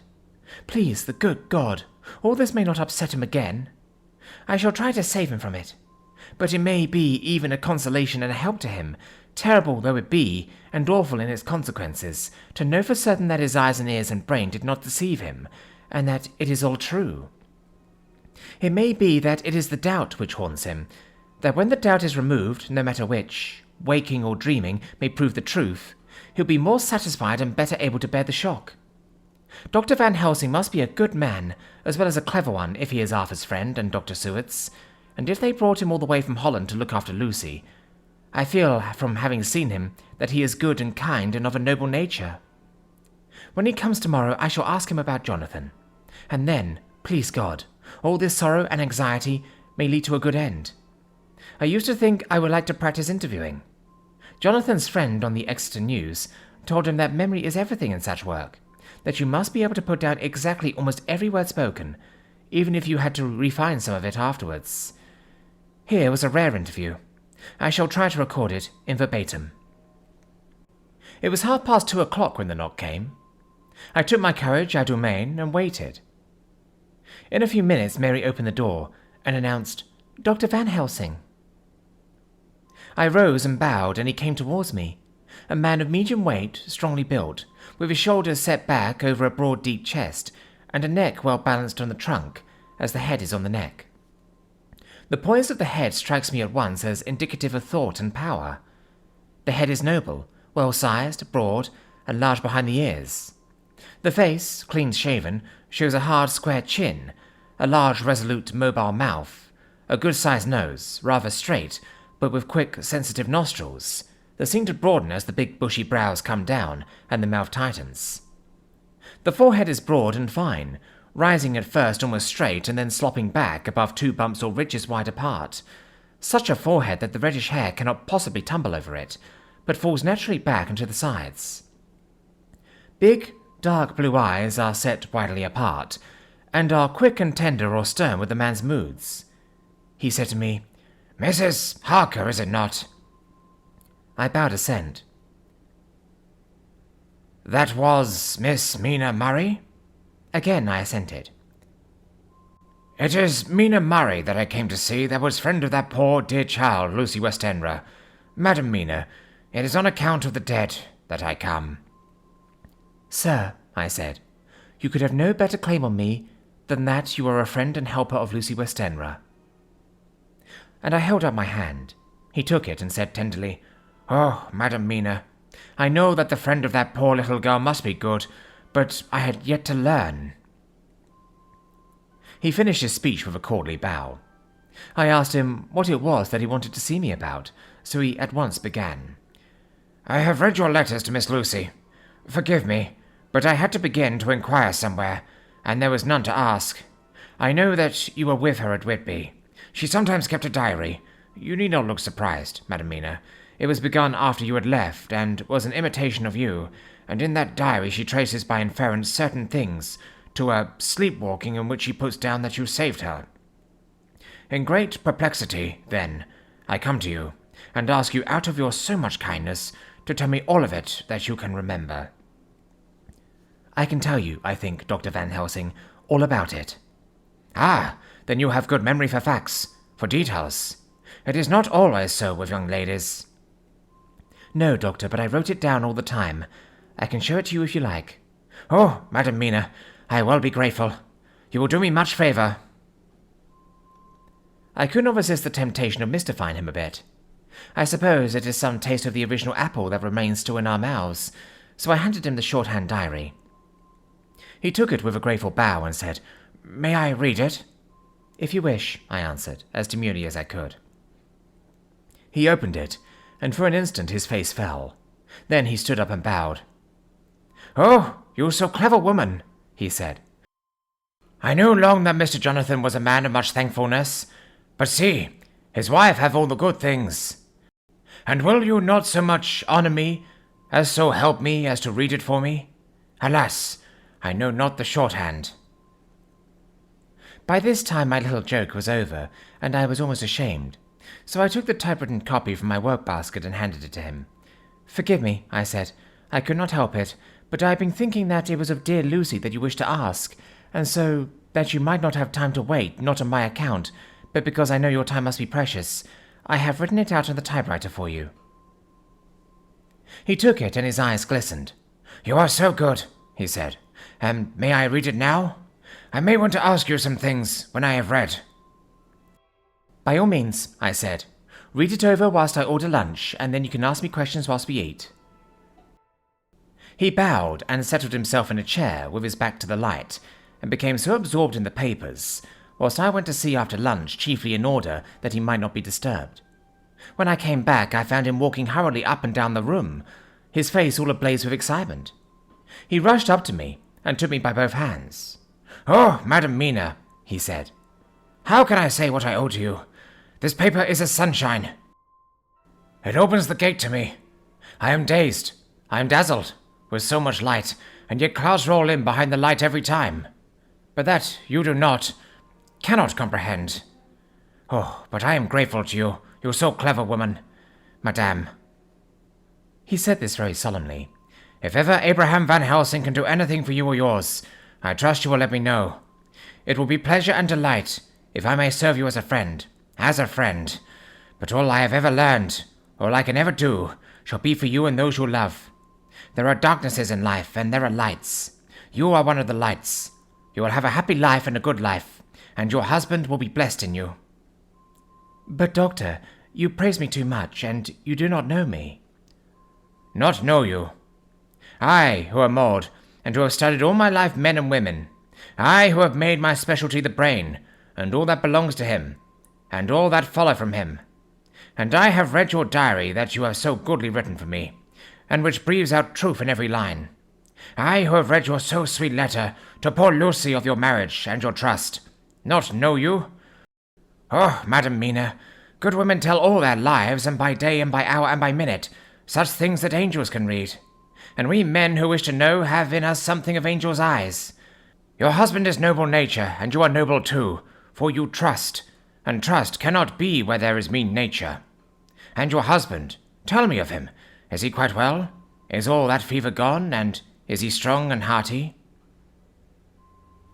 I saw here an opening to ask him about Jonathan, so I said, he was almost recovered, but he has been greatly upset by Mr. Hawkins' death. He interrupted. "Oh, yes, I know. I have read your last 2 letters." I went on. I suppose this upset him, for when we were in town on Thursday last, he had a sort of shock. A shock? And after brain fever so soon? That is not good. What kind of shock was it? He thought he saw someone who recalled something terrible, something which led to his brain fever. And here the whole thing seemed to overwhelm me in a rush. The pity for Jonathan, the horror which he experienced, the whole fearful mystery of his diary, and the fear that has been brooding over me ever since, all came in a tumult. I suppose I was hysterical, for I threw myself on my knees and held up my hands to him, and implored him to make my husband well again. He took my hands and raised me up, and made me sit on the sofa, and sat by me. He held my hands in his, and said to me with such infinite sweetness, "My life is a barren and lonely one, and so full of work that I have not had much time for friendships. But since I have been summoned to here by my friend John Seward, I have known so many good people and seen such nobility that I feel more than ever. And it has grown with my advancing years, the loneliness of my life. Believe me, then, that I come here full of respect for you, and you have given me hope. Hope, not in what I am seeking of, but that there are good women still left to make life happy. Good women, whose lives and whose truths may make good lesson for the children that are to be. I am glad that I may be of some use to you. For if your husband suffer, he suffer within the range of my study and experience. I promise you that I will gladly do all for him that I can, all to make his life strong and manly, and your life a happy one. Now, you must eat. You are overwrought and perhaps over-anxious. Husband Jonathan would not like to see you so pale, and what he like not where he love is not to his good. Therefore for his sake you must eat and smile. You have told me about Lucy, and so now we shall not speak of it, lest it distress. I shall stay in Exeter tonight, for I want to think much over what you have told me, and when I have thought, I will ask you questions, if I may. And then, too, you will tell me of husband Jonathan's trouble, so far as you can, but not yet. You must eat now. Afterwards you shall tell me all." After lunch, when we went back to the drawing-room, he said to me, "And now, tell me all about him." When it came to speaking to this great learned man, I began to fear that he would think me a weak fool, and Jonathan a madman. That journal was all so strange, and I hesitated to go on. But he was so sweet and kind, and he had promised to help, and I trusted him, so I said, "Dr. Van Helsing, what I have to tell you is so queer that you must not laugh at me or at my husband. I have been since yesterday in a sort of fever of doubt. You must be kind to me, and not think me foolish, that I have even half believed some very strange things." He reassured me by his manner, as well as his words when he said, "Oh, my dear, if you only know how strange is the matter regarding which I am here, it is you who would laugh. I have learned not to think little of anyone's belief, no matter how strange it may be. I have tried to keep an open mind, and it is not the ordinary things of life that could close it, but the strange things, the extraordinary things, the things that make one doubt if they be mad or sane." Thank you 1,000 times. You have taken a weight off my mind. If you will let me, I shall give you a paper to read. It is long, but I have typewritten it out. It will tell you my trouble and Jonathan's. It is the copy of his journal when abroad and all that happened. I dare not say anything of it. You will read for yourself and judge, and then, when I see you, perhaps, you'll be very kind and tell me what you think." "I promise," he said, as I gave him the papers. "I shall in the morning, as soon as I can, come to see you and your husband, if I may."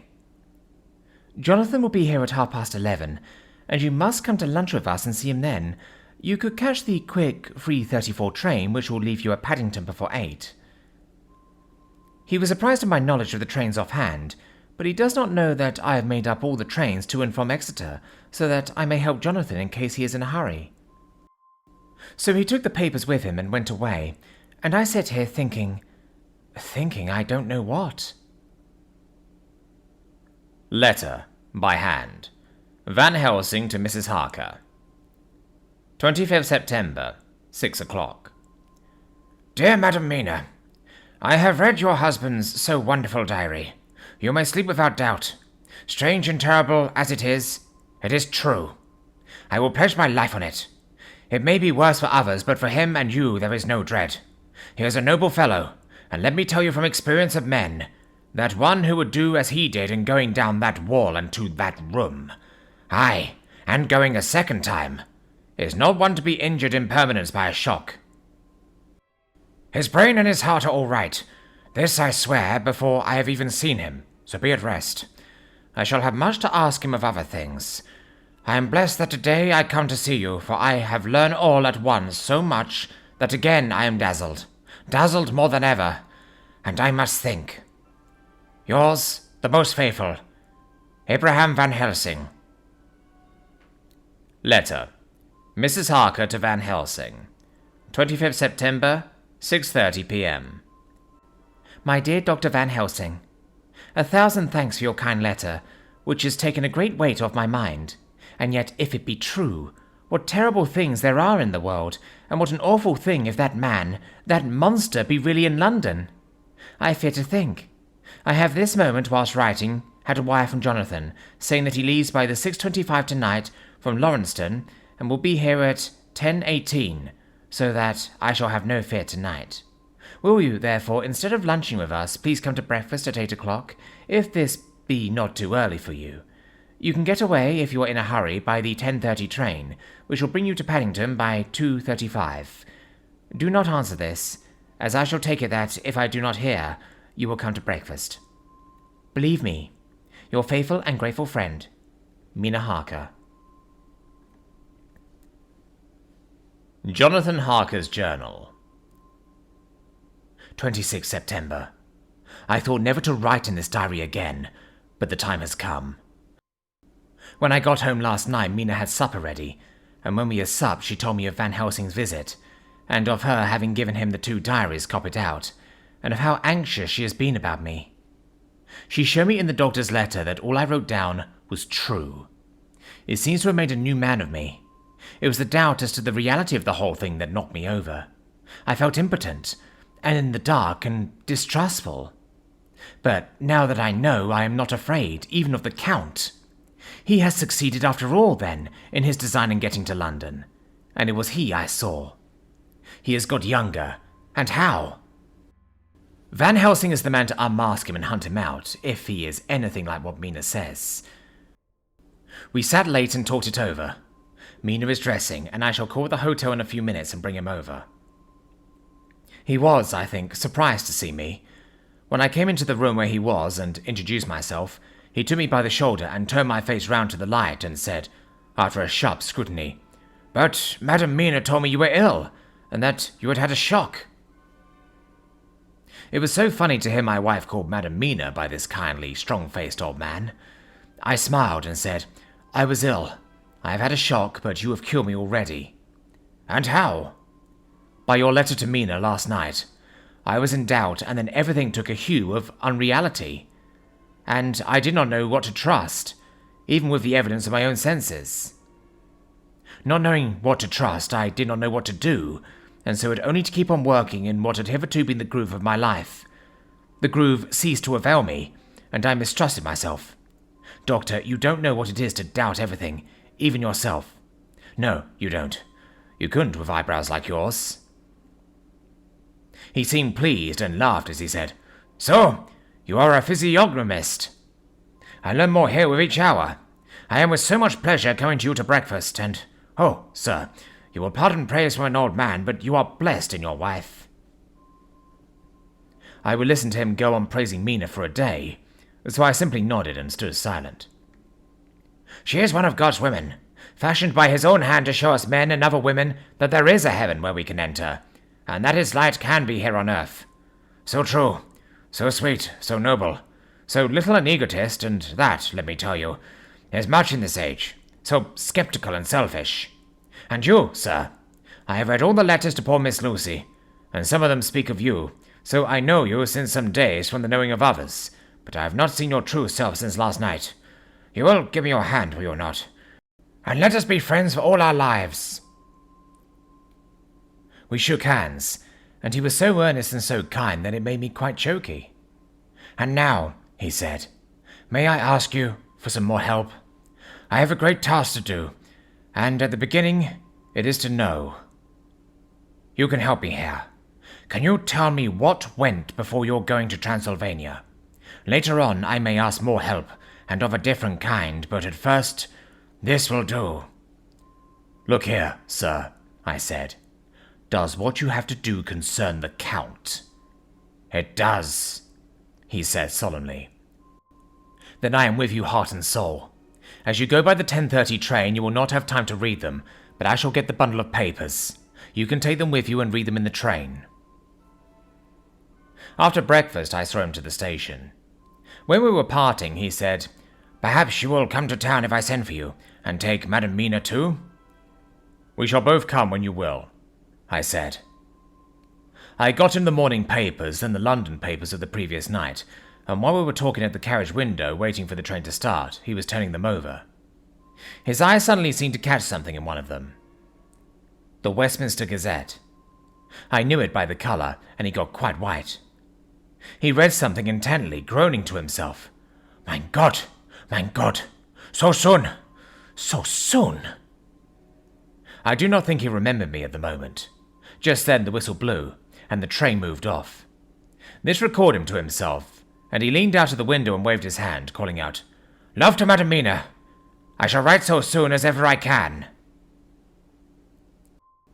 Dr. Seward's Diary. 26 September. Truly there is no such thing as finality. Not a week since I said finis, and yet here I am, starting fresh again, or rather going on with the record. Until this afternoon I had no cause to think of what is done. Renfield had become, to all intents, as sane as he ever was. He was already well ahead with his fly business, and he had just started in the spider line also, so he had not been of any trouble to me. I had a letter from Arthur, written on Sunday, and from it I gather that he is bearing up wonderfully well. Quincy Morris is with him, and that is much of a help, for he himself is a bubbling well of good spirits. Quincy wrote me a line too, and from him I hear that Arthur is beginning to recover something of his old buoyancy. So as to them, all my mind is at rest. As for myself, I was settling down to my work with the enthusiasm which I used to have for it, so that I might fairly have said that the wound which poor Lucy left on me was becoming cicatricized. Everything is, however, now reopened, and what is to be the end, God only knows. I have an idea that Van Helsing thinks he knows too, but he will only let out enough at a time to whet curiosity. He went to Exeter yesterday, and stayed there all night. Today he came back, and was bounded into the room at about 5:30, and thrust last night's Westminster Gazette into my hand. "What do you think of that?" he asked, as he stood back and folded his arms. I looked over the paper, for I really did not know what he meant, but he took it from me and pointed out a paragraph about children being decoyed away at Hampstead. It did not convey much to me until I reached a passage where it described small puncture wounds on their throats. An idea struck me, and I looked up. "Well," he said, "it is like poor Lucy's." "And what do you make of it?" "Simply that there is some cause in common. Whatever it was that injured her has injured them." I did not quite understand his answer. "That is true indirectly, but not directly." "How do you mean, Professor?" I asked. I was a little inclined to take his seriousness lightly, for, after all, 4 days of rest and freedom from burning, harrowing anxiety does help to restore one's spirits. But when I saw his face, it sobered me. Never, even in the midst of our despair about poor Lucy, had he looked more stern. "Tell me," I said. "I can hazard no opinion. I do not know what to think, and I have no data on which to found a conjecture." "Do you mean to tell me, friend John, that you have no suspicion as to what poor Lucy died of? Not after all the hints given? Not only by events, but by me?" "Of nervous prostration following a great loss or waste of blood." "And how was the blood lost or wasted?" I shook my head. He stepped over and sat down beside me and went on. "You are a clever man, friend John. You reason well and your wit is bold, but you are too prejudiced. You do not let your eyes see, nor your ears hear, and that which is outside your daily life is not of account to you. Do you not think that there are things which you cannot understand, and yet which are? That some people see things that others cannot? But there are things old and new which must not be contemplated by men's eyes, because they know, or think they know, some things which other men have told them. Ah, It is the fault of our science that it wants to explain all, and if it explain not, then it says there is nothing to explain. But yet we see around us every day the growth of new beliefs, which think themselves new, and which are yet but the old, which pretend to be young, like the fine ladies at the opera. I suppose now you do not believe in corporeal transference? No? Nor in materialization? No? Nor in astral bodies? No? Nor in the reading of thought? No? Nor in hypnotism? Yes, I said. Charcot has proved that pretty well. He smiled as he went on. Then you are satisfied as to it, yes? And of course then you understand how it acts, and can follow the mind of the great Charcot, alas that he is no more, into the very soul of the patient that he influenced. No? Then, friend John, am I to take it that you simply accept fact, and are satisfied to let me from premise to conclusion be a blank? No? Then tell me, for I am a student of the brain, how you accept hypnotism and reject the thought reading? Let me tell you, my friend, that there are things done today in electrical science which would have been deemed unholy by the very man who discovered electricity, who would themselves not so long before been burned as wizards. There are always mysteries in life. Why was it that Methuselah lived 900 years, and old Pa 169, and yet that poor Lucy, with 4 men's blood in her poor veins, could not live even one day? For, had she lived one more day, we could save her. Do you know all the mystery of life and death? Do you know the altogether of comparative anatomy, and can say wherefore the qualities of brutes are in some men, and not in others? Can you tell me why, when other spiders die small and soon, that one great spider lived for centuries in the tower of the old Spanish church, and grew, till on descending he could drink the oil of all the church lamps? Can you tell me why, in the Pampas, aye, and elsewhere, there are bats that come out at night, and open the veins of cattle and horses, and suck dry their veins? How in some islands of the western seas, there are bats which hang on the trees all day, and those who have seen describe as like giant nuts or pods, and that when the sailors sleep on the deck, because that it is hot, flick down on them, and then in the morning are found dead men, white as even Miss Lucy was? Good God, Professor, I said, starting up. Do you mean to tell me that Lucy was bitten by such a bat, and that such a thing is here in London in the 19th century? He waved his hand for silence and went on. Can you tell me why the tortoise lives more long than generations of men? Why the elephant goes on and on till he have seized dynasties? And why the parrot never die only of bite of cat or dog or other complaint? Can you tell me why men believe in all ages and places that there are men and women who cannot die? We all know, because science has vouched for the fact, and there have been toads shut up in rocks for thousands of years, shut in one so small hole that only hold him since the youth of the world. Can you tell me how the Indian fakir can make himself to die, and have been buried, and his grave sealed, and corn sowed in it, and the corn reaped and be cut and sown, and reaped and cut again, and then men come and take away the unbroken seal, and that there lie the Indian fakir, not dead, but that rise up and walk amongst them as before? Here I interrupted him. I was getting bewildered. He so crowded on my mind his list of nature's eccentricities and possible impossibilities that my imagination was getting fired. I had a dim idea that he was teaching me some lesson, as long ago he used to do in his study at Amsterdam. But he used them to tell me one thing, so that I could have the object of thought in my mind all the time.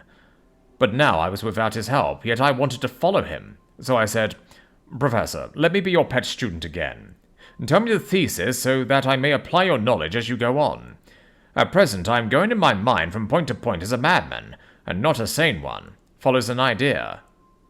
I feel like a novice lumbering through a bog in a mist, jumping from one tussock to another, in the mere blind effort to move on without knowing where I am going. That is a good image, he said. Well, I shall tell you. My thesis is this. I want you to believe. To believe what? To believe in things that you cannot.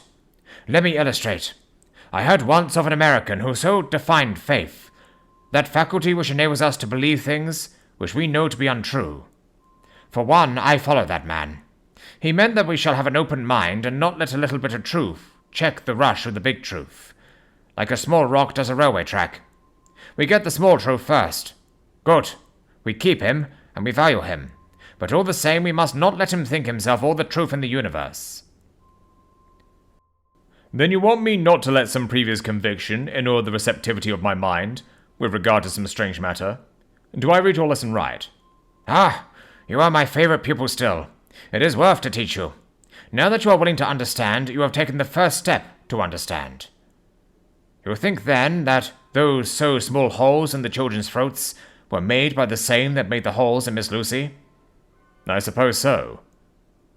He stood up and said solemnly, Then you are wrong. Oh, would it were so. But alas, no. It is worse. Far, far worse. In God's name, Professor Van Helsing, what do you mean? I cried. He threw himself with a despairing gesture into a chair, and placed his elbows on the table, covering his face with his hands as he spoke. They were made by Miss Lucy.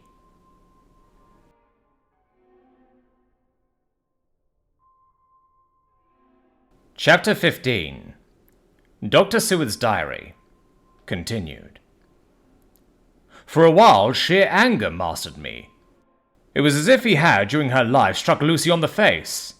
I smote the table hard and rose up as I said to him, Dr. Van Helsing, are you mad? He raised his head and looked at me, and somehow the tenderness of his face calmed me at once.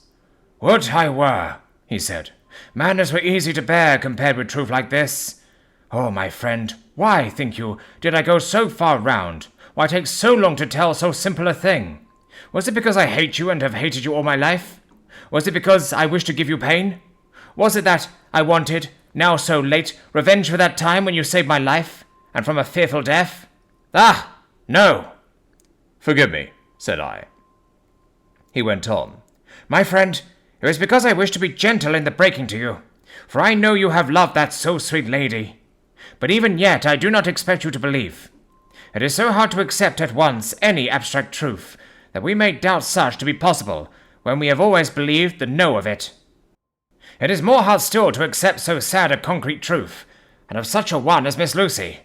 Tonight, I go to prove it. Dare you come with me? This staggered me. A man does not like to prove such a truth. Byron accepted from the category, jealousy. And prove the very truth he most abhorred. He saw my hesitation and spoke. The logic is simple. No madman's logic this time, jumping from tussock to tussock in a misty bog. If it not be true, then proof will be relief. At worst, it would not harm. If it be true, there is the dread. Yet every dread should help my cause, for in it is some need of belief. Come, I'll tell you what I propose. First, that we go off now and see that child in the hospital. Dr. Vincent, of the North Hospital, where the papers say the child is a friend of mine, and I think of yours since you were in class at Amsterdam. He will let 2 scientists see his case, if he will not let 2 friends. We shall tell him nothing, but only that we wish to learn. And then... He took a key from his pocket and held it up. And then we spend the night, you and I, in the churchyard where Lucy lies. This is the key that locked the tomb. I had it from the coffin man to give to Arthur. My heart sank within me, for I felt that there was some fearful ordeal before us. I could do nothing, however, so I plucked up what heart I could and said that we had better hasten, as the afternoon was passing. We found the child awake. It had had a sleep and taken some food, and altogether was going on well. Dr. Vincent took the bandage from its throat and showed us the punctures. There was no mistaking the similarity to those which had been on Lucy's throat. They were smaller, and the edges looked fresher. That was all. We asked Vincent to what he attributed them, and he replied that it must have been a bite of some animal, perhaps a rat, but for his own part, he was inclined to think it was one of the bats which are so numerous on the northern heights of London. Out of so many harmless ones, he said, there may be some wild specimen from the south of a more malignant species. Some sailor may have brought one home and it managed to escape, or even from the zoological gardens a young one may have got loose, or one be bred there from a vampire. These things do occur, you know. Only 10 days ago a wolf got out, and was, I believe, traced up in this direction. For a week after, the children were playing nothing but Red Riding Hood on the heath, and in every alley in the place until this bloofer lady scare came along. Since then, it has been quite a gala time with them. Even this poor little mite, when he woke up today, asked the nurse if he might go away. When she asked him why he wanted to go, he said he wanted to play with the bloofer lady. "I hope," said Van Helsing, "that when you are sending the child home, you will caution its parents to keep strict watch over it. These fancies to stray are most dangerous, and if the child were to remain out another night, it would probably be fatal. But in any case, I suppose you will not let it away for some days?" "Certainly not. Not for a week at least, longer if the wound is not healed." Our visit to the hospital took more time than we had reckoned on, and the sun had dipped before we came out. When Van Helsing saw how dark it was, he said, "There is not hurry. It is more late than I thought. Come, let us seek somewhere that we may eat, and then we shall go on our way." We dined at Jack Straw's castle, along with a little crowd of bicyclists and others who were genially noisy. About 10 o'clock we started from the inn. It was then very dark, and the scattered lamps made the darkness greater when we were once outside their individual radius. The professor had evidently noted the road we were to go, for he went on unhesitatingly. But, as for me, I was in quite a mix-up as to locality. As we went further, we met fewer and fewer people, till at last we were somewhat surprised when we met even the patrol of horse police going their usual suburban round. At last we reached the wall of the churchyard, which we climbed over. With some little difficulty, for it was very dark, and the whole place seemed so strange to us, we found the Westenra tomb. The professor took the key, opened the creaky door, and standing back, politely, but quite unconsciously, motioned me to precede him. There was a delicious irony in the offer, and the courtliness of giving preference on such a ghastly occasion. My companion followed me quickly, and cautiously drew the door to, after carefully ascertaining that the lock was a falling, and not a spring one. In the latter case, we should have been in a bad plight. Then he fumbled in his bag, and taking out a matchbox and a piece of candle, proceeded to make a light. The tomb in the daytime, and when wreathed with fresh flowers, had looked grim and gruesome enough, but now, some days afterwards, when the flowers hung lank and dead, their whites turning to rust and their greens to browns, when the spider and the beetle have resumed their accustomed dominance, when the time-discoloured stone and dust-encrusted mortar, and rusty, dank iron and tarnished brass, and clouded silver plating gave back the feeble glimmer of a candle, the effect was more miserable and sordid than could have been imagined. It conveyed irresistibly the idea that life, animal life, was not the only thing which could pass away. Van Helsing went about his work systematically, holding his candle so that he could read the coffin plates, and so holding it that the sperm dropped in white patches which congealed as they touched the metal. He made assurance of Lucy's coffin. Another search in his bag, and he took out a turnscrew. "What are you going to do?" I asked. "To open the coffin. You shall yet be convinced." Straight away he began taking out the screws, and finally lifted off the lid, showing the casing of lead beneath. The sight was almost too much for me. It seemed to be as much an affront to the dead as it would have been to have stripped off her clothing in her sleep whilst living. I actually took hold of his hand to stop him.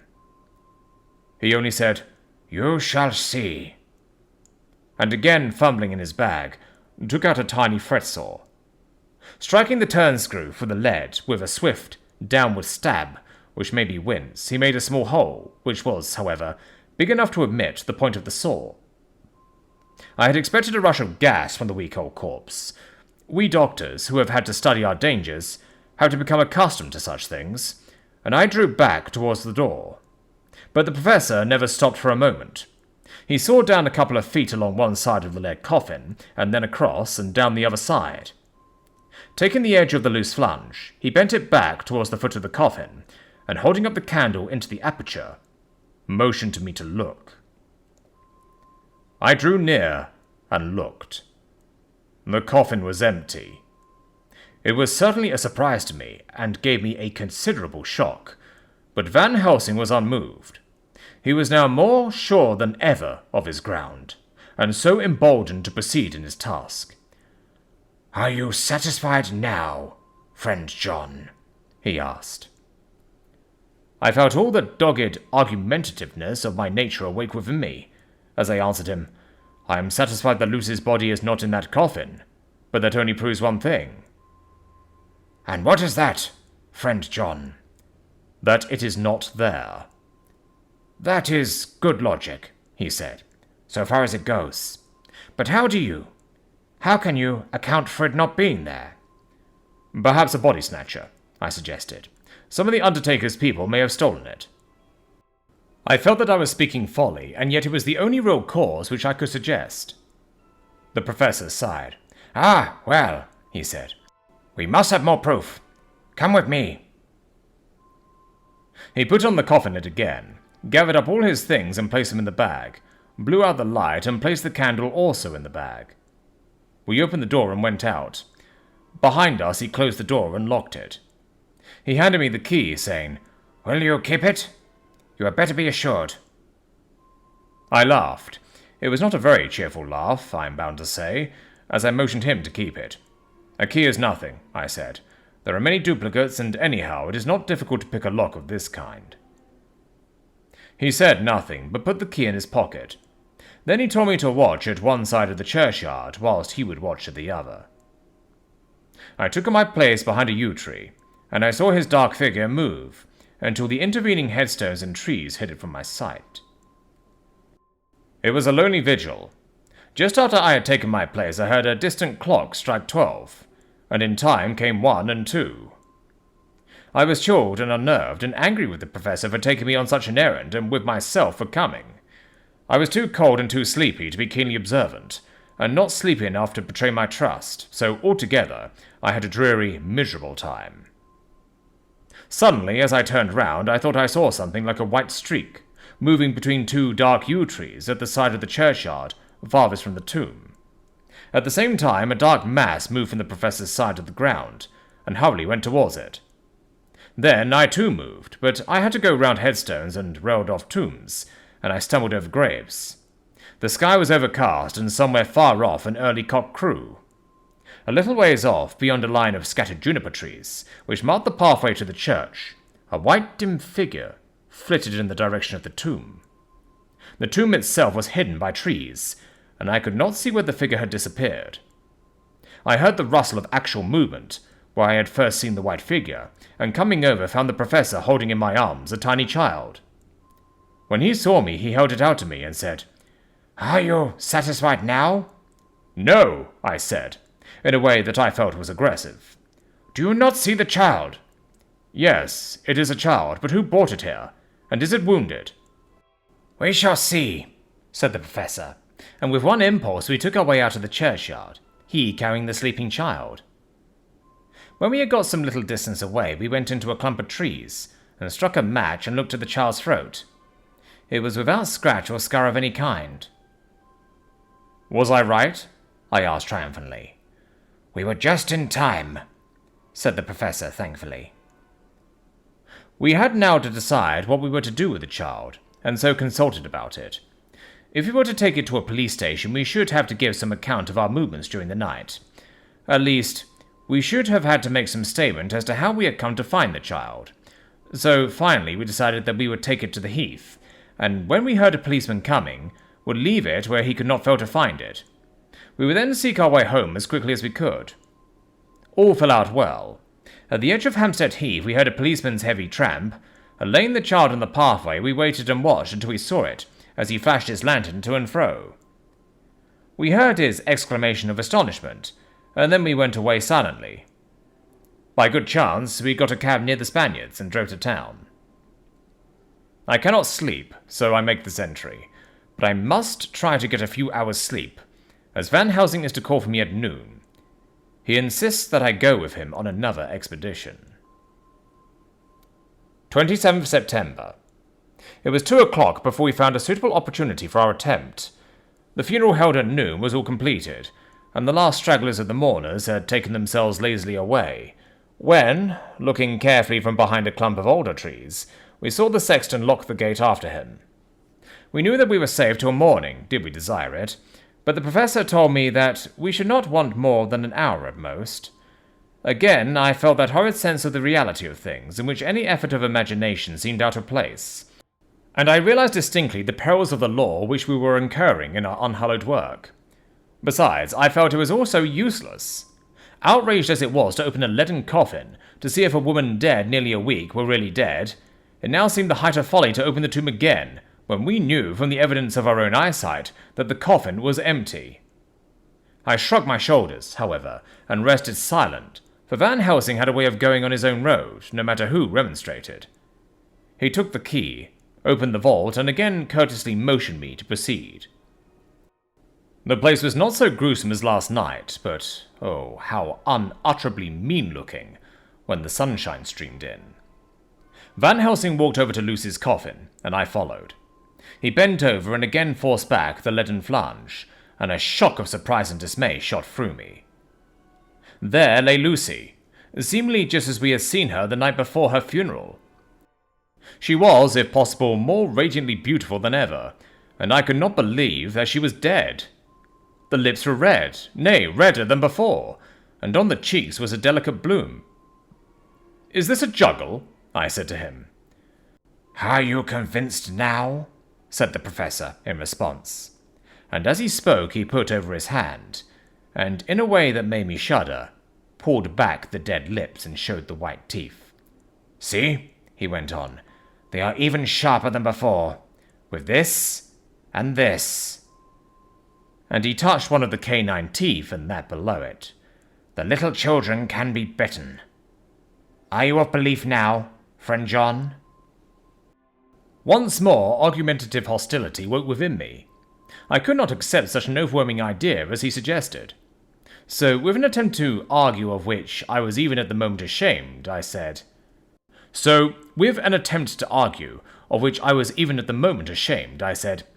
"She may have been placed here since last night." "Indeed? That is so. And by whom?" "I do not know. Someone has done it." "And yet she has been dead 1 week. Most peoples in that time would not look so." I had no answer for this, so was silent. Van Helsing did not seem to notice my silence. At any rate, he showed neither chagrin nor triumph. He was looking intently at the face of the dead woman, raising the eyelids and looking at the eyes, and once more opening the lips and examining the teeth. Then he turned to me and said, "Here, there is one thing which is different from all recorded. Here is some dual life that is not as the common. She was bitten by the vampire when she was in a trance, sleepwalking. Oh, you start. You do not know that, friend John, but you shall know it later. And in trance, could he best come to take more blood? In trance, she dies, and in trance she is undead, too. So it is that she differ from all other. Usually when the undead sleep at home." As he spoke, he made a comprehensive sweep of his arm to designate what, to a vampire, was home. "Their face show what they are, but this so sweet, that was when she was not undead. She go back to the nothings of the common dead. There is no malign there, see, and so it make hard that I must kill her in her sleep." This turned my blood cold, and it began to dawn upon me that I was accepting Van Helsing's theories. But if she were really dead, what was there of terror in the idea of killing her? He looked up at me, and evidently saw the change in my face, for he said, almost joyously, "Ah, you believe now?" I answered, "Do not press me too hard all at once. I am willing to accept. How will you do this bloody work?" "I shall cut off her head and fill her mouth with garlic, and I shall drive a stake through her body." It made me shudder to think of so mutilating the body of the woman whom I had loved. And yet the feeling was not so strong as I had expected. I was, in fact, beginning to shudder at the presence of this being, this undead, as Van Helsing called it, and to loathe it. Is it possible that love is all subjective, or all objective? I waited a considerable time for Van Helsing to begin, but he stood as if wrapped in thought. Presently he closed the catch of his bag with a snap and said, "I have been thinking, and have made up my mind as to what is best. If I did simply follow my inclining, I would do now, at this moment, what is to be done. But there are other things to follow, and things that are 1,000 times more difficult in that them we do not know. This is simple. She have yet no life taken, though that is of time, and to act now will be to take danger from her forever. But then we may have to want Arthur, and how shall we tell him of this? If you, who saw the wounds on Lucy's throat, and saw the wounds so similar on the child's at the hospital, if you, who saw the coffin empty last night, and fall today with a woman who have not changed, only to be more rose and more beautiful in a whole week after she die, if you know of this, and know of the white figure last night, that brought the child to the churchyard, and yet of your own senses you did not believe, how then can I expect Arthur, who know none of these things, to believe? He doubted me when I took him from her kiss when she was dying. I know he has forgiven me, because in some mistaken idea I have done things that prevent him say goodbye as he ought, and he may think that in some more mistaken idea this woman was buried alive, and that in most mistake of all we have killed her. He will then argue back that it is we, mistaken ones, that have killed her by our ideas, and so he will be much unhappy always. Yet he never can be sure, and that is the worst of all, and he will sometimes think that she he loved was buried alive, and that will paint his dreams with horrors of what she must have suffered. And again, he will think that we may be right, and that his so beloved was, after all, an undead. No, I told him once, and since then I learn much. Now, since I know it is all true, 100,000 times more do I know that he must pass through the bitter waters to reach the sweet. He, poor fellow, must have 1 hour that will make the very face of heaven grow black to him. Then we can act for good all round and send him peace. My mind is made up. Let us go. You return home for tonight to your asylum, and see that all be well. As for me, I shall spend the night here in this churchyard in my own way. Tomorrow night you will come to me at the Berkeley Hotel at 10 of the clock. I shall send for Arthur to come too, and also that so fine young man of America that gave his blood. Later we shall all have work to do. I come with you so far as Piccadilly, and there dine, for I must be back here before the sunset. So we locked the tomb and came away, and got over the wall of the churchyard, which was not much of a task, and drove back to Piccadilly. Note left by Van Helsing in his Portmanteau Berkeley Hotel, directed to John Seward, M.D., not delivered. 27 September. Friend John, I write this in case anything should happen. I go alone to watch in that churchyard. It pleases me that the undead, Miss Lucy, shall not leave tonight, that so on the morrow night she may be more eager. Therefore I shall fix some things she like not, garlic and a crucifix, and so seal up the door of the tomb. She is young as undead and will heed. Moreover, these are only to prevent her coming out. They may not prevail on her wanting to get in, for then the undead is desperate and must find the line of least resistance, whatever so it may be. I shall be at hand all the night from sunset till after sunrise, and if there be aught that may be learned, I shall learn it. For Miss Lucy, or from her, I have no fear. But that other to whom is there that she is undead, he have not the power to seek her tomb and find shelter. He is cunning, as I know from Mr. Jonathan, and from the way that all along he have fooled us when he played with us for Miss Lucy's life, and we lost, and in many ways the undead are strong. He have always the strength in his hand of 20 men, even we 4 who gave our strength to Miss Lucy, it also is all to him. Besides, he can summon his wolf, and I know not what. So if it be that he came thither on this night, he shall find me, but none other shall, until it be too late. But it may be that he will not attempt the place. There is no reason why he should. His hunting ground is more full of game than the churchyard where the undead woman sleeps, and the one old man watch. Therefore, I write this in case. Take the papers that are with this, the diaries of Harker and the rest, and read them, and then find this great undead, and cut off his head and burn his heart, or drive a stake through it, so that the world may rest from him. If it be so, farewell. Van Helsing. Dr. Seward's Diary. 28th September. It is wonderful what a good night's sleep will do for one. Yesterday I was almost willing to accept Van Helsing's monstrous ideas, but now they seem to start out lurid before me as outrages on common sense. I have no doubt that he believes it all. I wonder if his mind can have become in any way unhinged. Surely there must be some rational explanation of all these mysterious things. Is it possible that the Professor can have done it himself? He is so abnormally clever that if he went off his head, he would carry out his intent with regard to some fixed idea in a wonderful way. I am loath to think it, and indeed it would be almost as great a marvel as the other to find that Van Helsing was mad. But anyhow, I shall watch him carefully. I may get some light on the mystery. 29th September. Last night, at a little before 10 o'clock, Arthur and Quincy came into Van Helsing's room. He told us all what he wanted us to do, but especially addressing himself to Arthur, as if all our wars were centered in his. He began by saying that he hoped we would all come with him to... "For," he said, "there is a grave duty to be done there. You were doubtless surprised at my letter?" This query was directly addressed to Lord Godalming. It was. It rather upset me for a bit. There has been so much trouble around my house of late that I could do without any more. I have been curious, too, as to what you mean. Quincy and I talked it over, but the more we talked, the more puzzled we got, till now I can say for myself that I'm about up a tree as to any meaning about anything. Me too, said Quincy Maury laconically. "Oh," said the Professor, "then you are nearer the beginning, both of you, than friend John here, who has to go a long way back before he can even get so far as to begin." It was evident that he recognized my return to my old doubting frame of mind without my saying a word. Then, turning to the other two, he said with intense gravity, "I want your permission to do what I think good this night.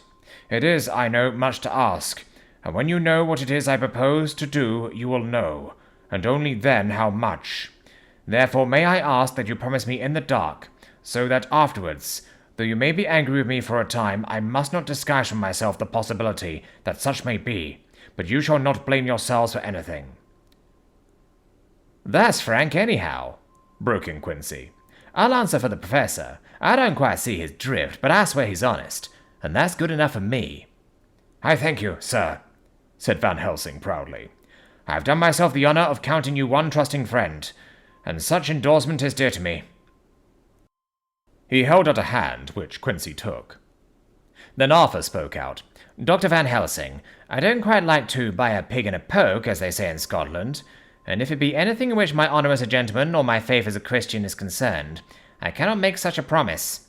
If you can assure me that what you intend does not violate either of these two, then I give my consent at once, though for the life of me I cannot understand what you are driving at." "I accept your limitation," said Van Helsing. "And all I ask of you is that if you feel it necessary to condemn any act of mine, you will first consider it well and be satisfied that it does not violate your reservations." "Agreed," said Arthur. "That is only fair. And now that the porpulars are over, may I ask what it is we are to do?" "I want you to come with me, and to come in secret, to the churchyard at Kingstead." Arthur's face fell as he said, in an amazed sort of way, "Where poor Lucy is buried." The Professor bowed. Arthur went on. "And when there?" "To enter the tomb." Arthur stood up. "Professor, are you in earnest? Or is it some monstrous joke?" "Pardon me. I see that you are in earnest." He sat down again, but I could see that he sat firmly and proudly, as one who is on his dignity. There was silence until he asked again, "And when in the tomb?" "To open the coffin." "This is too much," he said, angrily rising again. "I am willing to be patient in all things that are reasonable, but in this desecration of the grave, of one who—" He fairly choked with indignation. The Professor looked pityingly at him. "If I could spare you one pang, my poor friend," he said, "God knows I would. But this night our feet must tread in thorny paths, or later, and forever, the feet you love must walk in paths of flame." Arthur looked up with set white face and said, "Take care, sir. Take care." "Would it not be well to hear what I have to say?" said Van Helsing. "And then you will at least know the limit of my purpose. Shall I go on?" "That's fair enough," broke in Morris. After a pause, Van Helsing went on, evidently with an effort. Miss Lucy is dead. Is it not so? Yes. Then there can be no wrong to her. But if she be not dead... Arthur jumped to his feet. Good God! He cried. What do you mean? Has there been any mistake? Has she been buried alive? He groaned in anguish that not even hope could soften. I did not say she was alive, my child. I did not think it. I go no further than to say that she might be undead. Undead? Not alive? What do you mean? Is this all a nightmare, or what is it? There are mysteries which men can only guess at, which, age by age, they may solve only in part. Believe me, we are now on the verge of one. But I have not done. May I cut off the head of dead Miss Lucy? Heavens and earth, no! Cried Arthur in a storm of passion. Not for the wide world will I consent to any mutilation of her dead body. Dr. Van Helsing, you try me too far. What have I done to you that you should torture me so? What did that poor, sweet girl do that you should want to cast such dishonor on her grave? Are you mad that you speak of such things, or am I mad to listen to them? Don't dare think more of such a desecration. I shall not give my consent to anything you do. I have a duty to do in protecting her grave from outrage, and by God I shall do it. Van Helsing rose up from where he had, all the time, been seated, and said, gravely and sternly, My Lord Godalming, I too have a duty to do. A duty to others, a duty to you, a duty to the dead, and by God I shall do it. All I ask you now is that you come with me, that you look and listen. And if when later I make the same request, you do not be more eager for its fulfillment even than I am, then I shall do my duty, whatever it may seem to me. And then, to follow your lordship's wishes, I shall hold myself at your disposal to render an account to you, when and where you will. His voice broke a little, and he went on with a voice full of pity. But I beseech you, do not go forth in anger with me. In the long life of acts which were often not pleasant to do, and which sometimes did wring my heart, I have never had so heavy a task as now. Believe me that if the time comes for you to change your mind towards me, one look from you will wipe away all this so sad hour, for I will do what a man can to save you from sorrow. Just think, for why should I give myself so much labor and so much of sorrow? I have come here from my own land to do what I can of good, at the first to please my friend John, and then to help a sweet young lady, whom too I come to love. For her I am ashamed to say so much, but I say it in kindness. I gave what you gave, the blood of my veins. I gave it. I, who was not, like you, her lover, but only her physician and her friend. I gave her my nights and days, before death, after death, and if my death can do her good even now, when she is the dead undead, she shall have it freely. He said this with a very grave, sweet pride, and Arthur was much affected by it. He took the old man's hand and said in a broken voice, Oh, it is hard to think of it, and I cannot understand. But at least I shall go with you and wait.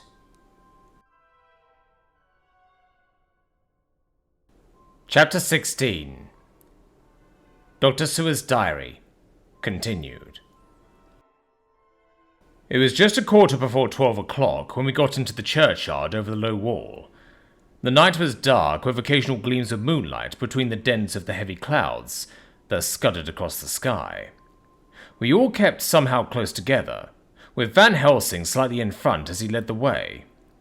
When we had come close to the tomb, I looked well at Arthur, for I feared the proximity to a place laden with so sorrowful a memory would upset him. But he bore himself well. I took it that the very mystery of the proceeding was in some way a counteractant to his grief. The professor unlocked the door, and seeing a natural hesitation amongst us for various reasons, solved the difficulty by entering first himself. The rest of us followed, and he closed the door. He then lit a dark lantern and pointed to a coffin. Arthur stepped forward hesitatingly. Van Helsing said to me, "You were here with me yesterday. Was the body of Miss Lucy in that coffin?" "It was." The professor turned to the rest, saying, "You hear, and yet there is no one who does not believe with me." He took his screwdriver and again took off the lid of the coffin. Arthur looked on, very pale but silent. When the lid was removed, he stepped forward. He evidently did not know that there was a leaden coffin, or at any rate had not thought of it. When he saw the rent in the lead, the blood rushed to his face for an instant, but as quickly fell away again, so that he remained of a ghastly whiteness. He was still silent. Van Helsing forced back the leaden flange, and we all looked in and recoiled. The coffin was empty. For several minutes no one spoke a word. The silence was broken by Quincy Morris. "Professor, I answered for you. Your word is all I want. I wouldn't ask such a thing ordinarily. I wouldn't so dishonor you as to imply a doubt. But this is a mystery that goes beyond any honor or dishonor. Is this your doing?" "I swear to you by all that I hold sacred, that I have not removed or touched her. What happened was this. 2 nights ago, my friend Tshirt and I came here with good purpose, believe me. I opened that coffin, which was then sealed up, and we found it as now, empty. We then waited and saw something white come through the trees. The next day we came here in daytime, and she lay there. Did she not, friend John?" "Yes." "That night we were just in time. One more so small child was missing, and we find it, thank God, unharmed amongst the graves. Yesterday I came here before sundown, for at sundown the undead can move. I waited here all night till the sun rose, but I saw nothing. It was most probable that it was because I had laid over the clamps of those doors garlic, which the undead cannot bear, and other things which they shun. Last night there was no exodus, so tonight before the sundown I took away my garlic and other things, and so it is we find this coffin empty. But bear with me. So far there is much that is strange. Wait you with me outside, unseen and unheard, and things much stranger are yet to be. So—" Here he shut the dark side of his lantern. "Now to the outside."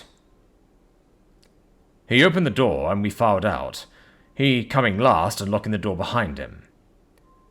Oh, but it seemed fresh and pure in the night air, after the terror of that vault. How sweet it was to see the clouds race by, and the passing gleams of the moonlight between the scudding clouds, crossing and passing, like the gladness and sorrow of a man's life. How sweet it was to breathe the fresh air, that had no taint of death and decay.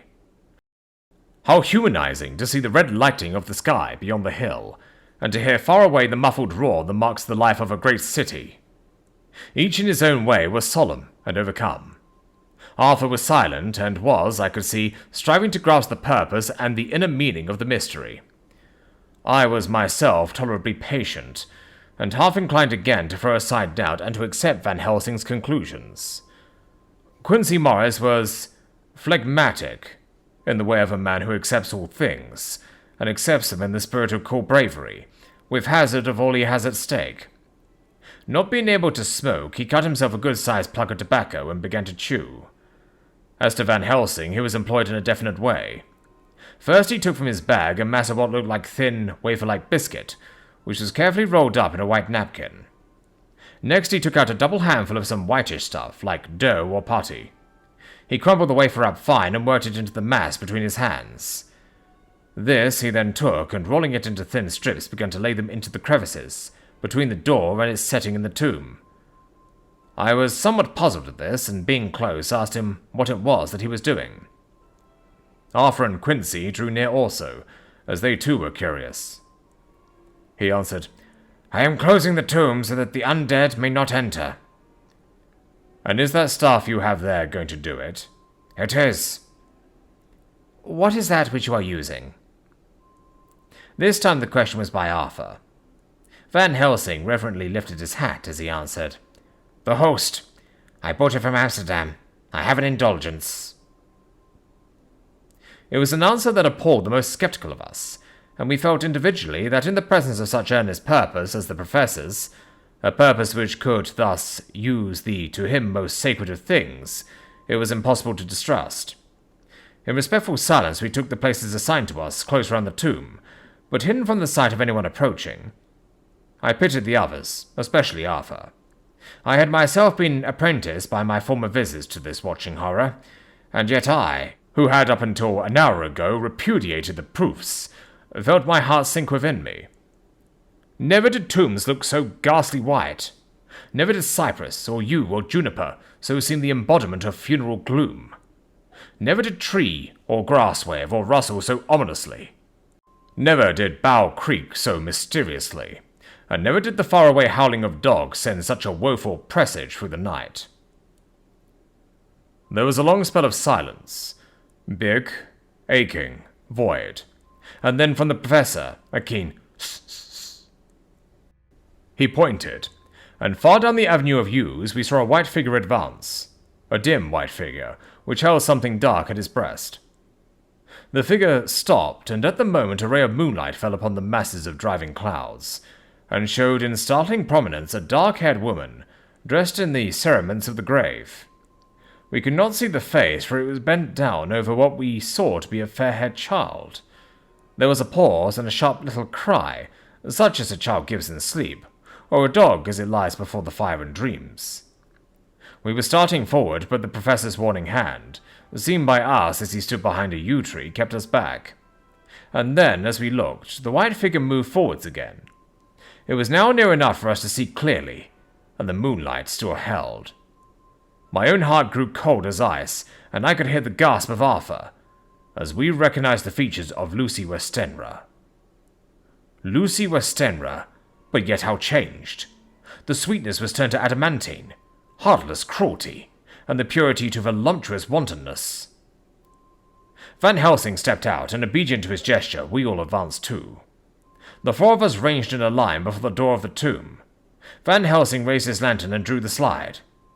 By the concentrated light that fell on Lucy's face, we could see that the lips were crimson with fresh blood, and that the stream had trickled over her chin and stained the purity of her lawn death robe. We shuddered with horror. I could see by the tremulous light that even Van Helsing's iron nerve had failed. Arthur was next to me, and if I had not seized his arm and held him up, he would have fallen. When Lucy, I called the thing that was before us Lucy because it bore her shape, saw us, she drew back with an angry snarl, such as a cat gives when taken unawares. Then her eyes ranged over us. Lucy's eyes in form and color, but Lucy's eyes unclean and full of hellfire, instead of the pure, gentle orbs we knew. At that moment the remnant of my love passed into hate and loathing. Had she then to be killed, I could have done it with savage delight. As she looked, her eyes blazed with unholy light, and the face became wreathed with a voluptuous smile. Oh, God! How it made me shudder to see it! With a careless motion she flung to the ground, callous as a devil, the child that up to now she had clutched strenuously to her breast, growling over it as a dog growls over a bone. The child gave a sharp cry, and lay there moaning. There was a cold-bloodedness in the act, which wrung a groan from Arthur.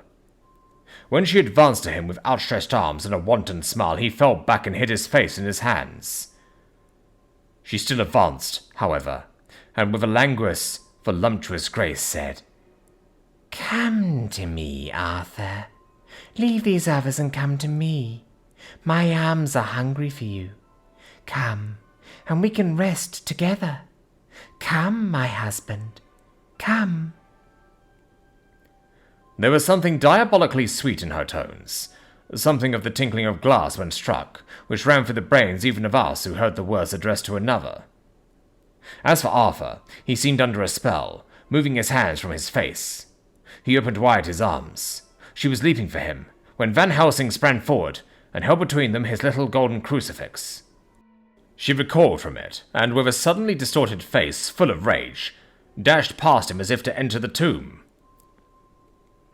When within a foot or two of the door, however, she stopped, as if arrested by some irresistible force. Then she turned, and her face was shown in the clear burst of moonlight, and by the lamp, which had now no quiver from Van Helsing's nerves. Never did I see such baffled malice on a face, and never, I trust, shall such ever be seen again by mortal eyes. The beautiful colour became livid, the eyes seemed to throw out sparks of hellfire, the brows were wrinkled, as though the folds of flesh were the coils of Medusa's snakes, and the lovely blood-stained mouth grew to an open square, as in the passion masks of the Greeks and Japanese. If ever a face meant death, if looks could kill, we saw it at that moment. and so for a full half a minute, which seemed an eternity, she remained between the lifted crucifix and the sacred closing of her means of entry. Van Helsing broke the silence by asking Arthur, "Answer me, oh my friend. Am I to proceed in my work?" "Do as you will, friend. Do as you will. There can be no horror like this ever any more." And he groaned in spirit. Quincy and I simultaneously moved towards him and took his arms. We could hear the click of the closing lantern as Van Helsing held it down. Coming close to the tomb, he began to remove from the chinks some of the sacred emblem which he had placed there. We all looked on with horrified amazement as we saw, when he stood back, the woman, with a corporeal body as real at that moment as our own, passed through the interstice where scarce a knife blade could have gone. We all felt a glad sense of relief when we saw the professor calmly restoring the strings of putty to the edges of the door.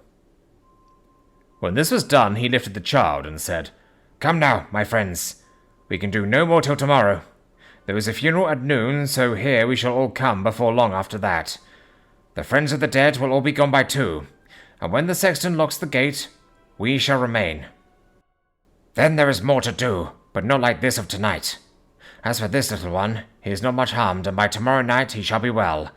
We shall leave him where the police will find him, as on the other night, and then to home."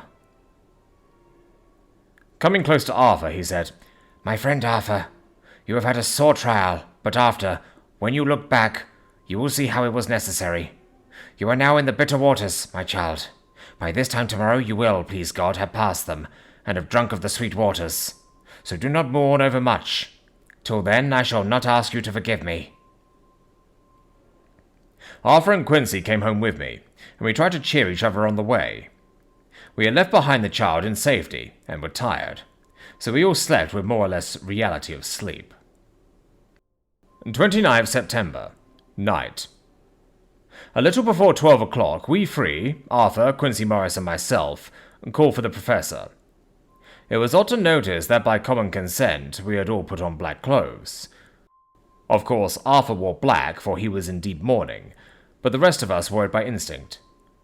We got to the graveyard by 1:30 and strolled about, keeping out of official observation, so that when the gravediggers had completed their task and the sexton, under the belief that everyone had gone, had locked the gate, we had the place all to ourselves. Van Helsing, instead of his little black bag, had with him a long leather one, something like a cricketing bag. It was manifestly of fair weight. When we were alone and had heard the last of the footsteps die out up the road, we silently, and as if by ordered intention, followed the professor to the tomb. He unlocked the door and we entered, closing it behind us. Then he took from his bag the lantern, which he lit, and also 2 wax candles, which, when lighted, he stuck by melting their own ends on other coffins, so that they might give light sufficient to work by. When he again lifted the lid off Lucy's coffin, we all looked, Arthur trembling like an aspen, and saw that the corpse lay there in all its deaf beauty. But there was no love in my own heart, nothing but loathing for the foul thing which had taken Lucy's shape without her soul. I could see even Arthur's face grow hard as he looked. Presently, he said to Van Helsing, "Is this really Lucy's body, or only a demon in her shape?" "It is her body, and yet not it. But wait a while, and you shall see her as she was, and is." She seemed like a nightmare of Lucy as she lay there, the pointed teeth, the blood-stained, voluptuous mouth, which made one shudder to see, the whole carnal and unspirited appearance, seeming like a devilish mockery of Lucy's sweet purity. Van Helsing, with his usual methodicalness, began taking the various contents from his bag and placing them ready for use. First he took out a soldering iron and some plumbing solder, and then a small oil lamp, which gave out, when lit in a corner of the tomb, gas which burned at a fierce heat with a blue flame. Then his operating knives, which he placed to hand, and last a round wooden stake, some 2½ or 3 inches thick, and about 3 feet long. One end of it was hardened by charring in the fire, and was sharpened to a fine point. With this stake came a heavy hammer, such as in households is used in the coal cellar for breaking the lumps. To me, a doctor's preparations for work of any kind are stimulating and bracing, but the effect on these things, on both Arthur and Quincy, was to cause them a sort of consternation. They both, however, kept their courage, and remained silent and quiet. When all was ready, Van Helsing said, "Before we do anything, let me tell you this. It is out of the lore and experience of the ancients, and of all those who have studied the powers of the undead. When they become such, there comes with the change the curse of immortality. They cannot die, but must go on age after age, adding new victims and multiplying the evils of the world. For all that die from the preying of the undead become themselves undead, and prey on their kind. And so the circle goes on ever widening, like as the ripples from a stone thrown in the water. Friend Arthur, if you had met that kiss which you know of before poor Lucy died, or again last night, when you opened your arms to her, you would, in time, when you had died, have become Nosferatu, as they call it in Eastern Europe, and would, for all time, make more of these undeads, that so have filled us with horror. The career of this so unhappy dear lady is but just begun. Those children whose blood she sucked are not as yet so much the worse, but if she lives on, undead, more and more they lose their blood, and by her power over them, they come to her. And so she draw their blood with that so wicked mouth. But if she die in truth, then all cease. The tiny wounds of the throats disappear, and they go back to their play unknowing ever of what has been. But of the most blessed of all, when this now undead be made to rest as true dead, then the soul of the poor lady whom we love shall again be free. Instead of working wickedness by night, and growing more debased in that assimilating of it by day, she shall take her place with the other angels. So that, my friend, it will be a blessed hand for her that shall strike the blow that sets her free. To this I am willing, but is there none amongst us who has a better right? Will it be no joy to think of hereafter in the silence of the night, when sleep is not? It was my hand that sent her to the stars. It was the hand of him that loved her best, the hand that, of all she would herself have chosen, had it been to her to choose. Tell me if there be such a one amongst us." We all looked at Arthur. He saw, too, what we all did, the infinite kindness which suggested that his should be the hand which would restore Lucy to us as a holy and not an unholy memory. He stepped forward and said bravely, though his hand trembled and his face was as pale as snow, "My true friend, from the bottom of my broken heart I thank you. Tell me what I am to do, and I shall not falter." Van Helsing laid a hand on his shoulder and said, "Brave lad, a moment's courage, and it is done. This stake must be driven through her. It will be a fearful ordeal, be not deceived in that. But it will be only a short time, and you will then rejoice more than your pain was great. From this grim tomb you will emerge as though you tread on air. But you must not falter when once you have begun. Only think that we, your true friends, are round you, and that we pray for you all the time." "Go on," said Arthur hoarsely. "Tell me what I am to do." "Take this stake in your left hand, ready to place to the point over the heart, and the hammer in your right. Then, when we begin our prayer for the dead, I shall read him. I have here the book, and the other shall follow. Strike in God's name, that so all may be well with the dead that we love, and that the undead pass away." Arthur took the stake and hammer, and when once his mind was set on action, his hands never trembled, nor even quivered. Van Helsing opened his missal and began to read, and Quincy and I followed as well as we could. Arthur placed the point over the heart, and as I looked, I could see its dint in the white flesh. Then he struck with all his might. The thing in the coffin writhed, and a hideous blood-curdling screech came from the opened red lips. The body shook and quivered and twisted in wild contortions. The sharp white teeth champed together till the lips were cut, and the mouth was smeared with a crimson foam. But Arthur never faltered. He looked like a figure of Thor, as his untrembling arm rose and fell, driving deeper and deeper the mercy-bearing stake, whilst the blood from the pierced heart welled and spurted up around it. His face was set, and high duty seemed to shine through it. The sight of it gave us courage, so that our voices seemed to ring through the little vault.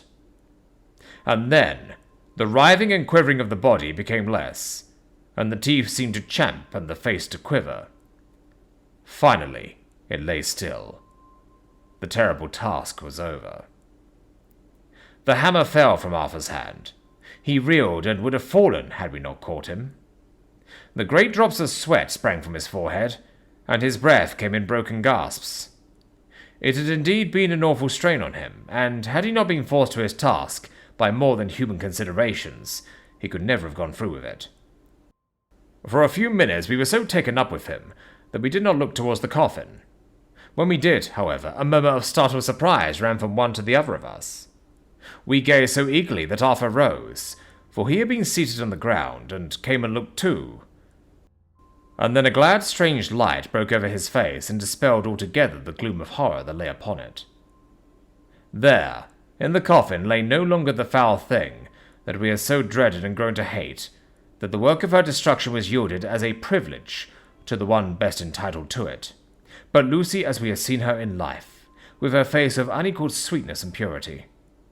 True that they were there, as we had seen them in life, the traces of care and pain and waste, but these were all dear to us, for they marked her truth to what we knew.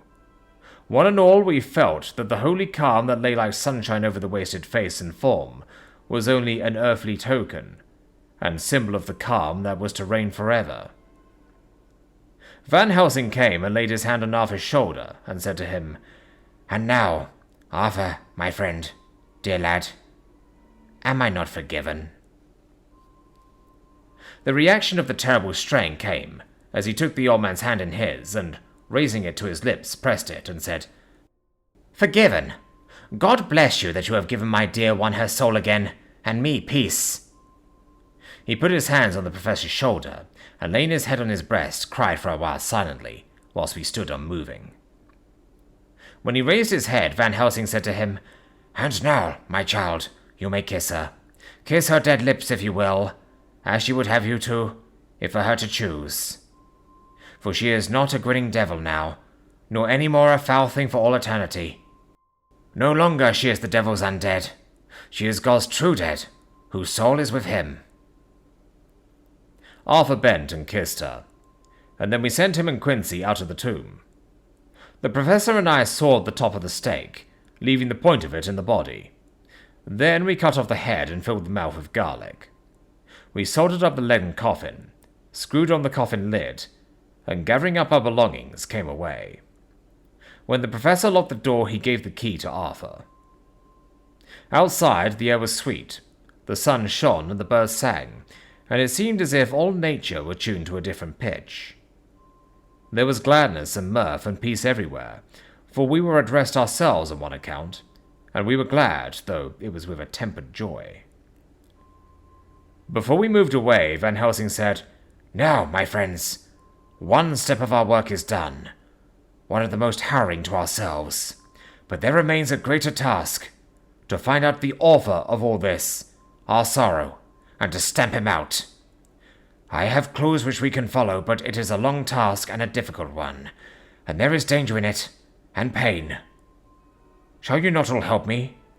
We have learned to believe, all of us, is it not so? And since so, do we not see our duty? Yes, and do we not promise to go on to the bitter end?" Each in turn we took his hand, and the promise was made. Then said the professor, as we moved off, "2 nights hence you shall meet with me and dine together at 7 of the clock with friend John. I shall entreat 2 others, 2 that you know not as yet, and I shall be ready to all our work, show, and our plans unfold. Friend John, you come with me home, for I have much to consult you about, and you can help me. Tonight I leave for Amsterdam, but shall return tomorrow night, and then begins our great quest. But first I shall have much to say, so that you may know what to do and to dread.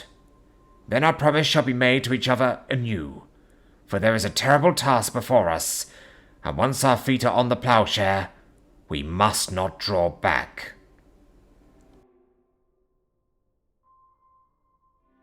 Chapter 17. Dr. Seward's Diary. Continued. When we arrived at the Berkeley Hotel, Van Helsing found a telegram waiting for him. "Am coming up by train. Jonathan at Whitby. Important news. Mina Harker. The professor was delighted. "Ah, that wonderful Madam Mina," he said. "Pearl among women. She arrived, but I cannot stay. She must go to your house, friend John. You must meet her at the station. Telegraph her en route so that she may be prepared." When the wire was dispatched, he had a cup of tea. Over it, he told me of a diary kept by Jonathan Harker when abroad, and gave me a typewritten copy of it, and also of Mrs. Harker's diary at Whitby. "Take these," he said, "and study them well. When I have returned, you will be master of all the facts, and we can then better enter on our inquisition. Keep them safe, for there is in them much of treasure. You will need all your faith, even you, who have had such an experience as that of today. What is here told?" He laid his hand heavily and gravely on the packet of papers as he spoke. "May be the beginning of the end to you, and me, and many another, or it may sound the knell of the undead who walk the earth. Read all, I pray you, with the open mind, and if you can add in any way to the story here told, do so, for it is all important. You have kept a diary of all these so strange things, is it not so? Yes. Then we shall go through all these together when we meet." He then made ready for his departure, and shortly drove off to Liverpool Street. I took my way to Paddington, where I arrived about 15 minutes before the train came in. The crowd melted away after the bustling fashion common to arrival platforms, and I was beginning to feel uneasy, lest I might miss my guest, when a sweet-faced, dainty-looking girl stepped up to me, and after a quick glance said, Dr. Seward, is it not? "And you are Mrs. Harker?" I answered at once, whereupon she held out her hand. "I knew you from the description of poor dear Lucy, but—" She stopped suddenly, and a quick blush overspread her face. The blush that rose to my own cheek somehow set us both at ease, for it was a tacit answer to our own. I got her luggage, which included a typewriter, and we took the Underground to Fenchurch Street, after I had sent a wire to my housekeeper to have a sitting room and a bedroom prepped at once for Mrs. Harker. In due time we arrived. She knew, of course, that the place was a lunatic asylum, but I could see that she was unable to repress a shudder when we entered. She told me that, if she might, she would come presently to my study, as she had much to say. So here I am finishing my entry in my phonograph diary, whilst I await her. As yet I have not had the chance of looking at the papers which Van Helsing left with me, though they lie open before me. I must get her interested in something, so that I may have an opportunity of reading them. She does not know how precious time is, or what a task we have in hand. I must be careful not to frighten her. Here she is. Mina Harker's Journal. 29th September. After I had tidied myself, I went down to Dr. Seward's study. At the door, I paused a moment, for I thought I heard him talking with someone. As, however, he had pressed me to be quick, I knocked at the door, and on his calling out, "Come in," I entered. To my intense surprise, there was no one with him. He was quite alone, and on the table opposite him was what I knew at once from the description to be a phonograph. I had never seen one, and was much interested. "I hope I did not keep you waiting," I said, "but I stayed at the door as I heard you talking, and thought there was someone with you." "Oh," he replied with a smile, "I was only entering my diary." "Your diary?" I asked him in surprise. "Yes," he answered. "I keep it in this." As he spoke, he laid his hand on the phonograph. I felt quite excited over it, and blurted out, "Why, this beats even shorthand. May I hear it say something?" "Certainly," he replied with alacrity, and stood up to put it in train for speaking. Then he paused, and a troubled look overspread his face. "The fact is," he began awkwardly, "I only keep my diary in it, and as it is entirely, almost entirely about my cases, it may be awkward. That is, I mean—" He stopped, and I tried to help him out of his embarrassment. "You helped to attend dear Lucy at the end. Let me hear how she died, for all that I know of her, I shall be very grateful. She was very, very dear to me." To my surprise, he answered with a horror-struck look in his face. "Tell you of her death? Not for the wide world." "Why not?" I asked, for some grave, terrible feeling was coming over me. Again he paused, and I could see that he was trying to invent an excuse. At length he stammered out, You see, I do not know how to pick out any particular part of the diary." Even while he was speaking, an idea dawned upon him, and he said with unconscious simplicity in a different voice, and with the naivety of a child, "That's quite true, upon my honor. Honest Indian." I could not but smile, at which he grimaced. "I gave myself away that time," he said. "But do you know that, although I have kept the diary for months past, it never once struck me how I was going to find any particular part of it in case I wanted to look it up?" By this time my mind was made up that the diary of a doctor who attended Lucy might have something to add to the sum of our knowledge of that terrible being, and I said boldly, "Then, Dr. Seward, you had better let me copy it out for you on my typewriter." He grew to a positively deathly pallor as he said, No, no, no! For all the world! I wouldn't let you know that terrible story." Then it was terrible. My intuition was right. For a moment, I thought, and as my eyes ranged the room, unconsciously looking for something or some opportunity to aid me, they lit on a great batch of typewriting on the table. His eyes caught the look in mine, and without his thinking, followed their direction. As they saw the parcel, he realized my meaning. "You do not know me," I said. "When you have read those papers, my own diary and my husband's also, which I have typed, you will know me better. But I have not faltered in giving every thought of my own heart in this course. But, of course, you do not know me yet, and I must not expect you to trust me so far." He is certainly a man of noble nature. Poor dear Lucy was right about him. He stood up and opened a large drawer in which were arranged in order a number of hollow cylinders of metal covered with dark wax, and said, "You are quite right. I did not trust you because I did not know you. But I know you now, and let me say that I should have known you long ago. I know that Lucy told you of me. She told me of you, too. May I make the only atonement in my power? Take the cylinders and hear them. The first half dozen of them are personal to me, and they will not horrify you. Then you will know me better. Dinner will by then be ready. In the meantime, I shall read over some of these documents, and shall be better able to understand certain things." He carried the phonograph himself up to my sitting room, and adjusted it for me. Now I shall learn something pleasant, I am sure, for it will tell me the other side of a true love episode, of which I know one side already. Dr. Seward's Diary. 29th September. I was so absorbed in that wonderful diary of Jonathan Harker and that other of his wife that I let the time run on without thinking. Mrs. Harker was not down when the maid came to announce dinner, so I said, "She is possibly tired. Let dinner wait an hour." And I went on with my work. I had just finished Mrs. Harker's diary when she came in. She looked sweetly pretty, but very sad, and her eyes were flushed with crying. This somehow moved me much. Of late I have had cause for tears, God knows, but the relief of them was denied me, and now the sight of those sweet eyes, brightened by recent tears, went straight to my heart. So I said as gently as I could, "I greatly fear I have distressed you." "Oh, no, not distress me," she replied, "but I have been more touched than I can say by your grief. That is a wonderful machine, but it is cruelly true. It told me in its very tones the anguish of your heart. It was like a soul crying out to Almighty God. No one must hear them spoken ever again. See, I have tried to be useful. I have copied out the words on my typewriter, and none other need now hear your heart beat, as I did." "No one need ever know, shall ever know," I said in a low voice. She laid her hand on mine and said very gravely, "Ah, but they must." "Must? But why?" I asked. "Because it is a part of the terrible story, a part of poor Lucy's death and all that led to it.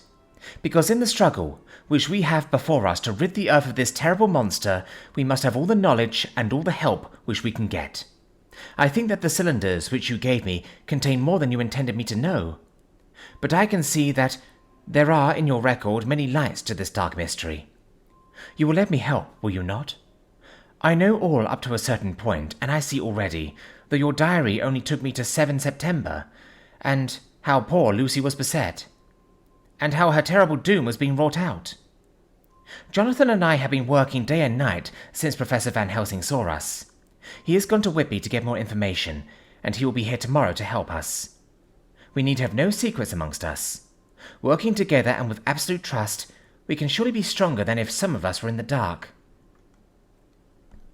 She looked at me so appealingly, and at the same time manifested such courage and resolution in her bearing, that I gave in at once to her wishes. "You shall," I said, "do as you like in the matter. God forgive me if I do wrong. There are terrible things yet to learn of, but if you have so far travelled on the road to poor Lucy's death, you will not be content. I know to remain in the dark, nay, the end, the very end, may give you a gleam of peace. Come, there is dinner. We must keep one another strong for what is before us. We have a cruel and dreadful task. When you have eaten, you shall learn the rest, and I shall answer any questions you ask, if there be anything which you do not understand, though it was apparent to us who were present." Mina Harker's Journal. 29th September. After dinner, I came with Dr. Seward to his study. He brought back the phonograph from my room, and I took a chair, and arranged the phonograph so that I could touch it without getting up, and showed me how to stop it in case I should want to pause. Then he very thoughtfully took a chair, with his back to me, so that I might be as free as possible, and began to read. I put the forked metal to my ears, and listened. When the terrible story of Lucy's death and all that followed was done, I lay back in my chair powerless. Fortunately, I am not of a fainting disposition. When Dr. Seward saw me, he jumped up with a horrified exclamation, and hurriedly taking a case bottle from the cupboard, gave me some brandy, which in a few minutes somewhat restored me. My brain was all in a whirl, and only that there came through all the multitude of horrors the holy ray of light that my dear Lucy was at last at peace. I do not think I could have borne it without making a scene. It is all so wild and mysterious, and strange that if I had not known Jonathan's experience in Transylvania, I could not have believed. As it was, I didn't know what to believe, and so got out of my difficulty by attending to something else. I took the cover off my typewriter and said to Dr. Seward, "Let me write this all out now. We must be ready for Dr. Van Helsing when he comes. I have sent a telegram to Jonathan to come on here when he arrives in London from Whitby. In this matter, dates are everything, and I think that if we get all of our material ready, and have every item put in chronological order, we shall have done much. You told me that Lord Godalming and Mr. Morris are coming too. Let us be able to tell them when they come." He accordingly set the phonograph at a slow pace, and I began to typewrite from the beginning of the 17th cylinder. I used manifold, and so took 3 copies of the diary, just as I had done with the rest. It was late when I got through, but Dr. Seward went about his work of going his round of the patients. When he had finished, he came back and sat near me, reading, so that I did not feel too lonely whilst I worked. How good and thoughtful he is! The world seems full of good men, even if there are monsters in it. Before I left him, I remembered what Jonathan put in his diary of the Professor's perturbation at reading something in an evening paper at the station at Exeter. So, seeing that Dr. Seward keeps his newspapers, I borrowed the files of the Westminster Gazette and the Pall Mall Gazette, and took them to my room. I remember how much the Daily Graph and the Whitby Gazette, of which I made cuttings, and helped us to understand the terrible events at Whitby when Count Dracula landed. So I shall look for the evening papers since then, and perhaps I shall get some new light. I am not sleepy, and the work will help to keep me quiet. Dr. Seward's Diary. 30th September. Mr. Harker arrived at 9 o'clock. He got his wife's wire just before starting. He is uncommonly clever, if one can judge from his face, and full of energy. If this journal be true, and judging by one's own wonderful experiences, it must be, he is also a man of great nerve. That going down to the vault a second time was a remarkable piece of daring. After reading his account of it, I was prepared to meet a good specimen of manhood, but hardly the quiet, business-like gentleman who came here today. Later, after lunch, Harker and his wife went back to their own room, and as I passed a while ago, I heard the clink of the typewriter. They are hard at it. Mrs. Harker says that they are knitting together in chronological order every scrap of evidence they have. Harker has got the letters between the consignee of the boxes at Whitby and the carriers in London who took charge of them. He is now reading his wife's transcript of my diary. I wonder what they make out of it. Here it is. Strange that it never struck me that the very next house might be the Count's hiding place. Goodness knows that we had enough clues from the conduct of the patient Renfield. The bundle of letters relating to the purchase of the house were with the transcript. Oh, if we had only had them earlier, we might have saved poor Lucy. Stop. That way, madness lies. Harker has gone back and is again collecting material. He says that by dinner time they will be able to show a whole, connected narrative. He thinks that in the meantime I should see Renfield, as hitherto he has been a sort of index to the coming and going of the Count. I hardly see this yet, but when I get to the dates, I suppose I shall. What a good thing that Mrs. Harker put my cylinders into type. We never could have found the dates otherwise. I found Renfield sitting placidly in his room with his hands folded, smiling benignly. At the moment he seemed as sane as anyone I ever saw. I sat down and talked with him on a lot of subjects, all of which he treated naturally. He then, of his own accord, spoke of going home, a subject he has never mentioned to my knowledge during his sojourn here. In fact, he spoke quite confidently of getting his discharge at once. I believe that, had I not had the chat with Harker and read the letters, and the dates of his outbursts, I should have been prepared to sign for him after a brief time of observation. As it is, I am darkly suspicious. All those outbreaks were in some way linked with the proximity of the Count. What then does this absolute content mean? Can it be that his instinct is satisfied as to the vampire's ultimate triumph? Stay. He is himself Suphagus, and in his wild ravings outside the chapel door of the deserted house, he always spoke of Master. This all seems confirmation of our idea. However, after a while I came away. My friend is just a little too sane at present to make it safe to probe him too deep with questions. He might begin to think, and then... So I came away. I mistrust these quiet moods of his, so I have given the attendant a hint to look closely after him, and to have a strait waistcoat ready in case of need. Jonathan Harker's Journal. 29 September. In train to London. When I received Mr. Billington's courteous message that he would give me any information in his power, I thought it best to go down to Whitby and make, on the spot, such inquiries as I wanted. It was now my object to trace that horrid cargo of the Count's to its place in London. Later, we may be able to deal with it. Billington Jr., a nice lad, met me at the station and brought me to his father's house, where they had decided that I must spend the night. They are hospitable, with true Yorkshire hospitality. Give a guest everything and leave him to do as he likes. They all knew that I was busy, and that my stay was short, and Mr. Billington had ready in his office all the papers concerning the consignment of boxes. It gave me almost a turn to see again one of the letters which I had seen on the Count's table before I knew of his diabolical plans. Everything had been carefully thought out, and done systematically and with precision. He seemed to have been prepared for every obstacle which might be placed by accident in the way of his intentions being carried out. To use an Americanism, he had taken no chances, and the absolute accuracy with which his instructions were fulfilled was simply the logical result of his care. I saw the invoice and took note of it. 50 cases of common earth, to be used for experimental purposes. Also, the copy of the letter to Carter Patterson and their reply. Of both these I got copies. This was all the information Mr. Billington could give me, so I went down to the port and saw the Coast Guards, the customs officers and the harbour master, who kindly put me in communication with the men who had actually received the boxes. Their tally was exact with the list, and they had nothing to add to the simple description, 50 cases of common earth, except that the boxes were main and mortal heavy, and that shifting them was dry work. One of them added that it was hard lines that there wasn't any gentleman, such like as like yourself, squire, to show some sort of appreciation of their efforts in a liquid form. Another put in a rider that the thirst then generated was such that even the time which had elapsed had not completely allayed it.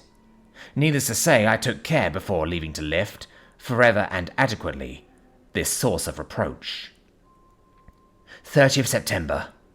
The station master was good enough to give me a line to his old companion, the station master at King's Cross, so that when I arrived there in the morning, I was able to ask him about the arrival of the boxes. He too put me at once in communication with the proper officials, and I saw that their tally was correct with the original invoice. The opportunities of acquiring an abnormal thirst had been here limited.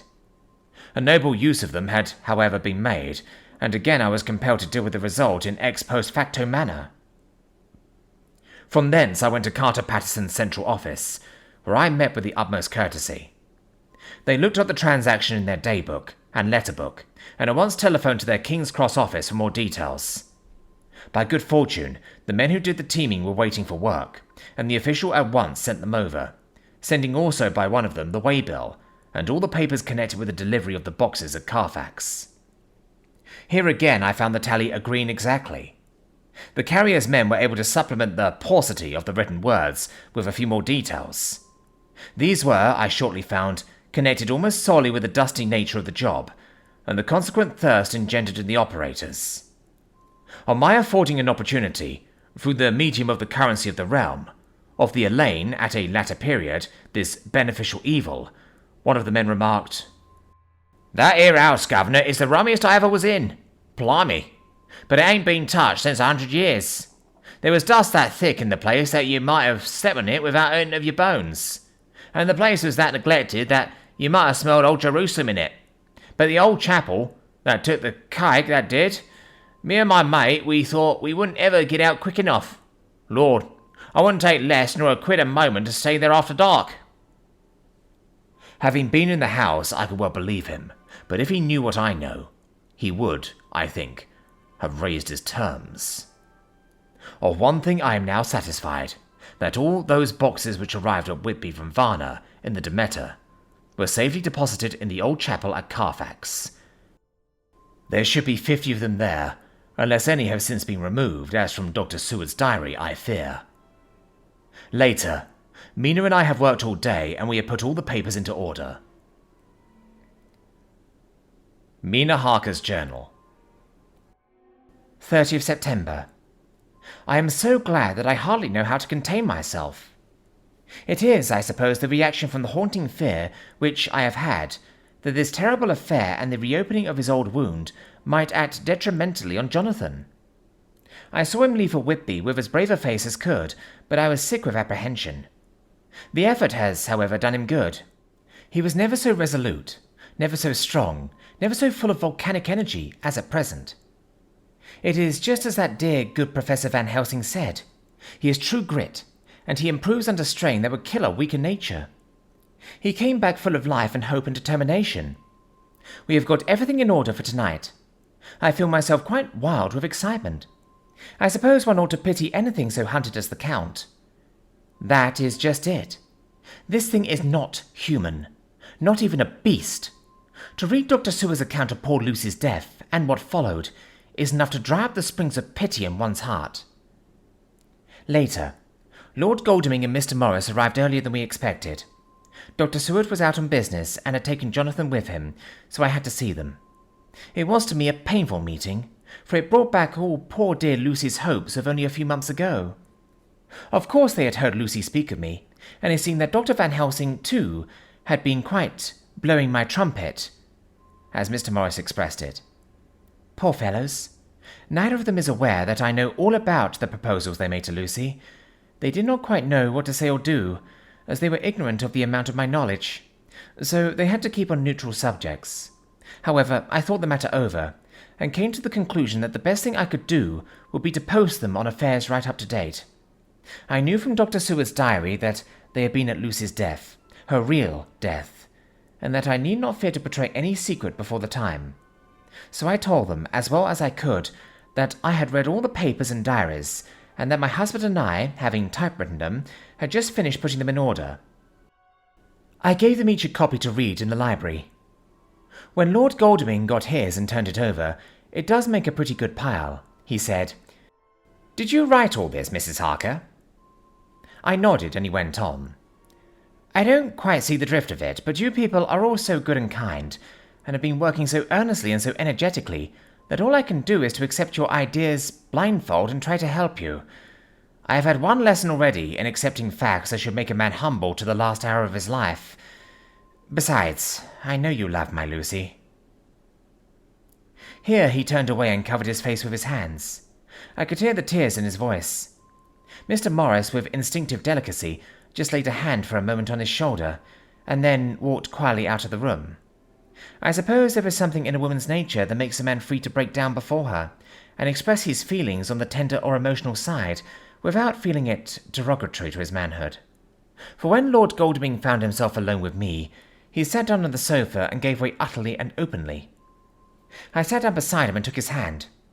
I hope he didn't think it forward of me, and that if he ever thinks of it afterwards, he never will have such a thought. There I wrong him. I know he never will. He is too true a gentleman. I said to him, for I could see that his heart was breaking, I love dear Lucy, and I know what she was to you and what you were to her. She and I were like sisters, and now she is gone. Will you not let me be like a sister to you in your trouble? I know what sorrows you have had, though I cannot measure the depth of them. If sympathy and pity can help in your affliction, won't you let me be of some little service, for Lucy's sake? In an instant, the poor dear fellow was overwhelmed with grief. It seemed to me that all that he had of late been suffering in silence found a vent at once. He grew quite hysterical, and raising his open hands, beat his palms together in a perfect agony of grief. He stood up and then sat down again, and the tears rained down his cheeks. I felt an infinite pity for him and opened my arms unthinkingly. With a sob he laid his head on my shoulder and cried like a wearied child, whilst he shook with emotion. We women have something of the mother in us that makes us rise above smaller matters when the mother spirit is invoked. I felt this big, sorrowing man's head resting on me, as though it were that of a baby that some day may lie on my bosom, and I stroked his hair as though he were my own child. I never thought at the time how strange it all was. After a little bit his sobs ceased, and he raised himself with an apology, though he made no disguise of his emotion. He told me that for days and nights past, weary days and sleepless nights, he had been unable to speak with anyone, as a man must speak in his time of sorrow.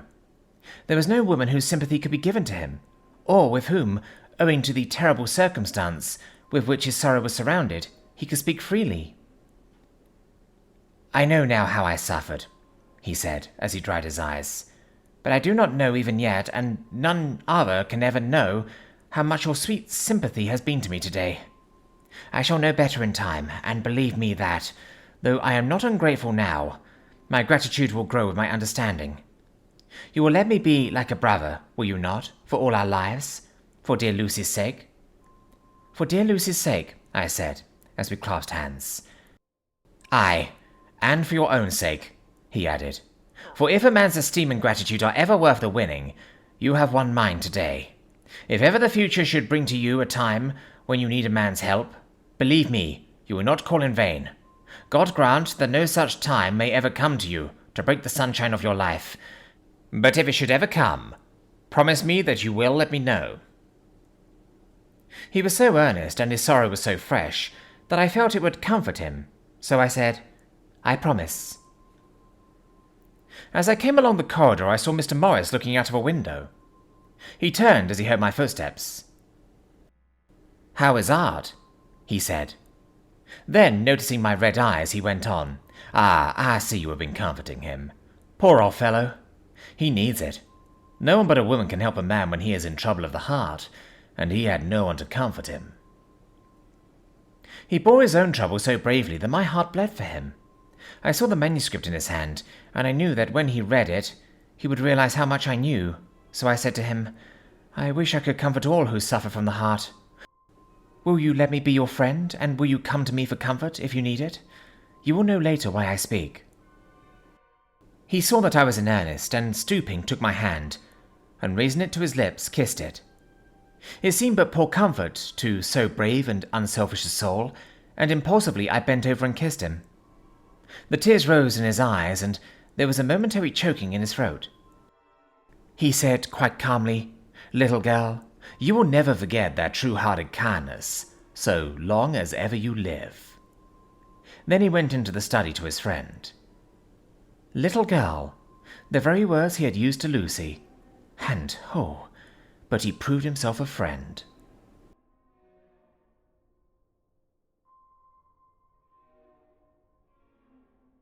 Chapter 18. Dr. Seward's Diary. 30th September. I got home at 5 o'clock and found that Golding and Morris had not only arrived, but had already studied the transcript of the various diaries and letters which Harker had not yet returned from his visit to the carrier's men, of whom Dr. Hennessy had written to me. Mrs. Harker gave us a cup of tea, and I can honestly say that, for the first time since I have lived in it, this old house seemed like home. When we had finished, Mrs. Harker said, Dr. Seward, may I ask a favour? I want to see your patient, Mr. Renfield. Do let me see him. What you have said of him in your diary interests me so much. She looked so appealing and so pretty that I could not refuse her, and there was no possible reason why I should, so I took her with me. When I went into the room, I told the man that a lady would like to see him, to which he simply answered, Why? She is going through the house and wants to see everyone in it, I answered. Oh, very well, he said. Let her come in, by all means, but just wait a minute till I tidy up the place. His method of tidying was peculiar. He simply swallowed all the flies and the spiders in the boxes before I could stop him. It was quite evident that he feared or was jealous of some interference. When he had got through his disgusting task, he said cheerfully, Let the lady come in, and sat down on the edge of his bed with his head down, but with his eyelids raised, so that he could see her as she entered. For a moment I thought that he might have some homicidal intent. I remembered how quiet he had been just before he attacked me in my own study, and I took care to stand where I could seize him at once if he attempted to make a spring at her. She came into the room with an easy gracefulness which would at once command the respect of any lunatic, for easiness is one of the qualities mad people most respect. She walked over to him, smiling pleasantly, and held out her hand. Good evening, Mr. Renfield, said she. You see, I know you, for Dr. Seward has told me of you. He made no immediate reply, but eyed her all over intently, with a set frown on his face. This look gave way to one of wonder, which merged in doubt. Then, to my intense astonishment, he said, You're not the girl the doctor wanted to marry, are you? You can't be, you know, for she's dead. Mrs. Harker smiled sweetly as she replied, Oh, no, I have a husband of my own, to whom I was married before I ever saw Dr. Seward, or he me. I am Mrs. Harker. Then what are you doing here? My husband and I are staying on a visit with Dr. Seward. Then don't stay. But why not? I thought that this style of conversation might not be pleasant to Mrs. Harker, any more than it was to me, so I joined in. How did you know I wanted to marry anyone? His reply was simply contemptuous, given in a pause in which he turned his eyes from Mrs. Harker to me, instantly turning them back again. What an asinine question. I don't see that at all, Mr. Renfield, said Mrs. Harker, at once championing me.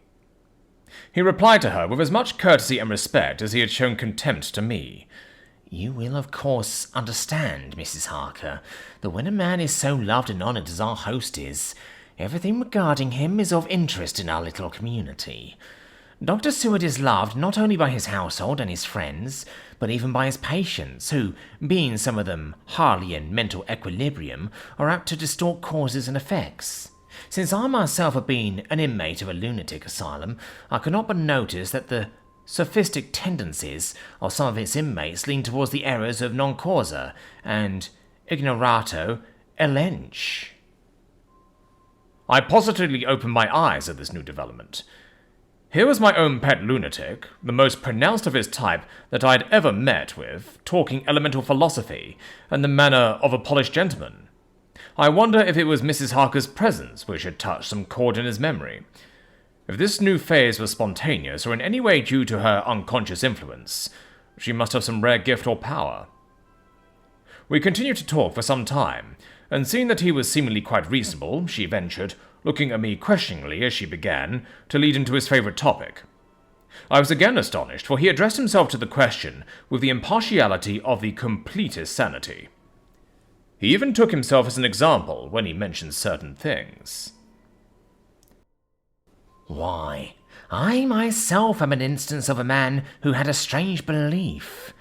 Indeed, it was no wonder that my friends were alarmed, and insisted on my being put under control. I used to fancy that life was a positive and perpetual entity, and that by consuming a multitude of live things, no matter how low in the scale of creation, one might indefinitely prolong life. At times I held the belief so strongly that I actually tried to take human life.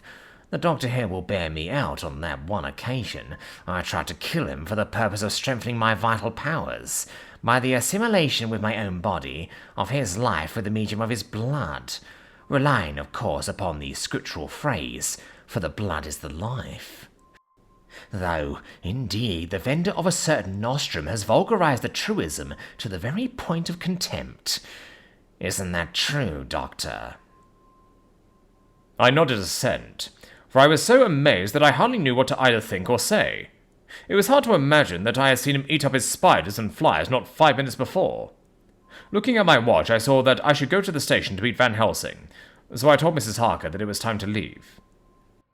She came at once, after saying pleasantly to Mr. Renfield, "Goodbye, and I hope I may see you often under auspices pleasanter to yourself."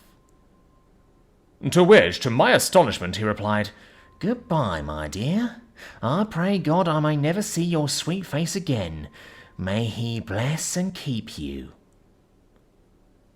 When I went to the station to meet Van Helsing, I left the boys behind me. Poor Ralph seemed more cheerful than he has been since Lucy first took ill, and Quincy is more like his own bright self than he has been for many a long day. Van Helsing stepped from the carriage with the eager nimbleness of a boy. He saw me at once, and rushed up to me, saying, "Ah, friend John, how goes all? Well? So, I have been busy, for I come here to stay if need be. All affairs are settled with me, and I have much to tell. Madam Mina is with you? Yes. And her so fine husband? And Arthur and my friend Quincy, they are with you too? Good." As I drove to the house, I told him of what had passed, and of how my own diary had come to be of some use through Miss Harker's suggestion, at which the Professor interrupted me. "Ah, that wonderful Madam Mina. She has man's brain, a brain that a man should have, were he much gifted, and a woman's heart. The good God fashioned her for a purpose, believe me, when he made that so good combination. Friend John, up to now fortune has made that woman of help to us. After tonight she must not have to do with this so terrible affair. It is not good that she run a risk so great. We men are determined. Nay, are we not pledged to destroy this monster? But it is no part for a woman. Even if she be not harmed, her heart may fail her in so much and so many horrors, and hereafter she may suffer, both in waking from her nerves, and in sleep from her dreams. And besides, she is a young woman and not so long married. There may be other things to think of sometime, if not now. You tell me she has wrote all, then she must consult with us, but tomorrow she say goodbye to this work, and we go alone." I agreed heartily with him, and then I told him what we had found in his absence. That the house which Dracula had bought was the very next one to my own. He was amazed, and a great concern seemed to come on him. "Oh, that we had known it before," he said, "for then we might have reached him in time to save poor Lucy. However, the milk that is spilt cries not out afterwards, as you say. We shall not think of that, but go on our way to the end." Then he fell into a silence that lasted till we entered my own gateway. Before we went to prepare for dinner, he said to Mrs. Harker, "I am told, Madam Mina, by my friend John, that you and your husband have put up in exact order all things that have been up to this moment." "Not up to this moment, Professor," she said impulsively, "but up to this morning." "But why not up to now? We have seen hitherto how good light all the little things have made. We have told our secrets, and yet no one who is told is the worse for it." Mrs. Harker began to blush, and taking a paper from her pocket, she said, "Dr. Van Helsing, will you read this, and tell me if it must go in? It is my record of today. I too have seen the need of putting down at present everything, however trivial. But there is little in this except what is personal. Must it go in?" The Professor read it over gravely, and handed it back, saying, "It need not go in if you do not wish it, but I pray that it may. It can but make your husband love you the more, and all us, your friends, more honour you, as well as more esteem and love." She took it back with another blush and a bright smile. And so now, up to this very hour, all the records we have are complete and in order. The professor took away one copy to study after dinner, and before our meeting, which is fixed for 9 o'clock. The rest of us have already read everything, so when we meet in the study we shall all be informed as to facts, and can arrange our plan of battle with this terrible and mysterious enemy. Mina Harker's Journal. 30th September. When we met in Dr. Seward's study 2 hours after dinner, which had been at 6 o'clock, we unconsciously formed a sort of board or committee. Professor Van Helsing took the head of the table, to which Dr. Seward motioned him, as he came into the room. He made me sit next to him, on his right, and asked me to act as secretary. Jonathan sat next to me. Opposite us were Lord Godalming, Dr. Seward, and Mr. Morris, Lord Godalming being next to the professor, and Dr. Seward in the centre. The professor said, "I may, I suppose, take it that we are all acquainted with the facts that are in these papers." We all expressed assent, and he went on. "Then it were, I think, good that I tell you something of the kind of enemy with which we have to deal. I shall then make known to you something of the history of this man, which has been ascertained for me. So we then can discuss how we shall act, and can take our measure according. There are such beings as vampires. Some of us have evidence that they exist. Even had we not the proof of our own unhappy experience, the teachings and the records of the past give proof enough for sane peoples. I admit that, at the first, I was skeptic. Were it not that through long years I have trained myself to keep an open mind, I could not have believed until such time as that fact thunder on my ear. See, I prove, alas!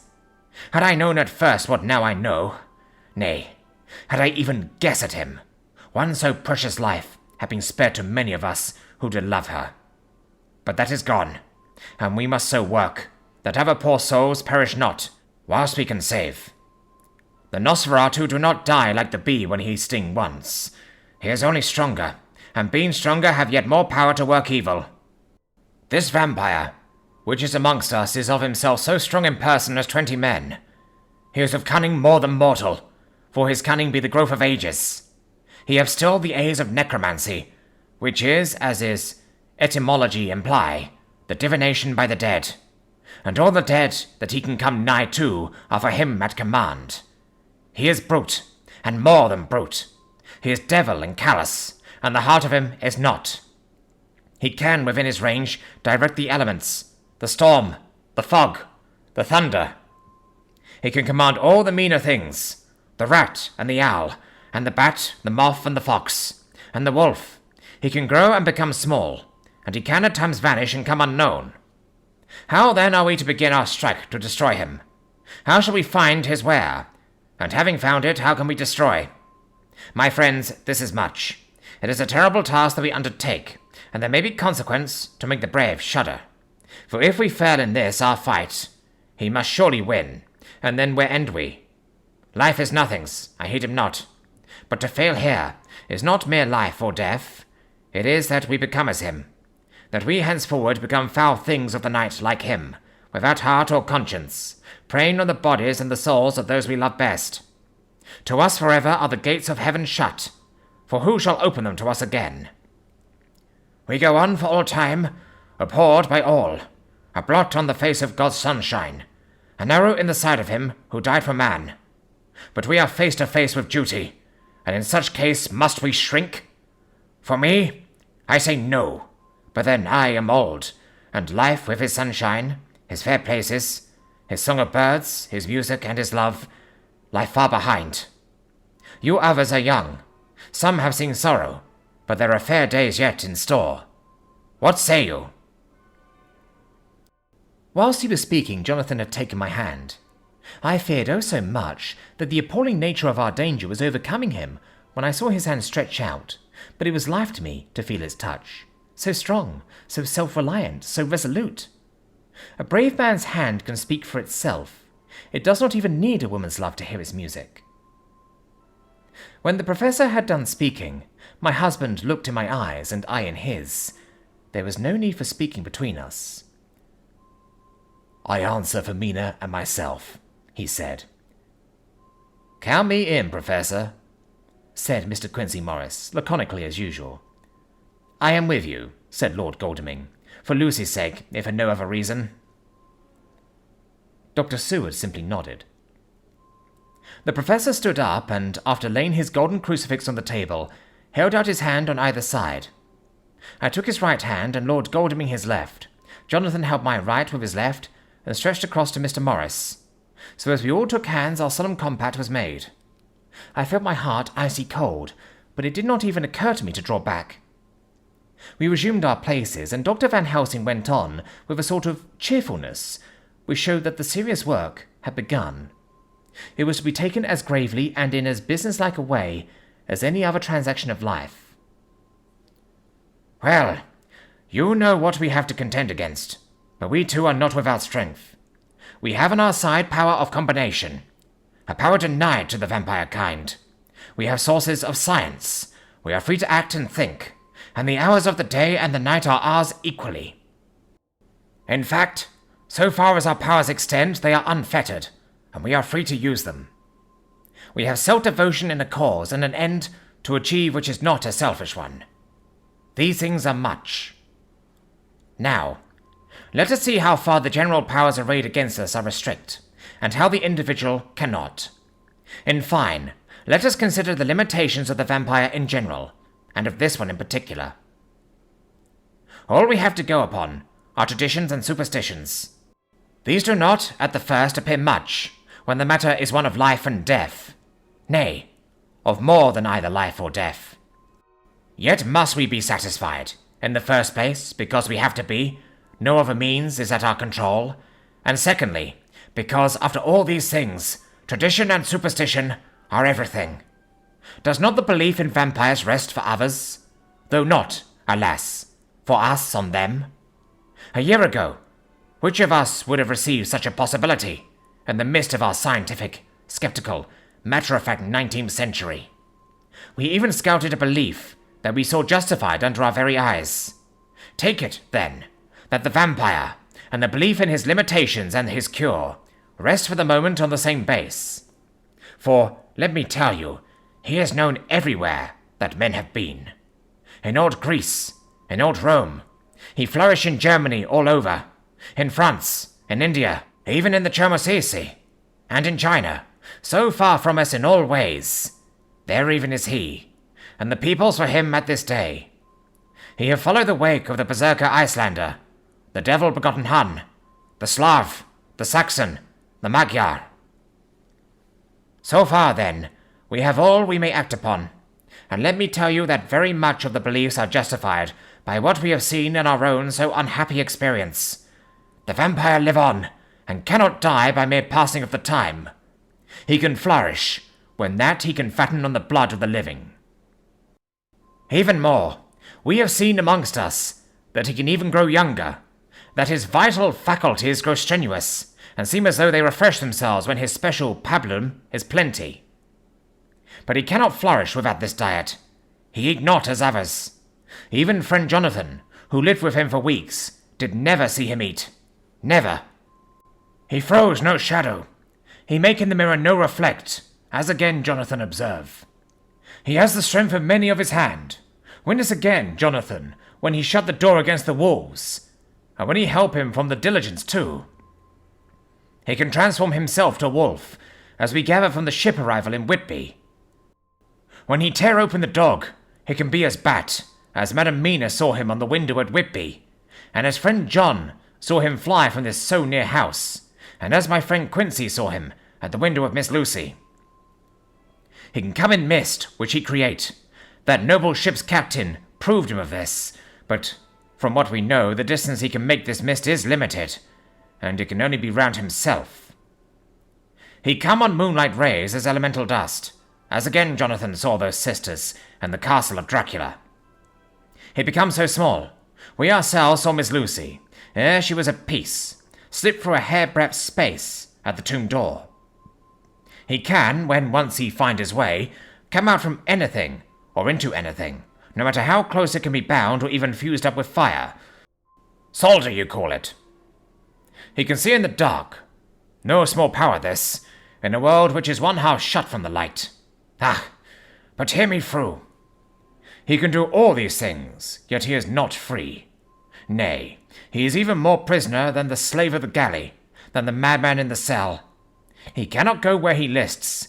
He who is not of nature has yet to obey some of nature's laws. Why, we know not. He may not enter anywhere at the first, unless there be some one of the household who bid him to come, though afterwards he can come as he please. His power ceases, as does that of all evil things, at the coming of the day. Only at certain times can he have limited freedom. If he be not at the place whither he is bound, he can only change himself at noon or at exact sunrise or sunset. These things we are told, and in this record of ours we have proof by inference. Thus, whereas he can do as he will within his limit, when he have his earth home, his coffin home, his hell home, the place unhallowed, as we saw when he went to the grave of the suicide at Whitby, still at other time he can only change when the time come. It is said, too, that he can only pass running water at the slack, or the flood of the tide.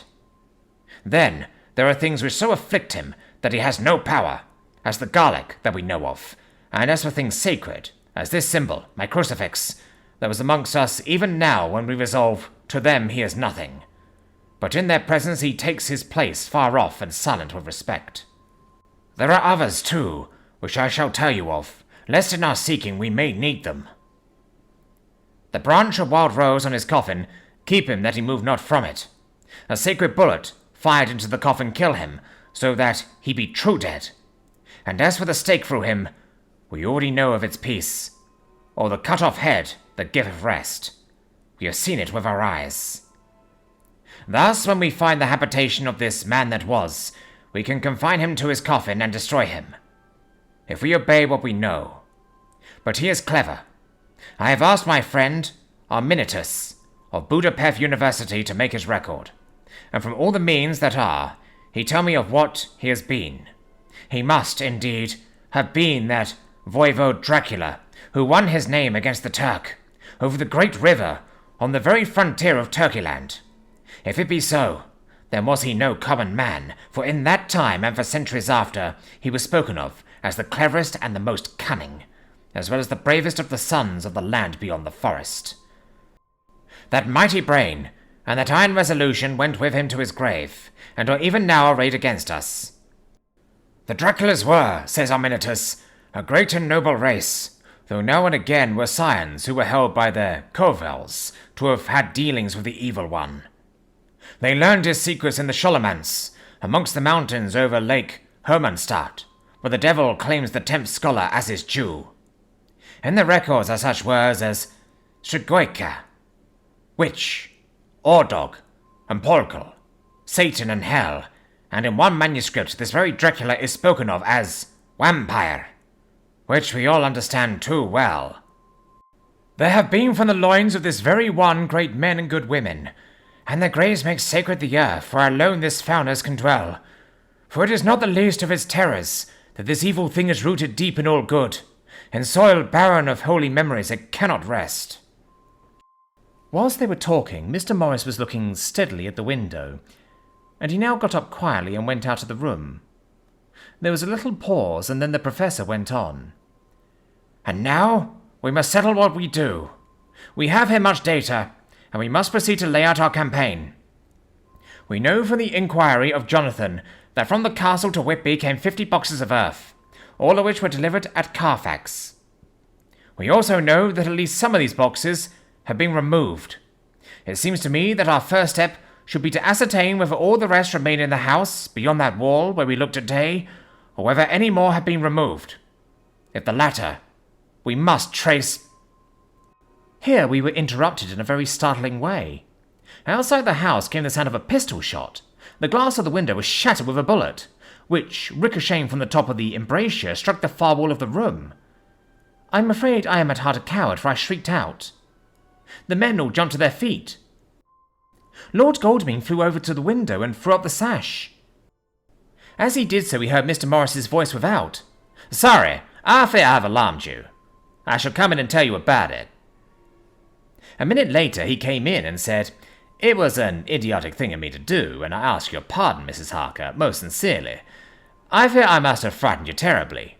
But the fact is that whilst the professor was talking, there came a big bat and sat on the windowsill. I have got such a horror of the damn brutes from recent events that I cannot stand them, and I went out to have a shot, as I have been doing of late, of evenings, whenever I have seen one. You used to laugh at me for it then, Art. Did you hit it? Asked Dr. Van Helsing. I don't know. I fancy not, for it flew away into the wood. Without saying any more, he took his seat, and the professor began to resume his statement. We must trace each of these boxes, and when we are ready, we must either capture or kill this monster in his lair, or we must, so to speak, sterilize the earth, so that no more he can seek safety in it. Thus, in the end, we may find him in his form of man between the hours of noon and sunset, and so engage with him when he is at his most weak. And now, for you, Madam Mina. This night is the end until all be well. You are too precious to us to have such risk. When we part tonight, you no more must question. We shall tell you all in good time. We are men and are able to bear, but you must be our star and our hope, and we shall act all the more free that you are not in the danger, such as we are. All the men, even Jonathan, seemed relieved, but it did not seem to me good that they should brave danger and perhaps lessen their safety, strength being the best safety, through care of me. But their minds were made up, and though it was a bitter pill for me to swallow, I could say nothing, save to accept their chivalrous care of me. Mr. Morris resumed the discussion. As there is no time to lose, I vote we have a look at his house right now. Time is everything with him, and swift action on our part may save another victim. I own that my heart began to fail me when the time for action came so close, but I did not say anything, for I had a greater fear that if I appeared as a drag or a hindrance to their work, they might even leave me out of their counsels altogether. They have now gone off to Carfax, with means to get into the house. Manlike, they told me to go to bed and sleep, as if a woman can sleep when those she loves are in danger. I shall lie down and pretend to sleep, lest Jonathan have added anxiety about me when he returns. Dr. Seward's Diary. 1st October, 4 a.m. Just as we were about to leave the house, an urgent message was brought to me from Renfield to know if I would see him at once, as he had something of the utmost importance to say to me. I told the messenger to say that I would attend to his wishes in the morning. I was busy just at the moment. The attendant added, "He seems very importunate, sir. I have never seen him so eager. I don't know but what, if you don't see him soon, he will have one of his violent fits." I knew the man would not have said this without some cause, so I said, "All right, I'll go now," and asked the others to wait a few minutes for me, as I had to go and see my patient. "Take me with you, friend John," said the professor. "His case in your diary interests me much, and it has bearing, too, now and again on our case. I should much like to see him, and especially when his mind is disturbed." "May I come also?" asked Lord Godalming. "Me too?" said Quincy Morris. "May I come?" said Harker. I nodded, and we all went down the passage together. We found him in a state of considerable excitement, but far more rational in his speech and manner than I had ever seen him. There was an unusual understanding of himself which was unlike anything I had ever met with in a lunatic, and he took it for granted that his reasons would prevail with others entirely sane. We all five went into the room, but none of the others at first said anything. His request was that I would at once release him from the asylum and send him home. This he backed up with arguments regarding his complete recovery, and adduced his own existing sanity. "I appeal to your friends," he said. "They will perhaps not mind sitting in judgment on my case. By the way, you have not introduced me." I was so much astonished that the oddness of introducing a madman in an asylum did not strike me at the moment, and besides, there was a certain dignity in the man's manner, so much of the habit of equality, that I at once made the introduction. Lord Godalming, Professor Van Helsing, Mr. Quincy Morris of Texas, Mr. Jonathan Harker, Mr. Renfield. He shook hands with each of them, saying in turn, "Lord Godalming, I had the honour of seconding your father at the Wyndham. I grieve to know by your holding the title that he is no more. He was a man loved and honoured by all who knew him, and in his youth was, I have heard, the inventor of a burnt rum punch, much patronised on Derby night. Mr. Morris, you should be proud of your great state.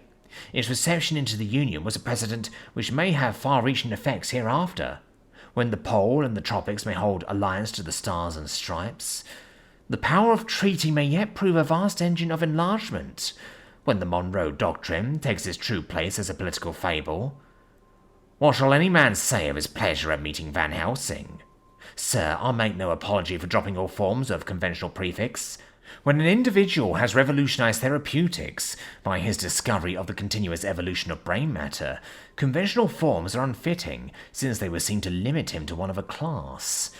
You, gentlemen, who by nationality, by heredity, or by the possession of natural gifts, are fitted to hold your respective places in the moving world, I take to witness that I am as sane as at least the majority of men who are in full possession of their liberties.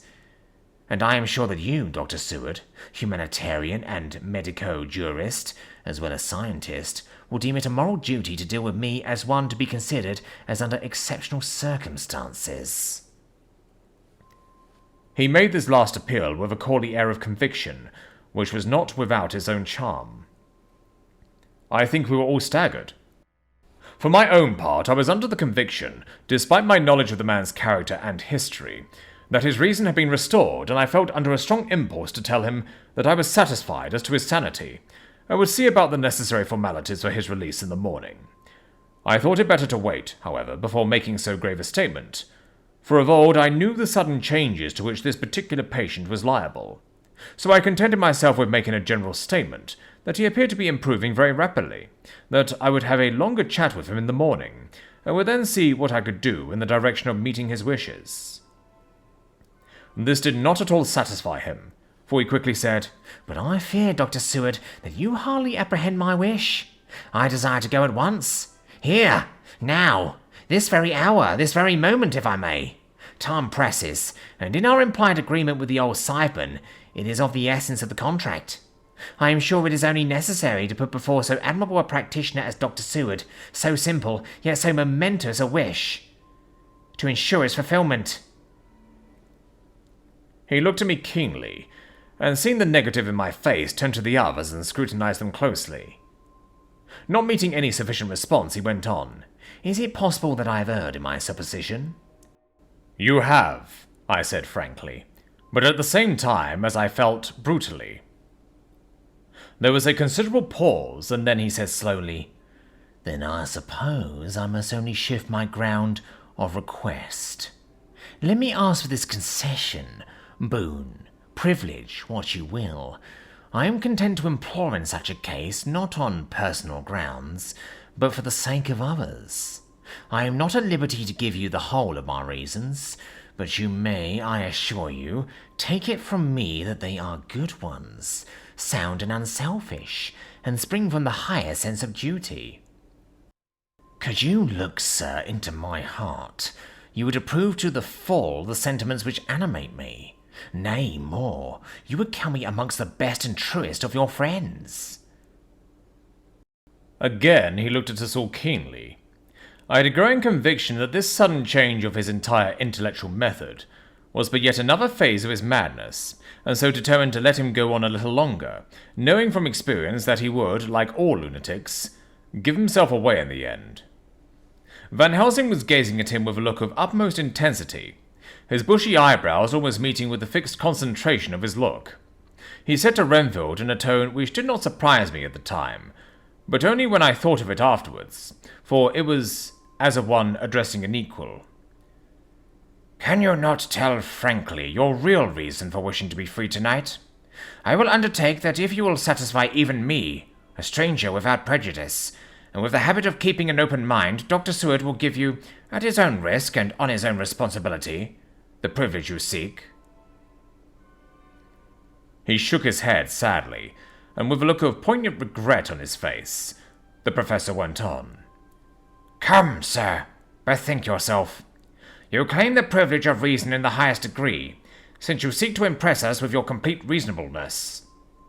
You do this, whose sanity we have reason to doubt, since you are not yet released from medical treatment for this very defect.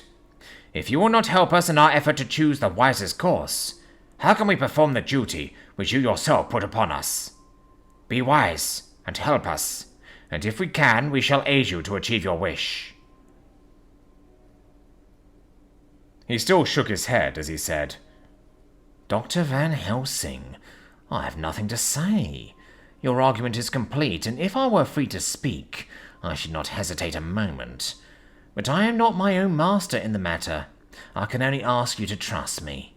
If I am refused, the responsibility does not rest with me." I thought it was now time to end the scene, which was becoming too comically grave, so I went towards the door, simply saying, "Come, my friends, we have work to do. Good night." As, however, I got near the door, a new change came over the patient. He moved towards me so quickly that for the moment I feared that he was about to make another homicidal attack. My fears, however, were groundless, for he held up his 2 hands imploringly, and made his petition in a moving manner. As he saw that the very excess of his emotion was militating against him, by restoring us more to our old relations, he became still more demonstrative. I glanced at Van Helsing and saw my conviction reflected in his eyes, so I became a little more fixed in my manner, if not more stern, and motioned to him that his efforts were unavailing. I had previously seen something of the same constantly growing excitement in him, when he had to make some request of which, at the time, he had thought much, such, for instance, as when he wanted a cat, and I was prepared to see the collapse into the same sullen acquiescence on this occasion. My expectation was not realized, for when he found that his appeal would not be successful, he got into quite a frantic condition. He threw himself on his knees and held up his hands, wringing them in plaintive supplication, and poured forth a torrent of entreaty, with the tears rolling down his cheeks and his whole face and form expressive of the deepest emotion. "Let me entreat you, Dr. Seward. Oh, let me implore you to let me out of this house at once. Send me away how you will, and where you will. Send keepers with me with whips and chains. Let them take me in a strait waistcoat, manacled and leg-ironed, even to jail. But let me go out of this. You don't know what you do by keeping me here. I am speaking from the depths of my heart, of my very soul. You don't know whom you wrong, or how, and I may not tell. Woe is me, I may not tell. By all you hold sacred, by all you hold dear, by your love that is lost, by your hope that lives, for the sake of the Almighty, take me out of this and save my soul from guilt. And can't you hear me, man? Can't you understand? Will you never learn? Don't you know that I am sane and earnest now? That I am no lunatic in a mad fit, but a sane man fighting for his soul?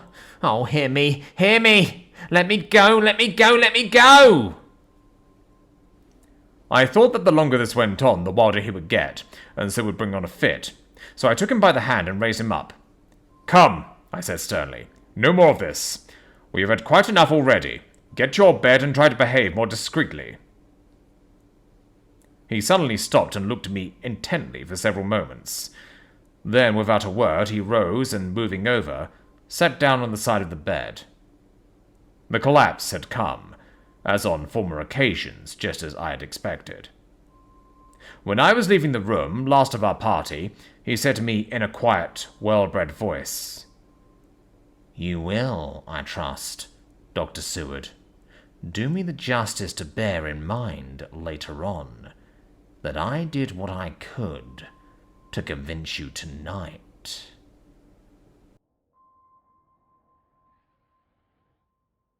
Chapter 19. Jonathan Harker's Journal. 1st October, 5 a.m. I went with the party to the search with an easy mind, for I think I never saw Mina so absolutely strong and well. I am so glad that she consented to hold back and let us men do the work. Somehow, it was a dread to me that she was in this fearful business at all, but now that her work is done, and that it is due to her energy and brains and foresight that the whole story is put together in such a way that every point tells, she may well feel that her part is finished, and that she can henceforth leave the rest to us. We were, I think, all a little upset by the scene with Mr. Renfield. When we came away from his room, we were silent, till we got back to the study. Then Mr. Morris said to Dr. Seward, "Say, Jack, if that man wasn't attempting a bluff, he is about the sanest lunatic I ever saw. I'm not sure, but I believe that he had some serious purpose, and if he had, it was pretty rough on him not to get a chance. Lord Goldwing and I were silent, but Dr. Van Helsing added, "Friend John, you know more lunatics than I do, and I'm glad of it, for I fear that if it had been to me to decide, I would, before that last hysterical outburst, have given him free. But we live and learn, and in our present task we must take no chance. As my friend Quincy would say, all is best as they are." Dr. Seward seemed to answer them both in a dreamy kind of way. I don't know, but that I agree with you. If that man had been an ordinary lunatic, I would have taken my chance of trusting him, but he seems so mixed up with the Count in an indexy kind of way that I'm afraid of doing anything wrong by helping his fads. I can't forget how he prayed with almost equal fervour for a cat, and then tried to tear my throat out with his teeth. Besides, he called the Count Lord and Master, and he may want to get out to help him in some diabolical way. That horrid thing has the wolves and the rats and his own kind to help him, so I suppose he isn't above trying to use a respectable lunatic. He certainly did seem earnest, though. I only hope we have done what is best. These things, in conjunction with the wild work we have in hand, help to unnerve a man." The Professor stepped over, and laying his hand on his shoulder, said in his grave, kindly way, "Friend John, have no fear. We are trying to do our duty in a very sad and terrible case. We can only do as we deem best. What else have we to hope for, except the pity of the good God?" Lord Goldwing had slipped away for a few minutes, but now he returned. He held up a little silver whistle as he remarked, "That old place may be full of rats, and if so, I have got an antidote on call." Having passed the wall, we took our way to the house, taking care to keep in the shadows of the trees on the lawn when the moonlight shone out. When we got to the porch, the Professor opened his bag and took out a lot of things, which he laid on the step, sorting them into 4 little groups, evidently one for each. Then he spoke. "My friends, we are going into a terrible danger, and we need arms of many kinds. Our enemy is not merely spiritual. Remember that he has the strength of 20 men, and that, though our necks or our windpipes are of the common kind, and therefore breakable or crushable, his are not amenable to mere strength. A stronger man, or a body of men more strong in all than him, can at certain times hold him, but they cannot hurt him as we can be hurt by him. We must, therefore, guard ourselves from his touch. Keep this near your heart." As he spoke, he lifted a little silver crucifix and held it out to me, I being nearest to him. "Put these flowers round your neck." Here, he handed me a wreath of withered garlic blossoms. "For other enemies more mundane, this revolver and this knife, and for aid in all, these so small electric lamps which you can fasten to your breast, and for all, and above all at the last, this, which we must not desecrate needless." This was a portion of sacred wafer, which he put in an envelope and handed to me. Each of the others were similarly equipped.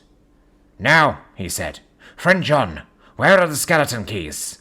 If so that we can open the door, we need not break house by the window, as before at Miss Lucy's." Dr. Seward tried 1 or 2 skeleton keys, his mechanical dexterity as a surgeon standing him in good stead. Presently, he got one to suit. After a little play back and forward, the bolt yielded, and with a rusty clang shot back. We pressed on the door, the rusty hinges creaked, and it slowly opened. It was startlingly like the image conveyed to me in Dr. Seward's diary of the opening of Miss Westenra's tomb. I fancy that the same idea seemed to strike the others, for with one accord they shrank back. The Professor was the first to move forward, and stepped into the open door. "Him manus tuas, Domine," he said, crossing himself as he passed over the threshold. We closed the door behind us, lest when we should have lit our lamps, we should possibly attract attention from the road. The Professor carefully tried the lock, lest we might not be able to open it from within, should we be in a hurry making our exit. Then, we all lit our lamps, and proceeded on our search. The light from the tiny lamps fell in all sorts of odd forms, as the rays crossed each other, or the opacity of our bodies threw great shadows. I could not for my life get away from the feeling that there was someone else amongst us, I suppose it was the recollection, so powerfully brought home to me by the grim surroundings, of that terrible experience in Transylvania. I think the feeling was common to us all, for I noticed that the others kept looking over their shoulders at every sound and every new shadow, just as I felt myself doing. The whole place was thick with dust. The floor was seemingly inches deep, except where there were recent footsteps, in which on holding down my lamp I could see marks of hobnails where the dust was cracked. The walls were fluffy and heavy with dust, and in the corners were masses of spiders' webs, whereon the dust had gathered till they looked like old tattered rags, as the weight had torn them partly down. On a table in the hall was a great bunch of keys, with a time-yellowed label on each. They had been used several times, for on the table were several similar rents in the blanket of dust, similar to that exposed when the professor lifted them. He turned to me and said, "You know this place, Jonathan. You have copied maps of it, and you know it at least more than we do. Which is the way to the chapel?" I had an idea of its direction, though on my former visit I had not been able to get admission to it. So I led the way, and after a few wrong turnings found myself opposite a low, arched oaken door, ribbed with iron bands. "This is the spot," said the professor, as he turned his lamp on a small map of the house, copied from the file of my original correspondence regarding the purchase. With a little trouble we found the key on the bunch, and opened the door. We were prepared for some unpleasantness, for as we were opening the door a faint, malodorous air seemed to exhale through the gaps, but none of us ever expected such an odour as we encountered. None of the others had met the Count at all at close quarters, and when I had seen him, he was either in the fasting stage of his existence in his rooms, or, when he was bloated with fresh blood, in a ruined building open to the air. But here the place was small and close, and the long disuse had made the air stagnant and foul. There was an earthy smell, as of some dry miasma, which came through the fouler air. But as to the odour itself, how shall I describe it? It was not alone that it was composed of all the ills of mortality, and with the pungent, acrid smell of blood, but it seemed as though corruption had become itself corrupt. Phew! It sickens me to think of it. Every breath exhaled by that monster seemed to have clung to the place and intensified its loathsomeness.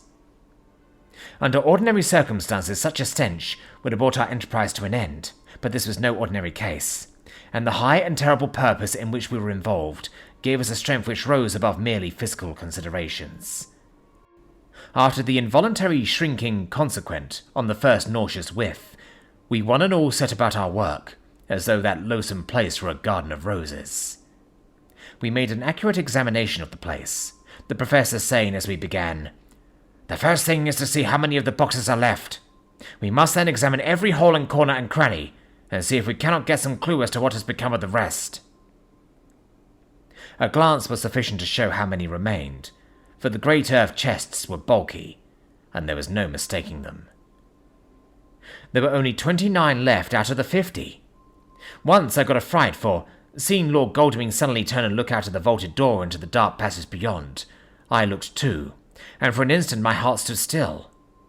Somewhere, looking out from the shadow, I seemed to see the high lights of the Count's evil face, the ridge of the nose, the red eyes, the red lips, the awful pallor. It was only for a moment, for, as Lord Godalming said, "I thought I saw a face, but it was only the shadows," and resumed his inquiry. I turned my lamp in the direction and stepped into the passage. There was no sign of anyone, and as there were no corners, no doors, no aperture of any kind, but only the solid walls of the passage, there could be no hiding place, even for him. I took it that fear had helped imagination, and said nothing. A few minutes later I saw Morris step suddenly back from a corner, which he was examining. We all followed his movements with our eyes, for undoubtedly some nervousness was growing on us, and we saw a whole mass of phosphorescence, which twinkled like stars. We all instinctively drew back. The whole place was becoming alive with rats. For a moment or two we stood appalled, all save Lord Godalming, who was seemingly prepared for such an emergency. Rushing over to the great iron-bound oaken door, which Dr. Seward had described from the outside, and which I had seen myself, he turned the key in the lock, drew the huge bolts and swung the door open. Then, Taking his little silver whistle from his pocket, he blew a low, shrill call. It was answered from behind Dr. Seward's house by the yelping of dogs, and after about a minute 3 terriers came dashing round the corner of the house. Unconsciously, we had all moved towards the door, and as we moved I noticed that the dust had been much disturbed. The boxes, which had been taken out, had been brought this way. But even in the minute that had elapsed, the number of the rats had vastly increased. They seemed to swarm over the place all at once, till the lamplight, shining on their moving dark bodies and glittering baleful eyes, made the place look like a bank of earth set with fireflies.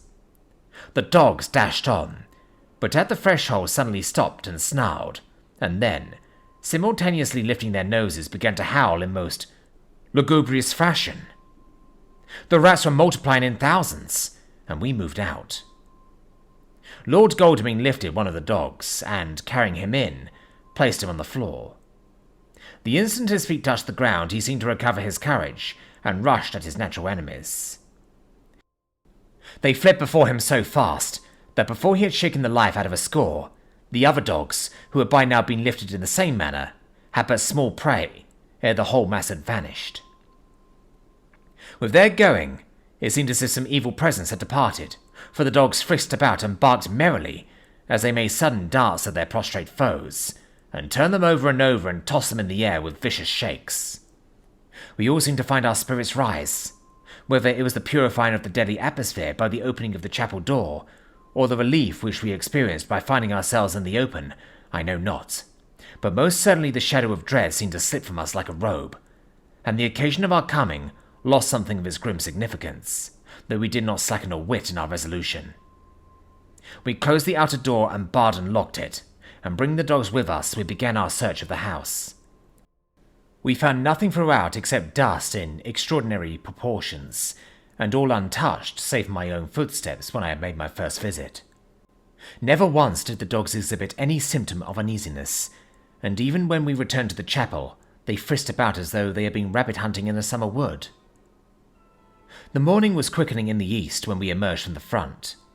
Dr. Van Helsing had taken the key of the hall door from the bunch, and locked the door in orthodox fashion, putting the key into his pocket when he had done.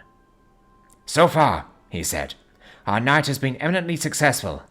No harm has come to us, such as I feared might be, and yet we have ascertained how many boxes are missing. More than all do I rejoice that this, our first, and perhaps our most difficult and dangerous step, has been accomplished without the bringing thereinto our most sweet Madam Mina, or troubling her waking or sleeping thoughts with sights and sounds and smells of horror, which she might never forget. One lesson, too, we have learned, if it be allowable to argue a particulari, that the brute beasts which are to the Count's command are yet themselves not amenable to his spiritual power. For look, these rats that would come to his call, just as from his castle top he summoned the wolves to your going, and to that poor mother's cry, though they come to him, they run pell-mell from the so little dogs and my friend Arthur. We have other matters before us, other dangers, other fears, and that monster. He has not used his power over the brute world for the only or the last time tonight. So be it that he has gone elsewhere. Good. It has given us opportunity to cry check in some ways in this chess game, which we play for the sake of human souls. And now let us go home. The dawn is close at hand, and we have reason to be content with our first night's work. It may be ordained that we have many nights and days to follow, if full of peril, but we must go on, and from no danger shall we shrink." The house was silent when we got back, save for some poor creature who was screaming away in one of the distant wards, and a low, moaning sound from Renfield's room. The poor wretch was doubtless torturing himself, after the manner of the insane, with needless thoughts of pain. I came tiptoe into our own room, and found Mina asleep, breathing so softly that I had to put my ear down to hear it. She looks paler than usual. I hope the meeting tonight has not upset her. I am truly thankful that she is to be left out of our future work, and even of our deliberations. It is too great a strain for a woman to bear. I did not think so at first, but I know better now. Therefore I am glad that it is settled. There may be things which would frighten her to hear, and yet to conceal them from her might be worse than to tell her if once she suspected that there was any concealment. Henceforth, Our work is to be a sealed book to her, till at least such time as we can tell her that all is finished, and the earth free from a monster of the Neverworld. I dare say it will be difficult to begin to keep silence after such confidence as ours, but I must be resolute, and tomorrow I shall keep dark over tonight's doings, and shall refuse to speak of anything that has happened. I rest on the sofa, so as not to disturb her. 1st October, later. I suppose it was natural that we should have all overslept ourselves, for the day was a busy one, and the night had no rest at all. Even Mina must have felt his exhaustion, for though I slept till the sun was high, I was awake before her, and had to call 2 or 3 times before she awoke. Indeed, she was so sound asleep that for a few seconds she did not recognize me, but looked at me with a sort of blank terror, as one looks who has been waked out of a bad dream. She complained a little of being tired, and I let her rest till later in the day. We now know of 21 boxes having been removed, and if it be that several were taken in any of these removals, we may be able to trace them all. Such will, of course, immensely simplify our labour, and the sooner the matter is attended to the better. I shall look up Thomas Snelling today. Dr. Seward's Diary. 1st October. It was towards noon when I was awakened by the Professor walking into my room. He was more jolly and cheerful than usual, and it is quite evident that last night's work has helped to take some of the brooding weight off his mind. After going over the adventure of the night, he suddenly said, "Your patient interests me much. May it be that with you I visit him this morning? Or if that you are too occupied, I can go alone if it may be. It is a new experience to me to find a lunatic who talks philosophy, and reason so sound." I had some work to do, which pressed, so I told him that if he would go alone I would be glad, as then I should not have to keep him waiting. So I called an attendant and gave him the necessary instructions. Before the Professor left the room, I cautioned him against getting any false impression from my patient. "But," he answered, "I want him to talk of himself and of his delusion as to consuming living things. He said to Madam Mina, as I see in your diary of yesterday, that he had once had such a belief. Why do you smile, friend John?" "Excuse me," I said, "but the answer is here." I laid my hand on the typewritten matter. When our sane and learned lunatic made that very statement of how he used to consume life, his mouth was actually nauseous with the flies and spiders which he had eaten just before Mrs. Harker entered the room. Van Helsing smiled in turn. "Good," he said. "Your memory is true, friend John. I should have remembered. And yet it is this very obliquity of thought and memory which makes mental disease such a fascinating study. Perhaps I may gain more knowledge out of the folly of this madman than I shall from the teachings of the most wise. Who knows?" I went on with my work, and before long was through that in hand. It seemed that the time had been very short indeed, but there was Van Helsing back in the study. "Do I interrupt?" he asked politely as he stood at the door. "Not at all," I answered. "Come in. My work is finished and I am free. I can go with you now if you like." "It is needless. I have seen him." "Well?" "I fear that he does not appraise me as much. Our interview was short. When I entered his room, he was sitting on a stool in the centre, with his elbows on his knees, and his face was the picture of sullen discontent. I spoke to him as cheerfully as I could, and with such a measure of respect as I could assume. He made no reply whatever. 'Don't you know me?' I asked. His answer was not reassuring. 'I know you well enough. You are the old fool Van Helsing. I wish you would take yourself and your idiotic brain theories somewhere else. Damn old thick-headed Dutchman.' Not a word more would he say, but sat in his implacable sullenness as indifferent to me as though I had not been in the room at all. Thus departed for this time my chance of much learning from this so clever lunatic. So I shall go, if I may, and cheer myself with a few happy words with that sweet soul Madam Mina. Friend John, it does rejoice me unspeakable that she is no more to be pained, no more to be worried with our terrible things. Though we shall much miss her help, it is better so." "I agree with you with all my heart," I answered earnestly, for I did not want him to weaken in this matter. "Mrs. Harker is better out of it. Things are quite bad enough for us, all men of the world, and who have been in many tight places in our time, but it is no place for a woman.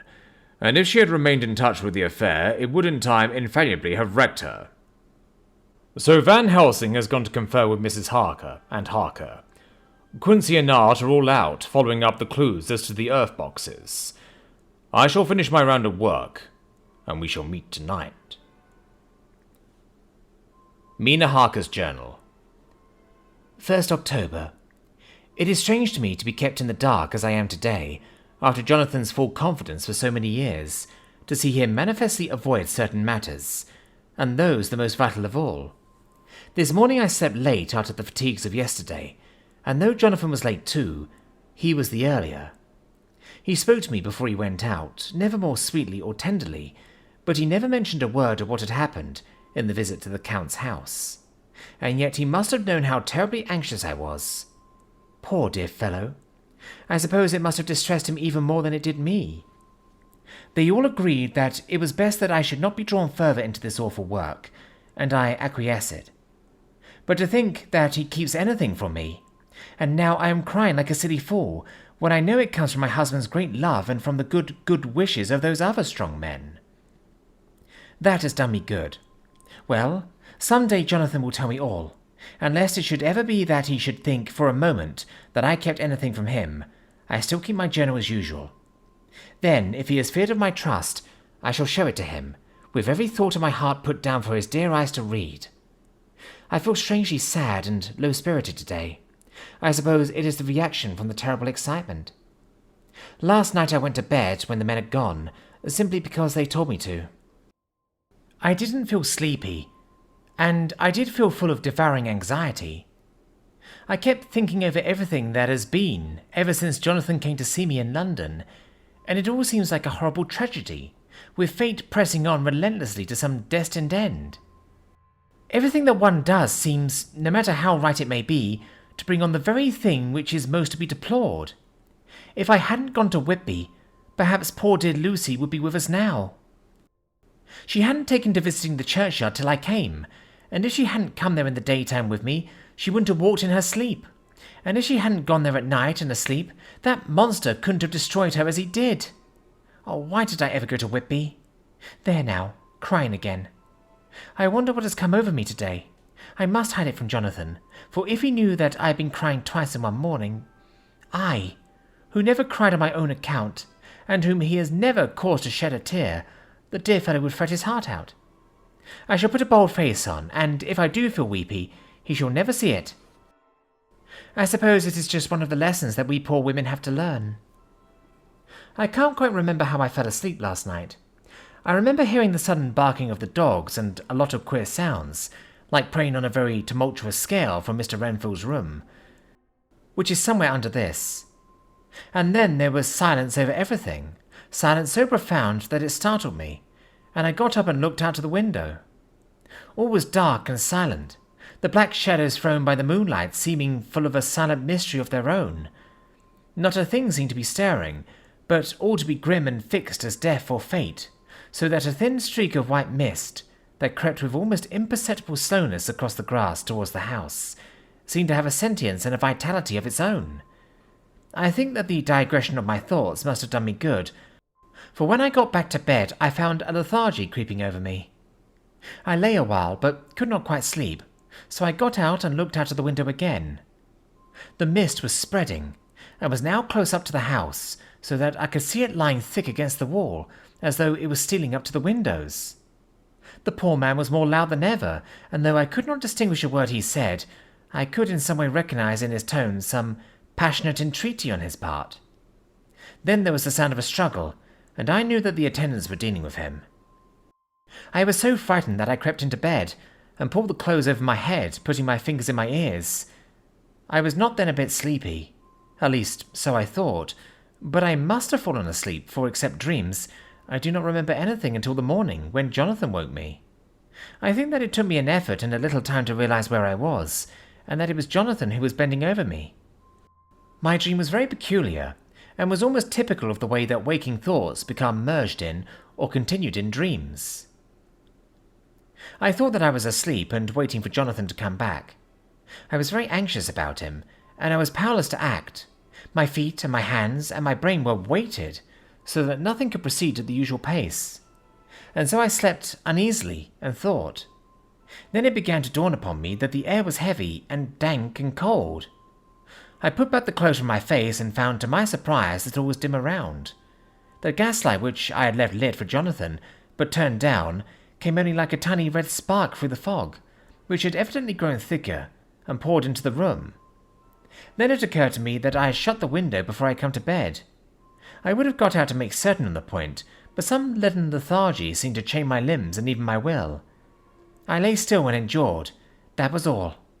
I closed my eyes, but could still see from my eyelids. It is wonderful what tricks our dreams play us, and how conveniently we can imagine. The mist grew thicker and thicker, and I could see now how it came in, for I could see it like smoke, or with the white energy of boiling water pouring in, not through the window, but through the joinings of the door. It got thicker and thicker, till it seemed as if it became concentrated into a sort of pillar of cloud in the room, through the top of which I could see the light of the gas shining like a red eye. Things began to whirl from my brain just as the cloudy column was now whirling in the room, and through it all came the scriptural words, "A pillar of cloud by day and of fire by night." Was it indeed such spiritual guidance that was coming to me in my sleep? But the pillar was composed of both the day and the night guiding, for the fire was in the red eye, which at the thought got a new fascination for me, till, as I looked, the fire divided, and seemed to shine on me through the fog like two red eyes, such as Lucy told me of in her momentary mental wandering, when, on the cliff, the dying sunlight struck the windows of St. Mary's Church. Suddenly the horror burst upon me that it was thus that Jonathan had seen those awful women growing into reality through the whirling mist in the moonlight, and in my dream I must have fainted, for all became black darkness.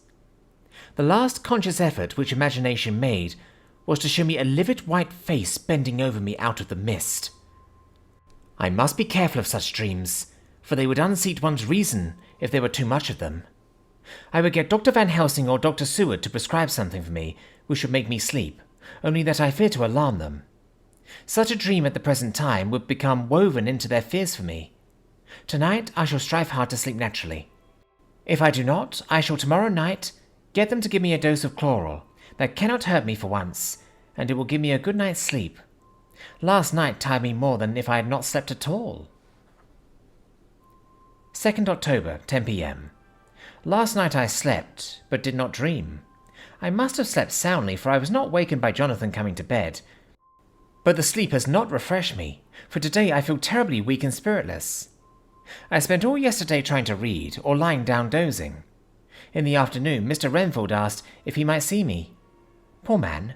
He was very gentle, and when I came away he kissed my hand and bade God bless me. Some way it affected me much. I am crying when I think of him. This is a new weakness, of which I must be careful. Jonathan would be miserable if he knew I had been crying. He and the others were out till dinner time, and they all came in tired. I did what I could to brighten them up, and I suppose that the effort did me good, for I forgot how tired I was. After dinner they sent me to bed, and all went off to smoke together, as they said, but I knew that they wanted to tell each other of what had occurred to each during the day. I could see from Jonathan's manner that he has something important to communicate. I was not so sleepy as I should have been, so before they went I asked Dr. Seward to give me a little opiate of some kind, as I had not slept well the night before. He very kindly made me up a sleeping draught, which he gave to me, telling me that it would do me no harm, as it was very mild. I have taken it, and am waiting for sleep, which still keeps aloof. I hope I have not done wrong, for as sleep begins to flirt with me, a new fear comes, that I may have been foolish in thus depriving myself of the power of waking. I might want it. Here comes sleep. Good night.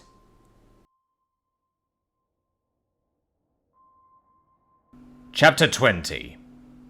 Jonathan Harker's Journal.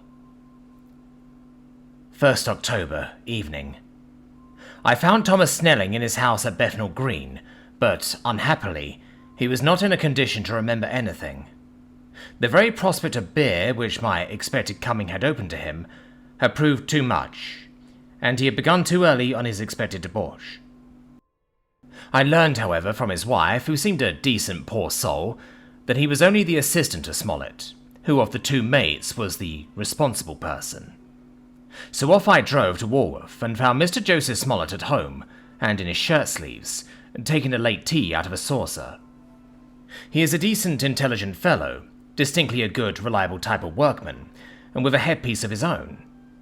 He remembered all about the incident of the boxes, and from a wonderful dog-eared notebook, which he produced from some mysterious receptacle about the seat of his trousers, and which had hieroglyphical entries in thick, half-obliterated pencil, he gave me the destinations of the boxes. There were, he said, 6 in the cartload which he took from Carfax, and left at 197 Chicksand Street, Mile End New Town, and another 6 which he deposited at Jamaica Lane, Bermondsey.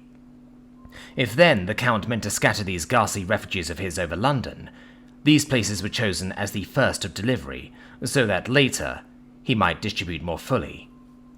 The systematic manner in which this was done made me think that he could not mean to confine himself to 2 sides of London. He was now fixed on the far east of the northern shore, on the east of the southern shore, and on the south. The north and west were surely never meant to be left out of his diabolical scheme, let alone the city itself and the very heart of fashionable London in the southwest and west. I went back to Smollett and asked him if he could tell us if any other boxes had been taken from Carfax. He replied, "Well, governor, you've treated me very handsome." I had given him half a sovereign. "And I tell you all I know. I heard a man by the name of Bloxham say 4 nights ago in the R and Hounds in Pitcher's Alley as how he and his mate had a rare dusty job in an old house at Purfleet. There ain't many such jobs as this here, and I'm thinking that maybe Sam Bloxham could tell you something." I asked if he could tell me where to find him. I told him that if he could get me the address, it would be worth another half sovereign to him. So he gulped down the rest of his tea and stood up, saying that he was going to begin the search then and there. At the door he stopped and said, "Look here, governor, there ain't no sense in me keeping you here. I may find Sam soon or I mayn't, but anyhow, he ain't like to be in the way to tell you much tonight. Sam is a rare one when he starts on the booze. If you can give me an envelope with a stamp on it, and put your address on it, I'll find out where Sam is to be found and post it you tonight. But you better be up after him soon in the morning. Never mind the booze the night afore." This was all practical, so one of the children went off with a penny to buy an envelope and a sheet of paper, and to keep the change. When she came back, I addressed the envelope and stamped it, and when Smollett had again faithfully promised to post the address when found, I took my way to home. We're on the track anyhow. I am tired tonight and I went to sleep. Mina is fast asleep and looks a little too pale. Her eyes look as though she had been crying. Poor dear. I've no doubt it frets her to be kept in the dark, and it may make her doubly anxious about me and the others. But it is best as it is. It is better to be disappointed and worried in such a way now than to have her nerve broken. The doctors were quite right to insist on her being kept out of this dreadful business. I must be firm, for on me this particular burden of silence must rest. I shall not ever enter on the subject with her under any circumstances. Indeed, it may not be a hard task, after all, for she herself has become reticent on the subject, and has not spoken of the Count or his doings ever since we told her of our decision. 2nd October, evening. A long and trying and exciting day. By the first post I got my directed envelope with a dirty scrap of paper enclosed, on which was written with a carpenter's pencil in a sprawling hand, Sam Bloxham, Corcran's, 4 Potter's Court, Bartle Street, Walworth. Ask for the despite. I got the letter in bed and rose without waking Mina. She looked heavy and sleepy and pale, and far from well. I determined not to wake her, but that when I should return from this new search, I would arrange for her going back to Exeter. I think she would be happier in her own home, with her daily tasks to interest her, than in being here amongst us and in ignorance. I only saw Dr. Seward for a moment and told him where I was off to, promising to come back and tell the rest so soon as I should have found out anything. I drove to Walworth and found, with some difficulty, Potter's Court. Mr. Smollett's spelling misled me, as I had asked for a Potter's Court instead of Potter's Court. However, when I had found the court, I had no difficulty in discovering Cochrane's lodging-house. When I asked the man who had come to the door for the despite, he shook his head and said, "I don't know him. There ain't no such person here. I never heard of him in all my blooming days. Don't believe there ain't nobody of that kind living here or anywheres." I took out Smollett's letter, and as I read it, it seemed to me that the lesson of the spelling of the name of the court might guide me. "What are you?" I asked. "I'm the deputy," he answered. I saw at once that I was on the right track. Phonetic spelling had again misled me. A half-crown tip put the deputy's knowledge at my disposal, and I learned that Mr. Bloxham, who had slept off the remains of his beer on the previous night at Cochrane's, had left for his work at Poplar at 5 o'clock that morning. He could not tell me where the place of work was situated, but he had a vague idea that it was some kind of a new-fangled warehouse, and with this slender clue I had to start for Poplar. It was 12 o'clock before I got any satisfactory hint of such a building, and this I got at a coffee shop, where some workmen were having their dinner. One of them suggested that there was being erected at Cross Angel Street a new cold storage building, and as this suited the condition of a new-fangled warehouse, I at once drove to it. An interview with a surly gatekeeper and a surlier foreman, both of whom were appeased with the coin of the realm, put me on the track of Bloxham. He was sent for on my suggestion that I was willing to pay his day's wages to his foreman for the privilege of asking him a few questions on a private matter. He was a smart enough fellow, though rough of speech and bearing.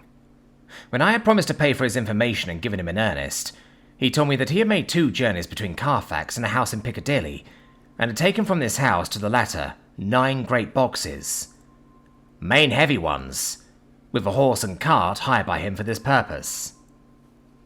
I asked him if he could tell me the number of the house in Piccadilly, to which he replied, "Well, governor, I forgets the number, but it was only a few door from a big white church, or something of the kind, not long built.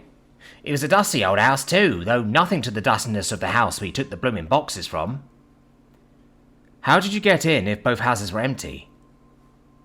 "There was the old party what engaged me a waiting in the house at Purfleet. He helped me to lift the boxes and put them in the dray.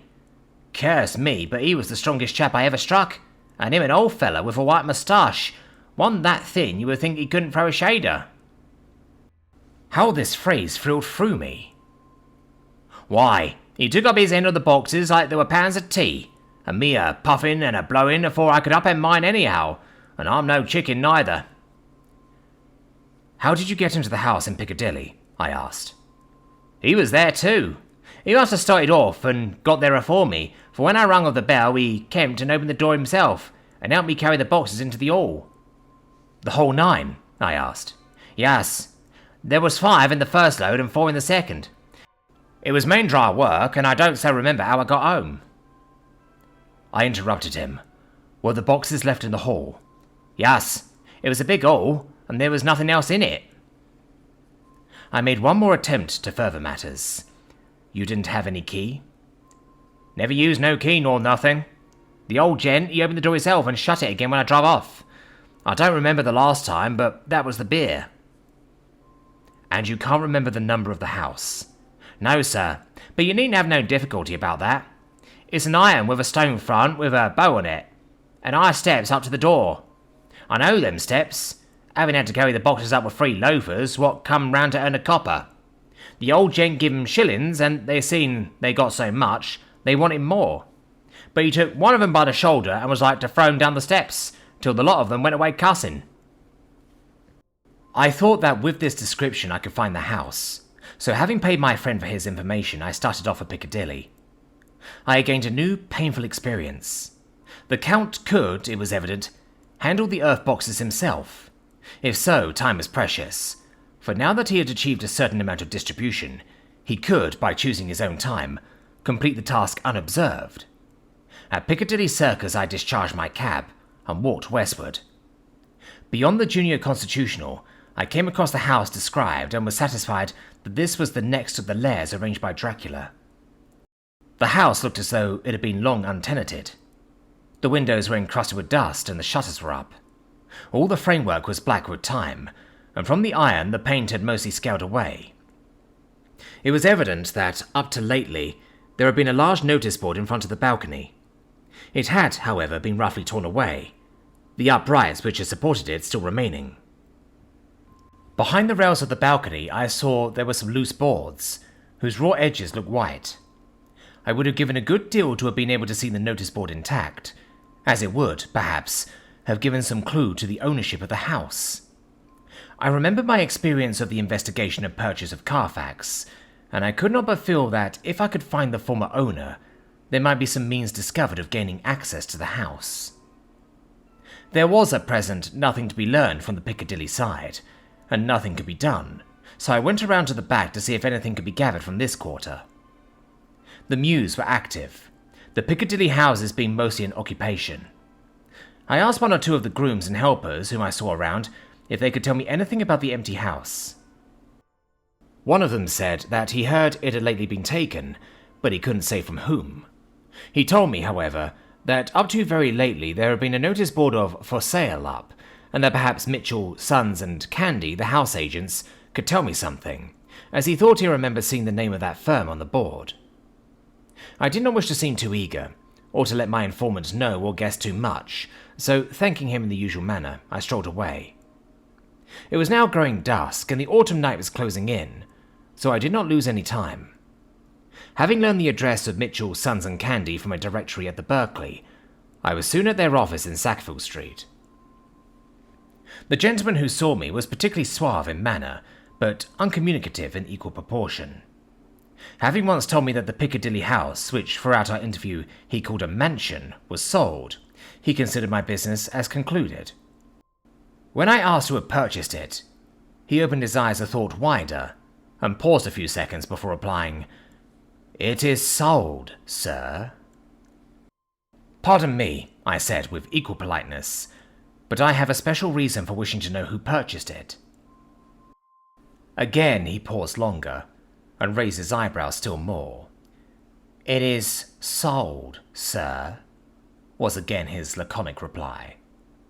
"Surely," I said, "you do not mind letting me know so much?" "But I do mind," he answered. "The affairs of their clients are absolutely safe in the hands of Mitchell, Sons and Candy." This was manifestly a prig of the first water, and there was no use arguing with him. I thought I had best meet him on his own ground, so I said, "Your clients, sir, are happy in having so resolute a guardian of their confidence. I am myself a professional man." Here I handed him my card. In this instance, I am not prompted by curiosity. I act on the part of Lord Godalming, who wishes to know something of the property which was, he understood, lately for sale. These words put a different complexion on affairs. He said, "I would like to oblige you if I could, Mr. Harker, and especially would I like to oblige his lordship. We once carried out a small matter of renting some chambers for him, when he was the Honourable Arthur Holmwood. If you will let me have his lordship's address, I will consult the house on the subject, and will, in any case, communicate with his lordship by tonight's post. It will be a pleasure if we can so far deviate from our rules as to give the required information to his lordship." I wanted to secure a friend and not to make an enemy, so I thanked him, gave the address at Dr. Seward's, and came away. It was now dark, and I was tired and hungry. I got a cup of tea at the Aerated Bread Company, and came down to Purfleet by the next train. I found all the others at home. Mina was looking tired and pale, but she made a gallant effort to be bright and cheerful. It wrung my heart to think that I had had to keep anything from her, and so caused her inquietude. Thank God, this will be the last night of her looking on at our conferences, and feeling the sting of our not showing our confidence. It took all my courage to hold to the wise resolution of keeping her out of our grim task. She seemed somehow more reconciled, or else the very subject seems to have become repugnant for her, for when any accidental allusion is made, she actually shudders. I am glad we made our resolution in time, as with such a feeling as this, our growing knowledge would be torture to her. I could not tell the others of the day's discovery till we were alone, so after dinner, followed by a little music to save appearances even amongst ourselves, I took Mina to her room, and left her to go to bed. The dear girl was more affectionate with me than ever, and clung to me as though she would detain me, but there was much to be talked of, and I came away. Thank God, the ceasing of telling things has made no difference between us. When I came down again, I found the others all gathered round the fire in the study. In the train I had written my diary so far, and simply read it off to them as the best means of letting them get abreast of my own information. When I had finished, Van Helsing said, "This has been a great day's work, friend Jonathan. Doubtless we are on the track of the missing boxes. If we find them all in that house, then our work is near the end. But if there be some missing, we must search until we find them. Then we shall make our final coup, and hunt the wretch to his real death." We all sat silent a while, and all at once Mr. Morris spoke. "Say, how are we going to get into that house?" "We got into the other," answered Lord Godalming quickly. "But, this is different. We broke house at Carfax, but we had Knight and a Wall Park to protect us. It would be a mighty different thing to commit burglary in Piccadilly, either by day or night. I confess I don't see how we are going to get in unless that agency duck can get us a key of some sort." Lord Godalming's brows contracted, and he stood up and walked about the room. By and by he stopped and said, turning from one to another of us, "Quince's head is level. This burglary business is getting serious. We got off once all right, but we have now a rare job on hand, unless we can find the Count's key basket." As nothing could well be done before morning, as it would be at least advisable to wait till Lord Godalming should hear from Mitchell's, we decided not to take any active step before breakfast time. For a good while we sat and smoked, discussing the matter in its various lights and bearings. I took the opportunity of bringing this diary right up to the moment. I am very sleepy and shall go to bed. Just a line. Mina sleeps soundly and her breathing is regular. Her forehead is puckered up into little wrinkles, as though she thinks even in her sleep. She is still too pale, but does not look so haggard as she did this morning. Tomorrow will, I hope, mend all this. She will be herself at home in Exeter. Oh, but I am sleepy. Dr. Seward's Diary. 1st October. I am puzzled afresh about Renfield. His moods change so rapidly that I find it difficult to keep touch of them, and as they always mean something more than his own well-being, they form a more than interesting study. This morning, when I went to see him after his repulse of Van Helsing, his manner was that of a man commanding destiny. He was, in fact, commanding destiny, subjectively. He did not really care for any of the things of mere earth. He was in the clouds and looked down on all the weaknesses and wants of us poor mortals.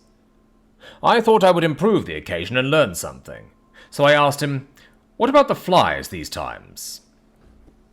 He smiled at me in quite a superior sort of way, such a smile as would have become the face of Malvolio, as he answered me, "The fly, my dear sir, has one striking feature. Its wings are typical of the aerial powers of the psychic faculties. The ancients did well when they typified the soul as a butterfly." I thought I would push his analogy to its utmost logically, so I said quickly, "Oh, it is the soul you are after now, is it?" His madness foiled his reason, and a puzzled look spread over his face as, shaking his head with a decision which I had but seldom seen in him, he said, Oh no, I want no souls. Life is all I want." Here he brightened up. "I am pretty indifferent about it at present. Life is all right. I have all I want. You must get a new patient, Doctor, if you wish to study Souvigny." This puzzled me a little, so I drew him on. "Then you command life? You are a god, I suppose?" He smiled with an inevitably benign superiority. "Oh no, far be it from me to arrogate to myself the attributes of the deity. I am not even concerned in his, especially spiritual doings. If I may state my intellectual position, I am, so far as concerns things purely terrestrial, somewhere in the position which Enoch occupies spiritually." This was a poser to me. I could not at the moment recall Enoch's appositeness, so I had to ask a simple question, though I felt that by doing I was lowering myself in the eyes of the lunatic. "And why with Enoch?" "Because he walked with God." I could not see the analogy, but did not like to admit it, so I harkened back to what he had denied. "So you don't care about life and you don't want souls? Why not?" I put my question quickly and somewhat sternly, on purpose to disconcert him.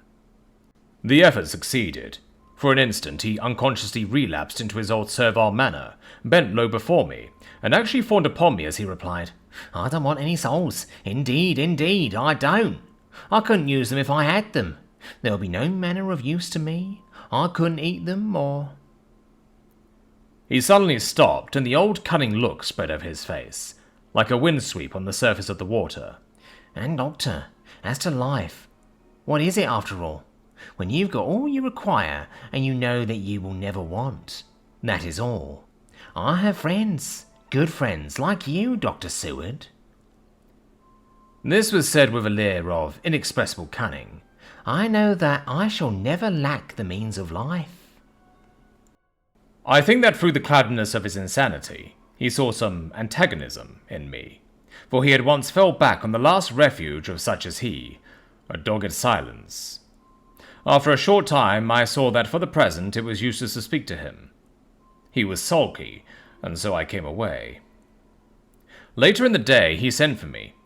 Ordinarily, I would not have come without a special reason, but just at present I am so interested in him that I would gladly make an effort. Besides, I am glad to have anything to help pass the time. Harker is out, following up clues, and so are Lord Godalming and Quincy. Van Helsing sits in my study poring over the report prepared by the Harkers. He seems to think that by accurate knowledge of all details, he will light upon some clue. He does not wish to be disturbed in the work without cause. I would have taken him with me to see the patient, only I thought that after his last repulse he might not care to go again. There was also another reason. Renfield might not speak so freely before a third person as when he and I were alone. I found him sitting in the middle of the floor on his stool, a pose which is generally indicative of some mental energy on his part. When I came in, he said at once, as though the question had been waiting on his lips, What about souls? It was evident, then, that my surmise had been correct. Unconscious cerebration was doing its work even with the lunatic. I determined to have the matter out. "What about them yourself?" I asked. He did not reply for a moment, but looked all around him, and up and down, as though he expected to find some inspiration for an answer. I don't want any souls, he said in a feeble, apologetic way. The matter seemed preying on his mind, and so I determined to use it. To be cruel, only to be kind. So I said, "You like life, and you want life." Oh, yes, but that is all right. You needn't worry about that. "But," I asked, "how are we to get the life without getting the soul also?" This seemed to puzzle him, so I followed it up. "A nice time you'll have some time when you're flying out here, with the souls of thousands of flies and spiders and birds and cats buzzing and twittering and moaning all around you. You've got their lives, you know, and you must put up with their souls." Something seemed to affect his imagination, for he put his fingers to his ears and shut his eyes, screwing them up tightly just as a small boy does when his face has been soaped. There was something pathetic in it that touched me. It also gave me a lesson, for it seemed that before me was a child. Only a child, though the features were worn and the stubble on the jaws was white.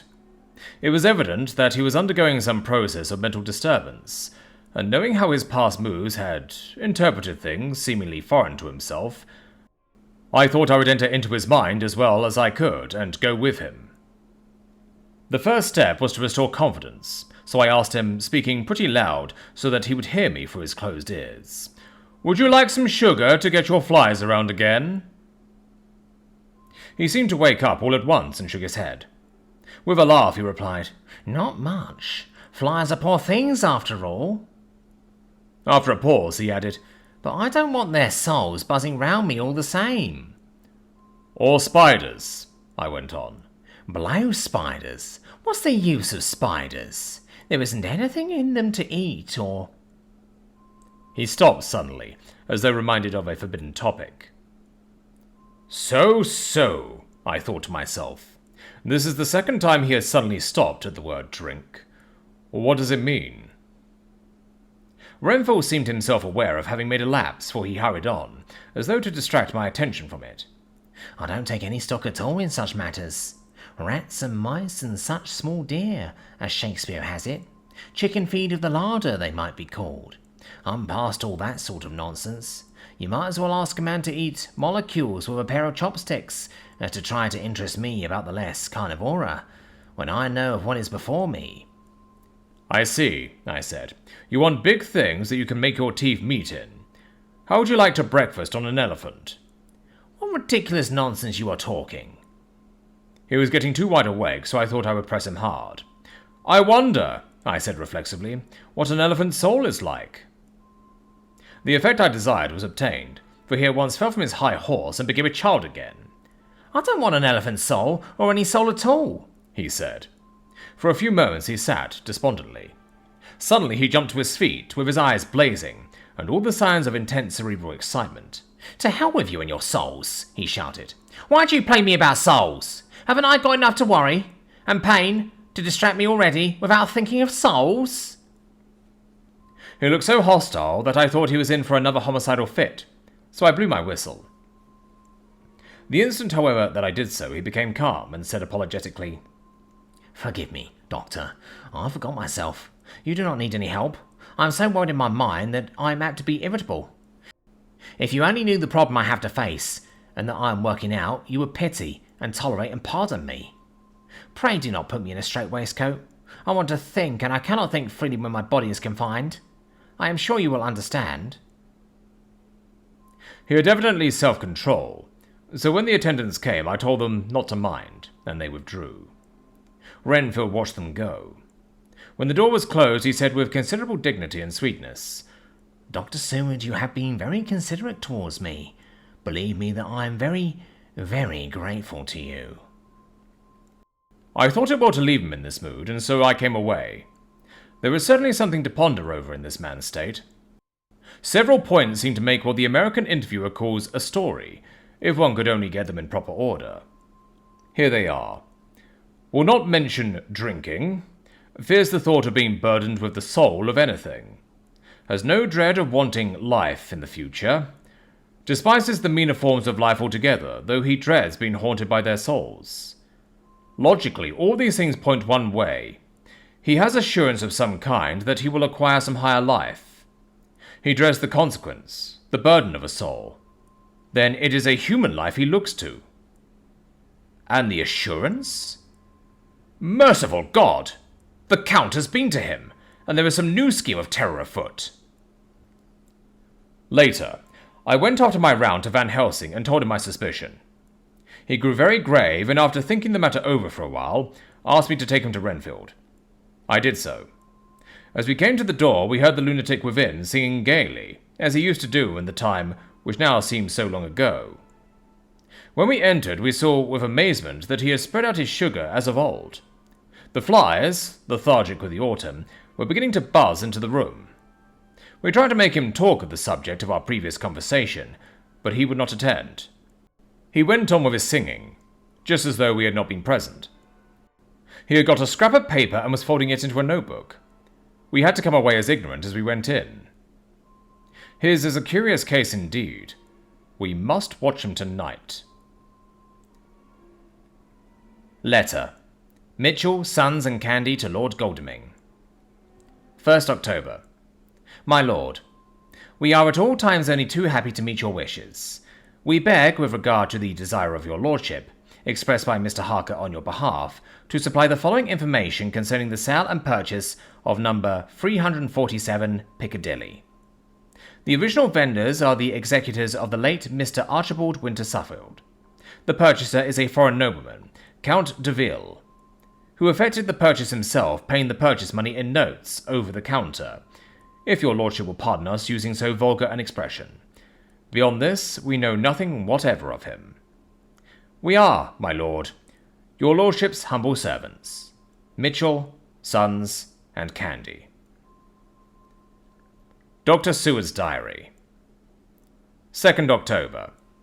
I placed a man in the corridor last night and told him to make an accurate note of any sound he might hear from Renfield's room, and gave him instructions that if there should be anything strange, he was to call me. After dinner, when we had all gathered round the fire in the study, Mrs. Harker having gone to bed, we discussed the attempts and discoveries of the day. Harker was the only one who had any result, and we are in great hopes that his clue may be an important one. Before going to bed, I went round to the patient's room and looked in for the observation trap. He was sleeping soundly. His heart rose and fell with regular respiration. This morning, The man on duty reported to me that a little after midnight, he was restless and kept saying his prayers somewhat loudly. I asked him if that was all. He replied that it was all he heard. There was something about his manner so suspicious that I asked him point blank if he had been asleep. He denied sleep, but admitted to having dozed for a while. It is too bad that men cannot be trusted unless they are watched. Today, Harker is out following up his clue, and Art and Quincy are looking after horses. Goldwing thinks that it will be well to have horses always in readiness, for when we get the information which we seek, there will be no time to lose. We must sterilize all the imported earth between sunrise and sunset. We shall thus catch the Count at his weakest, and without a refuge to fly to. Van Helsing is off to the British Museum looking up some authorities on ancient medicine. The old physicians took account of things which their followers do not accept, and the professor is searching for witch and demon cures which may be useful to us later. I sometimes think we must all be mad, and that we shall wake to sanity in strait waistcoats. Later. We have met again. We seem at last to be on the track, and our work of tomorrow may be the beginning of the end. I wonder if Renfield's quiet has anything to do with this. His moods have so followed the doings of the Count, that the coming destruction of the monster may be carried to him some subtle way. If we could only get some hint as to what passed in his mind between the time of my argument with him today and his resumption of fly-catching, it might afford us a valuable clue. He is now seemingly quiet for a spell. Is he... That wild yell seemed to come from his room. The attendant came bursting into my room and told me that Renfield had somehow met with some accident. He had heard him yell, and when he went to him, found him lying on his face on the floor, all covered with blood.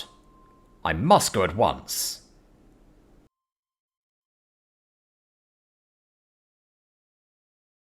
Chapter 21. Dr. Seward's Diary. 3rd October. Let me put down with exactness all that happened, as well as I can remember, since last I made an entry. Not a detail that I can recall must be forgotten. In all calmness, I must proceed. When I came to Renfield's room, I found him lying on the floor on his left side, in a glittering pool of blood. When I went to move him, it became at once apparent that he had received some terrible injuries. There seemed none of the unity of purpose between the parts of the body which marks even lethargic sanity. As the face was exposed, I could see that it was horribly bruised, as though it had been beaten against the floor. Indeed, it was from the face wounds that the pool of blood originated. The attendant, who was kneeling beside the body, said to me, as we turned him over, "I think, sir, his back is broken. See? Both his right arm and leg, and the whole side of his face are paralyzed." How such a thing could have happened puzzled the attendant beyond measure. He seemed quite bewildered, and his brows were gathered in as he said, "I can't understand the two things. He could mark his face like that by beating his own head on the floor.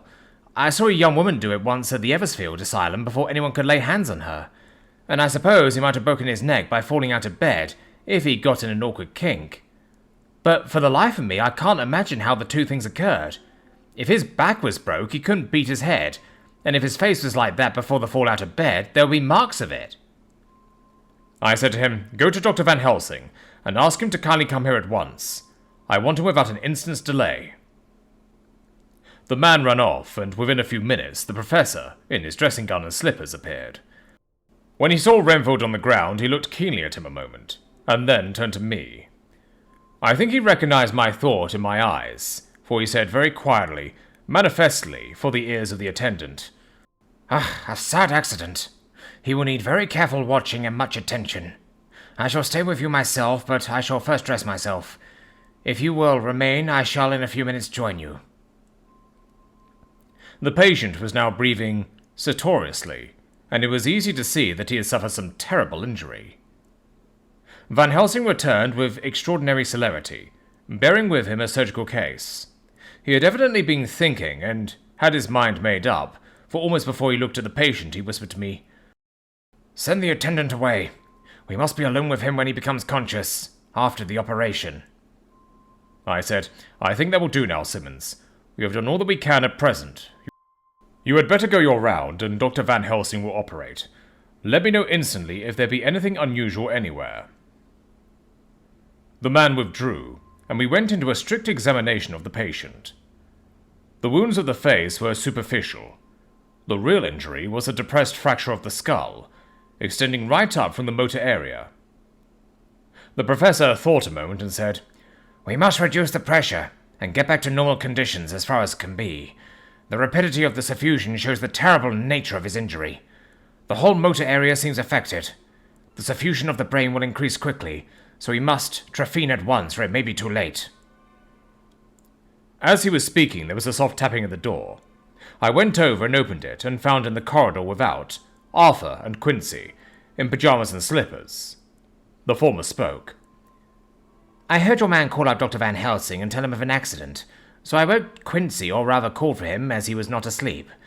Things are moving too quickly and too strangely for sound sleep for any of us these times.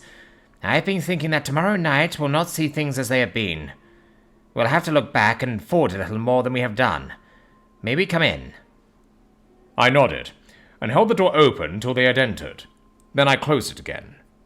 When Quincy saw the attitude and state of the patient, and noted the horrible pool on the floor, he said softly, "My God, what has happened to him? Poor devil." I told him briefly, and added that we expected he would recover consciousness after the operation, for a short time at all events. He went at once and sat down on the edge of the bed, with Goldming beside him.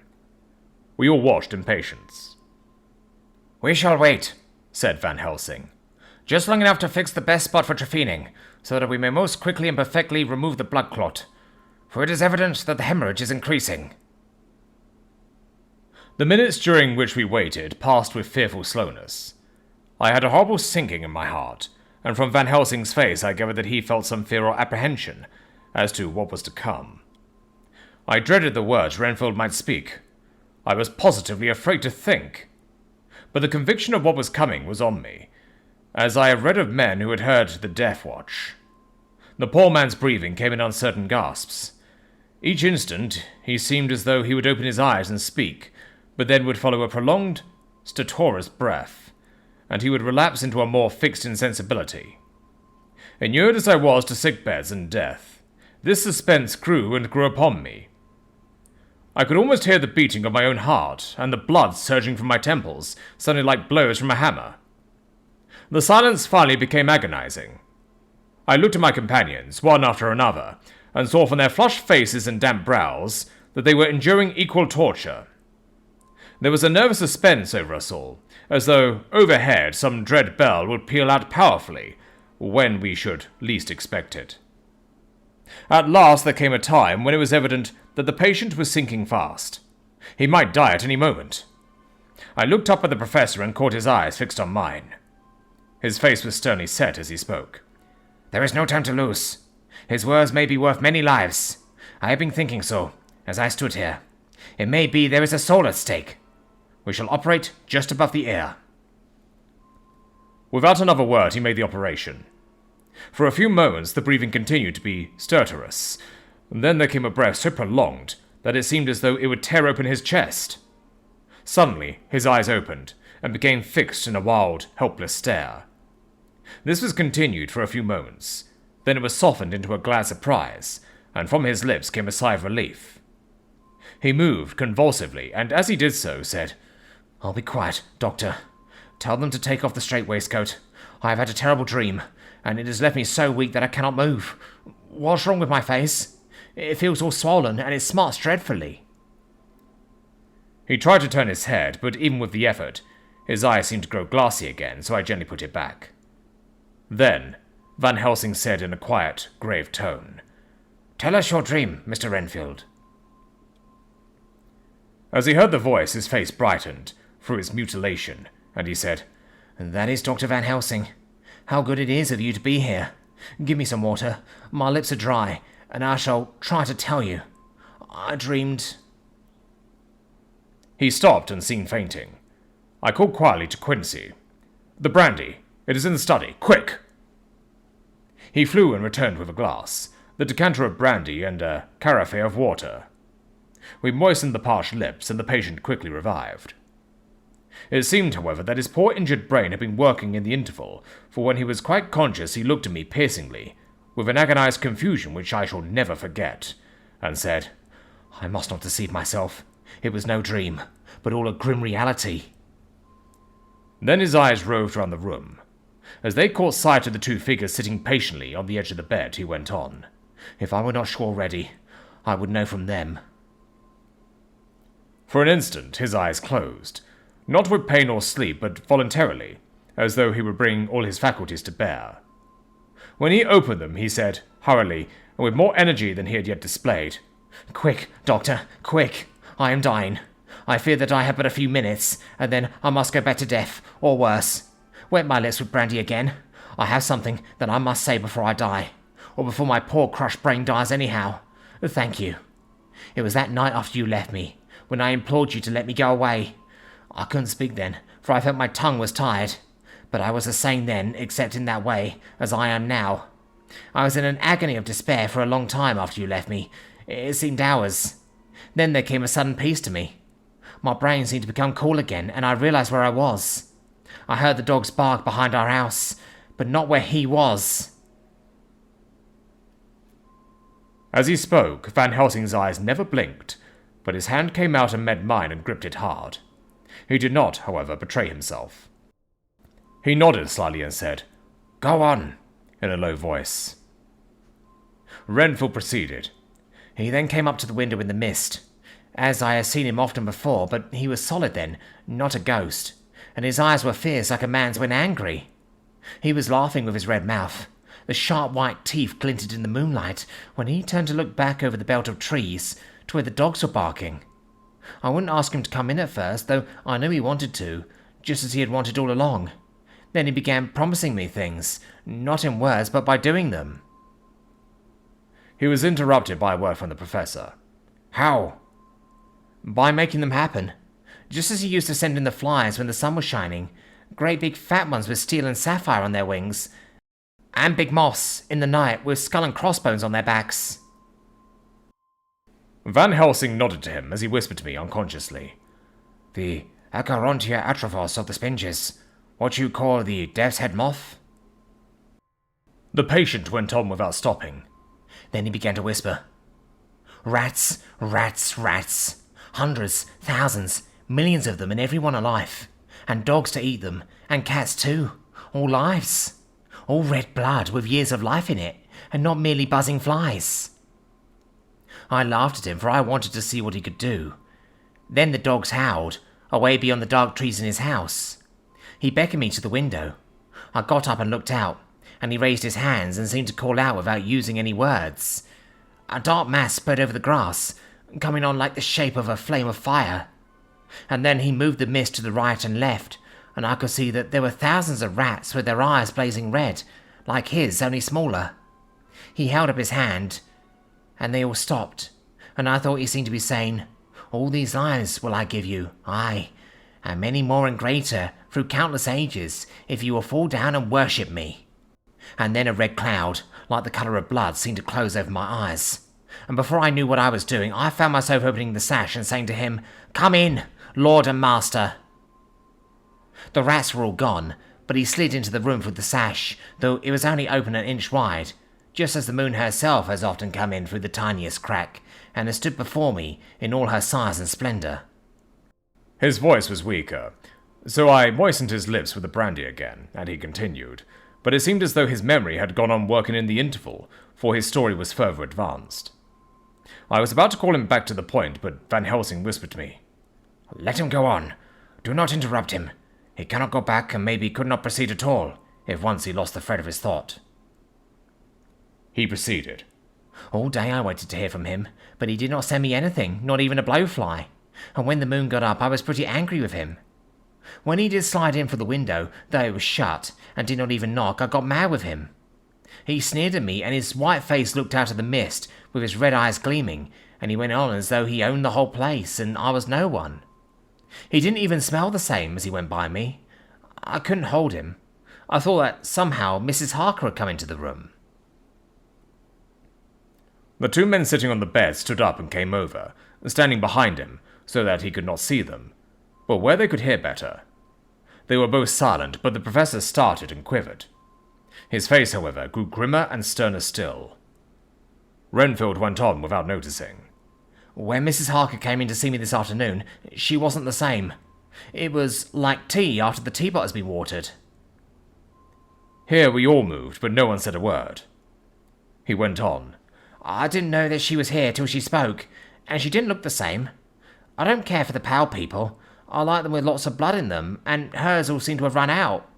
I didn't think of it at the time, but when she went away I began to think, and it made me mad to know that he had been taking the life out of her.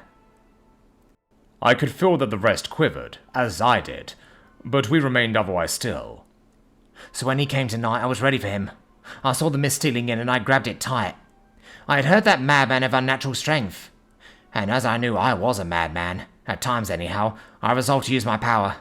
Aye, and he felt it too, for he had to come out of the mist to struggle with me. I held tight, and I thought I was going to win, for I didn't mean him to take any more of her life, till I saw his eyes. They burned into me, and my strength became like water. He slipped through it, and when I tried to cling to him, he raised me up and flung me down. There was a red cloud before me, and a noise like thunder, and the mist seemed to steal away under the door. His voice was becoming fainter, and his breath more stertorous. Van Helsing stood up instinctively. We know the worst now, he said. He is here, and we know his purpose. It may not be too late. Let us be armed, the same as we were the other night, but lose no time. There is not an instant to spare. There was no need to put our fear, nay, our conviction into words. We shared them in common. We all hurried and took from our rooms the same things that we had when we entered the Count's house. The Professor had his ready, and as we met in the corridor he pointed to them significantly as he said, They never leave me, and they shall not till this unhappy business is over. Be wise also, my friends. It is no common enemy that we deal with. Alas, alas, that dear Madam Mina should suffer. He stopped. His voice was breaking, and I do not know if rage or terror predominated in my own heart. Outside the Harker's door we paused. Art and Quincy held back, and the latter said, Should we disturb her? We must, said Van Helsing grimly. If the door be locked, I shall break it in. May it not frighten her terribly? It is unusual to break into a lady's room. Van Helsing said solemnly, You are always right, but this is life and death. All chambers are alike to the doctor. And even were they not, they are all as one to me tonight. Friend John, when I turn the handle, if the door does not open, do you put your shoulder down and shove. And you too, my friends. Now! He turned the handle as he spoke, but the door did not yield. We threw ourselves against it. With a crash it burst open, and we almost fell headlong into the room. The Professor did actually fall, and I saw across him as he gathered himself up from hands and knees. What I saw appalled me.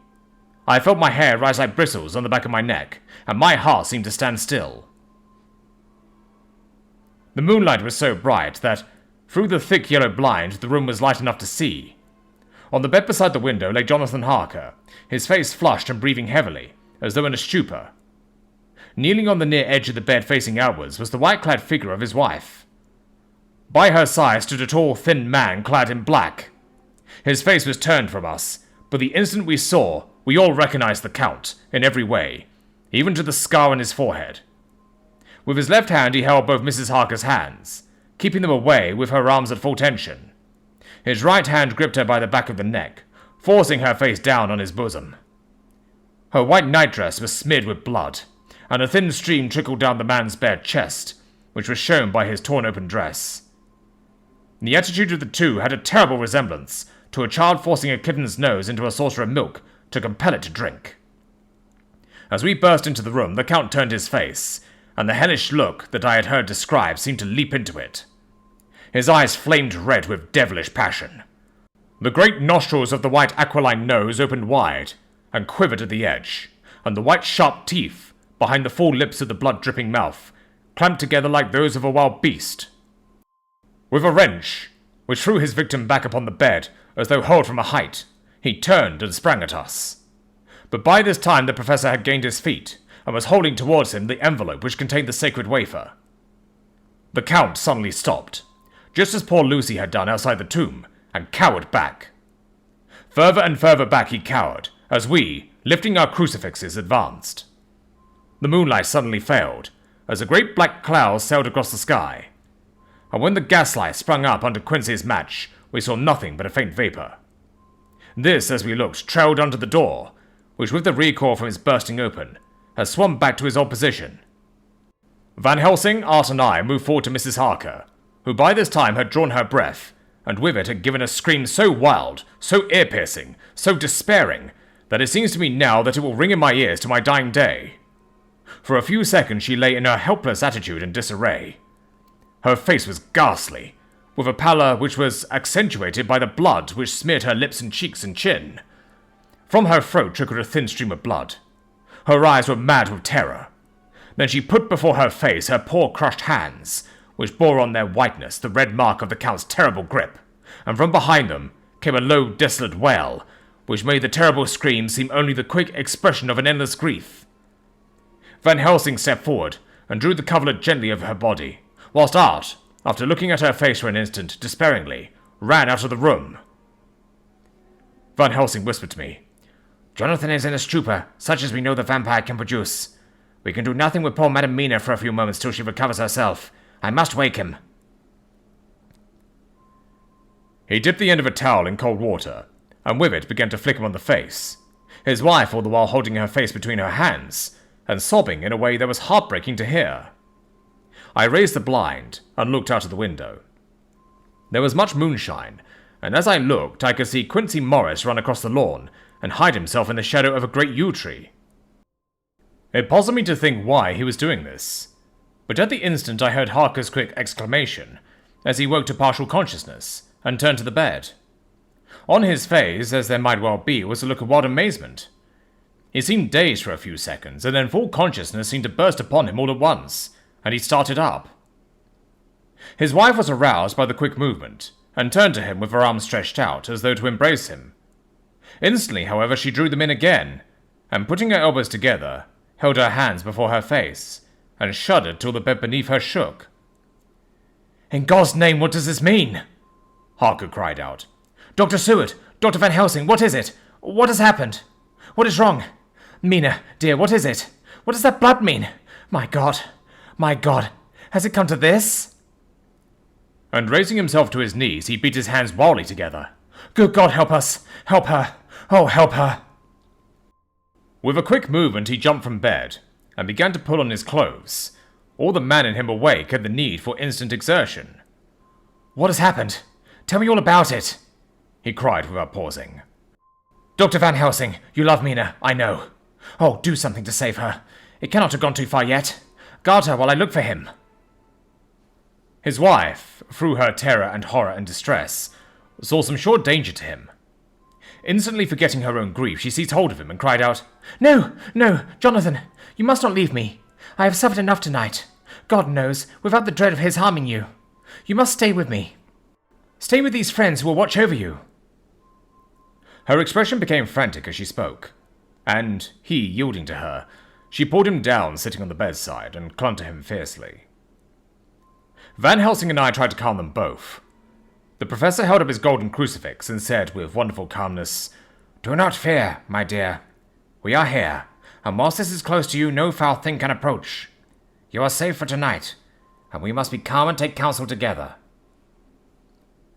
She shuddered and was silent, holding down her head on her husband's breast.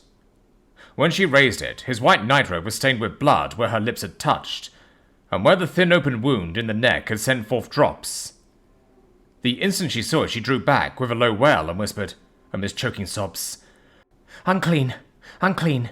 I must touch him or kiss him no more. Oh, that it should be that it is I who am now his worst enemy, and whom he may have most cause to fear." To this he spoke up resolutely. "Nonsense, Mina. It is a shame to me to hear such a word. I would not hear it of you, and I shall not hear it from you. May God judge me by my deserts, and punish me with more bitter suffering than even this hour, if by any act or will of mine anything ever come between us."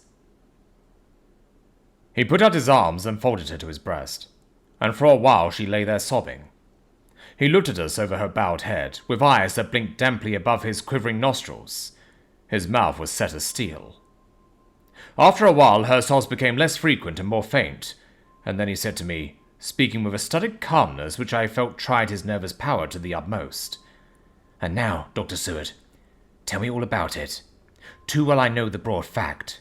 Tell me all that has been." I told him exactly what had happened, and he listened with seeming impassiveness, but his nostrils twitched and his eyes blazed, as I told how the ruthless hands of the Count had held his wife in that terrible and horrid position, with her mouth to the open wound in his breast. It interested me, even at that moment, to see that whilst the face of white set passion worked convulsively over the bowed head, the hands tenderly and lovingly stroked the ruffled hair. Just as I had finished, Quincy and Golding knocked at the door.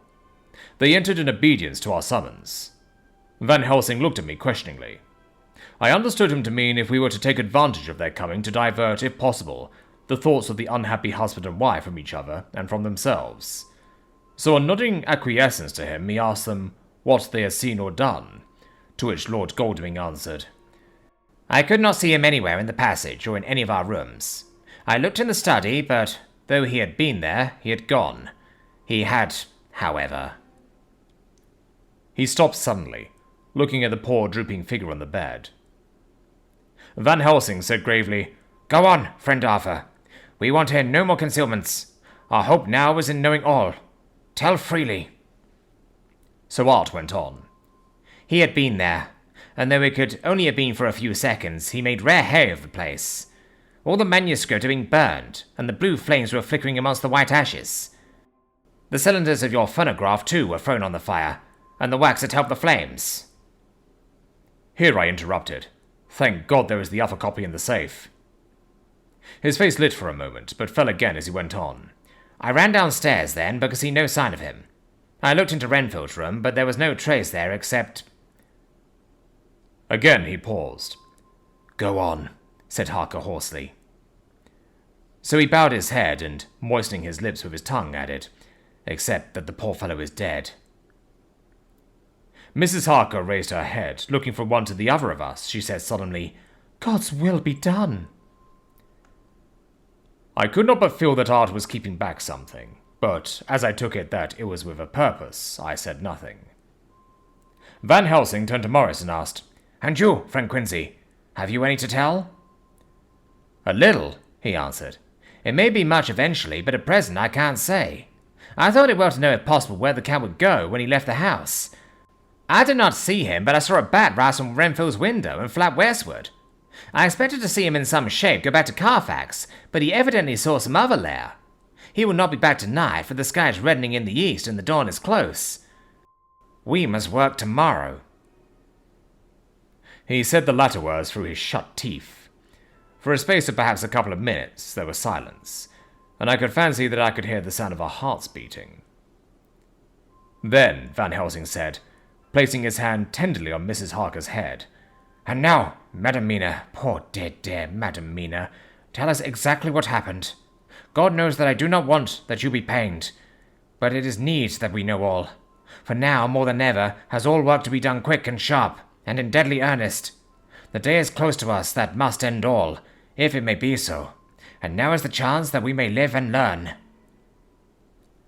The poor dear lady shivered, and I could see the tension of her nerves as she clasped her husband closer to her, and bent her head lower and lower still on his breast. Then she raised her head proudly, and held out one hand to Van Helsing, who took it in his, and after stooping and kissing it reverently, held it fast. The other hand was locked in that of her husband, who held his other arm thrown round her protectingly. After a pause in which she was evidently ordering her thoughts, she began. "I took the sleeping draught which you had so kindly given me, but for a long time it did not act. I seemed to become more wakeful, and myriads of horrible fancies began to crowd in upon my mind. All of them connected with death and vampires, with blood and pain and trouble." Her husband involuntarily groaned as she turned to him and said lovingly, "Do not fret, dear. You must be brave and strong and help me through the horrible task. If you only knew what an effort it is to me to tell of this fearful thing at all, you would understand how much I need your help." Well, I saw I must try to help the medicine to its work with my will, if it was to do me any good, so I resolutely set myself to sleep. Sure enough, sleep must soon have come to me, for I remember no more. Jonathan coming in had not waked me, for he lay by my side when next I remember. There was in the room the same thin white mist that I had before noticed, but I forget now if you know of this. You will find it in my diary, which I shall show you later.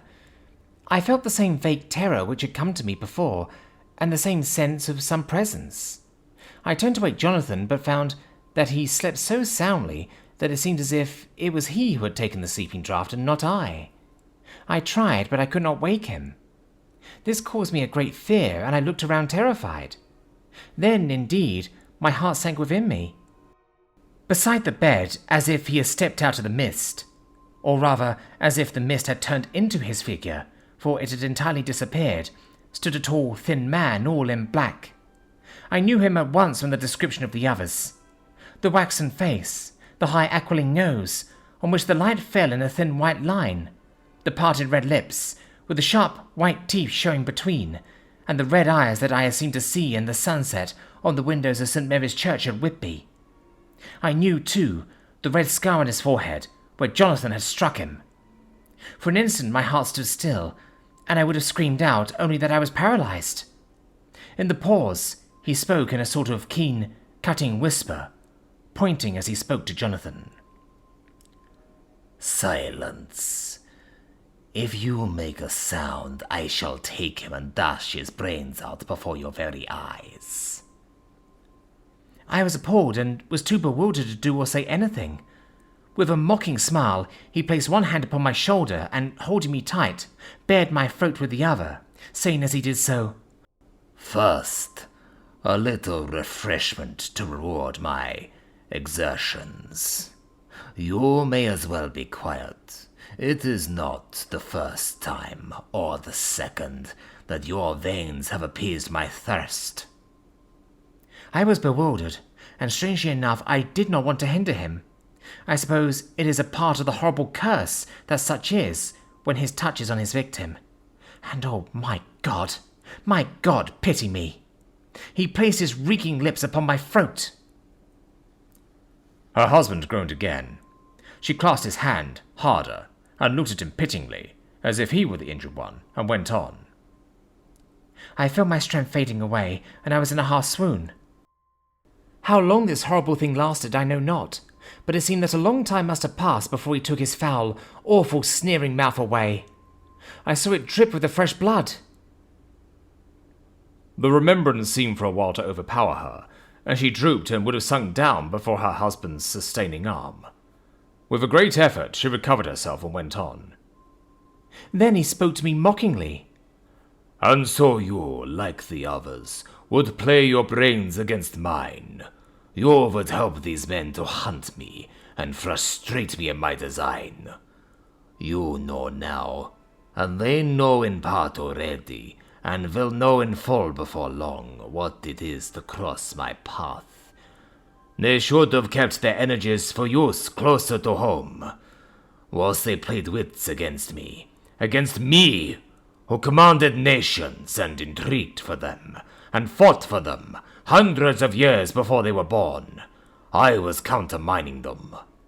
And you, their best beloved one, are now to me flesh of my flesh, blood of my blood, kin of my kin, my bountiful winepress for a while, and shall be, later on, my companion and my helper.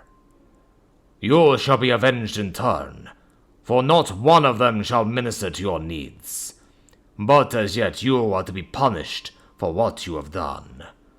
You have aided in thwarting me. Now you shall come to my call. When my brain says come to you, you shall cross land or sea to do my bidding. And to that end, this. With that, he pulled open his shirt, and with his long sharp nails opened a vein in his breast. When the blood began to spurt out, he took my hands in one of his, holding them tight, and with the other seized my neck and pressed my mouth to the wound, so that I must either suffocate or swallow some to the... Oh, my God, what have I done? What have I done to deserve such a fate? I, who have tried to walk in meekness and righteousness all my days. God pity me. Look down on a poor soul in worse than mortal peril, and in mercy pity those to whom she is dear." Then she began to rub her lips as though to cleanse them from pollution. As she was telling her terrible story, the eastern sky began to quicken, and everything became more and more clear. Harker was still and quiet, but over his face, as the awful narrative went on, came a grey look, which deepened and deepened in the morning light, till when the first red streak of the coming dawn shot up, the flesh stood darkly out against the whitening hair. We have arranged that one of us is to stay within call of the unhappy pair, till we can meet together, and arrange about taking action. Of this I am sure. The sun rises today on no more miserable house in all the great round of his daily course. Chapter 22. Jonathan Harker's Journal. 3rd October. As I must do something or go mad, I write this diary. It is now 6 o'clock, and we are to meet in the study in half an hour, and take something to eat, for Dr. Van Helsing and Dr. Seward are agreed that if we do not eat, we cannot work our best.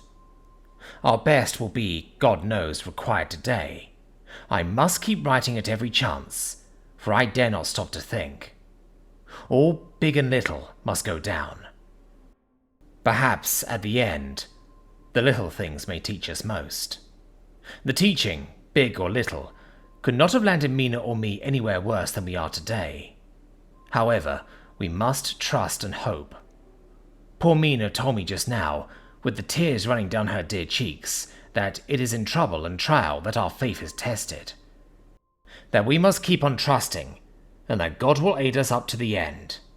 The end. Oh my God. What end? To work. To work. When Dr. Van Helsing and Dr. Seward had come back from seeing poor Renfield, we went gravely into what was to be done. First, Dr. Seward told us that when he and Dr. Van Helsing had gone down to the room below, they had found Renfield lying on the floor, all in a heap. His face was all bruised and crushed in, and the bones of the neck were broken.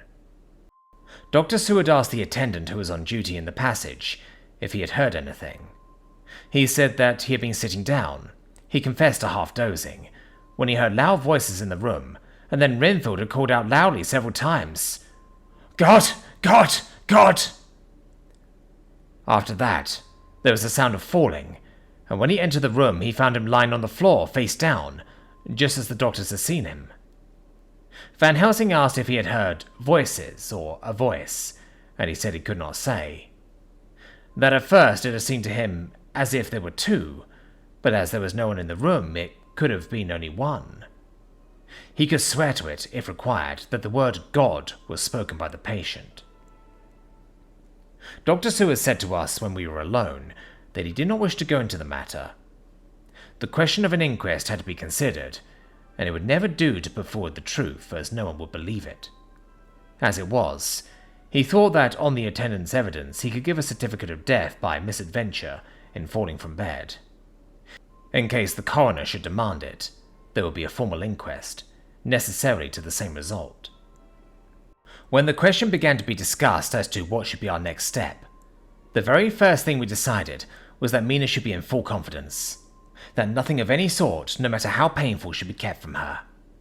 She herself agreed as to his wisdom, and it was pitiful to see her so brave and yet so sorrowful, and in such a depth of despair. "There must be no concealment," she said. "Alas, we have had too much already, and besides, there is nothing in all the world that can give me more pain than I have already endured, than I suffer now. Whatever may happen, it must be of new hope or of new courage to me." Van Helsing was looking at her fixedly as she spoke, and said, suddenly but quietly, "But dear Madam Mina, are you not afraid? Not for yourself, but for others, from yourself, after what has happened?" Her face grew set in its lines, but her eyes shone with the devotion of a martyr as she answered, "Ah, no, for my mind is made up." "To what?" he asked gently, whilst we were all very still, for each in our own way We had a sort of vague idea of what she meant. Her answer came with direct simplicity, as though she was simply stating a fact. Because if I find in myself, and I shall watch keenly for it, a sign of harm to any that I love, I shall die. You would not kill yourself? He asked hoarsely. I would, if there were no friend who loved me, who would save me such a pain and so desperate an effort. She looked at him meaningly as she spoke. He was sitting down, but now he rose and came close to her, and put his hand on her head as he said solemnly, My child, there is such a one, if it were for your good. For myself, I could hold it in my account with God to find such a euthanasia for you, even at this moment, if it were best. Nay, were it safe. But my child... For a moment he seemed choked, and a great sob rose in his throat. He gulped it down and went on. There are here some who will stand between you and death. You must not die. You must not die by any hand, but least of all your own. Until the other, who has fouled your sweet life, is true dead, you must not die. For if he is still with the quick undead, your death would make you even as he is. No, you must live. You must struggle and strive to live, though death would seem a boon unspeakable. You must fight death himself, though he come to you in pain or in joy, by the day or the night, in safety or in peril. On your living soul I charge you that you do not die. Nay, nor think of death, till this great evil be past. The poor dear grew white as death and shook and shivered, as I have seen a quicksand shake and shiver at the incoming of the tide. We were all silent. We could do nothing. At length she grew more calm, and turning to him said, sweetly, but oh so sorrowfully, as she held out her hand, I promise you, my dear friend, that if God will let me live, I shall strive to do so, till, if it may be in his good time, this horror may have passed away from me. She was so good and brave that we all felt that our hearts were strengthened to work and endure for her, and we began to discuss what we were to do. I told her that she was to have all the papers in the safe, and all the papers or diaries and phonographs we might hereafter use, and was to keep the record, as she had done before. She was pleased with the prospect of anything to do, if pleased could be used in connection with so grim an interest. As usual, Van Helsing had thought ahead of everyone else, and was prepared with an exact ordering of our work. It is perhaps well, he said, that at our meeting, after our visit to Carfax, we decided not to do anything with the earth boxes that lay there. Had we done so, the Count must have guessed our purpose, and would doubtless have taken measures in advance to frustrate such an effort with regard to the others. But now he does not know our intentions. Nay, more, in all probability he does not know that such a power exists to us, as can sterilize his lairs, so that he cannot use them as of old. We are now so much further advanced in our knowledge as to their disposition that, when we have examined the house in Piccadilly, we may track the very last of them. Today, then, is ours, and in it rests our hope. The sun that rose in our sorrow this morning guards us in his course. Until it sets tonight, that monster must retain whatever form he now has. He is confined within the limitations of his earthly envelope. He cannot melt into thin air, nor disappear through cracks or chinks or crannies. If he go for a doorway, he must open the door like a mortal, and so we have this day to hunt out all his lairs and sterilize them. So we shall, if we had not yet catch him and destroy him, drive him to bay in some place where the catching and the destroying shall be, in time, sure. Here I started up, for I could not contain myself at the thought that the minutes and seconds so preciously laden with Mina's life and happiness were flying from us, since whilst we talked, action was impossible. But Van Helsing held up his hand warningly. Nay, friend Jonathan, he said, in this, the quickest way home is the longest way, so your proverbs say. We shall all act, and act, with desperate quick, when the time has come. But think, in all probable the key of the situation is in that house in Piccadilly. The Count may have many houses which he has bought.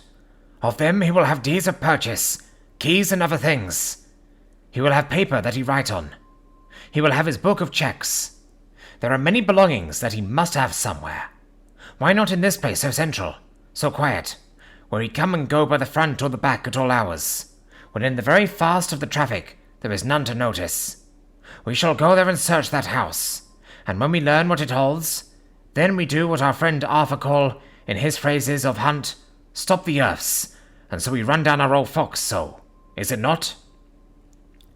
Then let us come at once, I cried. We are wasting the precious, precious time. The professor did not move, but simply said, And how are we to get into that house in Piccadilly? Anyway, I cried, we shall break in if need be. And your police, where will they be and what will they say? I was staggered, but I knew that if he wished to delay, he had a good reason for it. So I said as quietly as I could, Don't wait more than need be. You know, I am sure, what torture I am in. Ah, my child, that I do. And indeed there is no wish in me to add to your anguish. But just think, what can we do, until all the world be at movement? Then will come our time. I have thought and thought, and it seems to me that the simplest way is the best of all. Now we wish to get into the house, but we have no key. Is it not so? I nodded. Now suppose that you were in truth the owner of that house, and could not still get in, and think there was to you no conscience of the housebreaker. What would you do? I should get a respectable locksmith, and set him to work to pick the lock for me. And your police, they would interfere, would they not? Oh no, not if they know the man was properly employed. Then, he looked at me as keenly as he spoke. All that is in doubt is the conscience of the employer, and the belief of your policeman as to whether or not that employer has a good conscience or a bad one. Your police must indeed be zealous men and clever, oh so clever, in reading the heart, that they trouble themselves in such matter. No, my friend Jonathan. You go take the lock off 100 empty houses in this your London, or of any city in the world, and if you do it as such things are rightly done, and at the time such things are rightly done, no one will interfere. I have read of a gentleman who owned a so fine house in London, and when he went for months of summer to Switzerland and lock up his house, some burglar come and broke window at back and got in. Then he went and made open the shutters in front, and walk out and in through the door, before the very eyes of the police. Then he have an auction in that house, and advertise it, and put up big notice. And when the day come, he sell off by a great auctioneer all the goods of that other man who owned them. Then he go to a builder, and he sell him that house, making an agreement that he pull it down and take all away within a certain time. And your police and other authority help him all they can. And when that owner come back from his holiday in Switzerland, he find only an empty hall where his house had been. This was all done en regal, and in our work we shall be en regal too. We shall not go early, that the policeman will have then little to think of, shall deem it strange. But we shall go after 10 o'clock, when there are many about, and such things will be done were we indeed owners of the house.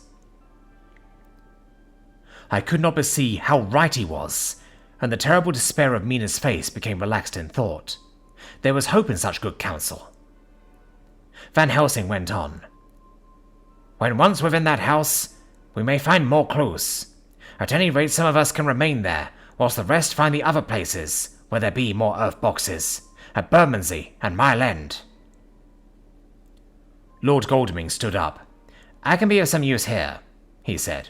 I shall wire to my people to have horses and carriages, where they will be most convenient. Look here, old fellow, said Morris. It is a capital idea to have all ready in case we want to go horsebacking, but don't you think that one of your snappy carriages with its heraldic adornments in a byway of Woolworth or Mile End would attract too much attention for our purpose? It seems to me that we ought to take cabs when we go south or east, and even leave them somewhere near the neighbourhood we are going to. Friend Quincy is right, said the professor. His head is what you call in plane with the horizon. It is a difficult thing that we go to do, and we do not want no peoples to watch us, if so it may.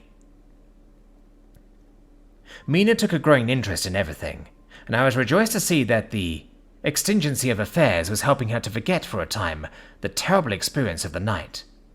She was very, very pale, almost ghastly, and so thin that her lips were drawn away, showing her teeth in somewhat of prominence.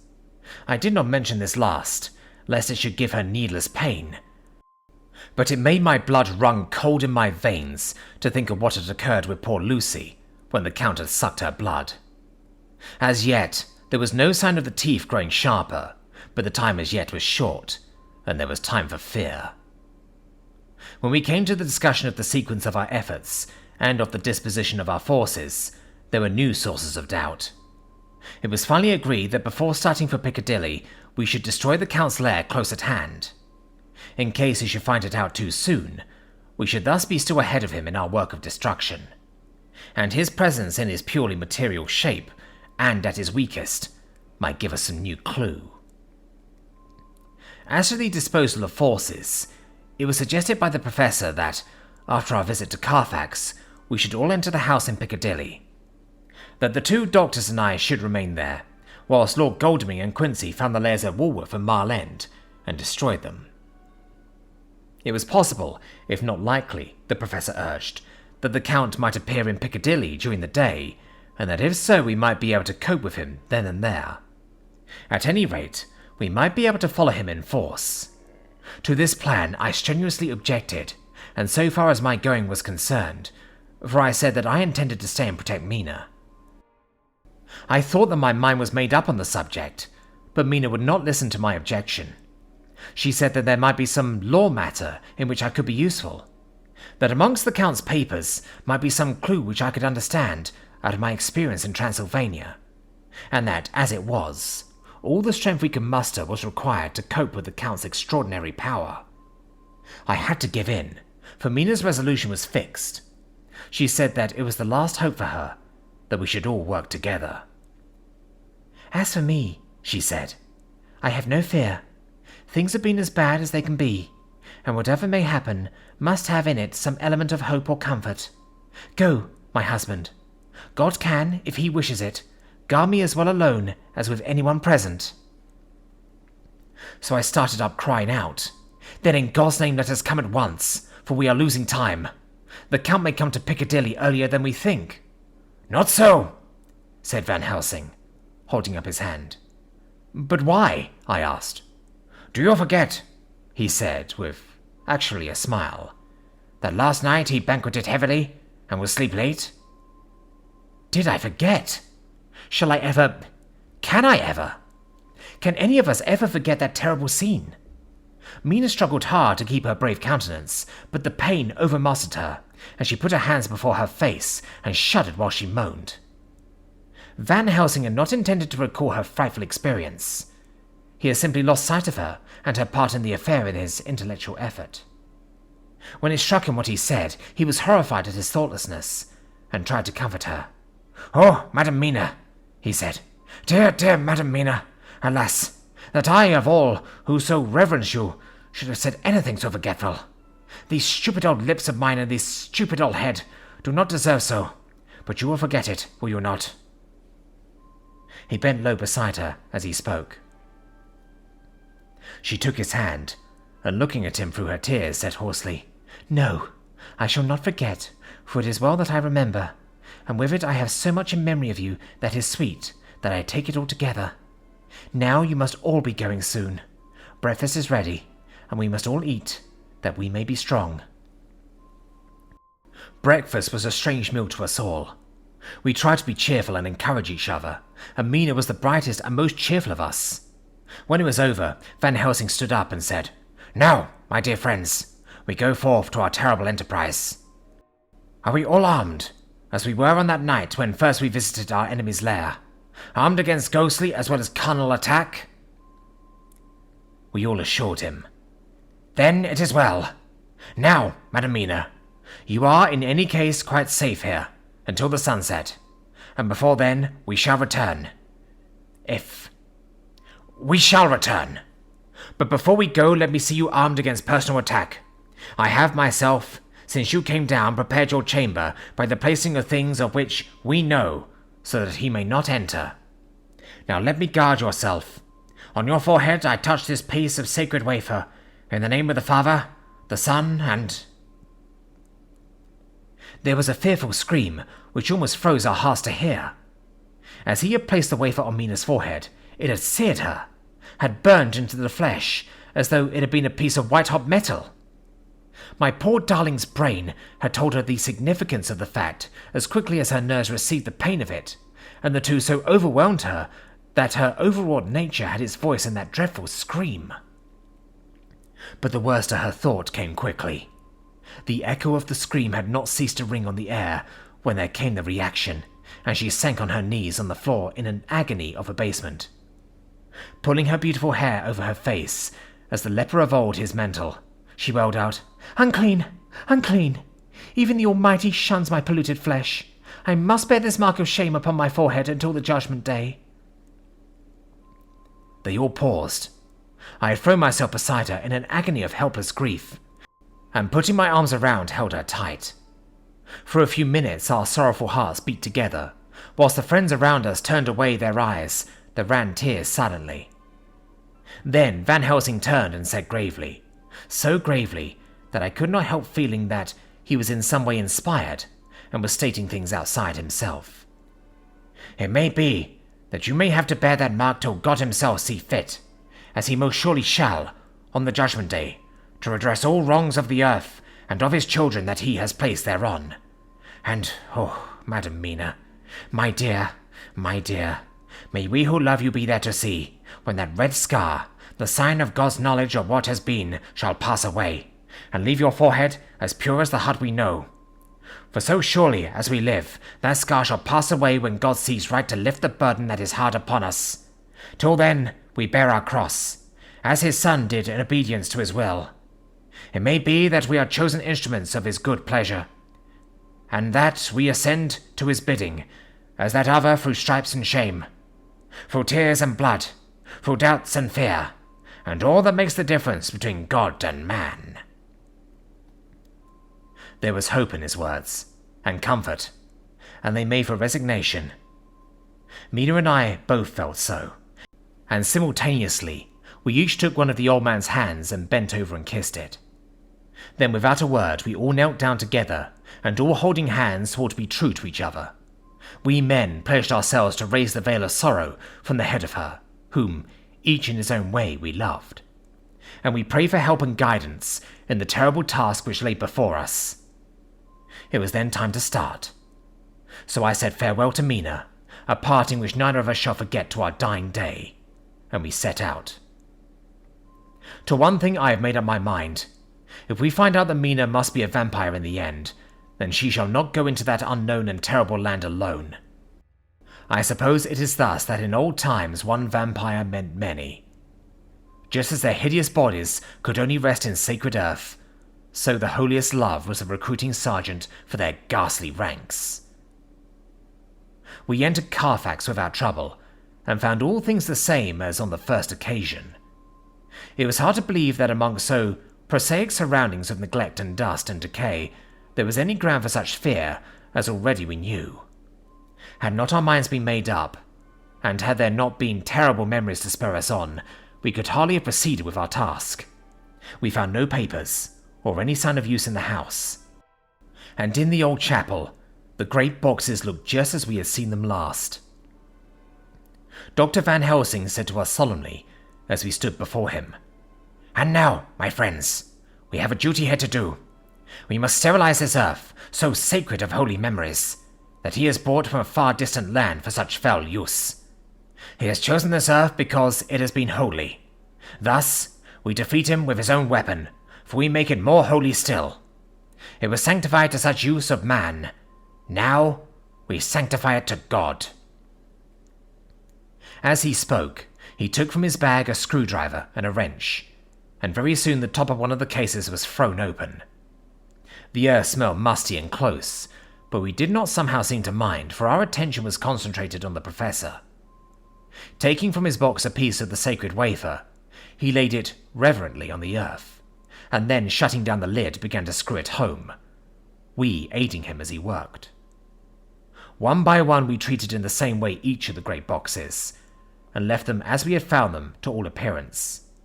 But in each was a portion of the host. When we closed the door behind us, the professor said solemnly, "So much is already done. It may be that with all the others we can be so successful.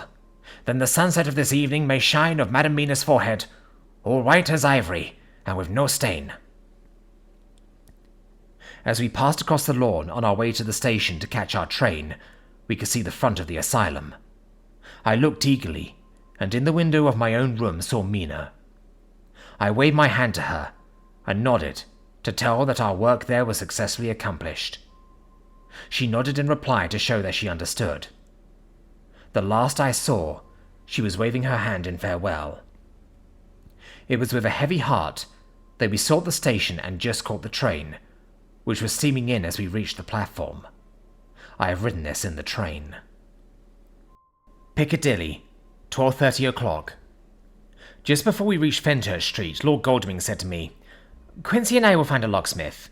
You had better not come with us in case there should be any difficulty.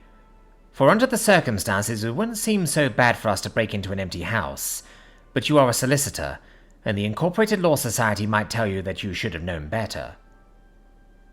I demurred as to my not showing any danger, even of odium, but he went on. "Besides, it will attract less attention if there are not too many of us. My title will make it all right with the locksmith and with any policeman that may come along. You had better go with Jack and the Professor and stay in the Green Park, somewhere in sight of the house, and when you see the door opened and the smith has gone away, do you all come across. We shall be on the lookout for you, and shall let you in." "The advice is good," said Van Helsing, so we said no more. Godalming and Morris hurried off in a cab, we following in another. At the corner of Arlington Street, our contingent got out and strolled into the Green Park. My heart beat as I saw the house on which so much of our hope was centered, looming up, grim and silent, in its deserted condition, amongst its more lively and spruce-looking neighbours. We sat down on a bench within good view, and began to smoke cigars so as to attract as little attention as possible. The minutes seemed to pass with leaden feet, as we waited for the coming of the others. At length, we saw a four-wheeler drive up. Out of it, in leisurely fashion, got Lord Godalming and Morris, and down from the box descended a thick-set working man with his rush-woven basket of tools. Morris paid the cabman, who touched his hat and drove away. Together the two ascended the steps, and Lord Godalming pointed out what he wanted done. The workman took off his coat leisurely, and hung it on one of the spikes of the rail, saying something to a policeman, who just then sauntered along. The policeman nodded acquiescence, and the man kneeling down placed his bag beside him. After searching through it, he took out a selection of tools which he proceeded to lay beside him in orderly fashion. Then he stood up, looked in the keyhole, blew into it, and turning to his employers, made some remark. Lord Godalming smiled, and the man lifted a good-sized bunch of keys. Selecting one of them, he began to probe the lock as if feeling his way with it. After fumbling about for a bit, he tried a second, and then a third. All at once, the door opened under a slight push from him, and he and the two others entered the hall. We sat still. My own cigar burned furiously, but Van Helsing's went cold altogether. We waited patiently, as we saw the workman come out and bring his bag. Then he held the door partly open, steadying it with his knees, whilst he fitted a key to the lock. This he finally handed to Lord Godalming, who took out his purse and gave him something. The man touched his hat, took his bag, put on his coat and departed. Not a soul took the slightest notice of the whole transaction. When the man had fairly gone, we three crossed the street and knocked at the door. It was immediately opened by Quincy Morris, beside whom stood Lord Godalming, lighting a cigar. "The place smells so vilely," said the latter as we came in. It did indeed smell vilely, like the old chapel at Carfax, and with our previous experience it was plain to us that the Count had been using the place pretty freely. We moved to explore the house, all keeping together in case of attack, for we knew we had a strong and wily enemy to deal with, and as yet we did not know whether the Count might not be in the house. In the dining room, which lay at the back of the hall, we found 8 boxes of earth. 8 boxes only out of the 9 which we sought. Our work was not over, and would never be, until we should have found the missing box. First we opened the shutters of the window, which looked out across a narrow stone-flagged yard at the blank face of a stable, pointed to look like the front of a miniature house. There were no windows in it, so we were not afraid of being overlooked. We did not lose any time in examining the chests. With the tools which we had brought with us, we opened them, one by one, and treated them as we had treated those others in the old chapel. It was evident to us that the Count was not at present in the house, and we proceeded to search for any of his effects. After a cursory glance at the rest of the rooms, from basement to attic, we came to the conclusion that the dining room contained any effects which might belong to the Count, and so we proceeded to minutely examine them. They lay in a sort of orderly disorder on the great dining room table. There were title deeds of the Piccadilly house in a great bundle, deeds of the purchase of the houses at Mile End and Bermondsey. Notepaper, envelopes, and pens and ink. All were covered up in thin wrapping paper to keep them from the dust. There were also a clothes brush, a brush and comb, and a jug and basin, the latter containing dirty water, which was reddened as if with blood. Last of all was a little heap of keys of all sorts and sizes, probably those belonging to the other houses. When we had examined this last find, Lord Godalming and Quincey Morris, taking accurate notes of the various addresses of the houses in the east and the south, took with them the keys in a great bunch, and set out to destroy the boxes in these places. The rest of us are, with what patience we can, waiting their return, or the coming of the Count.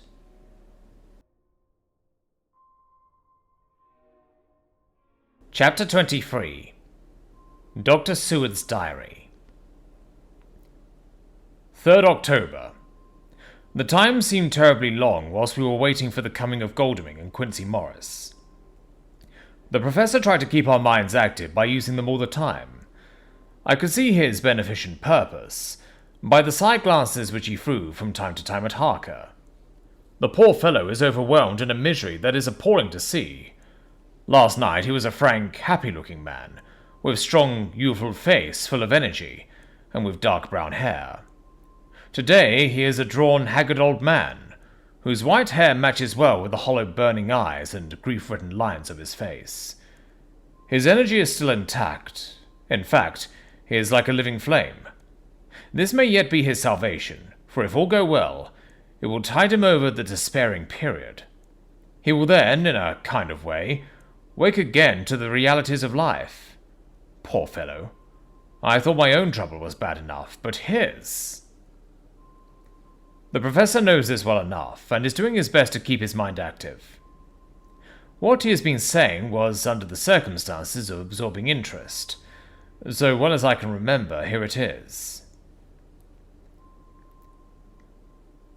I have studied over and over again, since they came into my hands, all the papers relating to this monster, and the more I have studied, the greater seems the necessity to utterly stamp him out. All through there are signs of his advance, not only of his power, but of his knowledge of it. As I learned from the researches of my friend Arminius of Budapest, he was in life a most wonderful man, soldier, statesman, and alchemist, which latter was the highest development of the science knowledge of his time. He had a mighty brain, a learning beyond compare, and a heart that knew no fear and no remorse.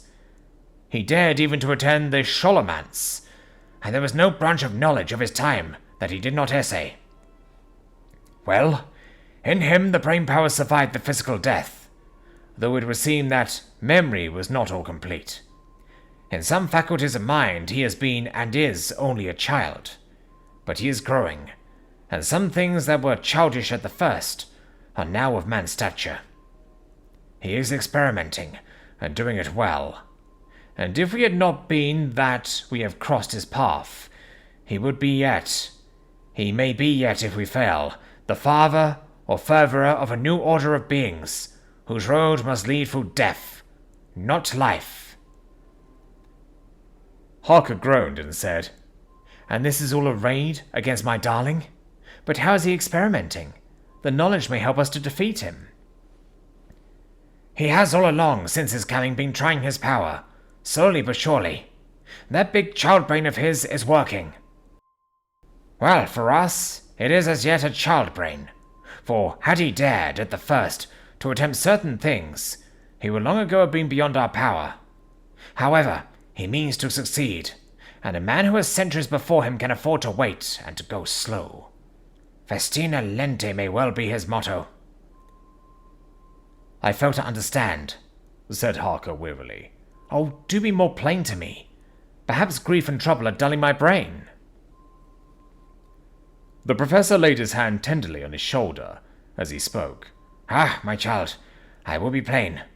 Do you not see how, of late, this monster has been creeping into knowledge experimentally? How he has been making use of the Zoophagos patient to effect his entry into friend John's home? For your vampire, though in all afterwards he can come when and how he will, must at the first make entry only when asked thereto by an inmate. But these are not his most important experiments. Do we not see how at the first all these so great boxes were moved by others? He knew not then, but that must be so.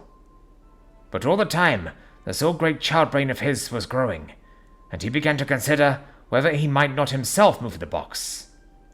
So he began to help. And then, when he found that this be all right, he tried to move them all alone. And so he progressed, and he scattered these graves of him, and none but he know where they are hidden. He may have intended to bury them deep in the ground, so that only he use them in the night, or at such time as he can change his form. They do him equal well, and none may know these are his hiding place. But, my child, do not despair. This knowledge came to him just too late. Already, all of his lairs but one be sterilized, as for him. And before the sunset, this shall be so. Then he have no place where he can move and hide. I delay this morning, that so we might be sure. Is there not more at stake for us than for him? Then why not be more careful than him? By my clock, it is 1 hour, and already, if all be well, friend Arthur and Quincy are on their way to us. Today is our day, and we must go sure if slow and lose no chance. See, there are 5 of us when those absent ones return. Whilst we were speaking, we were startled by a knock at the hall door. The double postman's knock of the telegraph boy. We all moved out to the hall with one impulse, and Van Helsing, holding up his hand to us to keep silence, stepped to the door and opened it. The boy handed in a dispatch. The professor closed the door again, and after looking at the direction, opened it and read aloud. Look out for D. He has just now, 12:45, come from Carfax hurriedly, and hastened towards the south. He seems to be going the round, and may want to see you. Mina. There was a pause, broken by Jonathan Harker's voice. Now, God be thanked, we shall soon meet. Van Helsing turned to him quickly and said, God will act in his own way and time. Do not fear, and do not rejoice as yet, for what we wish for at the moment may be our own undoings. I care for nothing now, he answered hotly, except to wipe out this brute from the face of creation. I would sell my soul to do it. Oh, hush, hush, my child, said Van Helsing. God does not purchase souls in this wise, and the devil, though he may purchase, does not keep faith. But God is merciful and just, and knows your pain and your devotion to that dear Madam Mina. Think you how her pain would be doubled, did she but hear your wild words? Do not fear any of us. We are all devoted to this cause, and today shall see the end. The time is coming for action. Today this vampire is limit to the powers of man. Until sunset, he may not change. It will take him time to arrive here. See, it is 20 minutes past 1, and there are yet some times before he can ever come. But he never so quick. What we must hope for is that my Lord Arthur and Quincy arrive first. About half an hour after we had received Mrs. Harker's telegram, there came a quiet, resolute knock at the hall door. It was just an ordinary knock, such as is given hourly by thousands of gentlemen, but it made the professor's heart and mind beat loudly. We looked at each other, and together moved out into the hall. We each held ready to use our various armaments, the spiritual in the left hand, the mortal in the right. Van Helsing pulled back the latch and, holding the door half open, stood back, having both hands ready for action. The gladness of our hearts must have shown upon our faces, when on the step, close to the door, we saw Lord Goldwing and Quincy Morris. They came quickly in and closed the door behind them, the former saying as they moved along the hall. "It is all right. We found both places. 6 boxes in each, and we destroyed them all." "Destroyed?" asked the professor. "For him." We were silent for a minute, and then Quincy said, "There's nothing to do but wait here. If, however, he doesn't turn up by 5 o'clock, we must start off, for it won't do to leave Mrs. Harker alone after sunset." "He will be here before long now," said Van Helsing, who had been consulting his pocketbook. "Nota ben. In Madame's telegram he went south from Carfax. That means he went across the river, and he could only do so at slack of tide, which should be something before 1 o'clock. That he went south has a meaning for us. He is, as yet, only suspicious, and he went from Carfax first to the place where he would suspect interference least. You must have been at Bermondsey only a short time before him. That he is not here already shows that he went to Marlin next. This took him some time, for he would then have to be carried over the river in some way. Believe me, my friends, we shall not have long to wait now. We should have ready some plan of attack, so that we may throw away no chance. Hush, there is no time now. Have all your arms. Be ready." He held up a warning hand as he spoke, for we all could hear a key softly inserted in the lock of the hall door.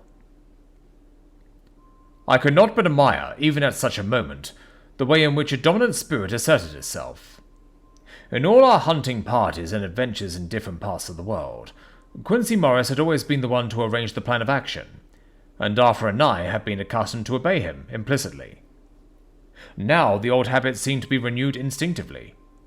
With a swift glance around the room, he had once laid out our plan of attack, and without speaking a word, with a gesture, placed us each in position.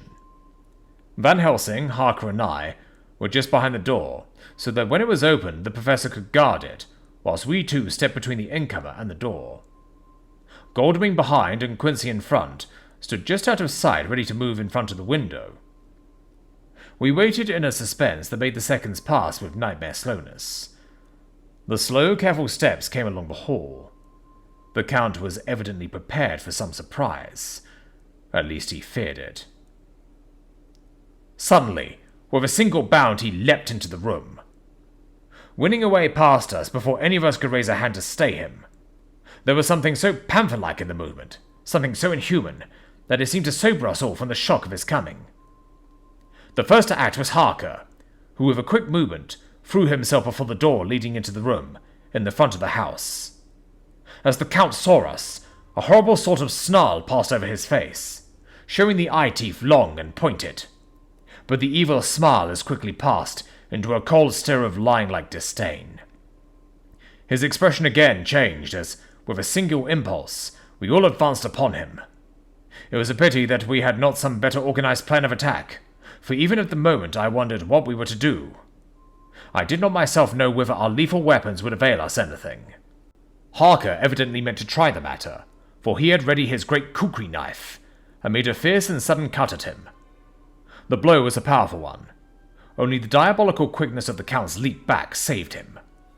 A second less, and the trenchant blade had shorn through his heart. As it was, the point just cut the cloth of his coat, making a wide gap whence a bundle of banknotes and a stream of gold fell out. The expression of the Count's face was so hellish that for a moment I feared for Harker, though I saw him throw the terrible knife aloft again for another stroke. Instinctively, I moved forward with a protective impulse, holding the crucifix and wafer in my left hand. I felt a mighty power fly along my arm, and it was without surprise that I saw the monster cower back before a similar movement made spontaneously by each one of us. It would be impossible to describe the expression of hate and baffled malignity, of anger and hellish rage, which came over the Count's face. His waxen hue became greenish-yellow by the contrast of his burning eyes, and the red scar on the forehead showed on the pallid skin like a palpitating wound. The next instant, with a sinuous dive, he swept under Harker's arm, ere his blow could fall, and grasping a handful of the money from the floor, dashed across the room, threw himself at the window. Amid the crash and glitter of the falling glass, he tumbled into the flagged area below. Through the sound of the shivering glass, I could hear the ting of the gold, as some of the sovereigns fell on the flagging. We ran over and saw him spring unhurt from the ground. He, rushing up the steps, crossed the flagged yard, and pushed open the stable door. There he turned and spoke to us. "You think to baffle me? You with your pale faces all in a row, like sheep in a butcher's. You shall be sorry yet, each one of you. You think you have left me without a place to rest, but I have more. My revenge is just begun. I spread it over centuries, and time is on my side. Your girls that you all love are mine already, and through them you never shall yet be mine. My creatures to do my bidding, and to be my jackals when I want to feed. Bah!" With a contemptuous sneer, he passed quickly through the door, and we heard the rusty bolt creak as he fastened it behind him. A door beyond opened and shut. The first of us to speak was the professor. Realizing the difficulty of following him through the stable, we moved toward the hall. "We have learned something. Much. Notwithstanding his brave words, he fears us. He fears time. He fears want. For if not, why he hurries so? His very tone betray him, or my ears deceive. Why take that money? You follow quick. You are hunters of the wild beast, and understand it so. For me, I make sure that nothing here may be of use to him, if so that he returns." As he spoke, he put the money remaining in his pocket, took the title deeds in the bundle as Harker had left them, and swept the remaining things into the open fireplace, where he set fire to them with a match. Goldwing and Morris had rushed out into the yard, and Harker had lowered himself from the window to follow the Count. He had, however, bolted the stable door, and by the time they had forced it open there was no sign of him. Van Helsing and I tried to make inquiry at the back of the house, but the mews was deserted, and no one had seen it depart. It was now late in the afternoon, and sunset was not far off. We had to recognize that our game was up. With heavy hearts we agreed with the professor when he said, "Let us go back to Madam Mina. Poor dear Madam Mina. All we can do just now is done, and we can there at least protect her, but we need not despair. There is but one more earth box, and we must try to find it. When that is done, all may yet be well." I could see that he spoke as bravely as he could to comfort Harker. The poor fellow was quite broken down. Now and again he gave a low groan which he could not suppress. He was thinking of his wife. With sad hearts we came back to my house, where we found Mrs. Harker waiting us, with an appearance of cheerfulness which did honour to her bravery and unselfishness. When she saw our faces, her own became as pale as death. For a second or two her eyes were closed, as if she were in secret prayer. And then she said cheerfully, "I can never thank you all enough. Oh, my poor darling." As she spoke, she took her husband's grey head in her hands and kissed it. "Lay your poor head here and rest it. All will yet be well, dear. God will protect us, if he so will it in his good intent." The poor fellow groaned. There was no place for words in his sublime misery.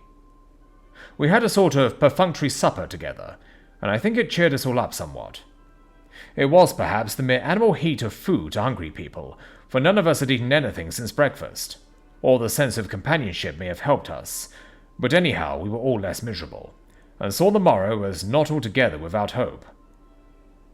True to our promise, we told Mrs. Harker everything which had passed, and although she grew snowy white at times when danger seemed to threaten her husband, and red at others when his devotion to her was manifested, she listened bravely and with calmness. When we came to the part where Harker had rushed at the Count so recklessly, she clung to her husband's arm, and held it tight as though her clinging could protect him from any harm that might come. She said nothing, however, till the narration was all done, and matters had been brought up to the present time. Then, Without letting go of her husband's hand, she stood up amongst us and spoke. Oh, that I could give any idea of the scene, of that sweet, good woman, in all the radiant beauty of her youth and animation, with the red scar on her forehead, of which she was conscious, and which we saw with grinding of our teeth, remembering whence and how it came. Her loving kindness against our grim hate, her tender faith against all our fears and doubting, and we, knowing that so far as symbols went, she, with all her goodness and purity and faith, was outcast from God. Jonathan, she said, and the words sounded like music on her lips. It was so full of love and tenderness. Jonathan, dear, and you all, my true friends, I want you to bear something in mind through all this dreadful time. I know that you must fight, that you must destroy, even as you destroyed the false Lucy, so that the true Lucy might live hereafter. But it is not a work of hate. That poor soul who has wrought all this misery is the saddest case of all. Just think what will be his joy when he, too, is destroyed, in his worser part, that his better part may have spiritual immortality. You must be pitiful to him, too, though it may not hold your hands from his destruction. As she spoke, I could see her husband's face darken and draw together, as though the passion in him was shrivelling his being to its core. Instinctively, the clasp in his wife's hand grew closer, till his knuckles looked white. She did not flinch from the pain, which I knew she must have suffered, but looked at him with eyes that were more appealing than ever. As she stopped speaking, he leaped to his feet, almost tearing his hand from hers as he spoke. May God give him into my hand just for long enough to destroy that earthly life of him, which we are aiming at. If beyond it I could send his soul forever, and ever to burning hell, I would do it. Oh, hush! Oh, hush in the name of the good God!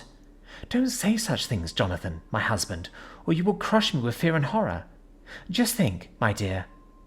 I have been thinking all this long day of it, that perhaps some day I too may need such pity, and that some other like you, and with equal course of anger, may deny it to me. Oh, my husband, indeed I would have spared you such a thought, had there been another way. But I pray that God may not have treasured your wild words, except as the heartbroken wail of a very loving and sorely stricken man. Oh God, let these poor white hairs go in evidence of what he has suffered, who all his life has done no wrong, and on whom so many sorrows have come. We men were all in tears now. There was no resisting them, and we wept openly. She wept, too, to see that her sweeter counsels had prevailed. Her husband flung himself on his knees beside her, and putting his arms round her, hid his face in the folds of her dress. Van Helsing beckoned to us, and we stole out of the room, leaving the two loving hearts alone with their God. Before they retired, the professor fixed up the room against any coming of the vampire, and assured Mrs. Harker that she might rest in peace. She tried to school herself to the belief, and, manifestly for her husband's sake, tried to seem content. It was a brave struggle, and was, I think and believe, not without its reward. Van Helsing had placed at hand a bell which either of them was to sound in case of any emergency. When they had retired, Quincy, Goldwing, and I arranged that we should sit up, dividing the night between us, and watch over the safety of the poor stricken lady. The first watch falls to Quincy, so the rest of us shall be off to bed as soon as we can. Goldwing has already turned in, for his is the second watch. Now that my work is done, I too shall go to bed. Jonathan Harker's Journal. 34th October, close to midnight. I thought yesterday would never end. There was over me a yearning for sleep, in some sort of blind belief that to wake would be to find things changed, and that any change must now be for the better.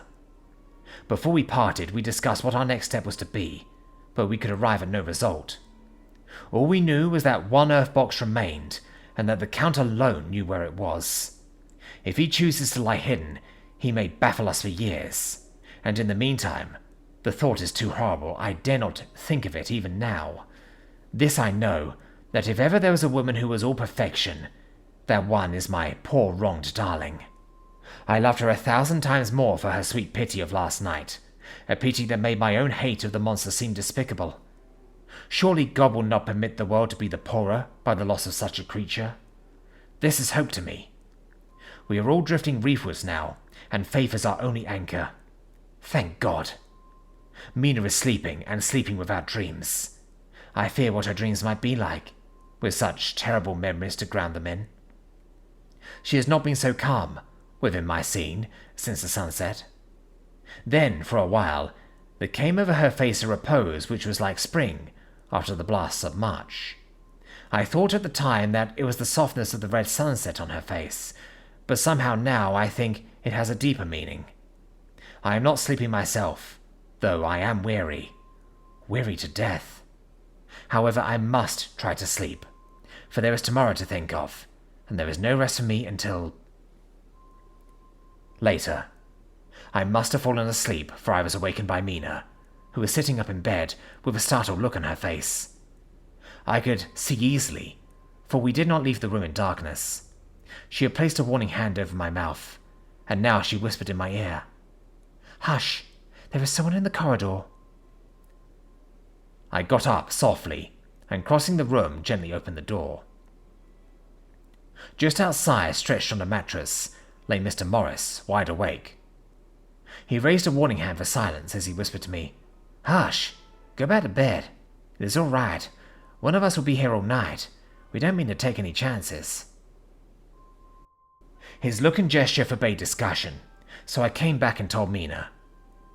She sighed, and possessively a shadow of a smile stole over her poor pale face, as she put her arms round me and said softly, "Oh, thank God for good, brave men." With a sigh, she sank back again to sleep. I write this now as I am not sleepy, though I must try again. 4th October, morning.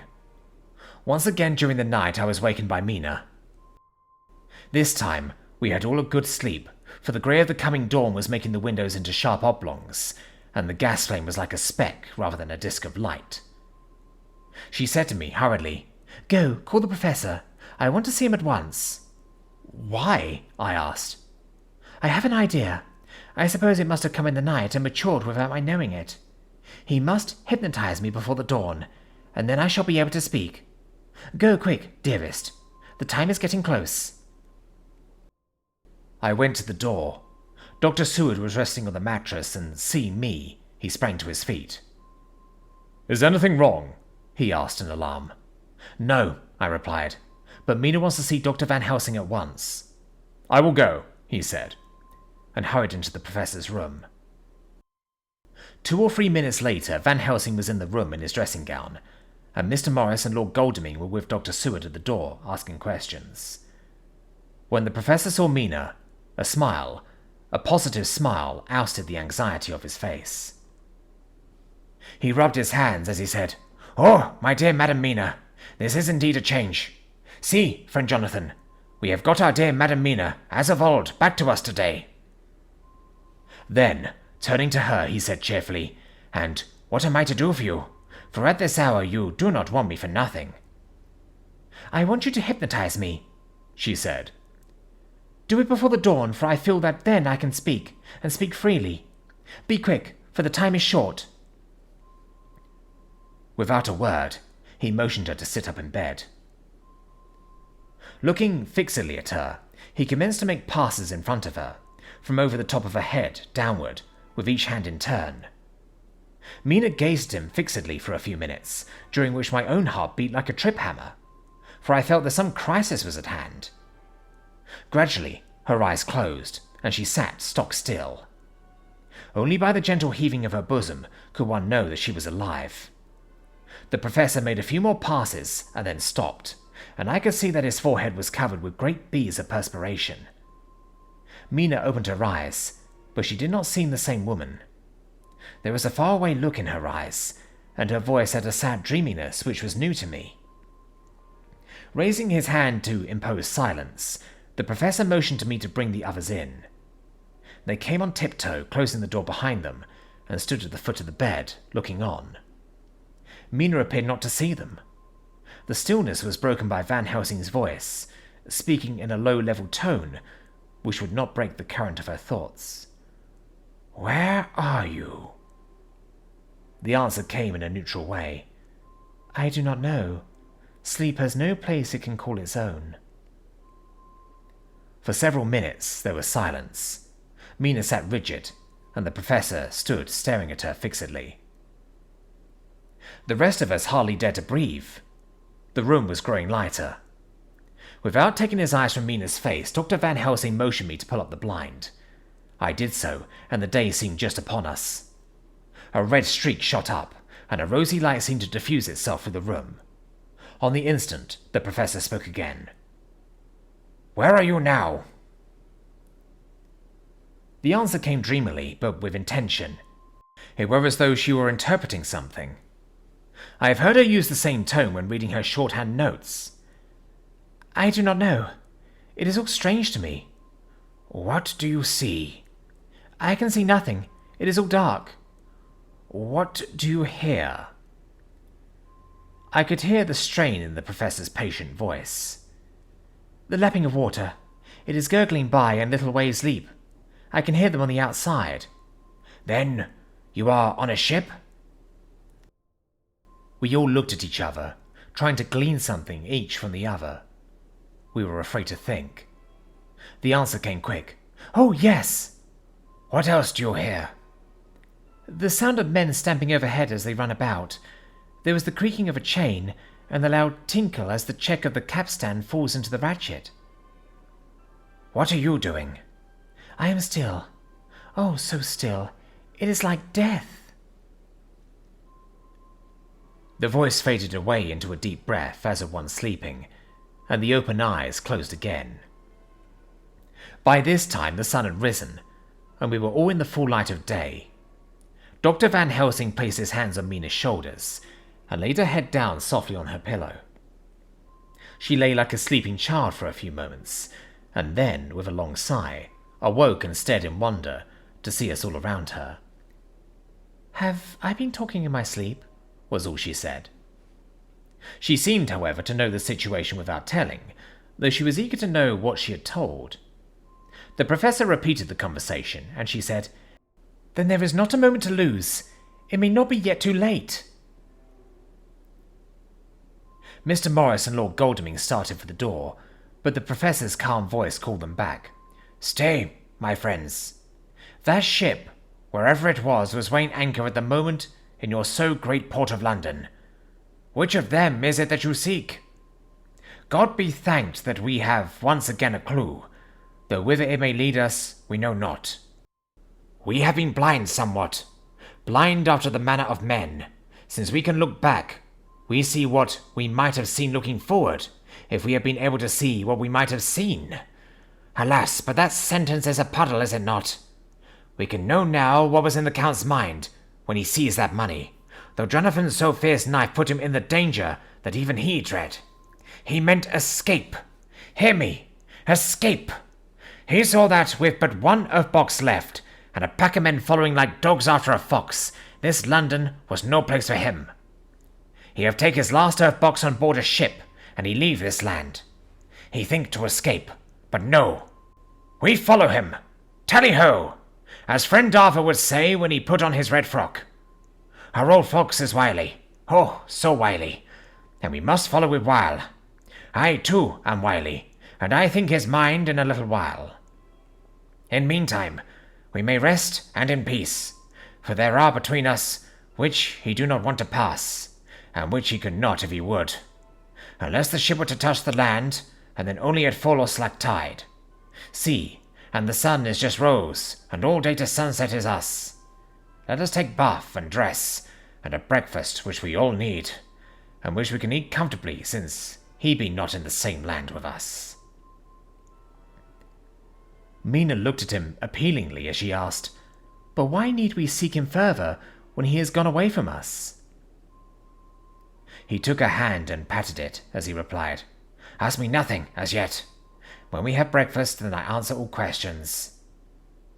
He would say no more, and we separated to dress. After breakfast, Mina repeated her question. He looked at her gravely for a minute, and then said sorrowfully, Because, my dear, Dear Madam Mina, now more than ever must we find him, even if we have to follow him to the jaws of hell. She grew paler as she asked faintly, Why? Because, he answered solemnly, he can live for centuries, and you are but mortal woman. Time is now to be dreaded, since once he put that mark upon your throat. I was just in time to catch her, as she fell forward in a faint.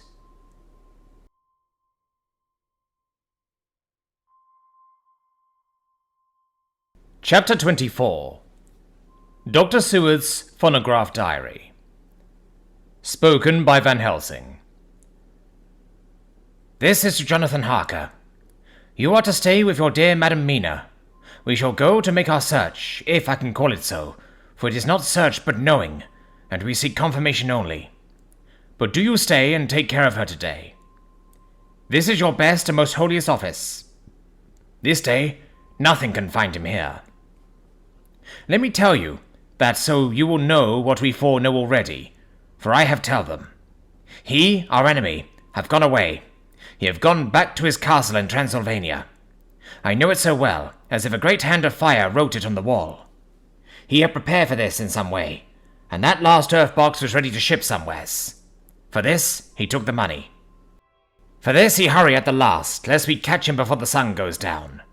It was his last hope, save that he might hide in the tomb that he think poor Miss Lucy, being, as he thought, like him, keep open to him. But there was not of time. When that fail, he make straight for his last resource. His last earthwork, I may say, did I wish double entendre. He is clever. Oh, so clever. He know that his game here was finish, and so he decide he go back home. He find ship going by the route he came, and he go in it. We go off now to find what ship and whither bound. When we have discovered that, we come back and tell you all. Then we will comfort you and poor Madam Mina with new hope. For it will be hope when you think it over, that all is not lost. This very creature that we pursue, he take hundreds of years to get so far as London, and yet in one day, when we know of the disposal of him, we drive him out. He is finite, though he is powerful to do much harm and suffers not as we do. But we are strong, each in our purpose, and we are all more strong together. Take heart afresh, dear husband of Madam Mina. This battle is but begun, and in the end we shall win. So sure as that God sits on high to watch over his children. Therefore be of much comfort till we return. Van Helsing. Jonathan Harker's Journal. 4th October. When I read to Mina Van Helsing's message in the phonograph, the poor girl brightened up considerably. Already the certainty that the Count is out of the country has given her comfort, and comfort is strength to her. For my own part, now that his horrible danger is not face to face with us, it seems almost impossible to believe in it. Even my own terrible experiences in Castle Dracula seem like a long-forgotten dream. Here in the crisp autumn air, in the bright sunlight. Alas, how can I disbelieve? In the midst of my thought, my eye fell on the red scar on my poor darling's white forehead. Whilst that lasts, there can be no disbelief. Mina and I fear to be idle, so we have been all over the diaries again and again. Somehow, although the reality seemed greater each time, the pain and the fear seemed less. There is something of a guiding purpose manifest throughout, which is comforting. Mina says that perhaps we are the instruments of ultimate good. It may be. I shall try to think as she does. We have never spoken to each other yet of the future. It is better to wait till we see the Professor and the others after their investigations. The day is running by more quickly than I ever thought a day could run for me again. It is now 3 o'clock. Mina Harker's Journal. 5th October, 5 p.m. Our meeting for report.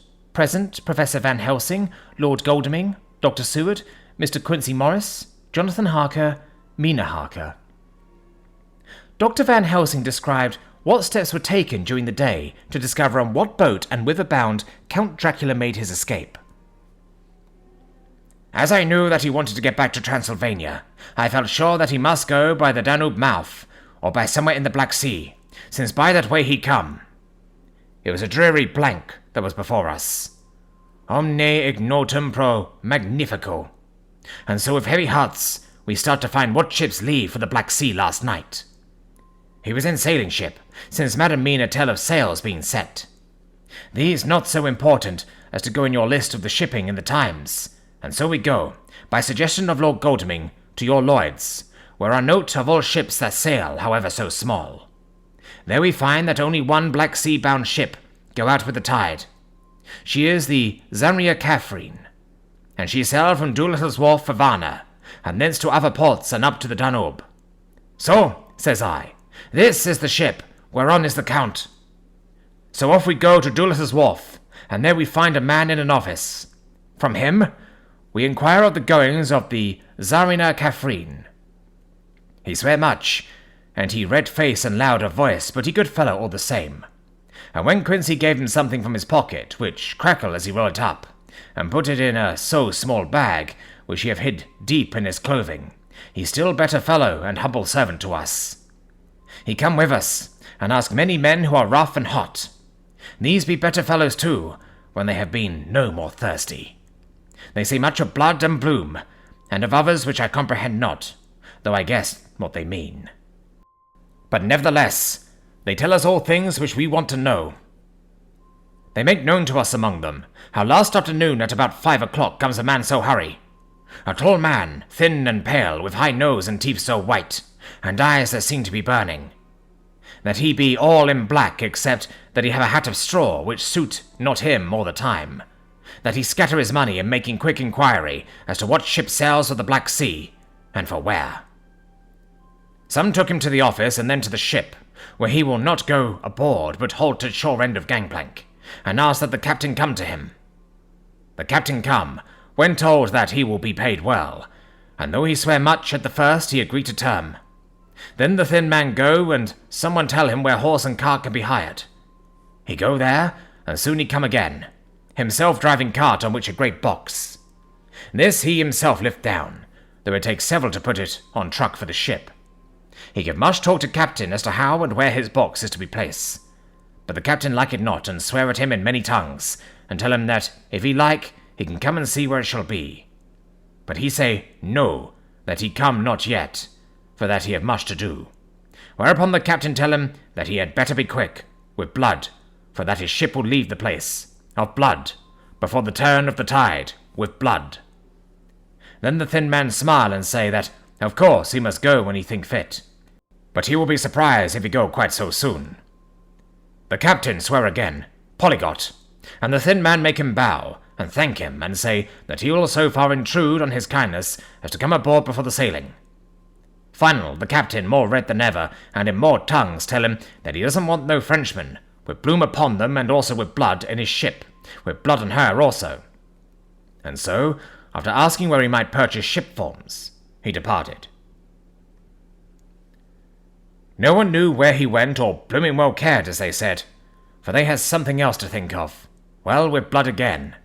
For it soon became apparent to all that the Tsarina Catherine would not sail as was expected. A thin mist began to creep up from the river, and it grew and grew, till soon a dense fog enveloped the ship and all around her. The captain saw Polygot, very Polygot with bloom and blood, but he could do nothing.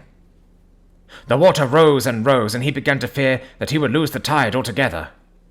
He was in no friendly mood, when just at full tide the thin man came up the gangplank again, and asked to see where his box had been stowed. Then the captain replied that he wished that he and his box, old and with much bloom and blood, were in hell. But the thin man did not be offend, and went down with the mate and saw where it was placed, and came up and stood a while on deck in fog. He must have come off by himself, for none noticed him. Indeed, they thought not of him, for soon the fog began to melt away, and all was clear again.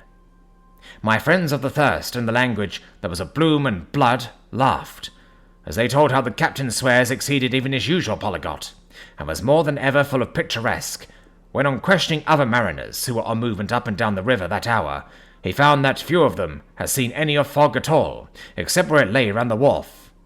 However, the ship went out on the ebb tide, and was doubtless by morning far down the river mouth. She was then, when they told us, well out to sea. And so, my dear Madam Mina, it is that we have to rest for a time, for our enemy is on the sea, with the fog at his command, on his way to the Danube mouth. To say the ship takes time, go she never so quick. And when we start to go on land, more quick, and we meet him there. Our best hope is to come on him when in the box between sunrise and sunset, for then he can make no struggle, and we may deal with him as we should. There are days for us in which we can make ready our plan. We know all about where he'd go, for we have seen the owner of the ship, who have shown us invoices and all papers that can be. The box we seek is to be landed in Varna, and to be given to an agent, one Ristix, who will there present his credentials, and so our merchant friend will have done his part. When he asks if there be any wrong, for that so he can telegraph and have an inquiry made of Varna, we say no, for what is to be done is not for police or of the customs. It must be done by us alone, and in our own way. When Dr. Van Helsing had done speaking, I asked him if he was certain that the Count had remained on board the ship. He replied, "We have the best proof of that. Your own evidence, when in the hypnotic trance this morning." I asked him again if it were really necessary that they should pursue the Count, for, I dread Jonathan leaving me, and I know that he would surely go if the others went. He answered in growing passion, at first quietly. As he went on, however, he grew more angry and more forceful, till in the end we could not but see wherein was at least some of that personal dominance which made him so long a master amongst men. "Yes, it is necessary, necessary, for your sake in the first, and then for the sake of humanity. This monster has done much harm already, in the narrow scope where he found himself, and in the short time when, as yet, he was only as a body groping his so small measure in darkness and not knowing. All this I have told these others. You, my dear Madam Mina, will learn it in the phonograph of my friend John, or in that of your husband. I have told them how the measure of leaving his own barren land, barren of peoples, and coming to a new land where life of man teems, till they are like the multitude of standing corn, was the work of centuries. Were another of the undead, like him, to try to do what he has done, perhaps not all the centuries of the world that have been, or that will be, could aid him. With this one, all the forces of nature that are occult and deep and strong must have worked together in some wondrous way. The very place where he had been alive, undead for all these centuries, is full of strangeness of the geologic and chemical world. There are deep caverns and fissures, though each none know whither. There have been volcanoes, some of whose openings still send out waters of strange properties, and gases that kill or make to vivify. Doubtless, there is something magnetic or electric in some of these combinations of occult forces, which work for physical life in strange way, and in himself were from the first some great qualities. In a hard and warlike time he was celebrate that he had more iron nerve, more subtle brain, more braver heart than any man. In him some vital principle have in strange way found their utmost, and as his body keeps strong and grow and thrive, so his brain grow too. All this without that diabolic aid which is surely to him. For it have to yield to the powers that come from, and are symbolic of good. And now this is what he is to us. He have infect you. Oh, forgive me, my dear, that I must say such, but it is for good of you that I speak. He infect you in such wise that, even if he do no more, you have only to live in your own old sweet way, and so in time, death, which is of man's common lot and with God's sanction, shall make you like to him. This must not be. We have sworn together that it must not. Thus are we ministers of God's own wish, that the world and men for whom his Son die will not be given over to monsters, whose very existence would defame him. He have allowed us to redeem one soul already, and we go out as the old Knights of the Cross to redeem more. Like them we shall travel towards the sunrise, and like them if we fall in good cause." He paused, and I said, "But will not the Count take his rebuff wisely? Since he has been driven from England, will he not avoid it, as a tiger does the village from which he has been hunted?" "Aha!" he said. "Your simile of the tiger good for me, and I shall adopt him. Your man-eater, as they of India called the tiger, who has once tasted blood of the human, care no more for the other prey, but prowl unceasing till he get him. This that we hunt from our village is a tiger too, a man-eater, and he never ceased to prowl. Nay, In himself, he is not one to retire and stay afar. In his life, his living life, he go over the Turkey frontier and attack the enemy on his own ground. He be beaten back, but did he stay? No. He come again and again and again. Look at his persistence and endurance. With the child brain that was to him, he have long since conceived the idea of coming to a great city. What does he do? He find out the place of all the world most to promise to him. Then he deliberately set himself down to prepare for the task. He find in patience just how is his strength and what are his powers. He study new tongues. He learn new social life, new environment of old ways, the politics, the law, the finance, the science, the habit of a new land and a new people who have come to be since he was. His glimpse that he have had whet his appetite only and enkeen his desire. Nay, it help him to grow as to his brain, for it all proved to him how right he was at the first in his surmises. He have done this alone, all alone, from a ruined tomb in a forgotten land. What more may he not do when the greater world of thought is open to him? He can smile at death, as we know him. Who can flourish in the midst of diseases that kill off whole peoples? Oh, if such a one was to come from God, and not the devil, what a force for good might he not be in this old world of ours? But we are pledged to set the world free. Our toil must be in silence, and our efforts all in secret. For in this enlightened age, when men believe not even what they see, the doubting of wise men would be his greatest strength. He would be at once his sheath and his armor, and his weapons to destroy us, his enemies, who are willing to peril even our own souls for the safety of one we love, for the good of mankind, and for the honor and glory of God. After a general discussion, it was determined that for tonight nothing be definitely settled, that we should all sleep on the facts and try to think out the proper conclusions. Tomorrow, at breakfast, we are to meet again, and after making our conclusions known to one another, we shall decide on some definite course of action. I feel a wonderful peace and rest tonight. It is as if some haunting presence were removed from me. Perhaps...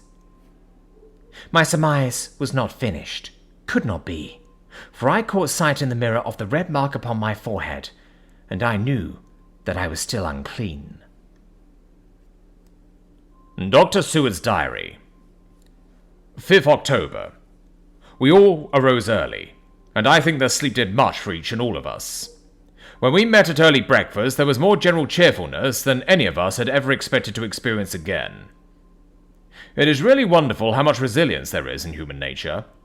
Let any obstructing cause, no matter what, be removed in any way, even by death, and we fly back to first principles of hope and enjoyment. More than once as we sat around the table, my eyes opened in wonder whether the whole of the past days had not been a dream. It was only when I caught sight of the red blotch on Mrs. Harker's forehead that I was brought back to reality. Even now, when I am gravely revolving the matter, it is almost impossible to realize that the cause of all our trouble is still existent. Even Mrs. Harker seems to lose sight of her trouble for whole spells. It is only now and again, when something recalls it to her mind, that she thinks of her terrible scar. We are to meet here in my study in half an hour, and decide on our course of action. I see only one immediate difficulty. I know it by instinct rather than reason. We shall all have to speak frankly, and yet I fear that in some mysterious way poor Mrs. Harker's tongue is tied. I know that she forms conclusions of her own, but from all that has been I can guess how brilliant and how true they must be. But she will not or cannot give them utterance.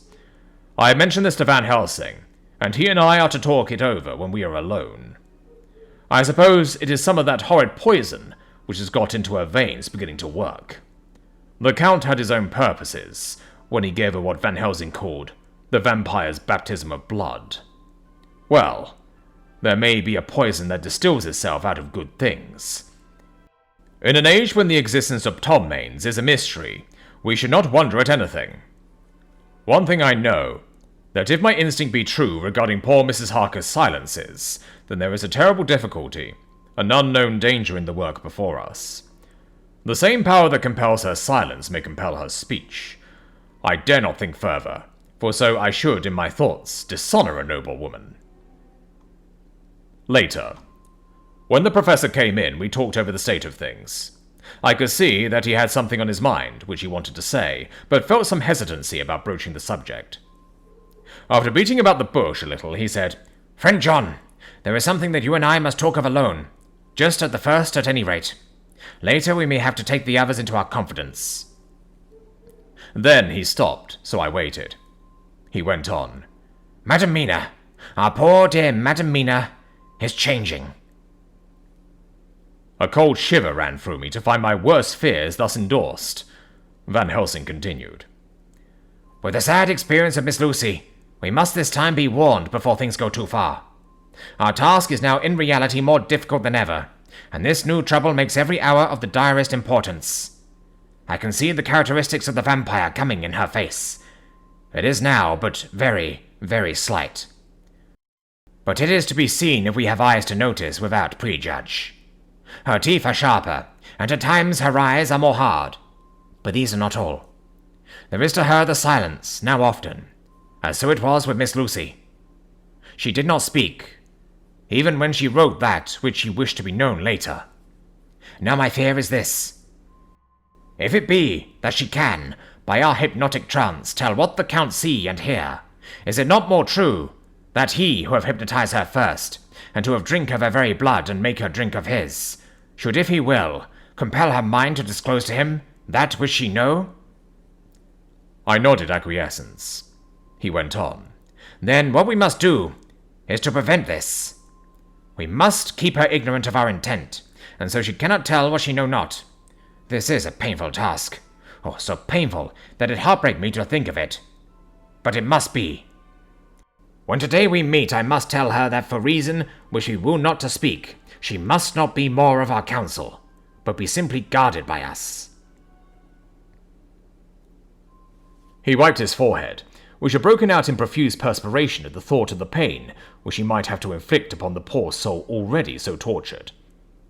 I knew that it would be some sort of comfort to him if I told him that I also had come to the same conclusion, for at any rate, it would take away the pain of doubt. I told him, and the effect was as I expected. It is now close to the time of our general gathering.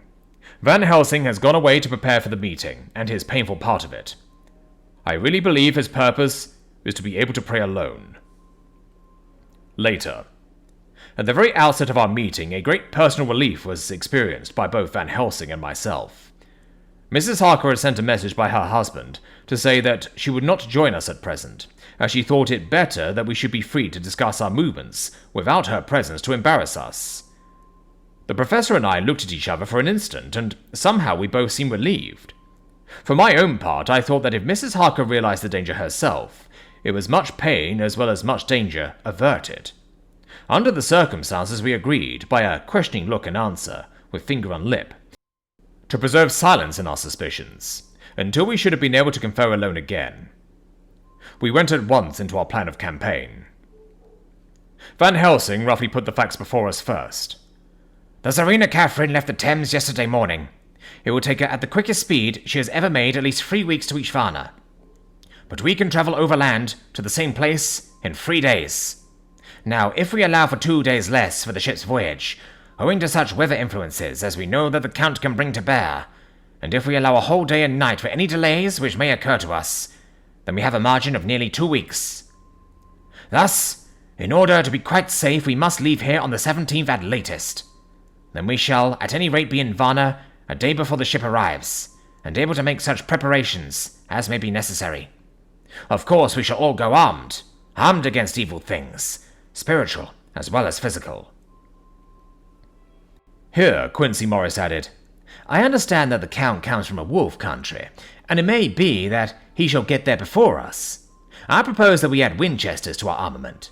I have a kind of belief in a Winchester when there is any trouble of that sort around. Do you remember, Art, when we had the pack after us at Torblask? What would we have given then for a repeater apiece?" "Good," said Van Helsing. "Winchesters it shall be. Quincy's head is level at times, but most so when there is to hunt. Metaphor be more dishonor to science than wars be of danger to man. In the meantime, we can do nothing here, and as I think that Varna is not familiar to any of us, why not go there more soon? It is as long to wait here as there. Tonight and tomorrow we can get ready, and then, if all be well, we four can set out on our journey." "We four?" said Harker interrogatively, looking from one to another of us. "Of course," answered the professor quickly. "You must remain to take care of your so-sweet wife." Harker was silent for a while, and then said in a hollow voice, "Let us talk of that part of it in the morning. I want to consult with Mina." I thought that now was the time for Van Helsing to warn him not to disclose our plan to her, but he took no notice. I looked at him significantly and coughed. For answer, he put his fingers to his lips and turned away. Jonathan Harker's Journal. 5th October, afternoon. For some time after our meeting this morning, I could not think. The new phases of things leave my mind in a state of wonder, which allows no room for active thought. Mina's determination not to take any part in the discussion set me thinking. And as I could not argue the matter with her, I could only guess. I am, as far as ever, from a solution now. The way the others received it, too, puzzled me. The last time we talked of the subject, we agreed that there was to be no more concealment of anything amongst us. Mina is sleeping now, calmly and sweetly like a little child. Her lips are curved and her face beams with happiness. Thank God, there are such moments still for her. Later. How strange it all is. I sat watching Mina's happy sleep, and I came as near to being happy myself as I suppose I shall ever be. As the evening drew on, and the earth took its shadows from the sun sinking lower, the silence of the room grew more and more solemn to me. All at once Mina opened her eyes, and looking at me tenderly said, "Jonathan, I want you to promise me something, on your word of honour. A promise made to me, but more holily in God's hearing, and not to be broken, though I should go down on my knees and implore you with bitter tears. Quick! You must make it to me at once." "Mina," I said, "a promise like that I cannot make at once. I may have no right to make it." "But, dear one," she said, with such spiritual intensity that her eyes were like pole stars, "it is I who wish it, and it is not for myself. You can ask Dr. Van Helsing if I am not right. If he disagrees, you may do as you will. Nay, more, if you all agree. Later you are absolved from the promise." "I promise," I said, and for a moment she looked supremely happy, though to me all happiness for her was denied by the red scar on her forehead. She said, "Promise me that you will not tell me anything of the plans formed for the campaign against the Count, not by word, or inference, or implication, nor at any time whilst this remains to me." And she solemnly pointed to the scar. I saw that she was in earnest, and said solemnly, "I promise." And as I said it, I felt that from that instant, a door had been shut between us. Later, midnight. Mina has been bright and cheerful all the evening, so much so that all the rest seemed to take courage, as if infected somewhat with her gaiety. As a result, even I myself felt as if the pall of gloom which weighs us down was somewhat lifted. We all retired early. Mina is now sleeping like a little child. It is a wonderful thing that her faculty of sleep remains to her in the midst of her terrible trouble. Thank God for it, for then at least she can forget her care. Perhaps her example may affect me as her gaiety did tonight. I shall try it. For a dreamless sleep. 6th October, morning. Another surprise. Mina woke me early, about the same time as yesterday, and asked me to bring Dr. Van Helsing. I thought that it was another occasion for hypnotism, and without question went for the professor. He had evidently expected some such call, for I found him dressed in his room. His door was ajar, so that he could hear the opening of the door of our room. He came at once. As he passed into the room, he asked Mina if the others might come too. "No," she said quite simply, "it would not be necessary. You can tell them just as well. I must go with you on your journey." Dr. Van Helsing was as startled as I was. After a moment's pause, he asked, "But why?" "You must take me with you. I am safer with you, and you shall be safer too." "But why, dear Madam Mina? You know that your safety is our solemnest duty. We go into danger to which you are, or may be, more liable than any of us from circumstances, things that have been." He paused, embarrassed. As she replied, she raised her finger and pointed to her forehead. I know. That is why I must go. I can tell you now, whilst the sun is coming up. I may not be able again. I know that when the Count wills me, I must go. I know that if he tells me to come in secret, I must be wile, by any device to hoodwink, even Jonathan. God saw the look that she turned to me as she spoke, and if there be indeed a recording angel, that look is noted to her everlasting honour. I could only clasp her hand. I could not speak. My emotion was too great for even the relief of tears. She went on. You men are brave and strong. You are strong in your numbers, for you can defy that which would break down the human endurance of one who had to guard alone. Besides, I may be of service, since you can hypnotize me, and so learn that which even I myself do not know. Dr. Van Helsing said gravely, Madam Mina, you are as always most wise. You shall with us come, and together we shall do that which we go forth to achieve. When he had spoken, Mina's long spell of silence made me look at her. She had fallen back on her pillow asleep. She did not even wake when I had pulled up the blind and let in the sunlight which flooded the room. Van Helsing motioned to me to come with him quickly. We went to his room, and within a minute, Lord Goldming, Dr. Seward and Mr. Morris were with us also. He told them what Mina had said, and went on. In the morning, we shall leave Havana. We have now to deal with a new factor, Madam Mina. Oh, but her soul is true. It is to her an agony to tell us so much as she has done, but it is most right, and we are warned in time. There must be no chance lost, and in Varna we must be ready to act the instant when that ship arrives. What shall we do exactly? Asked Mr. Morris laconically. The professor paused before replying. We shall at the first board that ship. Then, when we have identified the box, we shall place a branch of the wild rose on it. This we shall fasten, for when it is there, none can emerge. So that at least says the superstition. And to superstition must we trust at the first. It was man's faith in the early, and it have its root in faith still. Then, when we get the opportunity that we seek, when none are near to see, we shall open the box and all will be well. I shall not wait for any opportunity, said Morris. When I see the box, I shall open it and destroy the monster. That there were 1,000 men looking on, and if I am to be wiped out for it the next moment. I grasped his hand instinctively, and found it as firm as a piece of steel.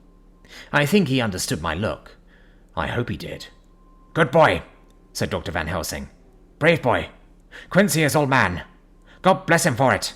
My child, believe me, none of us shall lag behind or pause from any fear. I do but say what we may do, what we must do. But indeed we cannot say what we may do. There are so many things which may happen, and their ways and their ends are so various, that until the moment we may not say. We shall all be armed in all ways, and when the time for the end has come, our effort shall not be lack. Now let us today put all our affairs in order. Let all things which touch on others dear to us, and who on us depend, be complete. For none of us can tell what, or when, or how the end may be. As for me, my own affairs are regulate, and as I have nothing else to do, I shall go make arrangements for the travel. I shall have all tickets and so forth for our journey. There was nothing further to be said, and we parted. I shall now settle up all my affairs of earth, and be ready for whatever may come. Later. It is done. My will is made, and all complete. Mina, if she survive, is my sole heir. If it should not be so, then the others who have been so good to us shall have remainder. It is now drawing towards the sunset. Mina's uneasiness calls my attention to it. I am sure that there is something on her mind which the time of exact sunset will reveal. These occasions are becoming harrowing times for us all. For each sunrise and sunset opens up some new danger, some new pain, which, however, may, in God's will, be means to a good end. I write all these things in the diary since my darling must not hear them now. But if it may be that she can see them again, they shall be ready. She is calling to me. Chapter 25. Dr. Seward's Diary. 11th October, evening. Jonathan Harker has asked me to note this, as he says he is hardly equal to the task, and he wants an exact record kept. I think that none of us were surprised when we were asked to see Mrs. Harker a little before the time of sunset.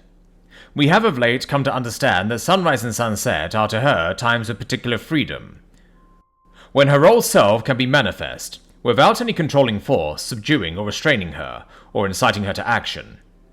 This mood or condition begins some half hour or more before actual sunrise or sunset, and lasts till either the sun is high, or whilst the clouds are still aglow with the rays streaming above the horizon. At first, there is a sort of negative condition, as if some tie were loosened, and then the absolute freedom quickly follows. When, however, the freedom ceases, the change back or relapse comes quickly, preceded only by a spell of warning silence. Tonight, when we met, she was somewhat constrained, and bore all the signs of an internal struggle. I put it down myself to her making a violent effort at the earliest instant she could do so. A very few minutes, however, gave her complete control of herself. Then, motioning her husband to sit beside her on the sofa, where she was half reclining, she made the rest of us bring chairs up close. Taking her husband's hand in hers, she began. We are all here together in freedom, for perhaps the last time.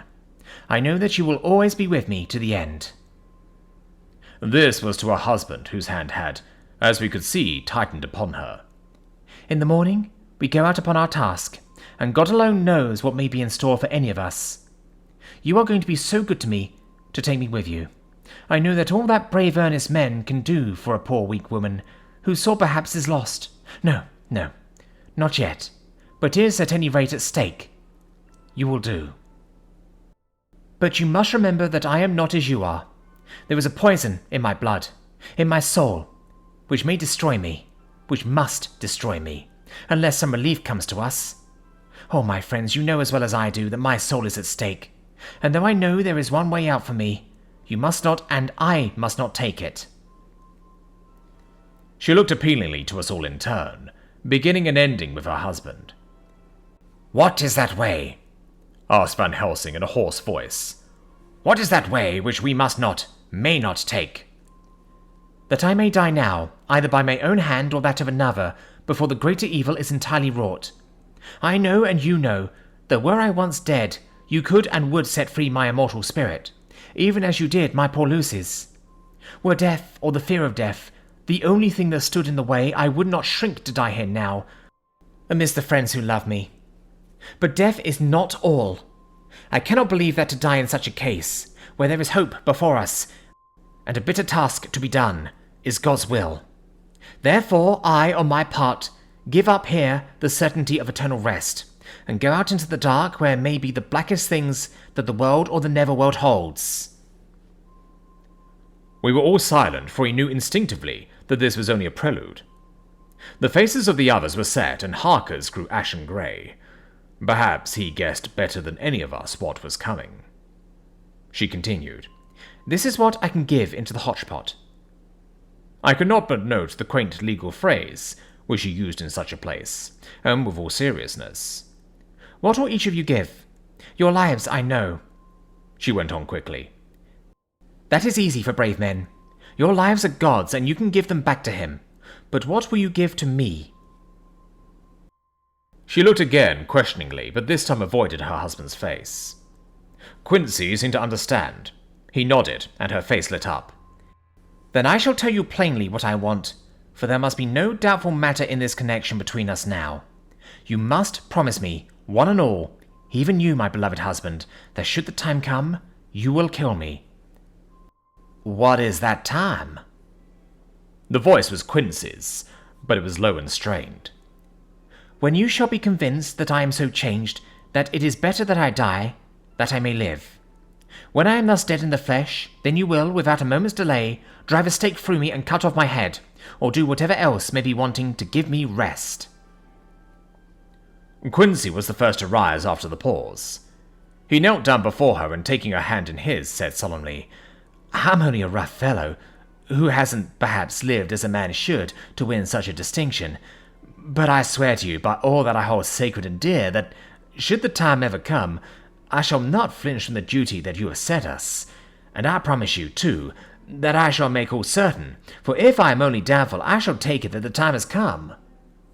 "My true friend," was all she could say amid her fast-falling tears, as bending over she kissed his hand. "I swear the same, my dear Madam Mina," said Van Helsing. "And I," said Lord Goldming, each of them in turn kneeling to her to take the oath. I followed myself. Then her husband turned to her one-eyed, and with a greenish pallor which subdued the snowy whiteness of his hair, and asked, "And must I, too, make such a promise, O my wife?" "You too, my dearest," she said, with infinite yearning of pity in her voice and eyes. "You must not shrink. You are nearest and dearest and all the world to me. Our souls are knit into one, for all life and all time. Think, dear, that there have been times when brave men have killed their wives and their womenkind to keep them from falling into the hands of the enemy. Their hands did not falter any the more because those that they loved implored them to slay them. It is men's duty towards those whom they love in such times of sore trial.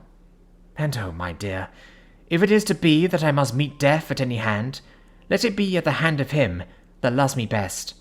Dr. Van Helsing, I have not forgotten your mercy in poor Lucy's case to him who loved."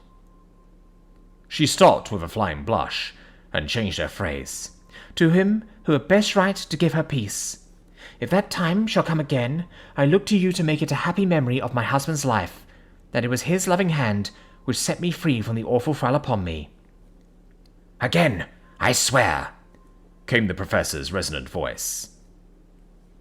Mrs. Harker smiled, positively smiled, as with a sigh of relief she leaned back and said, "And now one word of warning, a warning which you must never forget.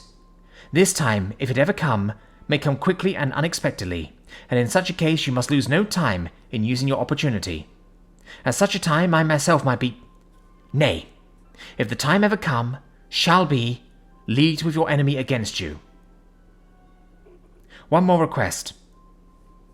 She became very solemn as she said this. "It is not vital and necessary like the other, but I want you to do one thing for me, if you will." We all acquiesced, but no one spoke. There was no need to speak. "I want you to read the burial service." She was interrupted by a deep groan from her husband. Taking his hand in hers, she held it over her heart, and continued, "You must read it over me some day. Whatever may be the issue of all this fearful state of things, it will be a sweet thought to all or some of us.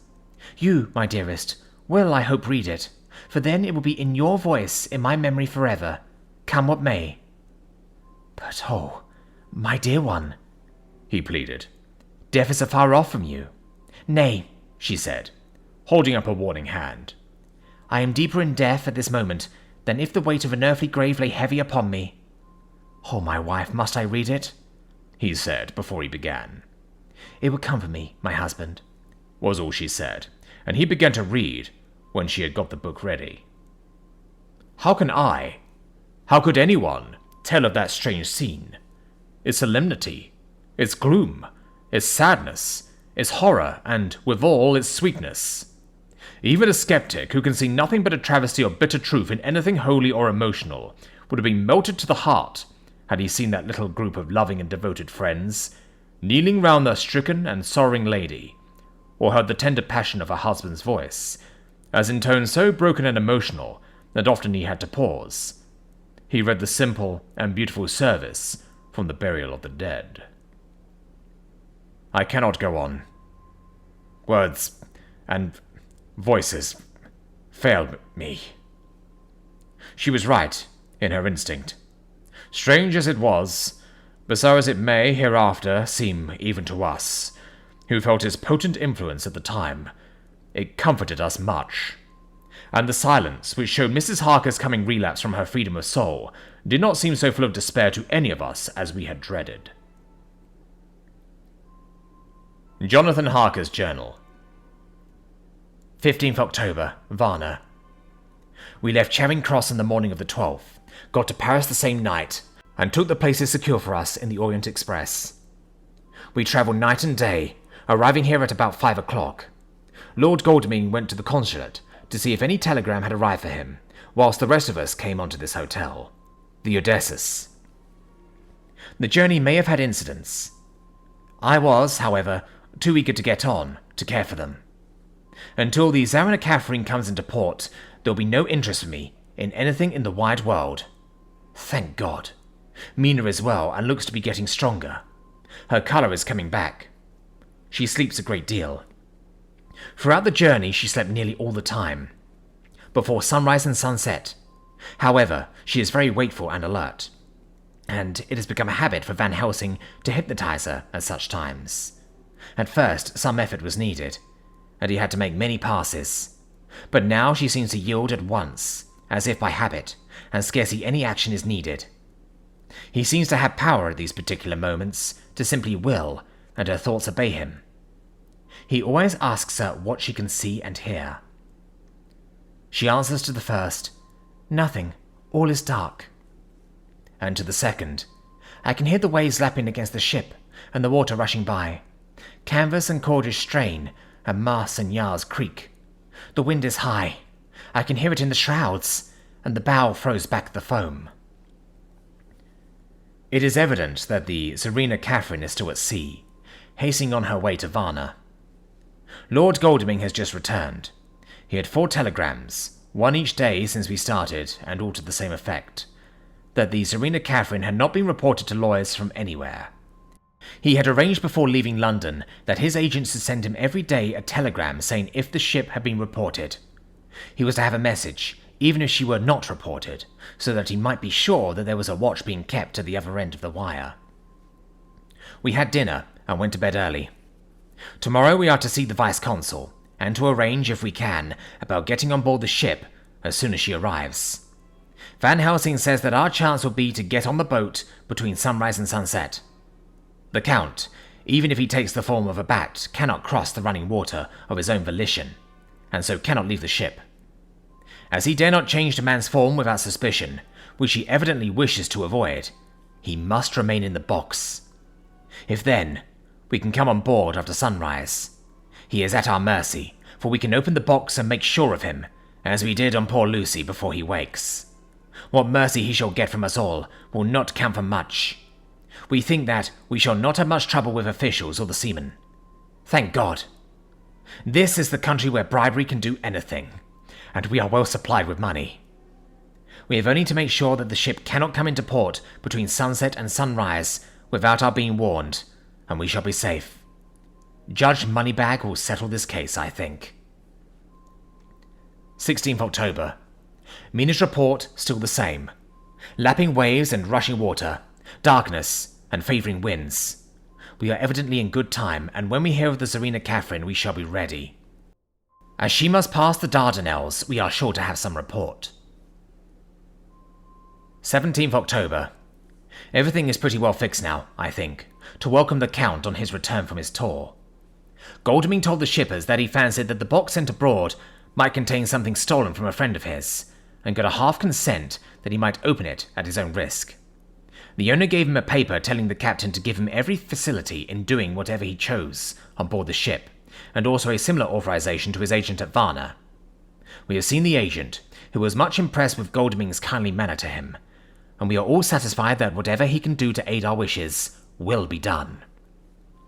We have already arranged what to do in case we get the box open. If the Count is there, Van Helsing and Seward will cut off his head at once and drive a stake through his heart. Morris and Godalming and I shall prevent interference, even if we have to use the arms which we shall have ready. The Professor says that if we can so treat the Count's body, it will soon after fall into dust.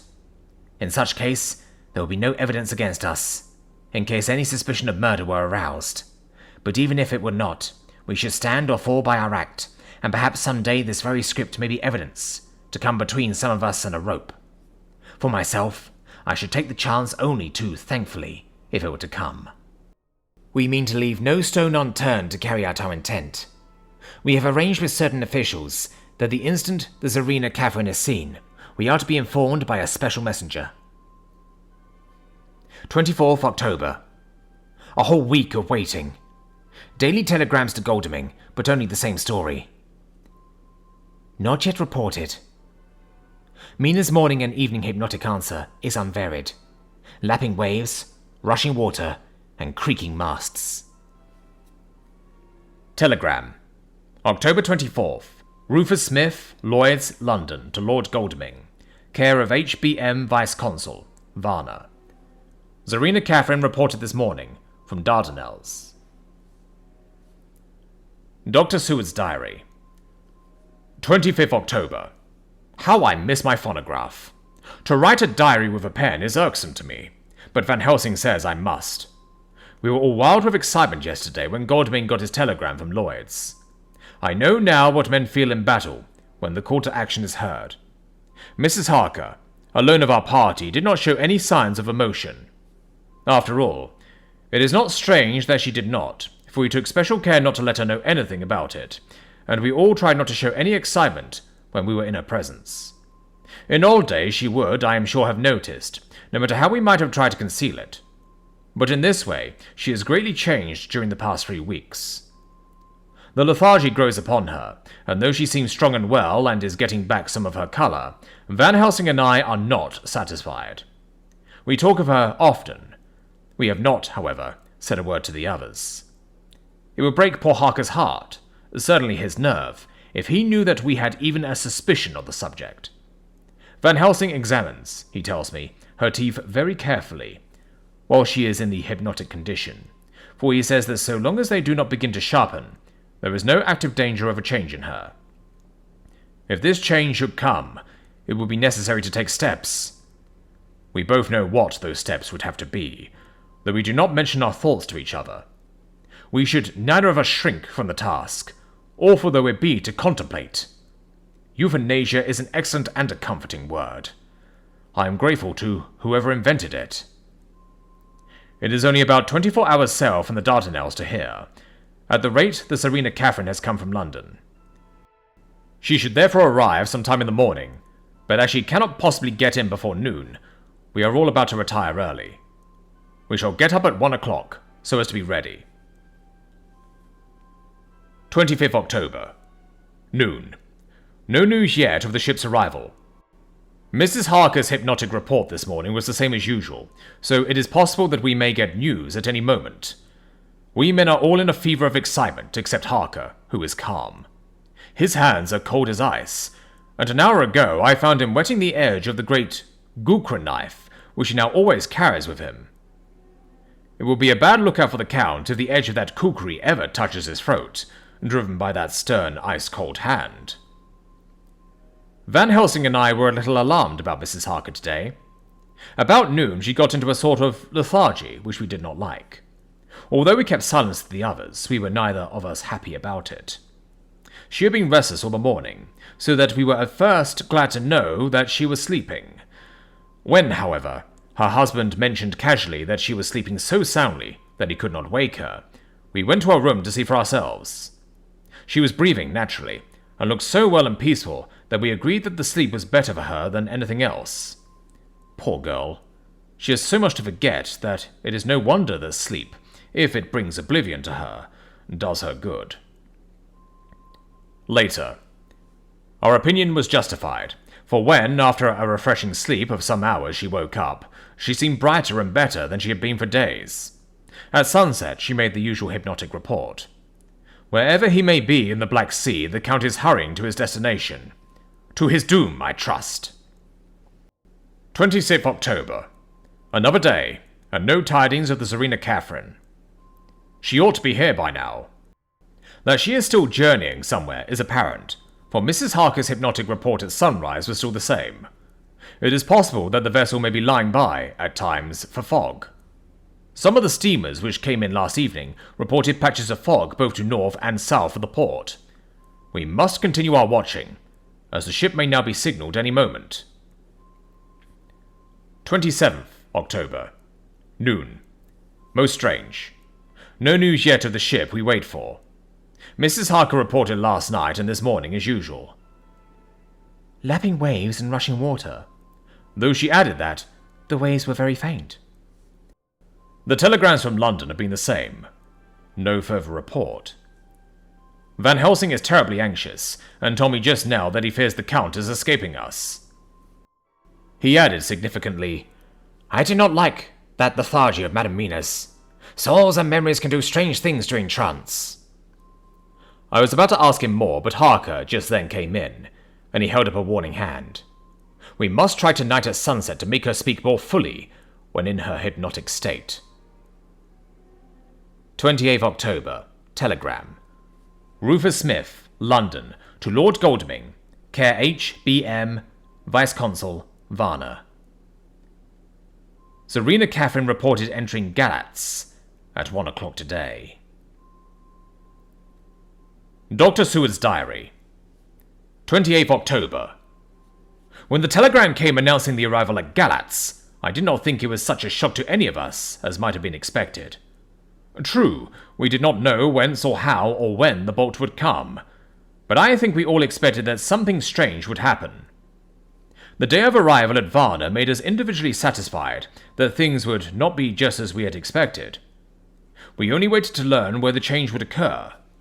Nonetheless, however, it was a surprise. I suppose that nature works on such a hopeful basis, that we believe against ourselves that things will be as they ought to be, not as we should know that they will be. Transcendentalism is a beacon to the angels, even if it be a will-o'-the-wisp to a man. Van Helsing raised his hand over his head for a moment, as though in remonstrance with the Almighty. But he said not a word, and in a few seconds stood up with his face sternly set. Lord Godalming grew very pale, and sat breathing heavily.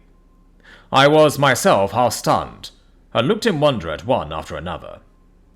Quincy Morris tightened his belt with that quick movement, which I knew so well. In our old wandering days, it meant action. Mrs. Harker grew ghastly white, so that the scar on her forehead seemed to burn, but she folded her hands meekly and looked up in prayer. Harker smiled, actually smiled, the dark, bitter smile of one who is without hope, but at the same time his actions belied his words, for his hands instinctively sought the hilt of the great kukri knife, and rested there. "When does the next train start for Galatz?" said Van Helsing to us generally. "At 6:30 tomorrow morning." We all started, for the answer came from Mrs. Harker. "How on earth do you know?" said Art. "You forget, or perhaps you do not know, though Jonathan does, and so does Dr. Van Helsing, that I am the train fiend. At home in Exeter, I always used to make up the timetables, so as to be helpful to my husband. I found it so useful sometimes, that I always make a study of the timetables now. I knew that if anything were to take us to Castle Dracula, we should go by Galatz, or at any rate through Bucharest, so I learned the times very carefully. Unhappily, there are not many to learn, as the only train tomorrow leaves as I say." "Wonderful woman," murmured the Professor. "Can't we get a special?" asked Lord Godalming. Van Helsing shook his head. "I fear not. This land is very different from yours or mine.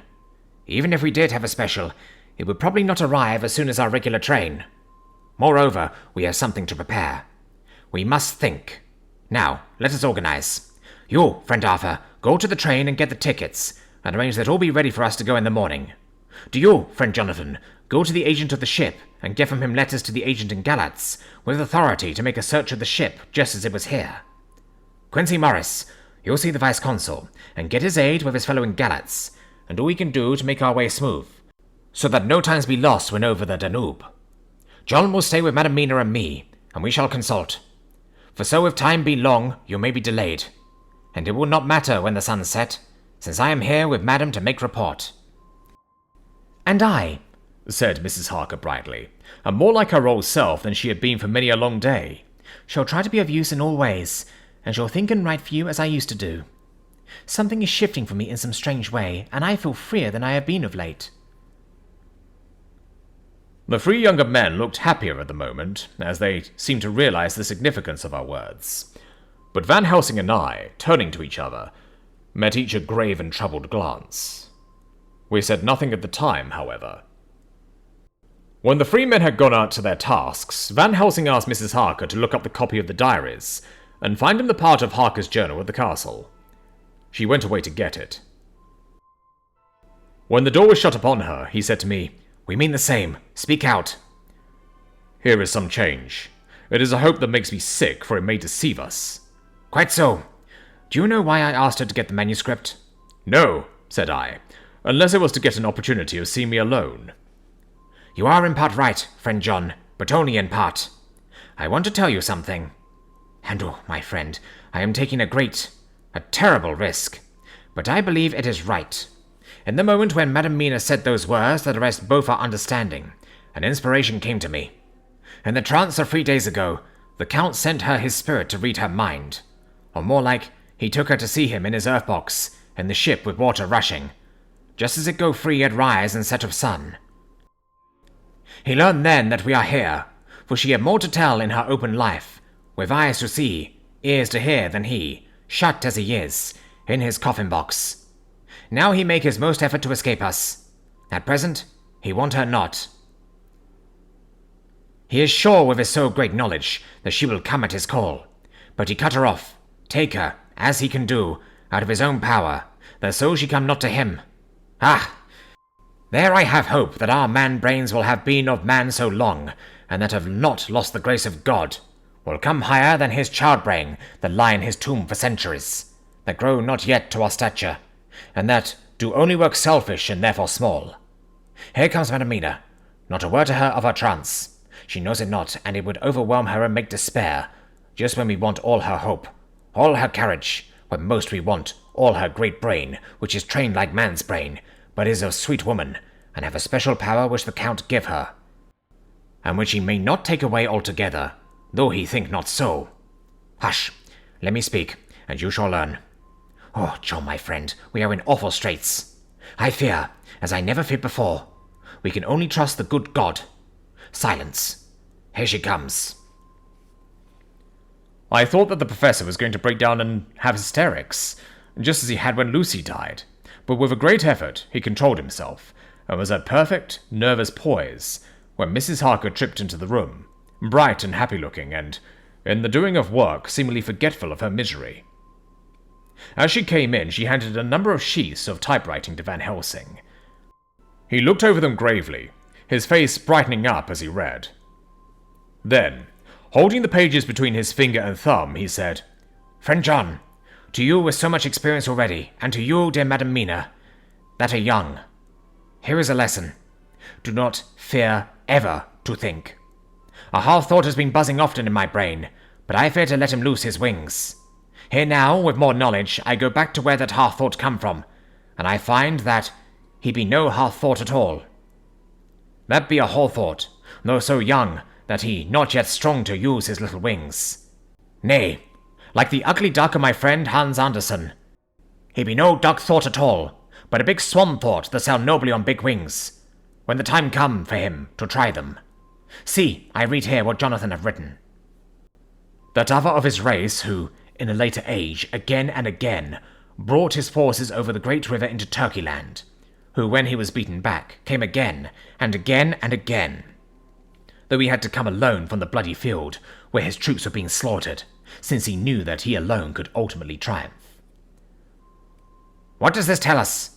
Not much. No. The Count's child thought see nothing, therefore he speaks so free. Your man thought see nothing. My man thought see nothing, till just now. No. But there comes another word from someone who speak without thought, because she, too, know not what it mean, what it might mean.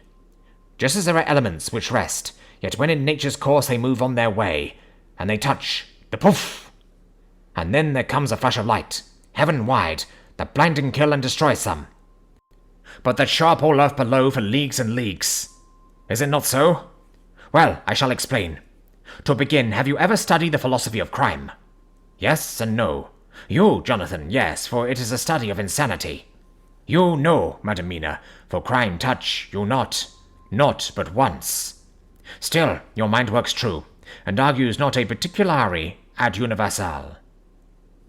There is in this peculiarity in criminals. It is so constant, in all countries and at all times, that even police who know not much from philosophy come to know it empirically, that it is. That is to be empiric. The criminal always work at one crime. That is, the true criminal who seems predestinate to crime, and who will of none other.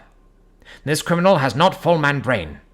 He is clever and cunning and resourceful, but he be not of man's stature as to brain. He be of child brain in much. Now this criminal of ours is predestinate to crime also. He too have child brain, and it is of the child to do what he have done. The little bird, the little fish, the little animal learn not by principle, but empirically. And when he learn to do, then there is to him the ground to start from to do more. Dos pusto, said Archimedes. Give me a fulcrum and I shall move the world. To do once is the fulcrum whereby child brain become man brain. And until he have the purpose to do more, he continue to do the same again every time, just as he have done before. Oh, my dear, I see that your eyes are opened, and that to you the lightning flash show all the leagues. For Mrs. Harker began to clap her hands, and her eyes sparkled. He went on. Now you shall speak. Tell us two dry men of science what you see with those so bright eyes. He took her hand and held it whilst he spoke. His finger and thumb closed on her pulse, as I thought instinctively and unconsciously as she spoke. The Count is a criminal and of criminal type. Lordau and Lombroso would so classify him, and qua criminal he is of an imperfectly formed mind. Thus, in a difficulty, he has to seek resource in habit. His past is a clue, and the one page of it that we know, and that from his own lips, tells that once before, when in what Morris would call a tight place, he went back to his own country from the land he had tried to invade, and thence, without losing purpose, prepared himself for a new effort. He came again better equipped for his work, and won. So he came to London to invade a new land. He was beaten, and when all hope of success was lost and his existence in danger, he fled back over the sea to his home. Just as formerly, he had fled back over the Danube from Turkey land. Good, good! Oh, you're so clever, lady, said Van Helsing enthusiastically, as he stooped and kissed her hand. A moment later he said to me, as calmly as though we had been having a sick-room consultation, 72 only, and in all this excitement, I have hope. Turning to her again, he said with keen expectation, But go on, go on. There is more to tell, if you will. Be not afraid. John and I know. I do in any case, and shall tell you if you are right. Speak, without fear. I will try to, but you will forgive me if I seem too egotistical. Nay, fear not. You must be egotist, for it is of you that we think. Then, as he is criminal, he is selfish, and as his intellect is small and his action is based on selfishness, he confines himself to one purpose. That purpose is remorseless. As he fled back over the Danube, leaving his forces to be cut to pieces, so now he is intent on being safe, careless of all. So his own selfishness frees my soul somewhat from the terrible power which he acquired over me on that dreadful night. I felt it. Oh, I felt it. Thank God for his great mercy. My soul is freer than it has been since that awful hour, and all that haunts me is a fear lest in some trance or dream he may have used my knowledge for his ends. The professor stood up. He has so used your mind, and by it he has left us here in Varna, whilst the ship that carried him rushed through enveloping fog up to Gallants, where doubtless he had made preparation for escaping from us. But his child mind only saw so far. And it may be that, as ever is in God's providence, the very thing that the evildoer most reckoned on for his selfish good turns out to be his chiefest harm. The hunter is taken in his own snare, as the great psalmist says. For now that he think he is free from every trace of us all, and that he has escaped us with so many hours to him, then his selfish child brain will whisper him to sleep. He think, too, that as he cut himself off from knowing your mind, there can be no knowledge of him to you. This is where he fail. And that terrible baptism of blood, which he give you, makes you free to go to him in spirit, as you have yet done in your times of freedom, when the sun rise and set. At such times you go by my volition and not by his. And this power to good of you and others, you have won from your suffering at his hands. This is now all more precious than he know it not, and to guard himself, have even cut himself off from his knowledge of our ware. We, however, are not selfish, and we believe that God is with us for all this blackness, and these many dark hours. We shall follow him, and we shall not flinch, even if we peril ourselves that we become like him. Friend John, this has been a great hour, and it have done much to advance us on our way. You must be scribe and write him all down, so that when the others return from their work you can give it to them, and they shall know as we do. And so I have written it, whilst we wait their return. And Mrs. Harker has written with the typewriter all since she brought the MS to us.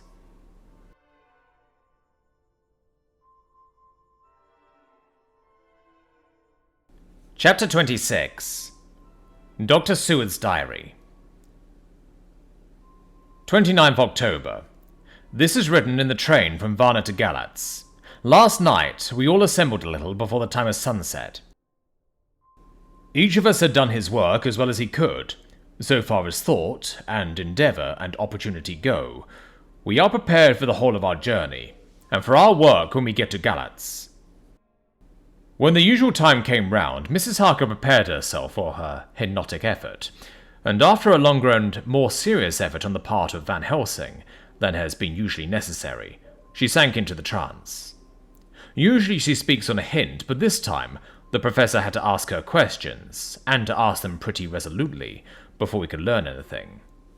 At last her answer came. I can see nothing. We are still. There are no waves lapping, but only a steady swirl of water softly running against the hawser. I can hear men's voices calling near and far, and the roll and creak of oars in the rowlocks. A gun is fired somewhere. The echo of it seems far away. There is tramping of feet overhead, and ropes and chains are dragged along. What is this? There is a gleam of light. I can feel the air blowing upon me. Here she stopped. She had risen as if impulsively from where she lay on the sofa, and raised both her hands, palms upwards, as if lifting a weight. Van Helsing and I looked at each other with understanding. Quincy raised his eyebrows slightly, and looked at her intently, while Harker's hand instinctively closed round the hilt of his kukri. There was a long pause. We all knew that the time when she could speak was passing, but we felt that it was useless to say anything. Suddenly she sat up, and as she opened her eyes said sweetly, Would none of you like a cup of tea? You must all be so tired. We could only make her happy, and so acquiesced. She bustled off to get tea. When she had gone, Van Helsing said, You see, my friends, he is close to land. He has left his earth chest, but he is yet to get on shore. In the night he may lie hidden somewhere. But if he be not carried on shore, or if the ship do not touch it, he cannot achieve the land. In such case he can, if it be in the night, change his form and jump or fly on shore. Then, unless he be carried, he cannot escape. And if he be carried, then the customs men may discover what the box contain. Thus, in fine, if he escape not on shore tonight or before dawn, there will be the whole day lost to him. We may then arrive in time, for if he escape not at night, we shall come on him in daytime, boxed up and at our mercy. For he dare not be his true self, awake and visible, lest he be discovered.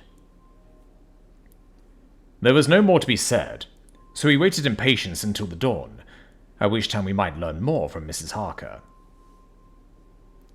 Early this morning we listened, with breathless anxiety, for her response in her trance. The hypnotic stage was even longer in coming than before, and when it came, the time remaining until full sunrise was so short that we began to despair. Van Helsing seemed to throw his whole soul into the effort. At last, in obedience to his will, she made reply. All is dark. I hear lapping water, level with me, and some creaking as of wood on wood. She paused, and the red sun shot up. We must wait till tonight. And so it is that we are travelling towards Galatz in an agony of expectation. We are due to arrive between 2 and 3 in the morning, but already at Bucharest we are 3 hours late, so we cannot possibly get in till well after sunup. Thus we shall have 2 more hypnotic messages from Mrs. Harker. Either or both may possibly throw more light on what is happening. Later. Sunset has come and gone. Fortunately it came at a time when there was no distraction, for it had occurred whilst we were at a station. We might not have secured the necessary calm and isolation. Mrs. Harker yielded to the hypnotic influence even less readily than this morning. I am in fear that her power of reading the Count's sensations may die away, just when we want it most. It seems to me that her imagination is beginning to work.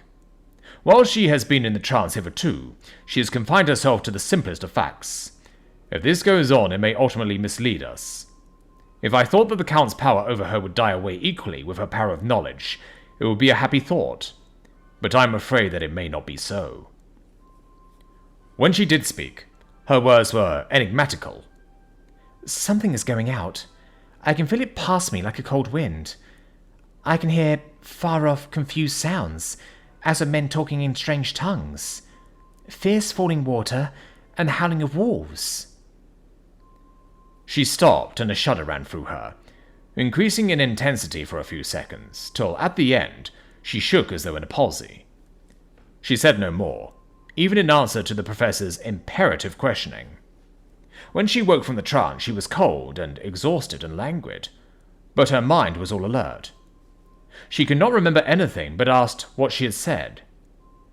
When she was told, she pondered over it deeply for a long time, and in silence. 30th October, 7 a.m. We are near Galatz now, and I may not have time to write later. Sunrise this morning was anxiously looked for by us all. Knowing of the increasing difficulty of procuring the hypnotic trance, Van Helsing began his passes earlier than usual. They produced no effect, however, until the regular time, when she yielded with a still greater difficulty only a minute before the sun rose. The professor lost no time in his questioning. Her answer came with equal quickness. All is dark. I hear water swirling by, level with my ears, and the creaking of wood on wood. Cattle low far off. There was another sound, a queer one like... She stopped and grew white, and whiter still. Go on! Speak on! Speak, I command you! Said Van Helsing in an agonized voice. At the same time there was despair in his eyes, for the risen sun was reddening even Mrs. Harker's pale face. She opened her eyes, and we all started as she said, sweetly and seemingly with the utmost unconcern, "Oh, Professor, why ask me to do what you know I can't? I don't remember anything." Then, seeing the look of amazement on our faces, she said, turning from one to the other with a troubled look, "What have I said? What have I done?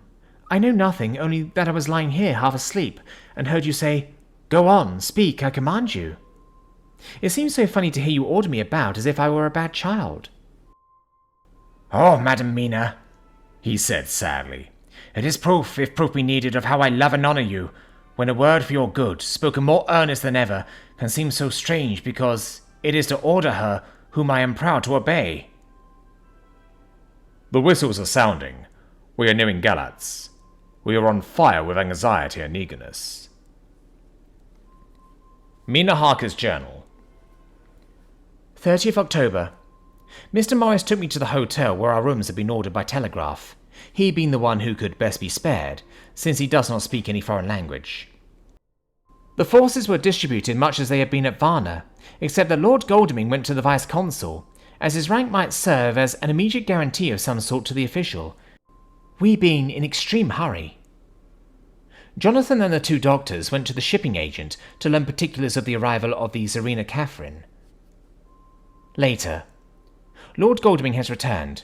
The consul is away and the vice-consul sick, so the routine work has been attended to by a clerk. He was very obliging and offered to do anything in his power. Jonathan Harker's journal. 30th October. At 9 o'clock, Dr. Van Helsing, Dr. Seward and I called on Messrs. Mackenzie and Steinkopf, the agents of the London firm of Hapgood. They had received a wire from London in answer to Lord Godalming's telegraph request, asking them to show us any civility in their power. They were more than kind and courteous, and took us at once on board the Tsarina Catherine, which lay at anchor out in the river harbour. There we saw the captain, Donaldson by name, who told us of his voyage. He said that in all his life he had never had so favourable a run. "Man," he said, "but it made us afeard, for we expected that we should have to pay for it with some rare piece of ill luck, so as to keep up the average. It's no canny to run frae London to the Black Sea with a wind ahint you, as though the devil himself were bawling on yourself for his ain purpose. And at the time we could no speer a thing. Gin we were nigh a ship, or a port, or a landhead, a fog fell on us and travelled with us, till when after it had lifted and we looked out, the devil a thing we could see. We ran by Gibraltar without being able to signal, and till we came to the Dardanelles and had to wait to get our permit to pass, we never were within hail of aught. At first I inclined to slack off sail and beat about till the fog was lifted. But whiles I thought that if the Deil was minded to get us into the Black Sea quick, it was right to do it whether we would or no. If we had a quick voyage, it would be no to our miscredit with the owners, or no hurt to our traffic, and the old mon who has served his end purpose will be decently grateful to us for no hindering him. This mixture of simplicity and cunning, of superstition and commercial reasoning, aroused Van Helsing, who said, "Mine friend, that devil is more clever than he is thought by some, and he know when he meet his match." The skipper was not displeased with the compliment, and went on. "When we got past the Bosphorus, the men began to grumble. Some of them, the Romanians, came and asked me to heave overboard a big box which had been put on board by a queer-looking old man just before we had started for London. I seen them spear at the fellow and put out 2 fingers when they saw him, to guard them against the evil eye. Man, but that superstition of foreigners is perfectly ridiculous. I sent them about their business pretty quick, but as just after a fog closed in on us, and I felt a wee bit as they didn't ament something, though I wouldn't say it was again the big box. Well, on we went, and as the fog didn't let up for 5 days, I just let the wind carry us. For if the Dill wanted to get somewheres, well, he would fish it up and read. And if he didn't, well, we keep a sharp lookout anyhow. Sure enough, we had a fair way in deep water all the time. And 2 days ago, when the morning sun came from the fog, we found ourselves just in the river opposite Galatz. The Romanians were wild, and wanted me right or wrong to take out the box and fling it into the river. I had to argue with them about it with a handspike, and when the last of them rose off the deck with his head in his hand, I had them convinced that, evil eye or no evil eye, the property and the trust of my owners were better in my hands than the River Danube. They had, mind you, taken the box from the deck ready to fling in, and it was marked Gans via Varna. I thought I'd let it lie till we discharged in the port and get rid of it altogether. We didn't do much clearing that day, and had to remain the nicked at anchor. But in the morning, broad and early, an hour before sunup, a man came aboard with an order, written to him from England, to receive a box marked for one Count Dracula. Sure enough, the matter was one ready to his hand. He had his papers and writ. I'm glad I was to be rid of the damn thing, for I was beginning myself to feel uneasy at it. If the devil did have any luggage aboard the ship, I'm thinking it was none other than the same." "What was the name of the man who took it?" asked Dr. Van Helsing with restrained eagerness. "I'll be telling you quick," he answered, and stepping down to his cabin, produced a receipt signed Emanuel Hildesheim. Bergenstrasse 16 was the address. We found out that this was all the captain knew, so with thanks we came away. We found Hildesheim in his office, a Hebrew, of rather the Aldefi theatre type, with a nose like a sheep and a fez. His arguments were pointed with specie, we doing the punctuation, and with a little bargaining, he told us what he knew. This turned out to be simple but important. He had received a letter from Mr. Deville of London telling him to receive, if possible before sunrise, so as to avoid customs, a box which should arrive at Galants in the Zarina Kafrin. This he was to give in charge to a certain Petrov Skinsky, who dealt with the Slovaks who traded down the river to the port. He had been paid for his work by an English banknote, which had been duly cashed for gold at the Danube International Bank. When Skinsky had come to him, he had taken him to the ship and handed over the box, so as to save porterage. That was all he knew. We then sought for Skinsky, but were unable to find him. One of his neighbours, who did not seem to bear him any affection, said that he had gone away 2 days before, no one knew whither. This was corroborated by his landlord, who had received by messenger the key of the house, together with the rent due in English money. This had been between 10 and 11 o'clock last night. We were at a standstill again. Whilst we were talking, one came running and breathlessly gasped out that the body of Skinsky had been found inside the wall of the churchyard of St. Peter, and that the throat had been torn open as if by some wild animal. Those we had been speaking with ran off to see the horror, the women crying out, "This is the work of a Slovak!" We hurried away, lest we should have been in some way drawn into the affair, and so detained. As we came home, we could arrive at no definite conclusion. We were all convinced that the box was on its way by water to somewhere, but where that might be, we would have to discover. With heavy hearts, we came home to the hotel, to Mina. When we met together, the first thing was to consult as to taking Mina again into our confidence. Things are getting desperate, and it is at least a chance, though a hazardous one. As a preliminary step, I was released from my promise to her.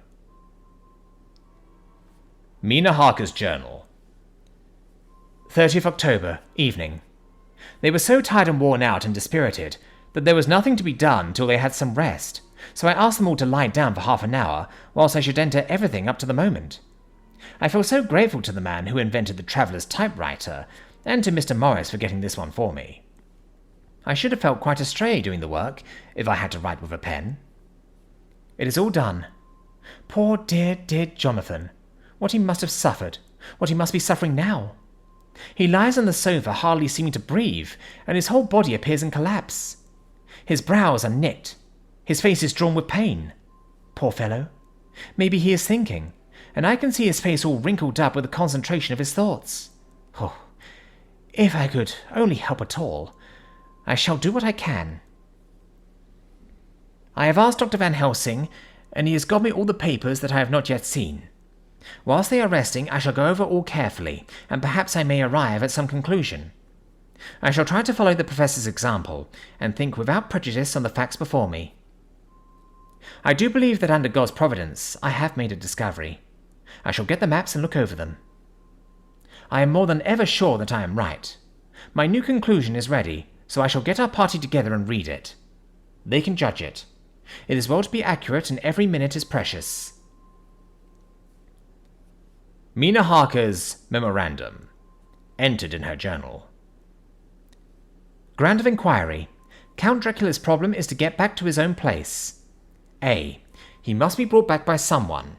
This is evident, for had he power to move himself as he wished, he could go either as man, or wolf, or bat, or in some other way.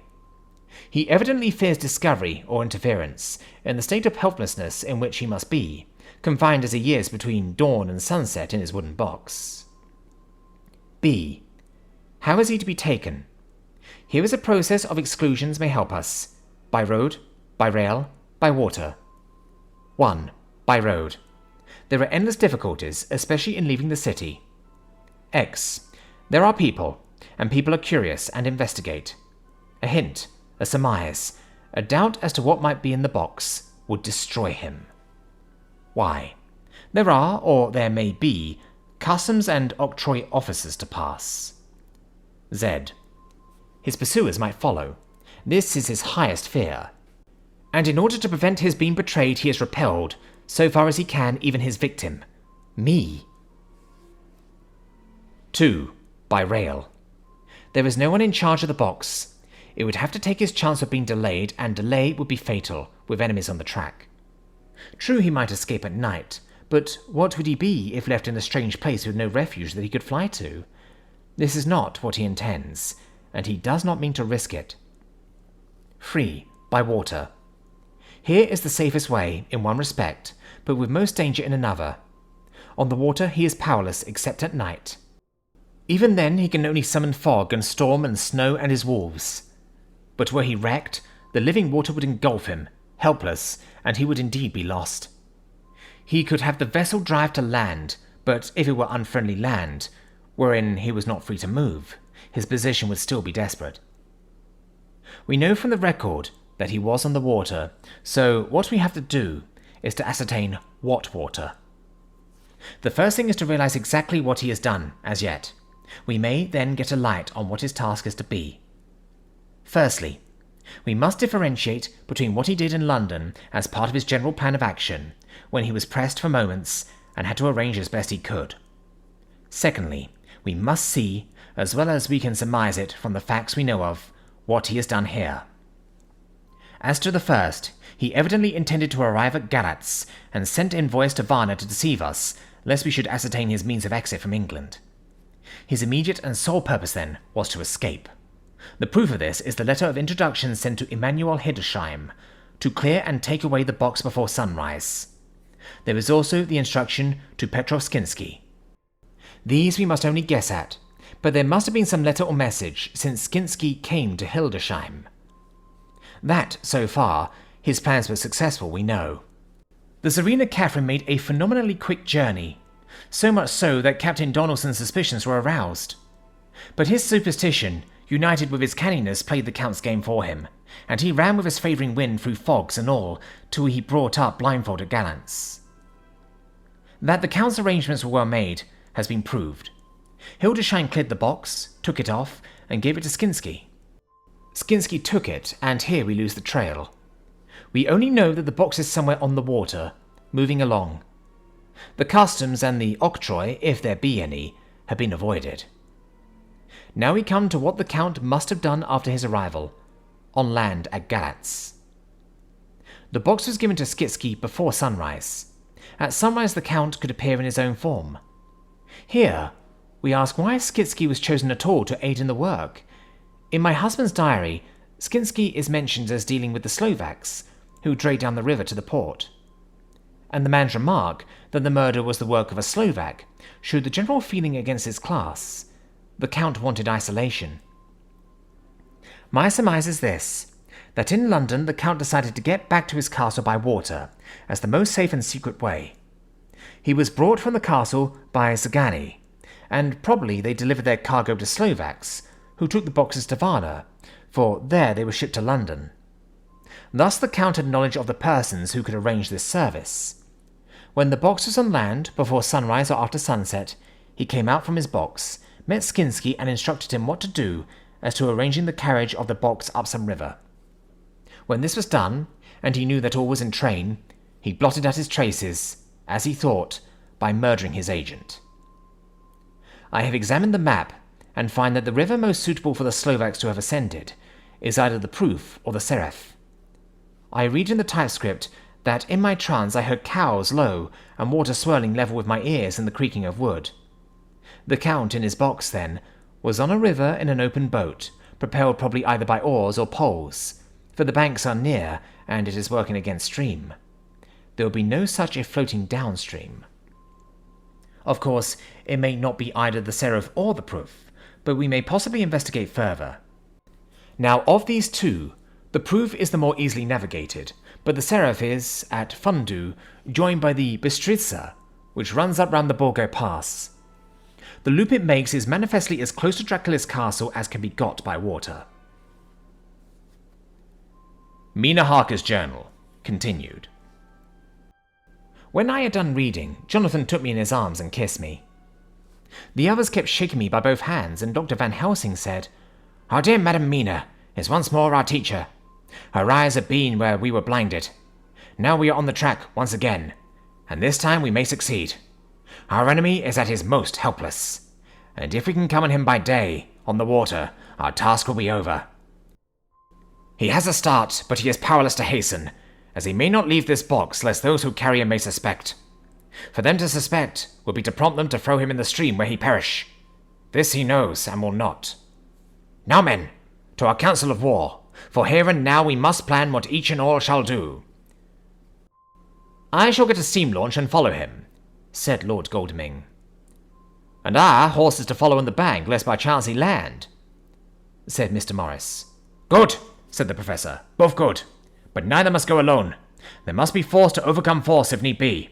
The Slovak is strong and rough, and he carries rude arms." All the men smiled, for amongst them they carried a small arsenal.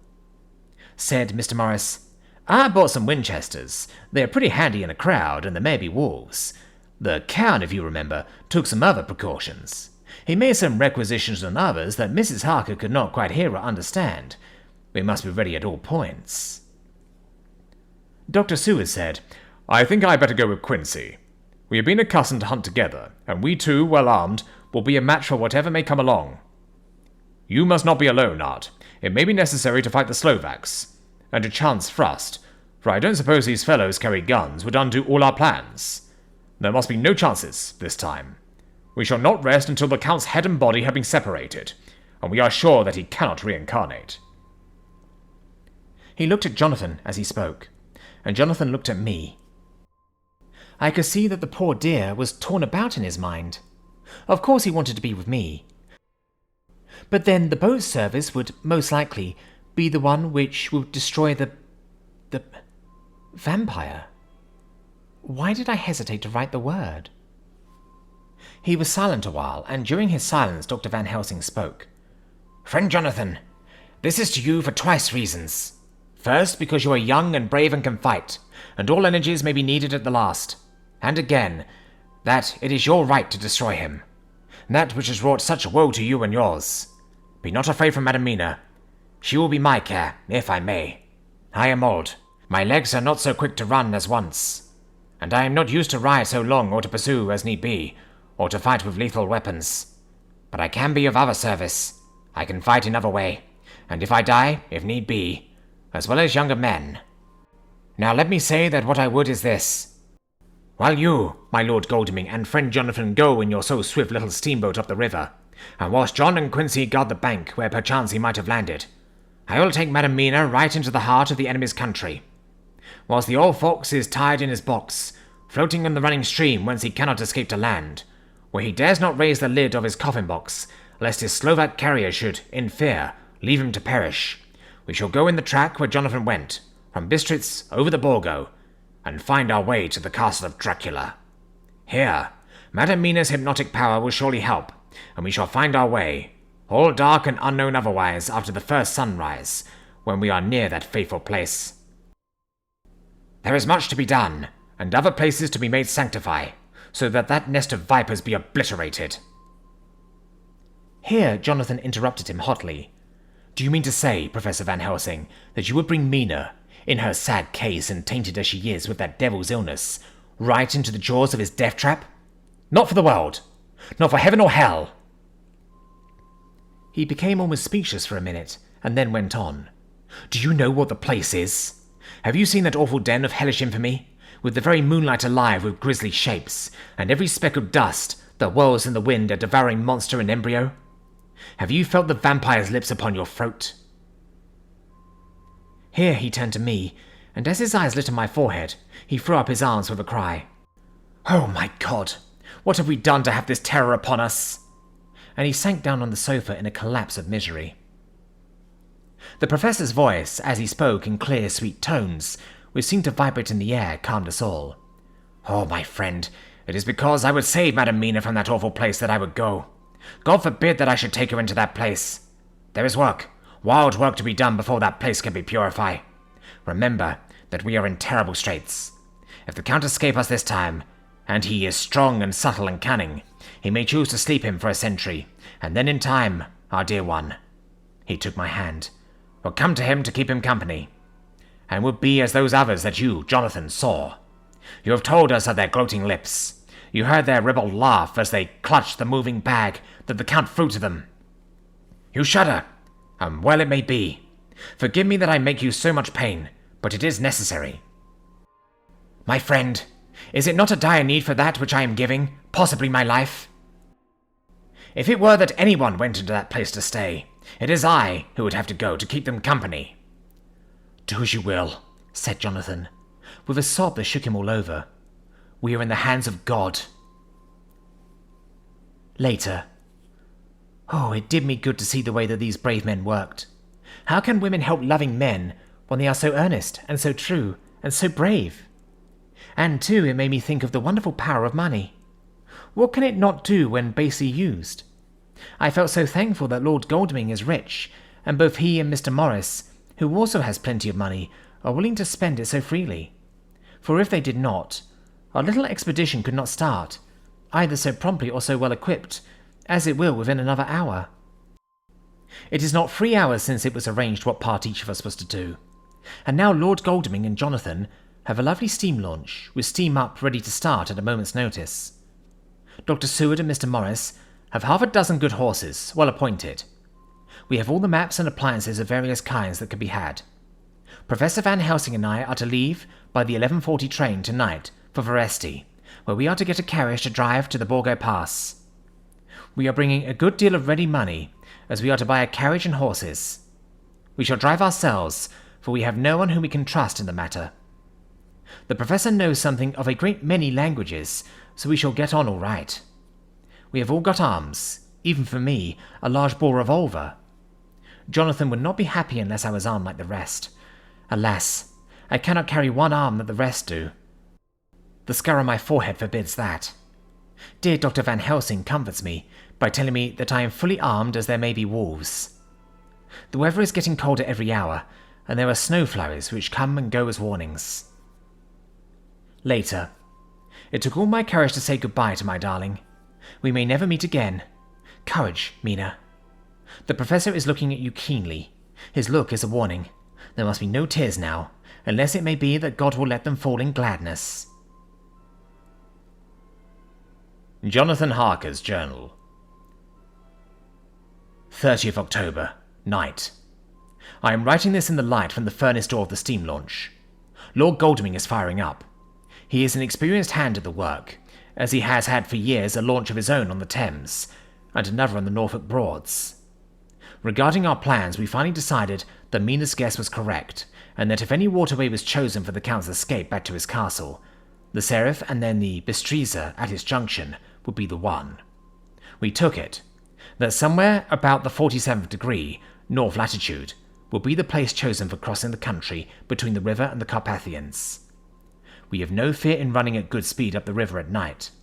There is plenty of water, and the banks are wide enough apart to make a steaming, even in the dark, easy enough. Lord Godalming tells me to sleep for a while, as it is enough for the present for one to be on watch. But I cannot sleep. How can I, with the terrible danger hanging over my darling, and her going out into that awful place? My only comfort is that we are in the hands of God. Only for that faith, it will be easier to die than to live, and so be quit of all the trouble. Mr. Morris and Dr. Seward were off on their long ride before we started. They are to keep up the right bank, far enough off to get on higher lands when they can see a good stretch of river and avoid the following of its curves. They have, for the first stages, 2 men to ride and lead their spare horses, 4 in all, so as not to excite curiosity. When they dismiss the men, which shall be shortly, they shall themselves look after the horses. It may be necessary for us to join forces. If so, they can mount our whole party.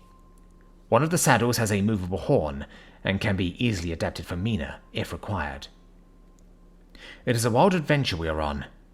Here, as we are rushing along through the darkness, with the cold from the river seeming to rise up and strike us, with all the mysterious voices of the night around us, it all comes home.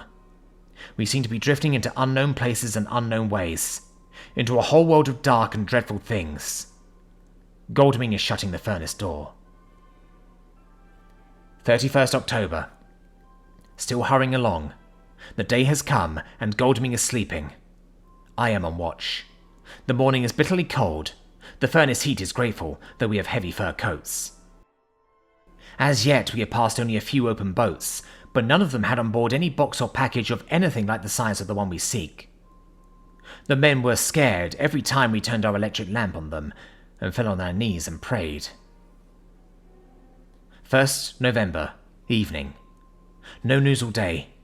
We have found nothing of the kind we seek. We have now passed into the Bistritza, and if we are wrong in our surmise, our chance is gone. We have overhauled every boat, big and little. Early this morning, one crew took us for a government boat, and treated us accordingly. We saw in this a way of smoothing matters, so at Fundu, where the Bistritza runs into the Seraph, we got a Romanian flag which we now fly conspicuously. With every boat which we have overhauled since then, this trick has succeeded. We have had every deference shown to us, and not once any objection to whatever we chose to ask or do. Some of the Slovaks tell us that a big boat passed them, going at more than usual speed, as she had a double crew on board. This was before they came to Fundu, so they could not tell us whether the boat turned into the Bistritza or continued on up the Seraph. At Fundu, we could not hear of any such boat, so she must have passed there in the night. I am feeling very sleepy. The cold is perhaps beginning to tell upon me, and nature must have rest some time. Godalming insists that he shall keep the first watch. God bless him for all his goodness to poor dear Mina and me. 2nd November, morning. It is broad daylight. That good fellow would not wake me. He says it would have been a sin to, for I slept peacefully and was forgetting my trouble. It seems brutally selfish to me to have slept so long, and let him watch all night, but he was quite right. I am a new man this morning, and as I sit here and watch him sleeping, I can do all that is necessary both as to minding the engine, steering, and keeping watch. I can feel that my strength and energy are coming back to me. I wonder where Mina is now, and Van Helsing. They should have got to Vercetti about noon on Wednesday. It would take them some time to get the carriage and horses, so if they had started and travelled hard, they would be about now at the Borgo Pass. God guide and help them. I am afraid to think what may happen. If we could only go faster, but we cannot. The engines are throbbing and doing their utmost. I wonder how Dr. Seward and Mr. Morris are getting on. There seem to be endless streams running down the mountains into this river, but as none of them are very large, at present, at all events, that they are doubtless terrible in winter, and when the snow melts, the horsemen may not have met much obstruction. I hope that before we get to Strasbourg we may see them, for if by that time we have not overtaken the Count, it may be necessary to take counsel together what to do next. Dr. Seward's Diary. 2nd November. 3 days on the road. No news and no time to write it, if there had been, for every moment is precious. We have had only the rest needful for the horses, but we are both bearing it wonderfully. Those adventurous days of ours are turning up useful. We must push on. We shall never feel happy till we get the launch in sight again. 3rd November. We heard at Fundu that the launch had gone up the Bistritza. I wish it wasn't so cold. There are signs of snow coming, and if it falls heavy, it will stop us. In such case, we must get a sledge and go on. Russian fashion. 4th November. Today we heard of the launch having been detained by an accident when trying to force her way up the rapids. The Slovak bows get up all right, by aid of a rope and steering with knowledge. Some went up only a few hours before. Goldming is an amateur fitter himself, and evidently it was he who put the launch in trim again. Finally, they got up the rapids all right with local help, and are off the chase afresh. I fear that the boat is not any better for the accident. The peasantry tell us that after she got upon smooth water again, she kept stopping every now and again, so long as she was in sight. We must push on harder than ever. Our help may be wanted soon. Mina Harker's Journal. 31st October. Arrived at Veresti at noon. The professor tells me that this morning at dawn he could hardly hypnotize me at all, and that all I could say was dark and quiet. He is off now buying a carriage and horses.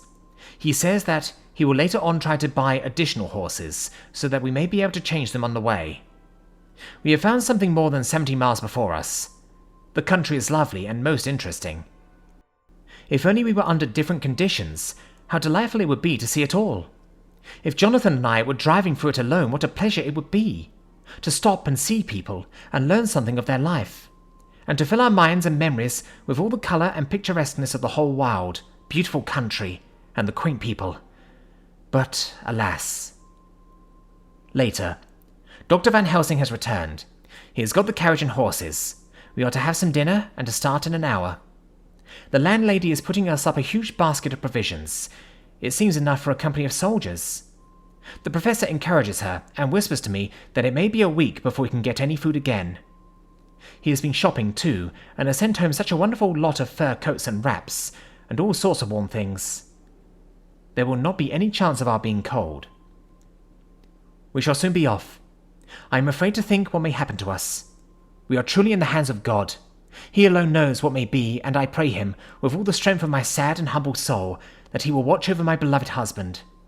That whatever may happen, Jonathan may know that I loved him and honoured him more than I can say, and that my latest and truest thought will be always for him.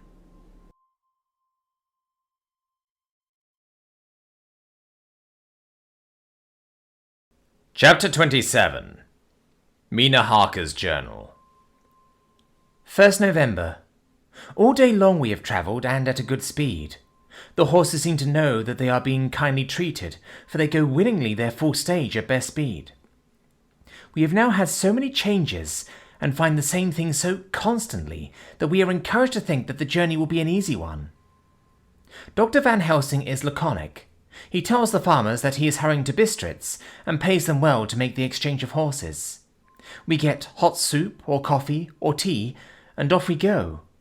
It is a lovely country, full of beauties of all imaginable kinds, and the people are brave and strong and simple, and seem full of nice qualities. They are very, very superstitious. In the first house where we stopped, where the woman who served us saw the scar on my forehead, she crossed herself and put out 2 fingers towards me to keep off the evil eye.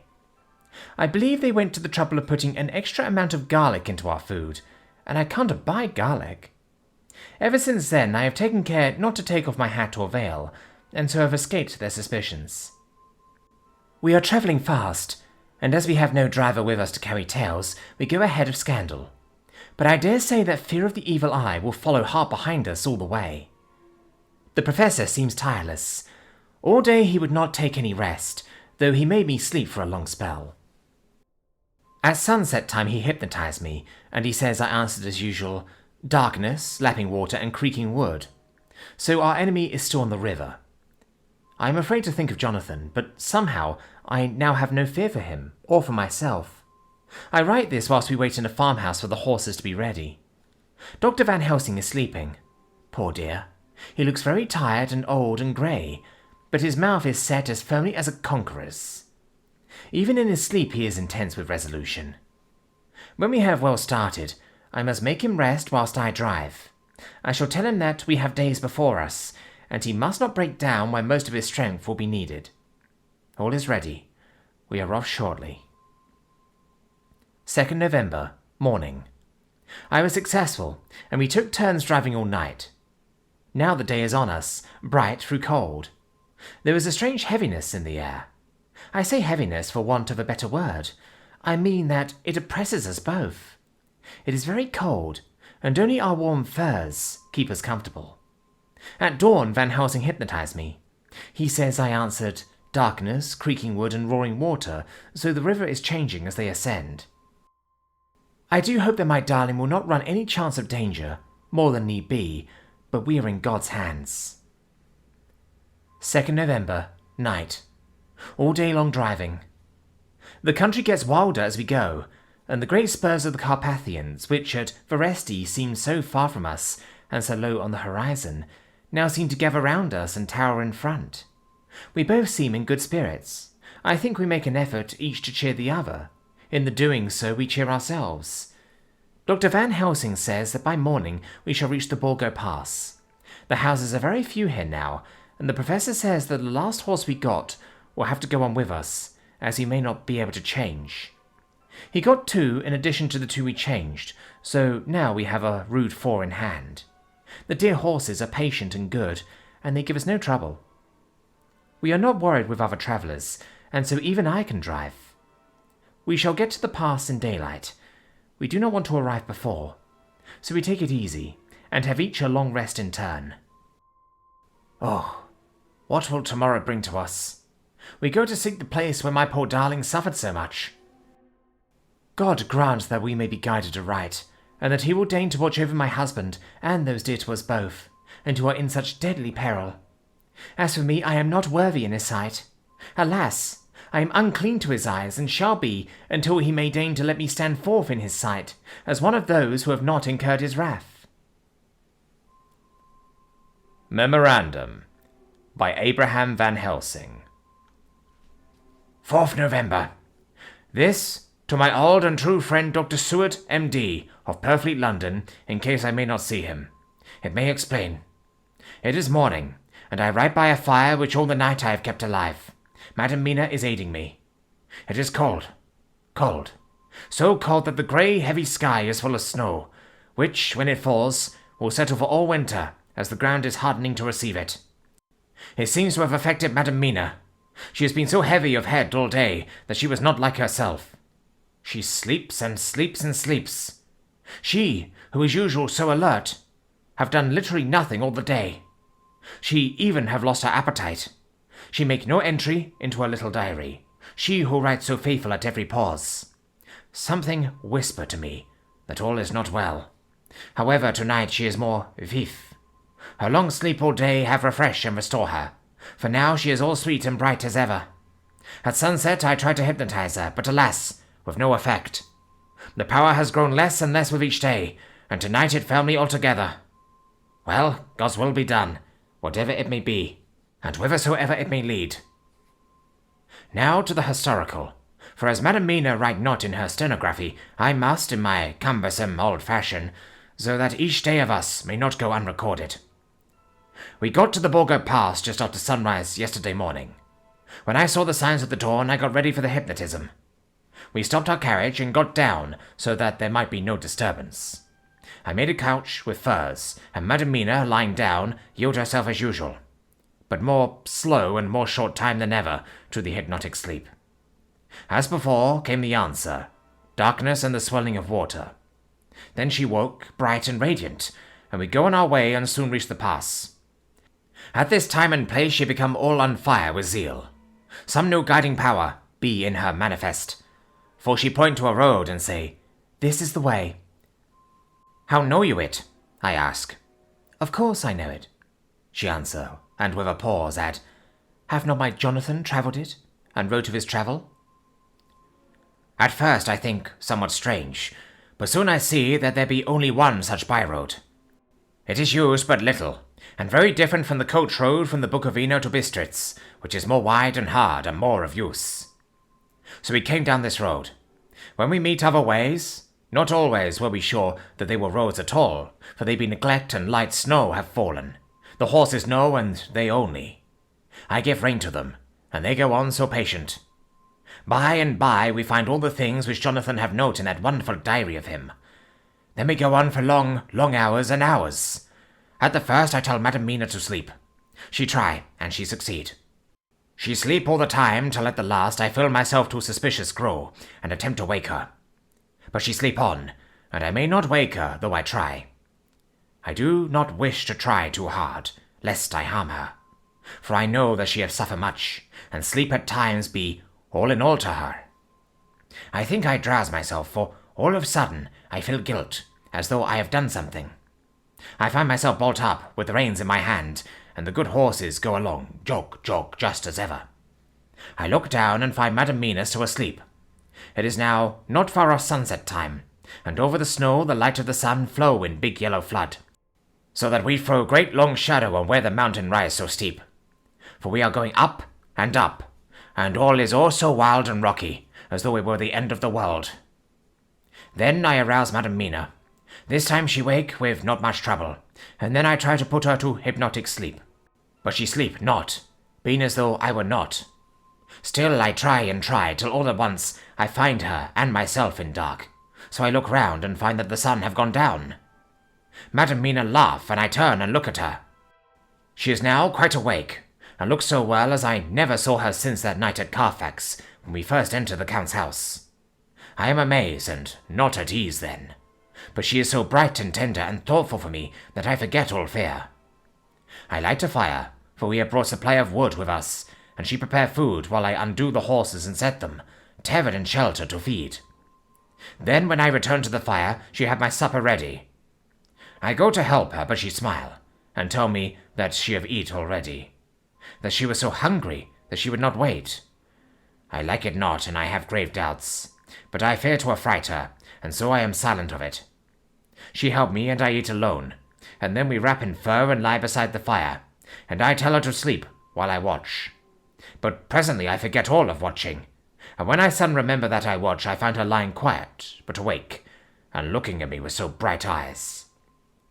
Once, twice more the same occur, and I get much sleep till before morning, when I wake to try to hypnotize her, but alas, though she shut her eyes obedient, she may not sleep. The sun rise up and up and up, and then sleep come to her too late, but so heavy that she will not wake.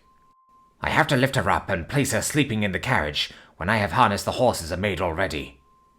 Madame still sleep, and she look in her sleep more healthy and more redder than before. And I like it not. And I am afraid. I am afraid for all things, even to think, but I must go on my way. The stake we play for is life and death, or more than these, and we must not flinch. 5th November, morning. Let me be accurate in everything, for though you and I have seen some strange things together, You may at the first think that I, Van Helsing, am mad. That the many horrors and the so long strain on nerves has at the last turned my brain. All yesterday we travel, always getting closer to the mountains, and moving into a more and more wild and desert land. There are great frowning precipices and much falling water, and nature seemed to have held some time her carnival. Madam Mina still sleep and sleep, and though I did have hunger and appeased it, I could not waken her, even for food. I began to fear that the fatal spell of the place was upon her, tainted, as she is, with that vampire baptism. Well, said I to myself, if it be that she sleep all the day, it shall also be that I do not sleep at night. As we travel on the rough road, for a road of an ancient and imperfect kind there was, I held down my head and slept. Again I waked with a sense of guilt and of time past, and found Madam Mina still sleeping, and the sun low down. But all was indeed changed. The frowning mountain seemed further away, and we were near the top of a steep rising hill, on the summit of which was such a castle as Jonathan tell of in his diary. At once I exulted and feared, for now, for good or ill, the end was near. I woke Madam Mina, and again tried to hypnotize her, but alas, unavailing till too late. Then, ere the great dark come upon us, for even after down sun the heavens reflected the gone sun and the snow, and all was for a time in a great twilight. I took out the horses and fed them in what shelter I could. Then I make a fire, and near it I make Madam Mina, now awake and more charming than ever, sit comfortable amid her rungs. I got ready food, but she would not eat, simply saying that she had not hunger. I did not press her, knowing her unavailingness, but I myself eat, for I must needs now be strong for all. Then, with the fear on me of what might be, I drew a ring so big for her comfort, round where Madam Mina sat, and over the fire I passed some of the wafer, and I broke it fine so that all was well guarded. She sat still all the time, so still as one dead, and she grew whiter and even whiter, till the snow was not more pale. No word she said, but when I drew near she clung to me, and I could know that the poor soul shook her from head to feet with a tremor that was pain to feel. I said to her presently, when she had grown more quiet, "Will you not come over to the fire?" For I wished to make a test of what she could. She rose obedient, but when she had made a step, she stopped, and stood as one stricken. "Why not go on?" I asked. She shook her head, and coming back, sat down in her place. Then, looking at me with open eyes, as one waked from sleep, she says simply, "I cannot," and remained silent. I rejoiced, for I knew that what she could not, none of those that we dreaded could. Though there might be danger to her body, yet her soul was safe. Presently the horses began to scream, and tore at their tethers till I came to them and quieted them. When they did feel my hands on them, they whinnied low as in joy, and licked at my hands and were quiet for a time. Many times through the night did I come to them, till it arrived at the cold hour when all nature is at lowest, and every time my coming was with quiet of them. In the cold hour the fire began to die, and I was about stepping forth to replenish it, for now the snow came in flying sweeps, and with it a chill mist. Even in the dark there was a light of some kind, as there ever is over snow, and it seemed as though the snow flurries and the wreaths of mist took shape as of women with trailing garments. All was in dead grim silence, only that the horses whinnied and cowered, as if in terror of the worst. I began to fear, horrible fears, but then came to me the sense of safety in that ring wherein I stood. I began too to think that my imaginings were of the night, and the gloom, and the unrest that I have gone through, and all the terrible anxiety. It was as though my memories of all Jonathan's horrid experience were befalling me, for the snowflakes and the mist began to wheel and circle round, till I could get as though a shadowy glimpse of those women that would have kissed him. And then the horses cowered lower and lower, and moaned in terror as men do in pain. Even the madness of fright was not to them, so that they could break away. I feared for my dear Madam Mina when these weird figures drew near and circled round. I looked at her, but she sat calm and smiled at me. When I would have stepped to the fire to replenish it, she caught me and held me back and whispered, like a voice that one hears in a dream, so low it was, "No, no, Do not go without. Here you are safe. I turned to her, and looking in her eyes said, But you, it is for you that I fear. Whereat she laughed, a laugh low and unreal, and said, Fear for me? Why fear for me?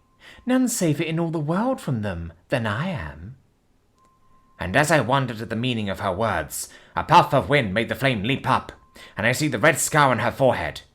Then, alas, I knew. Did I not, I would soon have learned, for the wheeling figures of mist and snow came closer, but keeping ever without the holy circle.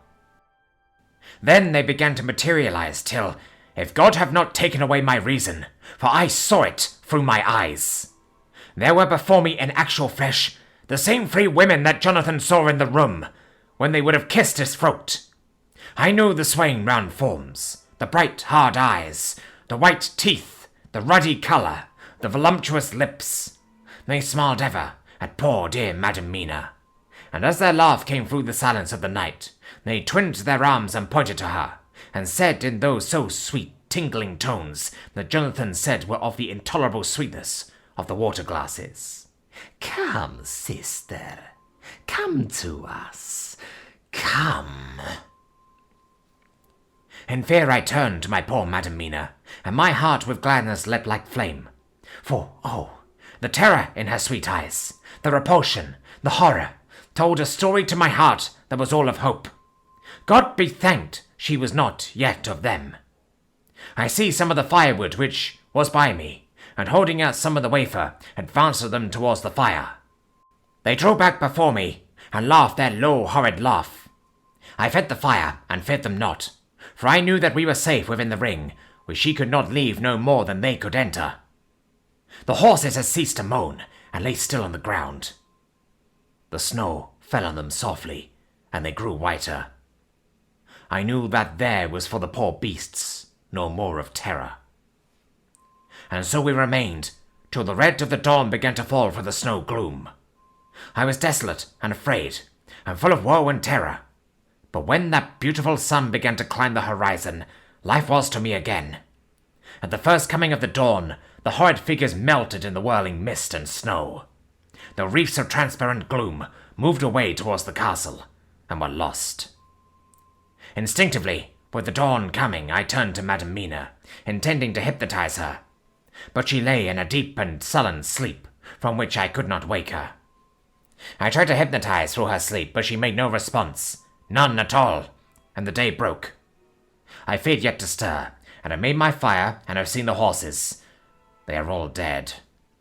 Today, I have much to do here, and I keep waiting till the sun is up high, for there may be places where I must go, where that sunlight, though snow and mist obscure it, will be to me a safety.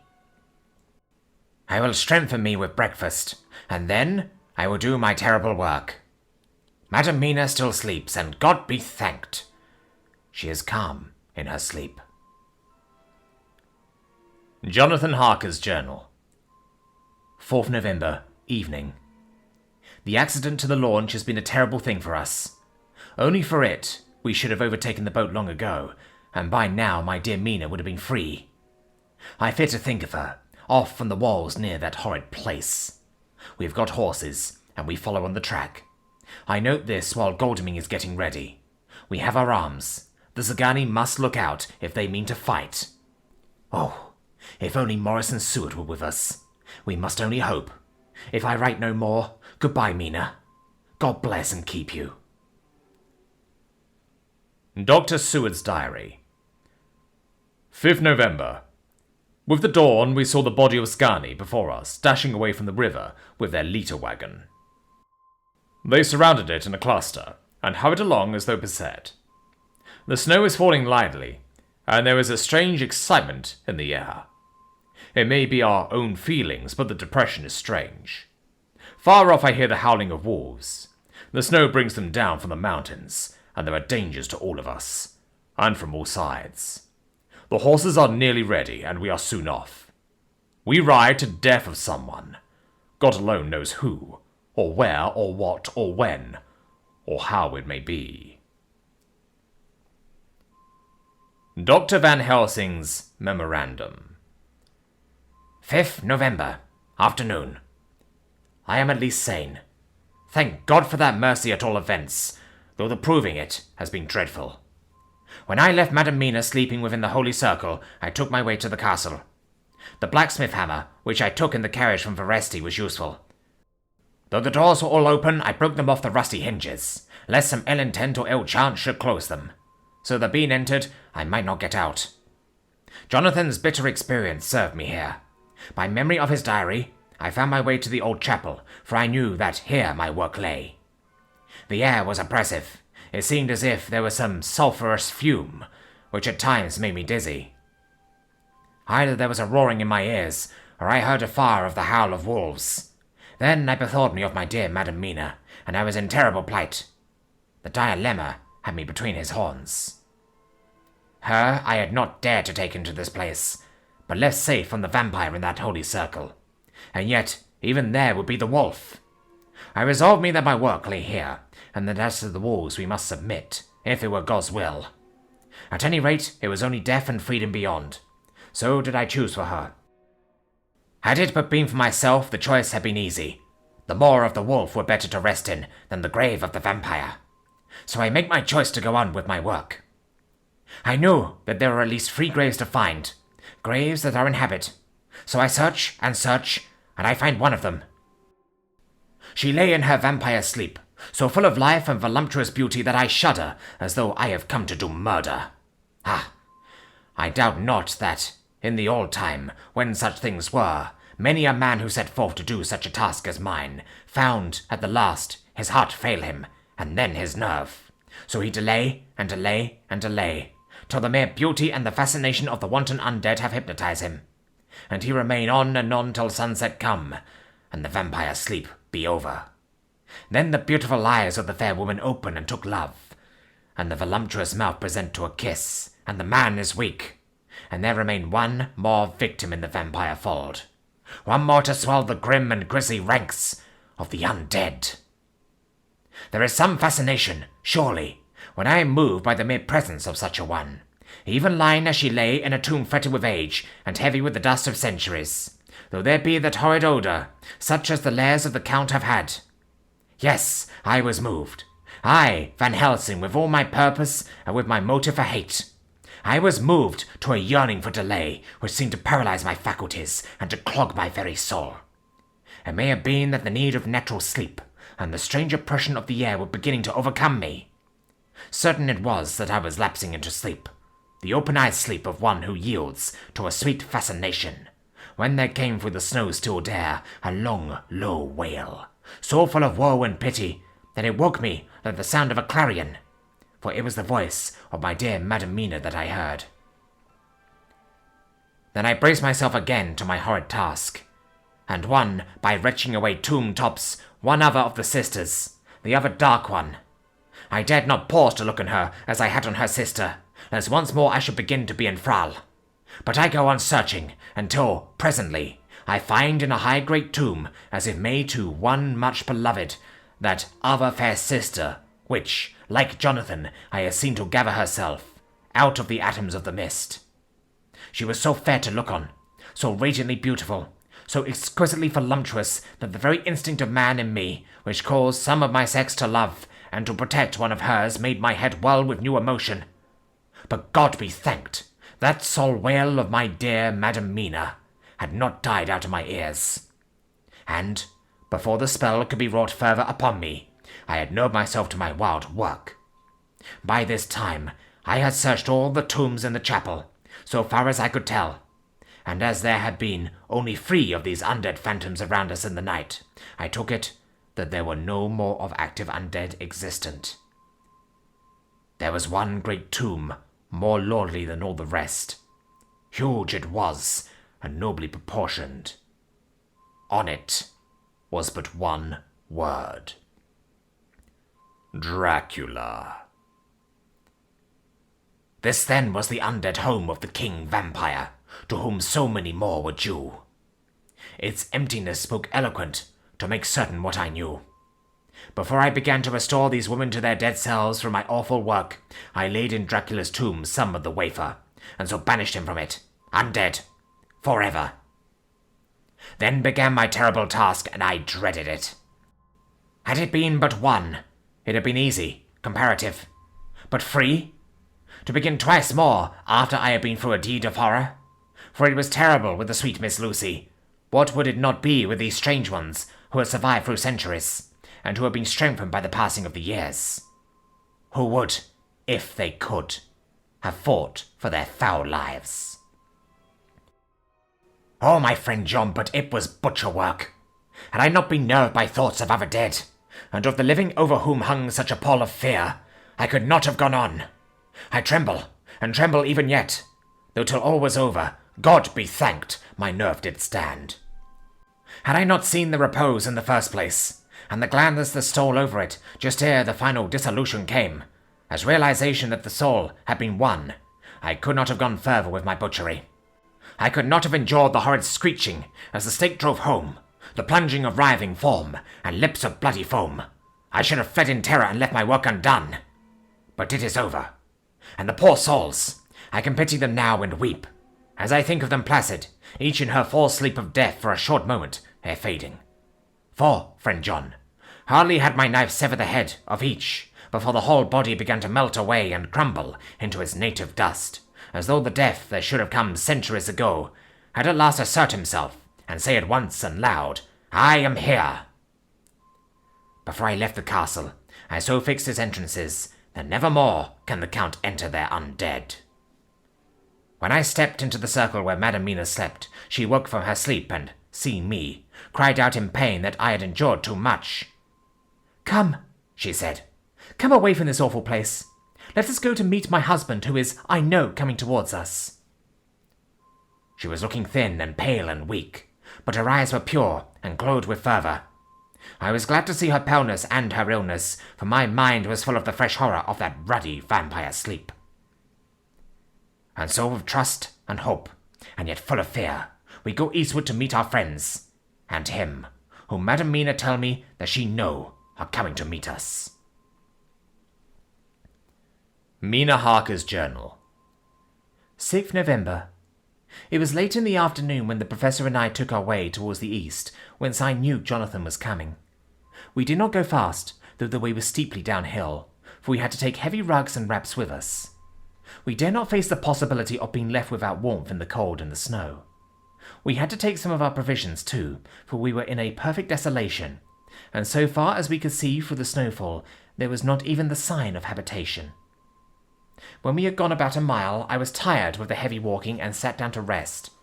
Then we looked back, and saw where the clear line of Dracula's castle cut out the sky. For we were so deep under the hill whereon it was set, that the angle of perspective of the Carpathian Mountains was far below it. We saw it in all its grandeur, perched 1,000 feet on the summit of a sheer precipice, and with seemingly a great gap between it and the steep of the adjacent mountain on any side. There was something wild and uncanny about the place. We could hear the distant howling of wolves. They were far off, but the sound, even though coming muffled through the deadening snowfall, was full of terror. I knew from the way Dr. Van Helsing was searching about that he was trying to seek some strategic point where we would be less exposed in case of attack. The rough roadway still led downwards.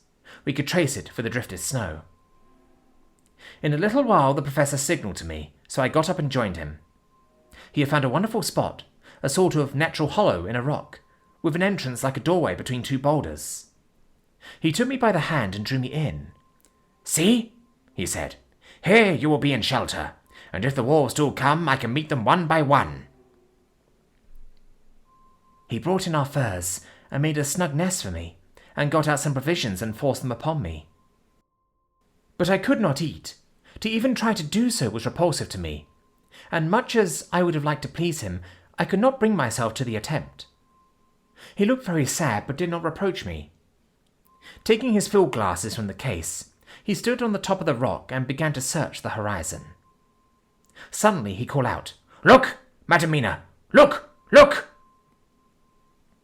I sprang up and stood beside him on the rock. He handed me his glasses and pointed.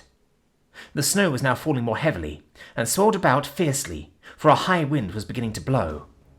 However, There were times when there were pauses between the snow flurries, and I could see a long way round.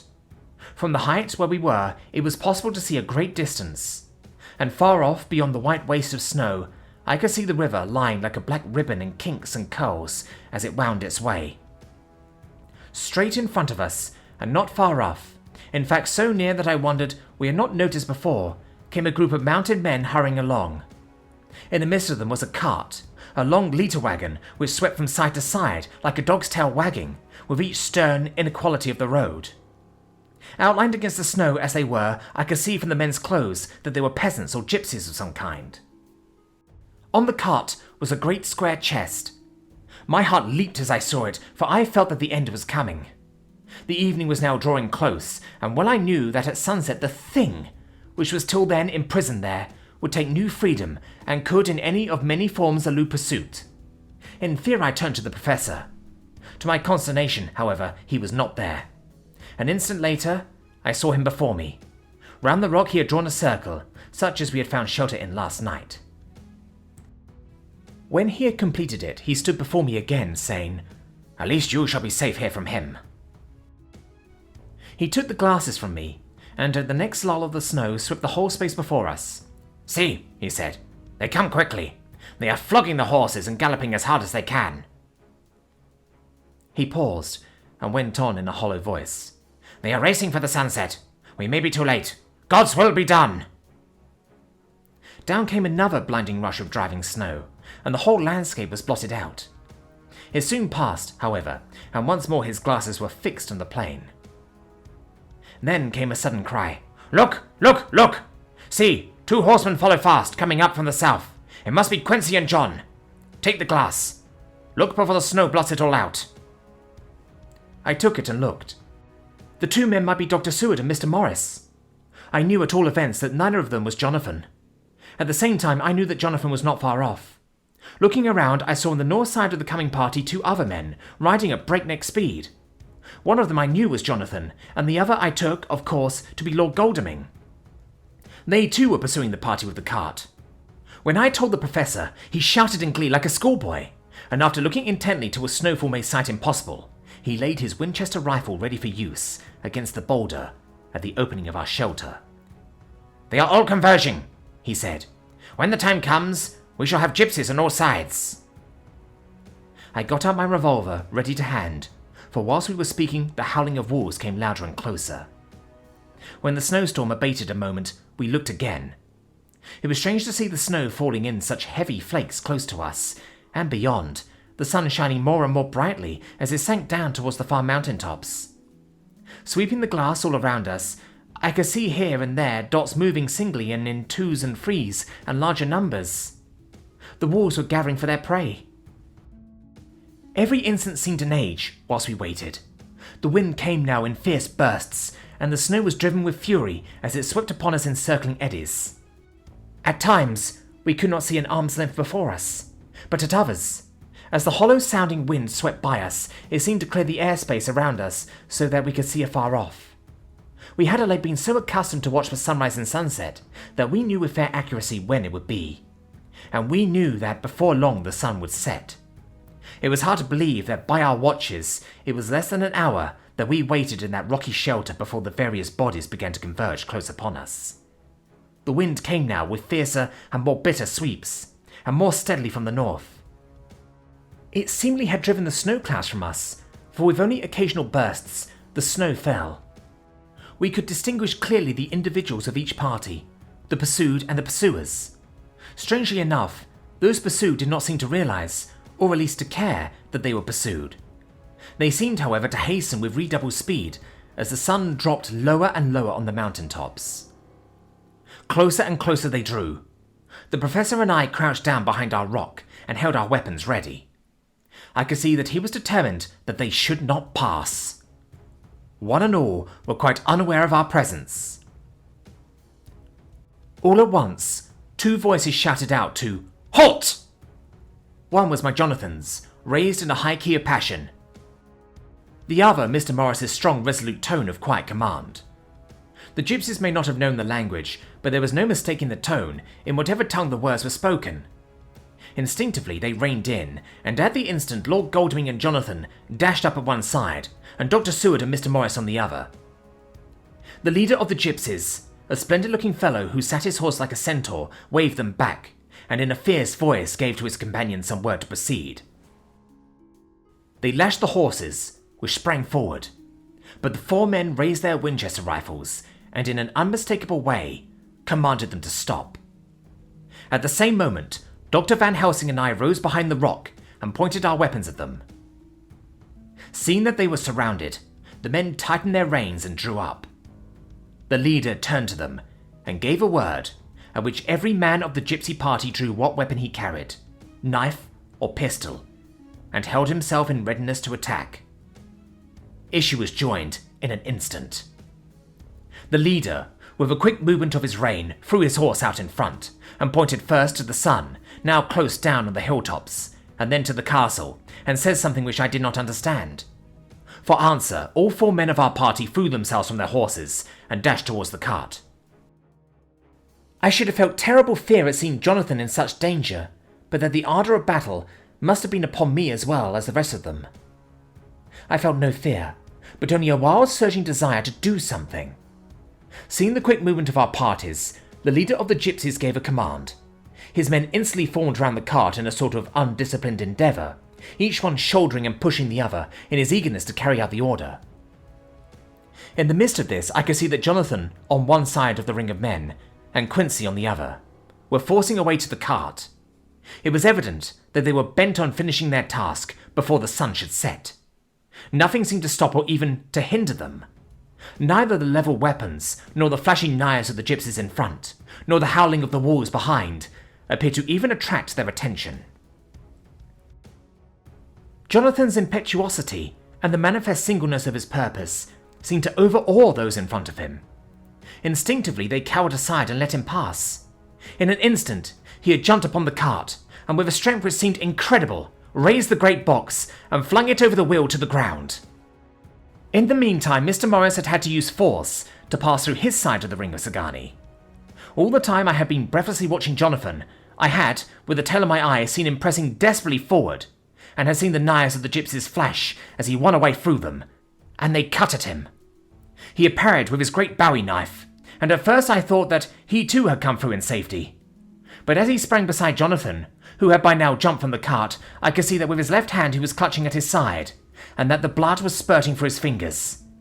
He did not delay, notwithstanding this, for as Jonathan, with desperate energy, attacked one end of the chest, attempting to prise off the lid with his great kukri knife, he attacked the other frantically with his bowie. Under the efforts of both men, the lid began to yield. The nails drew with a screeching sound, and the top of the box was thrown back. By this time the gypsies, seeing themselves covered by the Winchesters, and at the mercy of Lord Goldwing and Dr. Seward, had given in and made no further resistance. The sun was almost down on the mountain tops, and the shadows of the whole group fell upon the snow. I saw the Count lying within the box upon the earth, some of which the root falling from the cart had scattered over him. He was deathly pale, just like a waxen image, and the red eyes glared with the horrible vindictive look which I knew so well. As I looked, the eyes saw the sinking sun, and the look of hate in them turned to triumph. But, on the instant, came the sweep and flash of Jonathan's great knife. I shrieked as I saw it shear through the throat, whilst at the same moment, Mr. Morris's bowie knife plunged into the heart. It was like a miracle, but before our very eyes, and almost in the drawing of a breath, the whole body crumbled into dust and passed from our sight. I shall be glad as long as I live that even in that moment of final dissolution, there was in the face a look of peace, such as I never could have imagined might have rested there.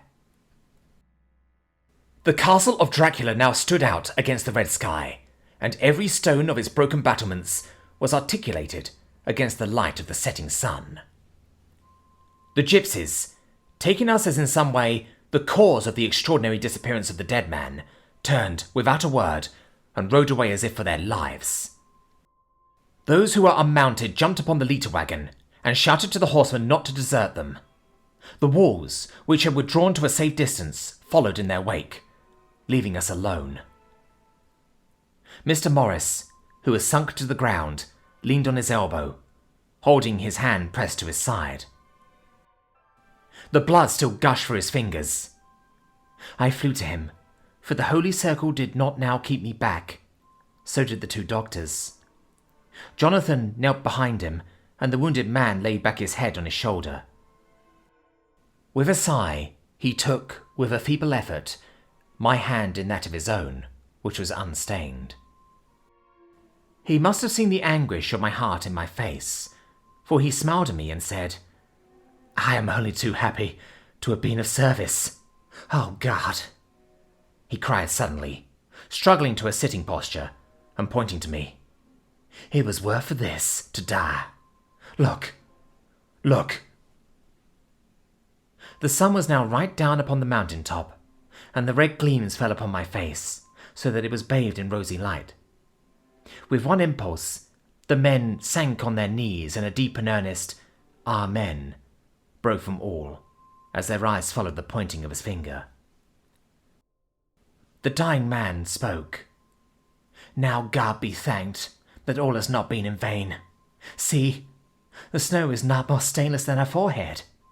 The curse has passed away."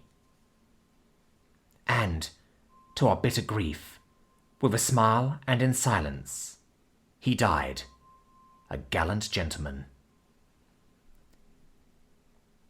Note: 7 years ago, we all went through the flames, and the happiness of some of us since then is, we think, well worth the pain we endured. It is an added joy to Mina and to me that our boy's birthday is the same day as that on which Quincy Morris died. His mother holds, I know, the secret belief that some of our brave friend's spirit has passed into him.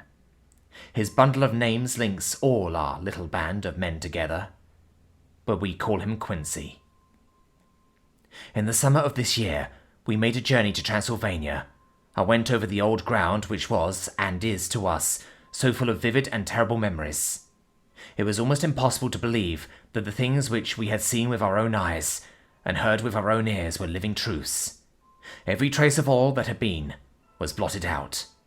The castle stood as before, reared high above a waste of desolation. When we got home, we were talking of the old time, which we could all look back on without despair, for Godalming and Seward are both happily married.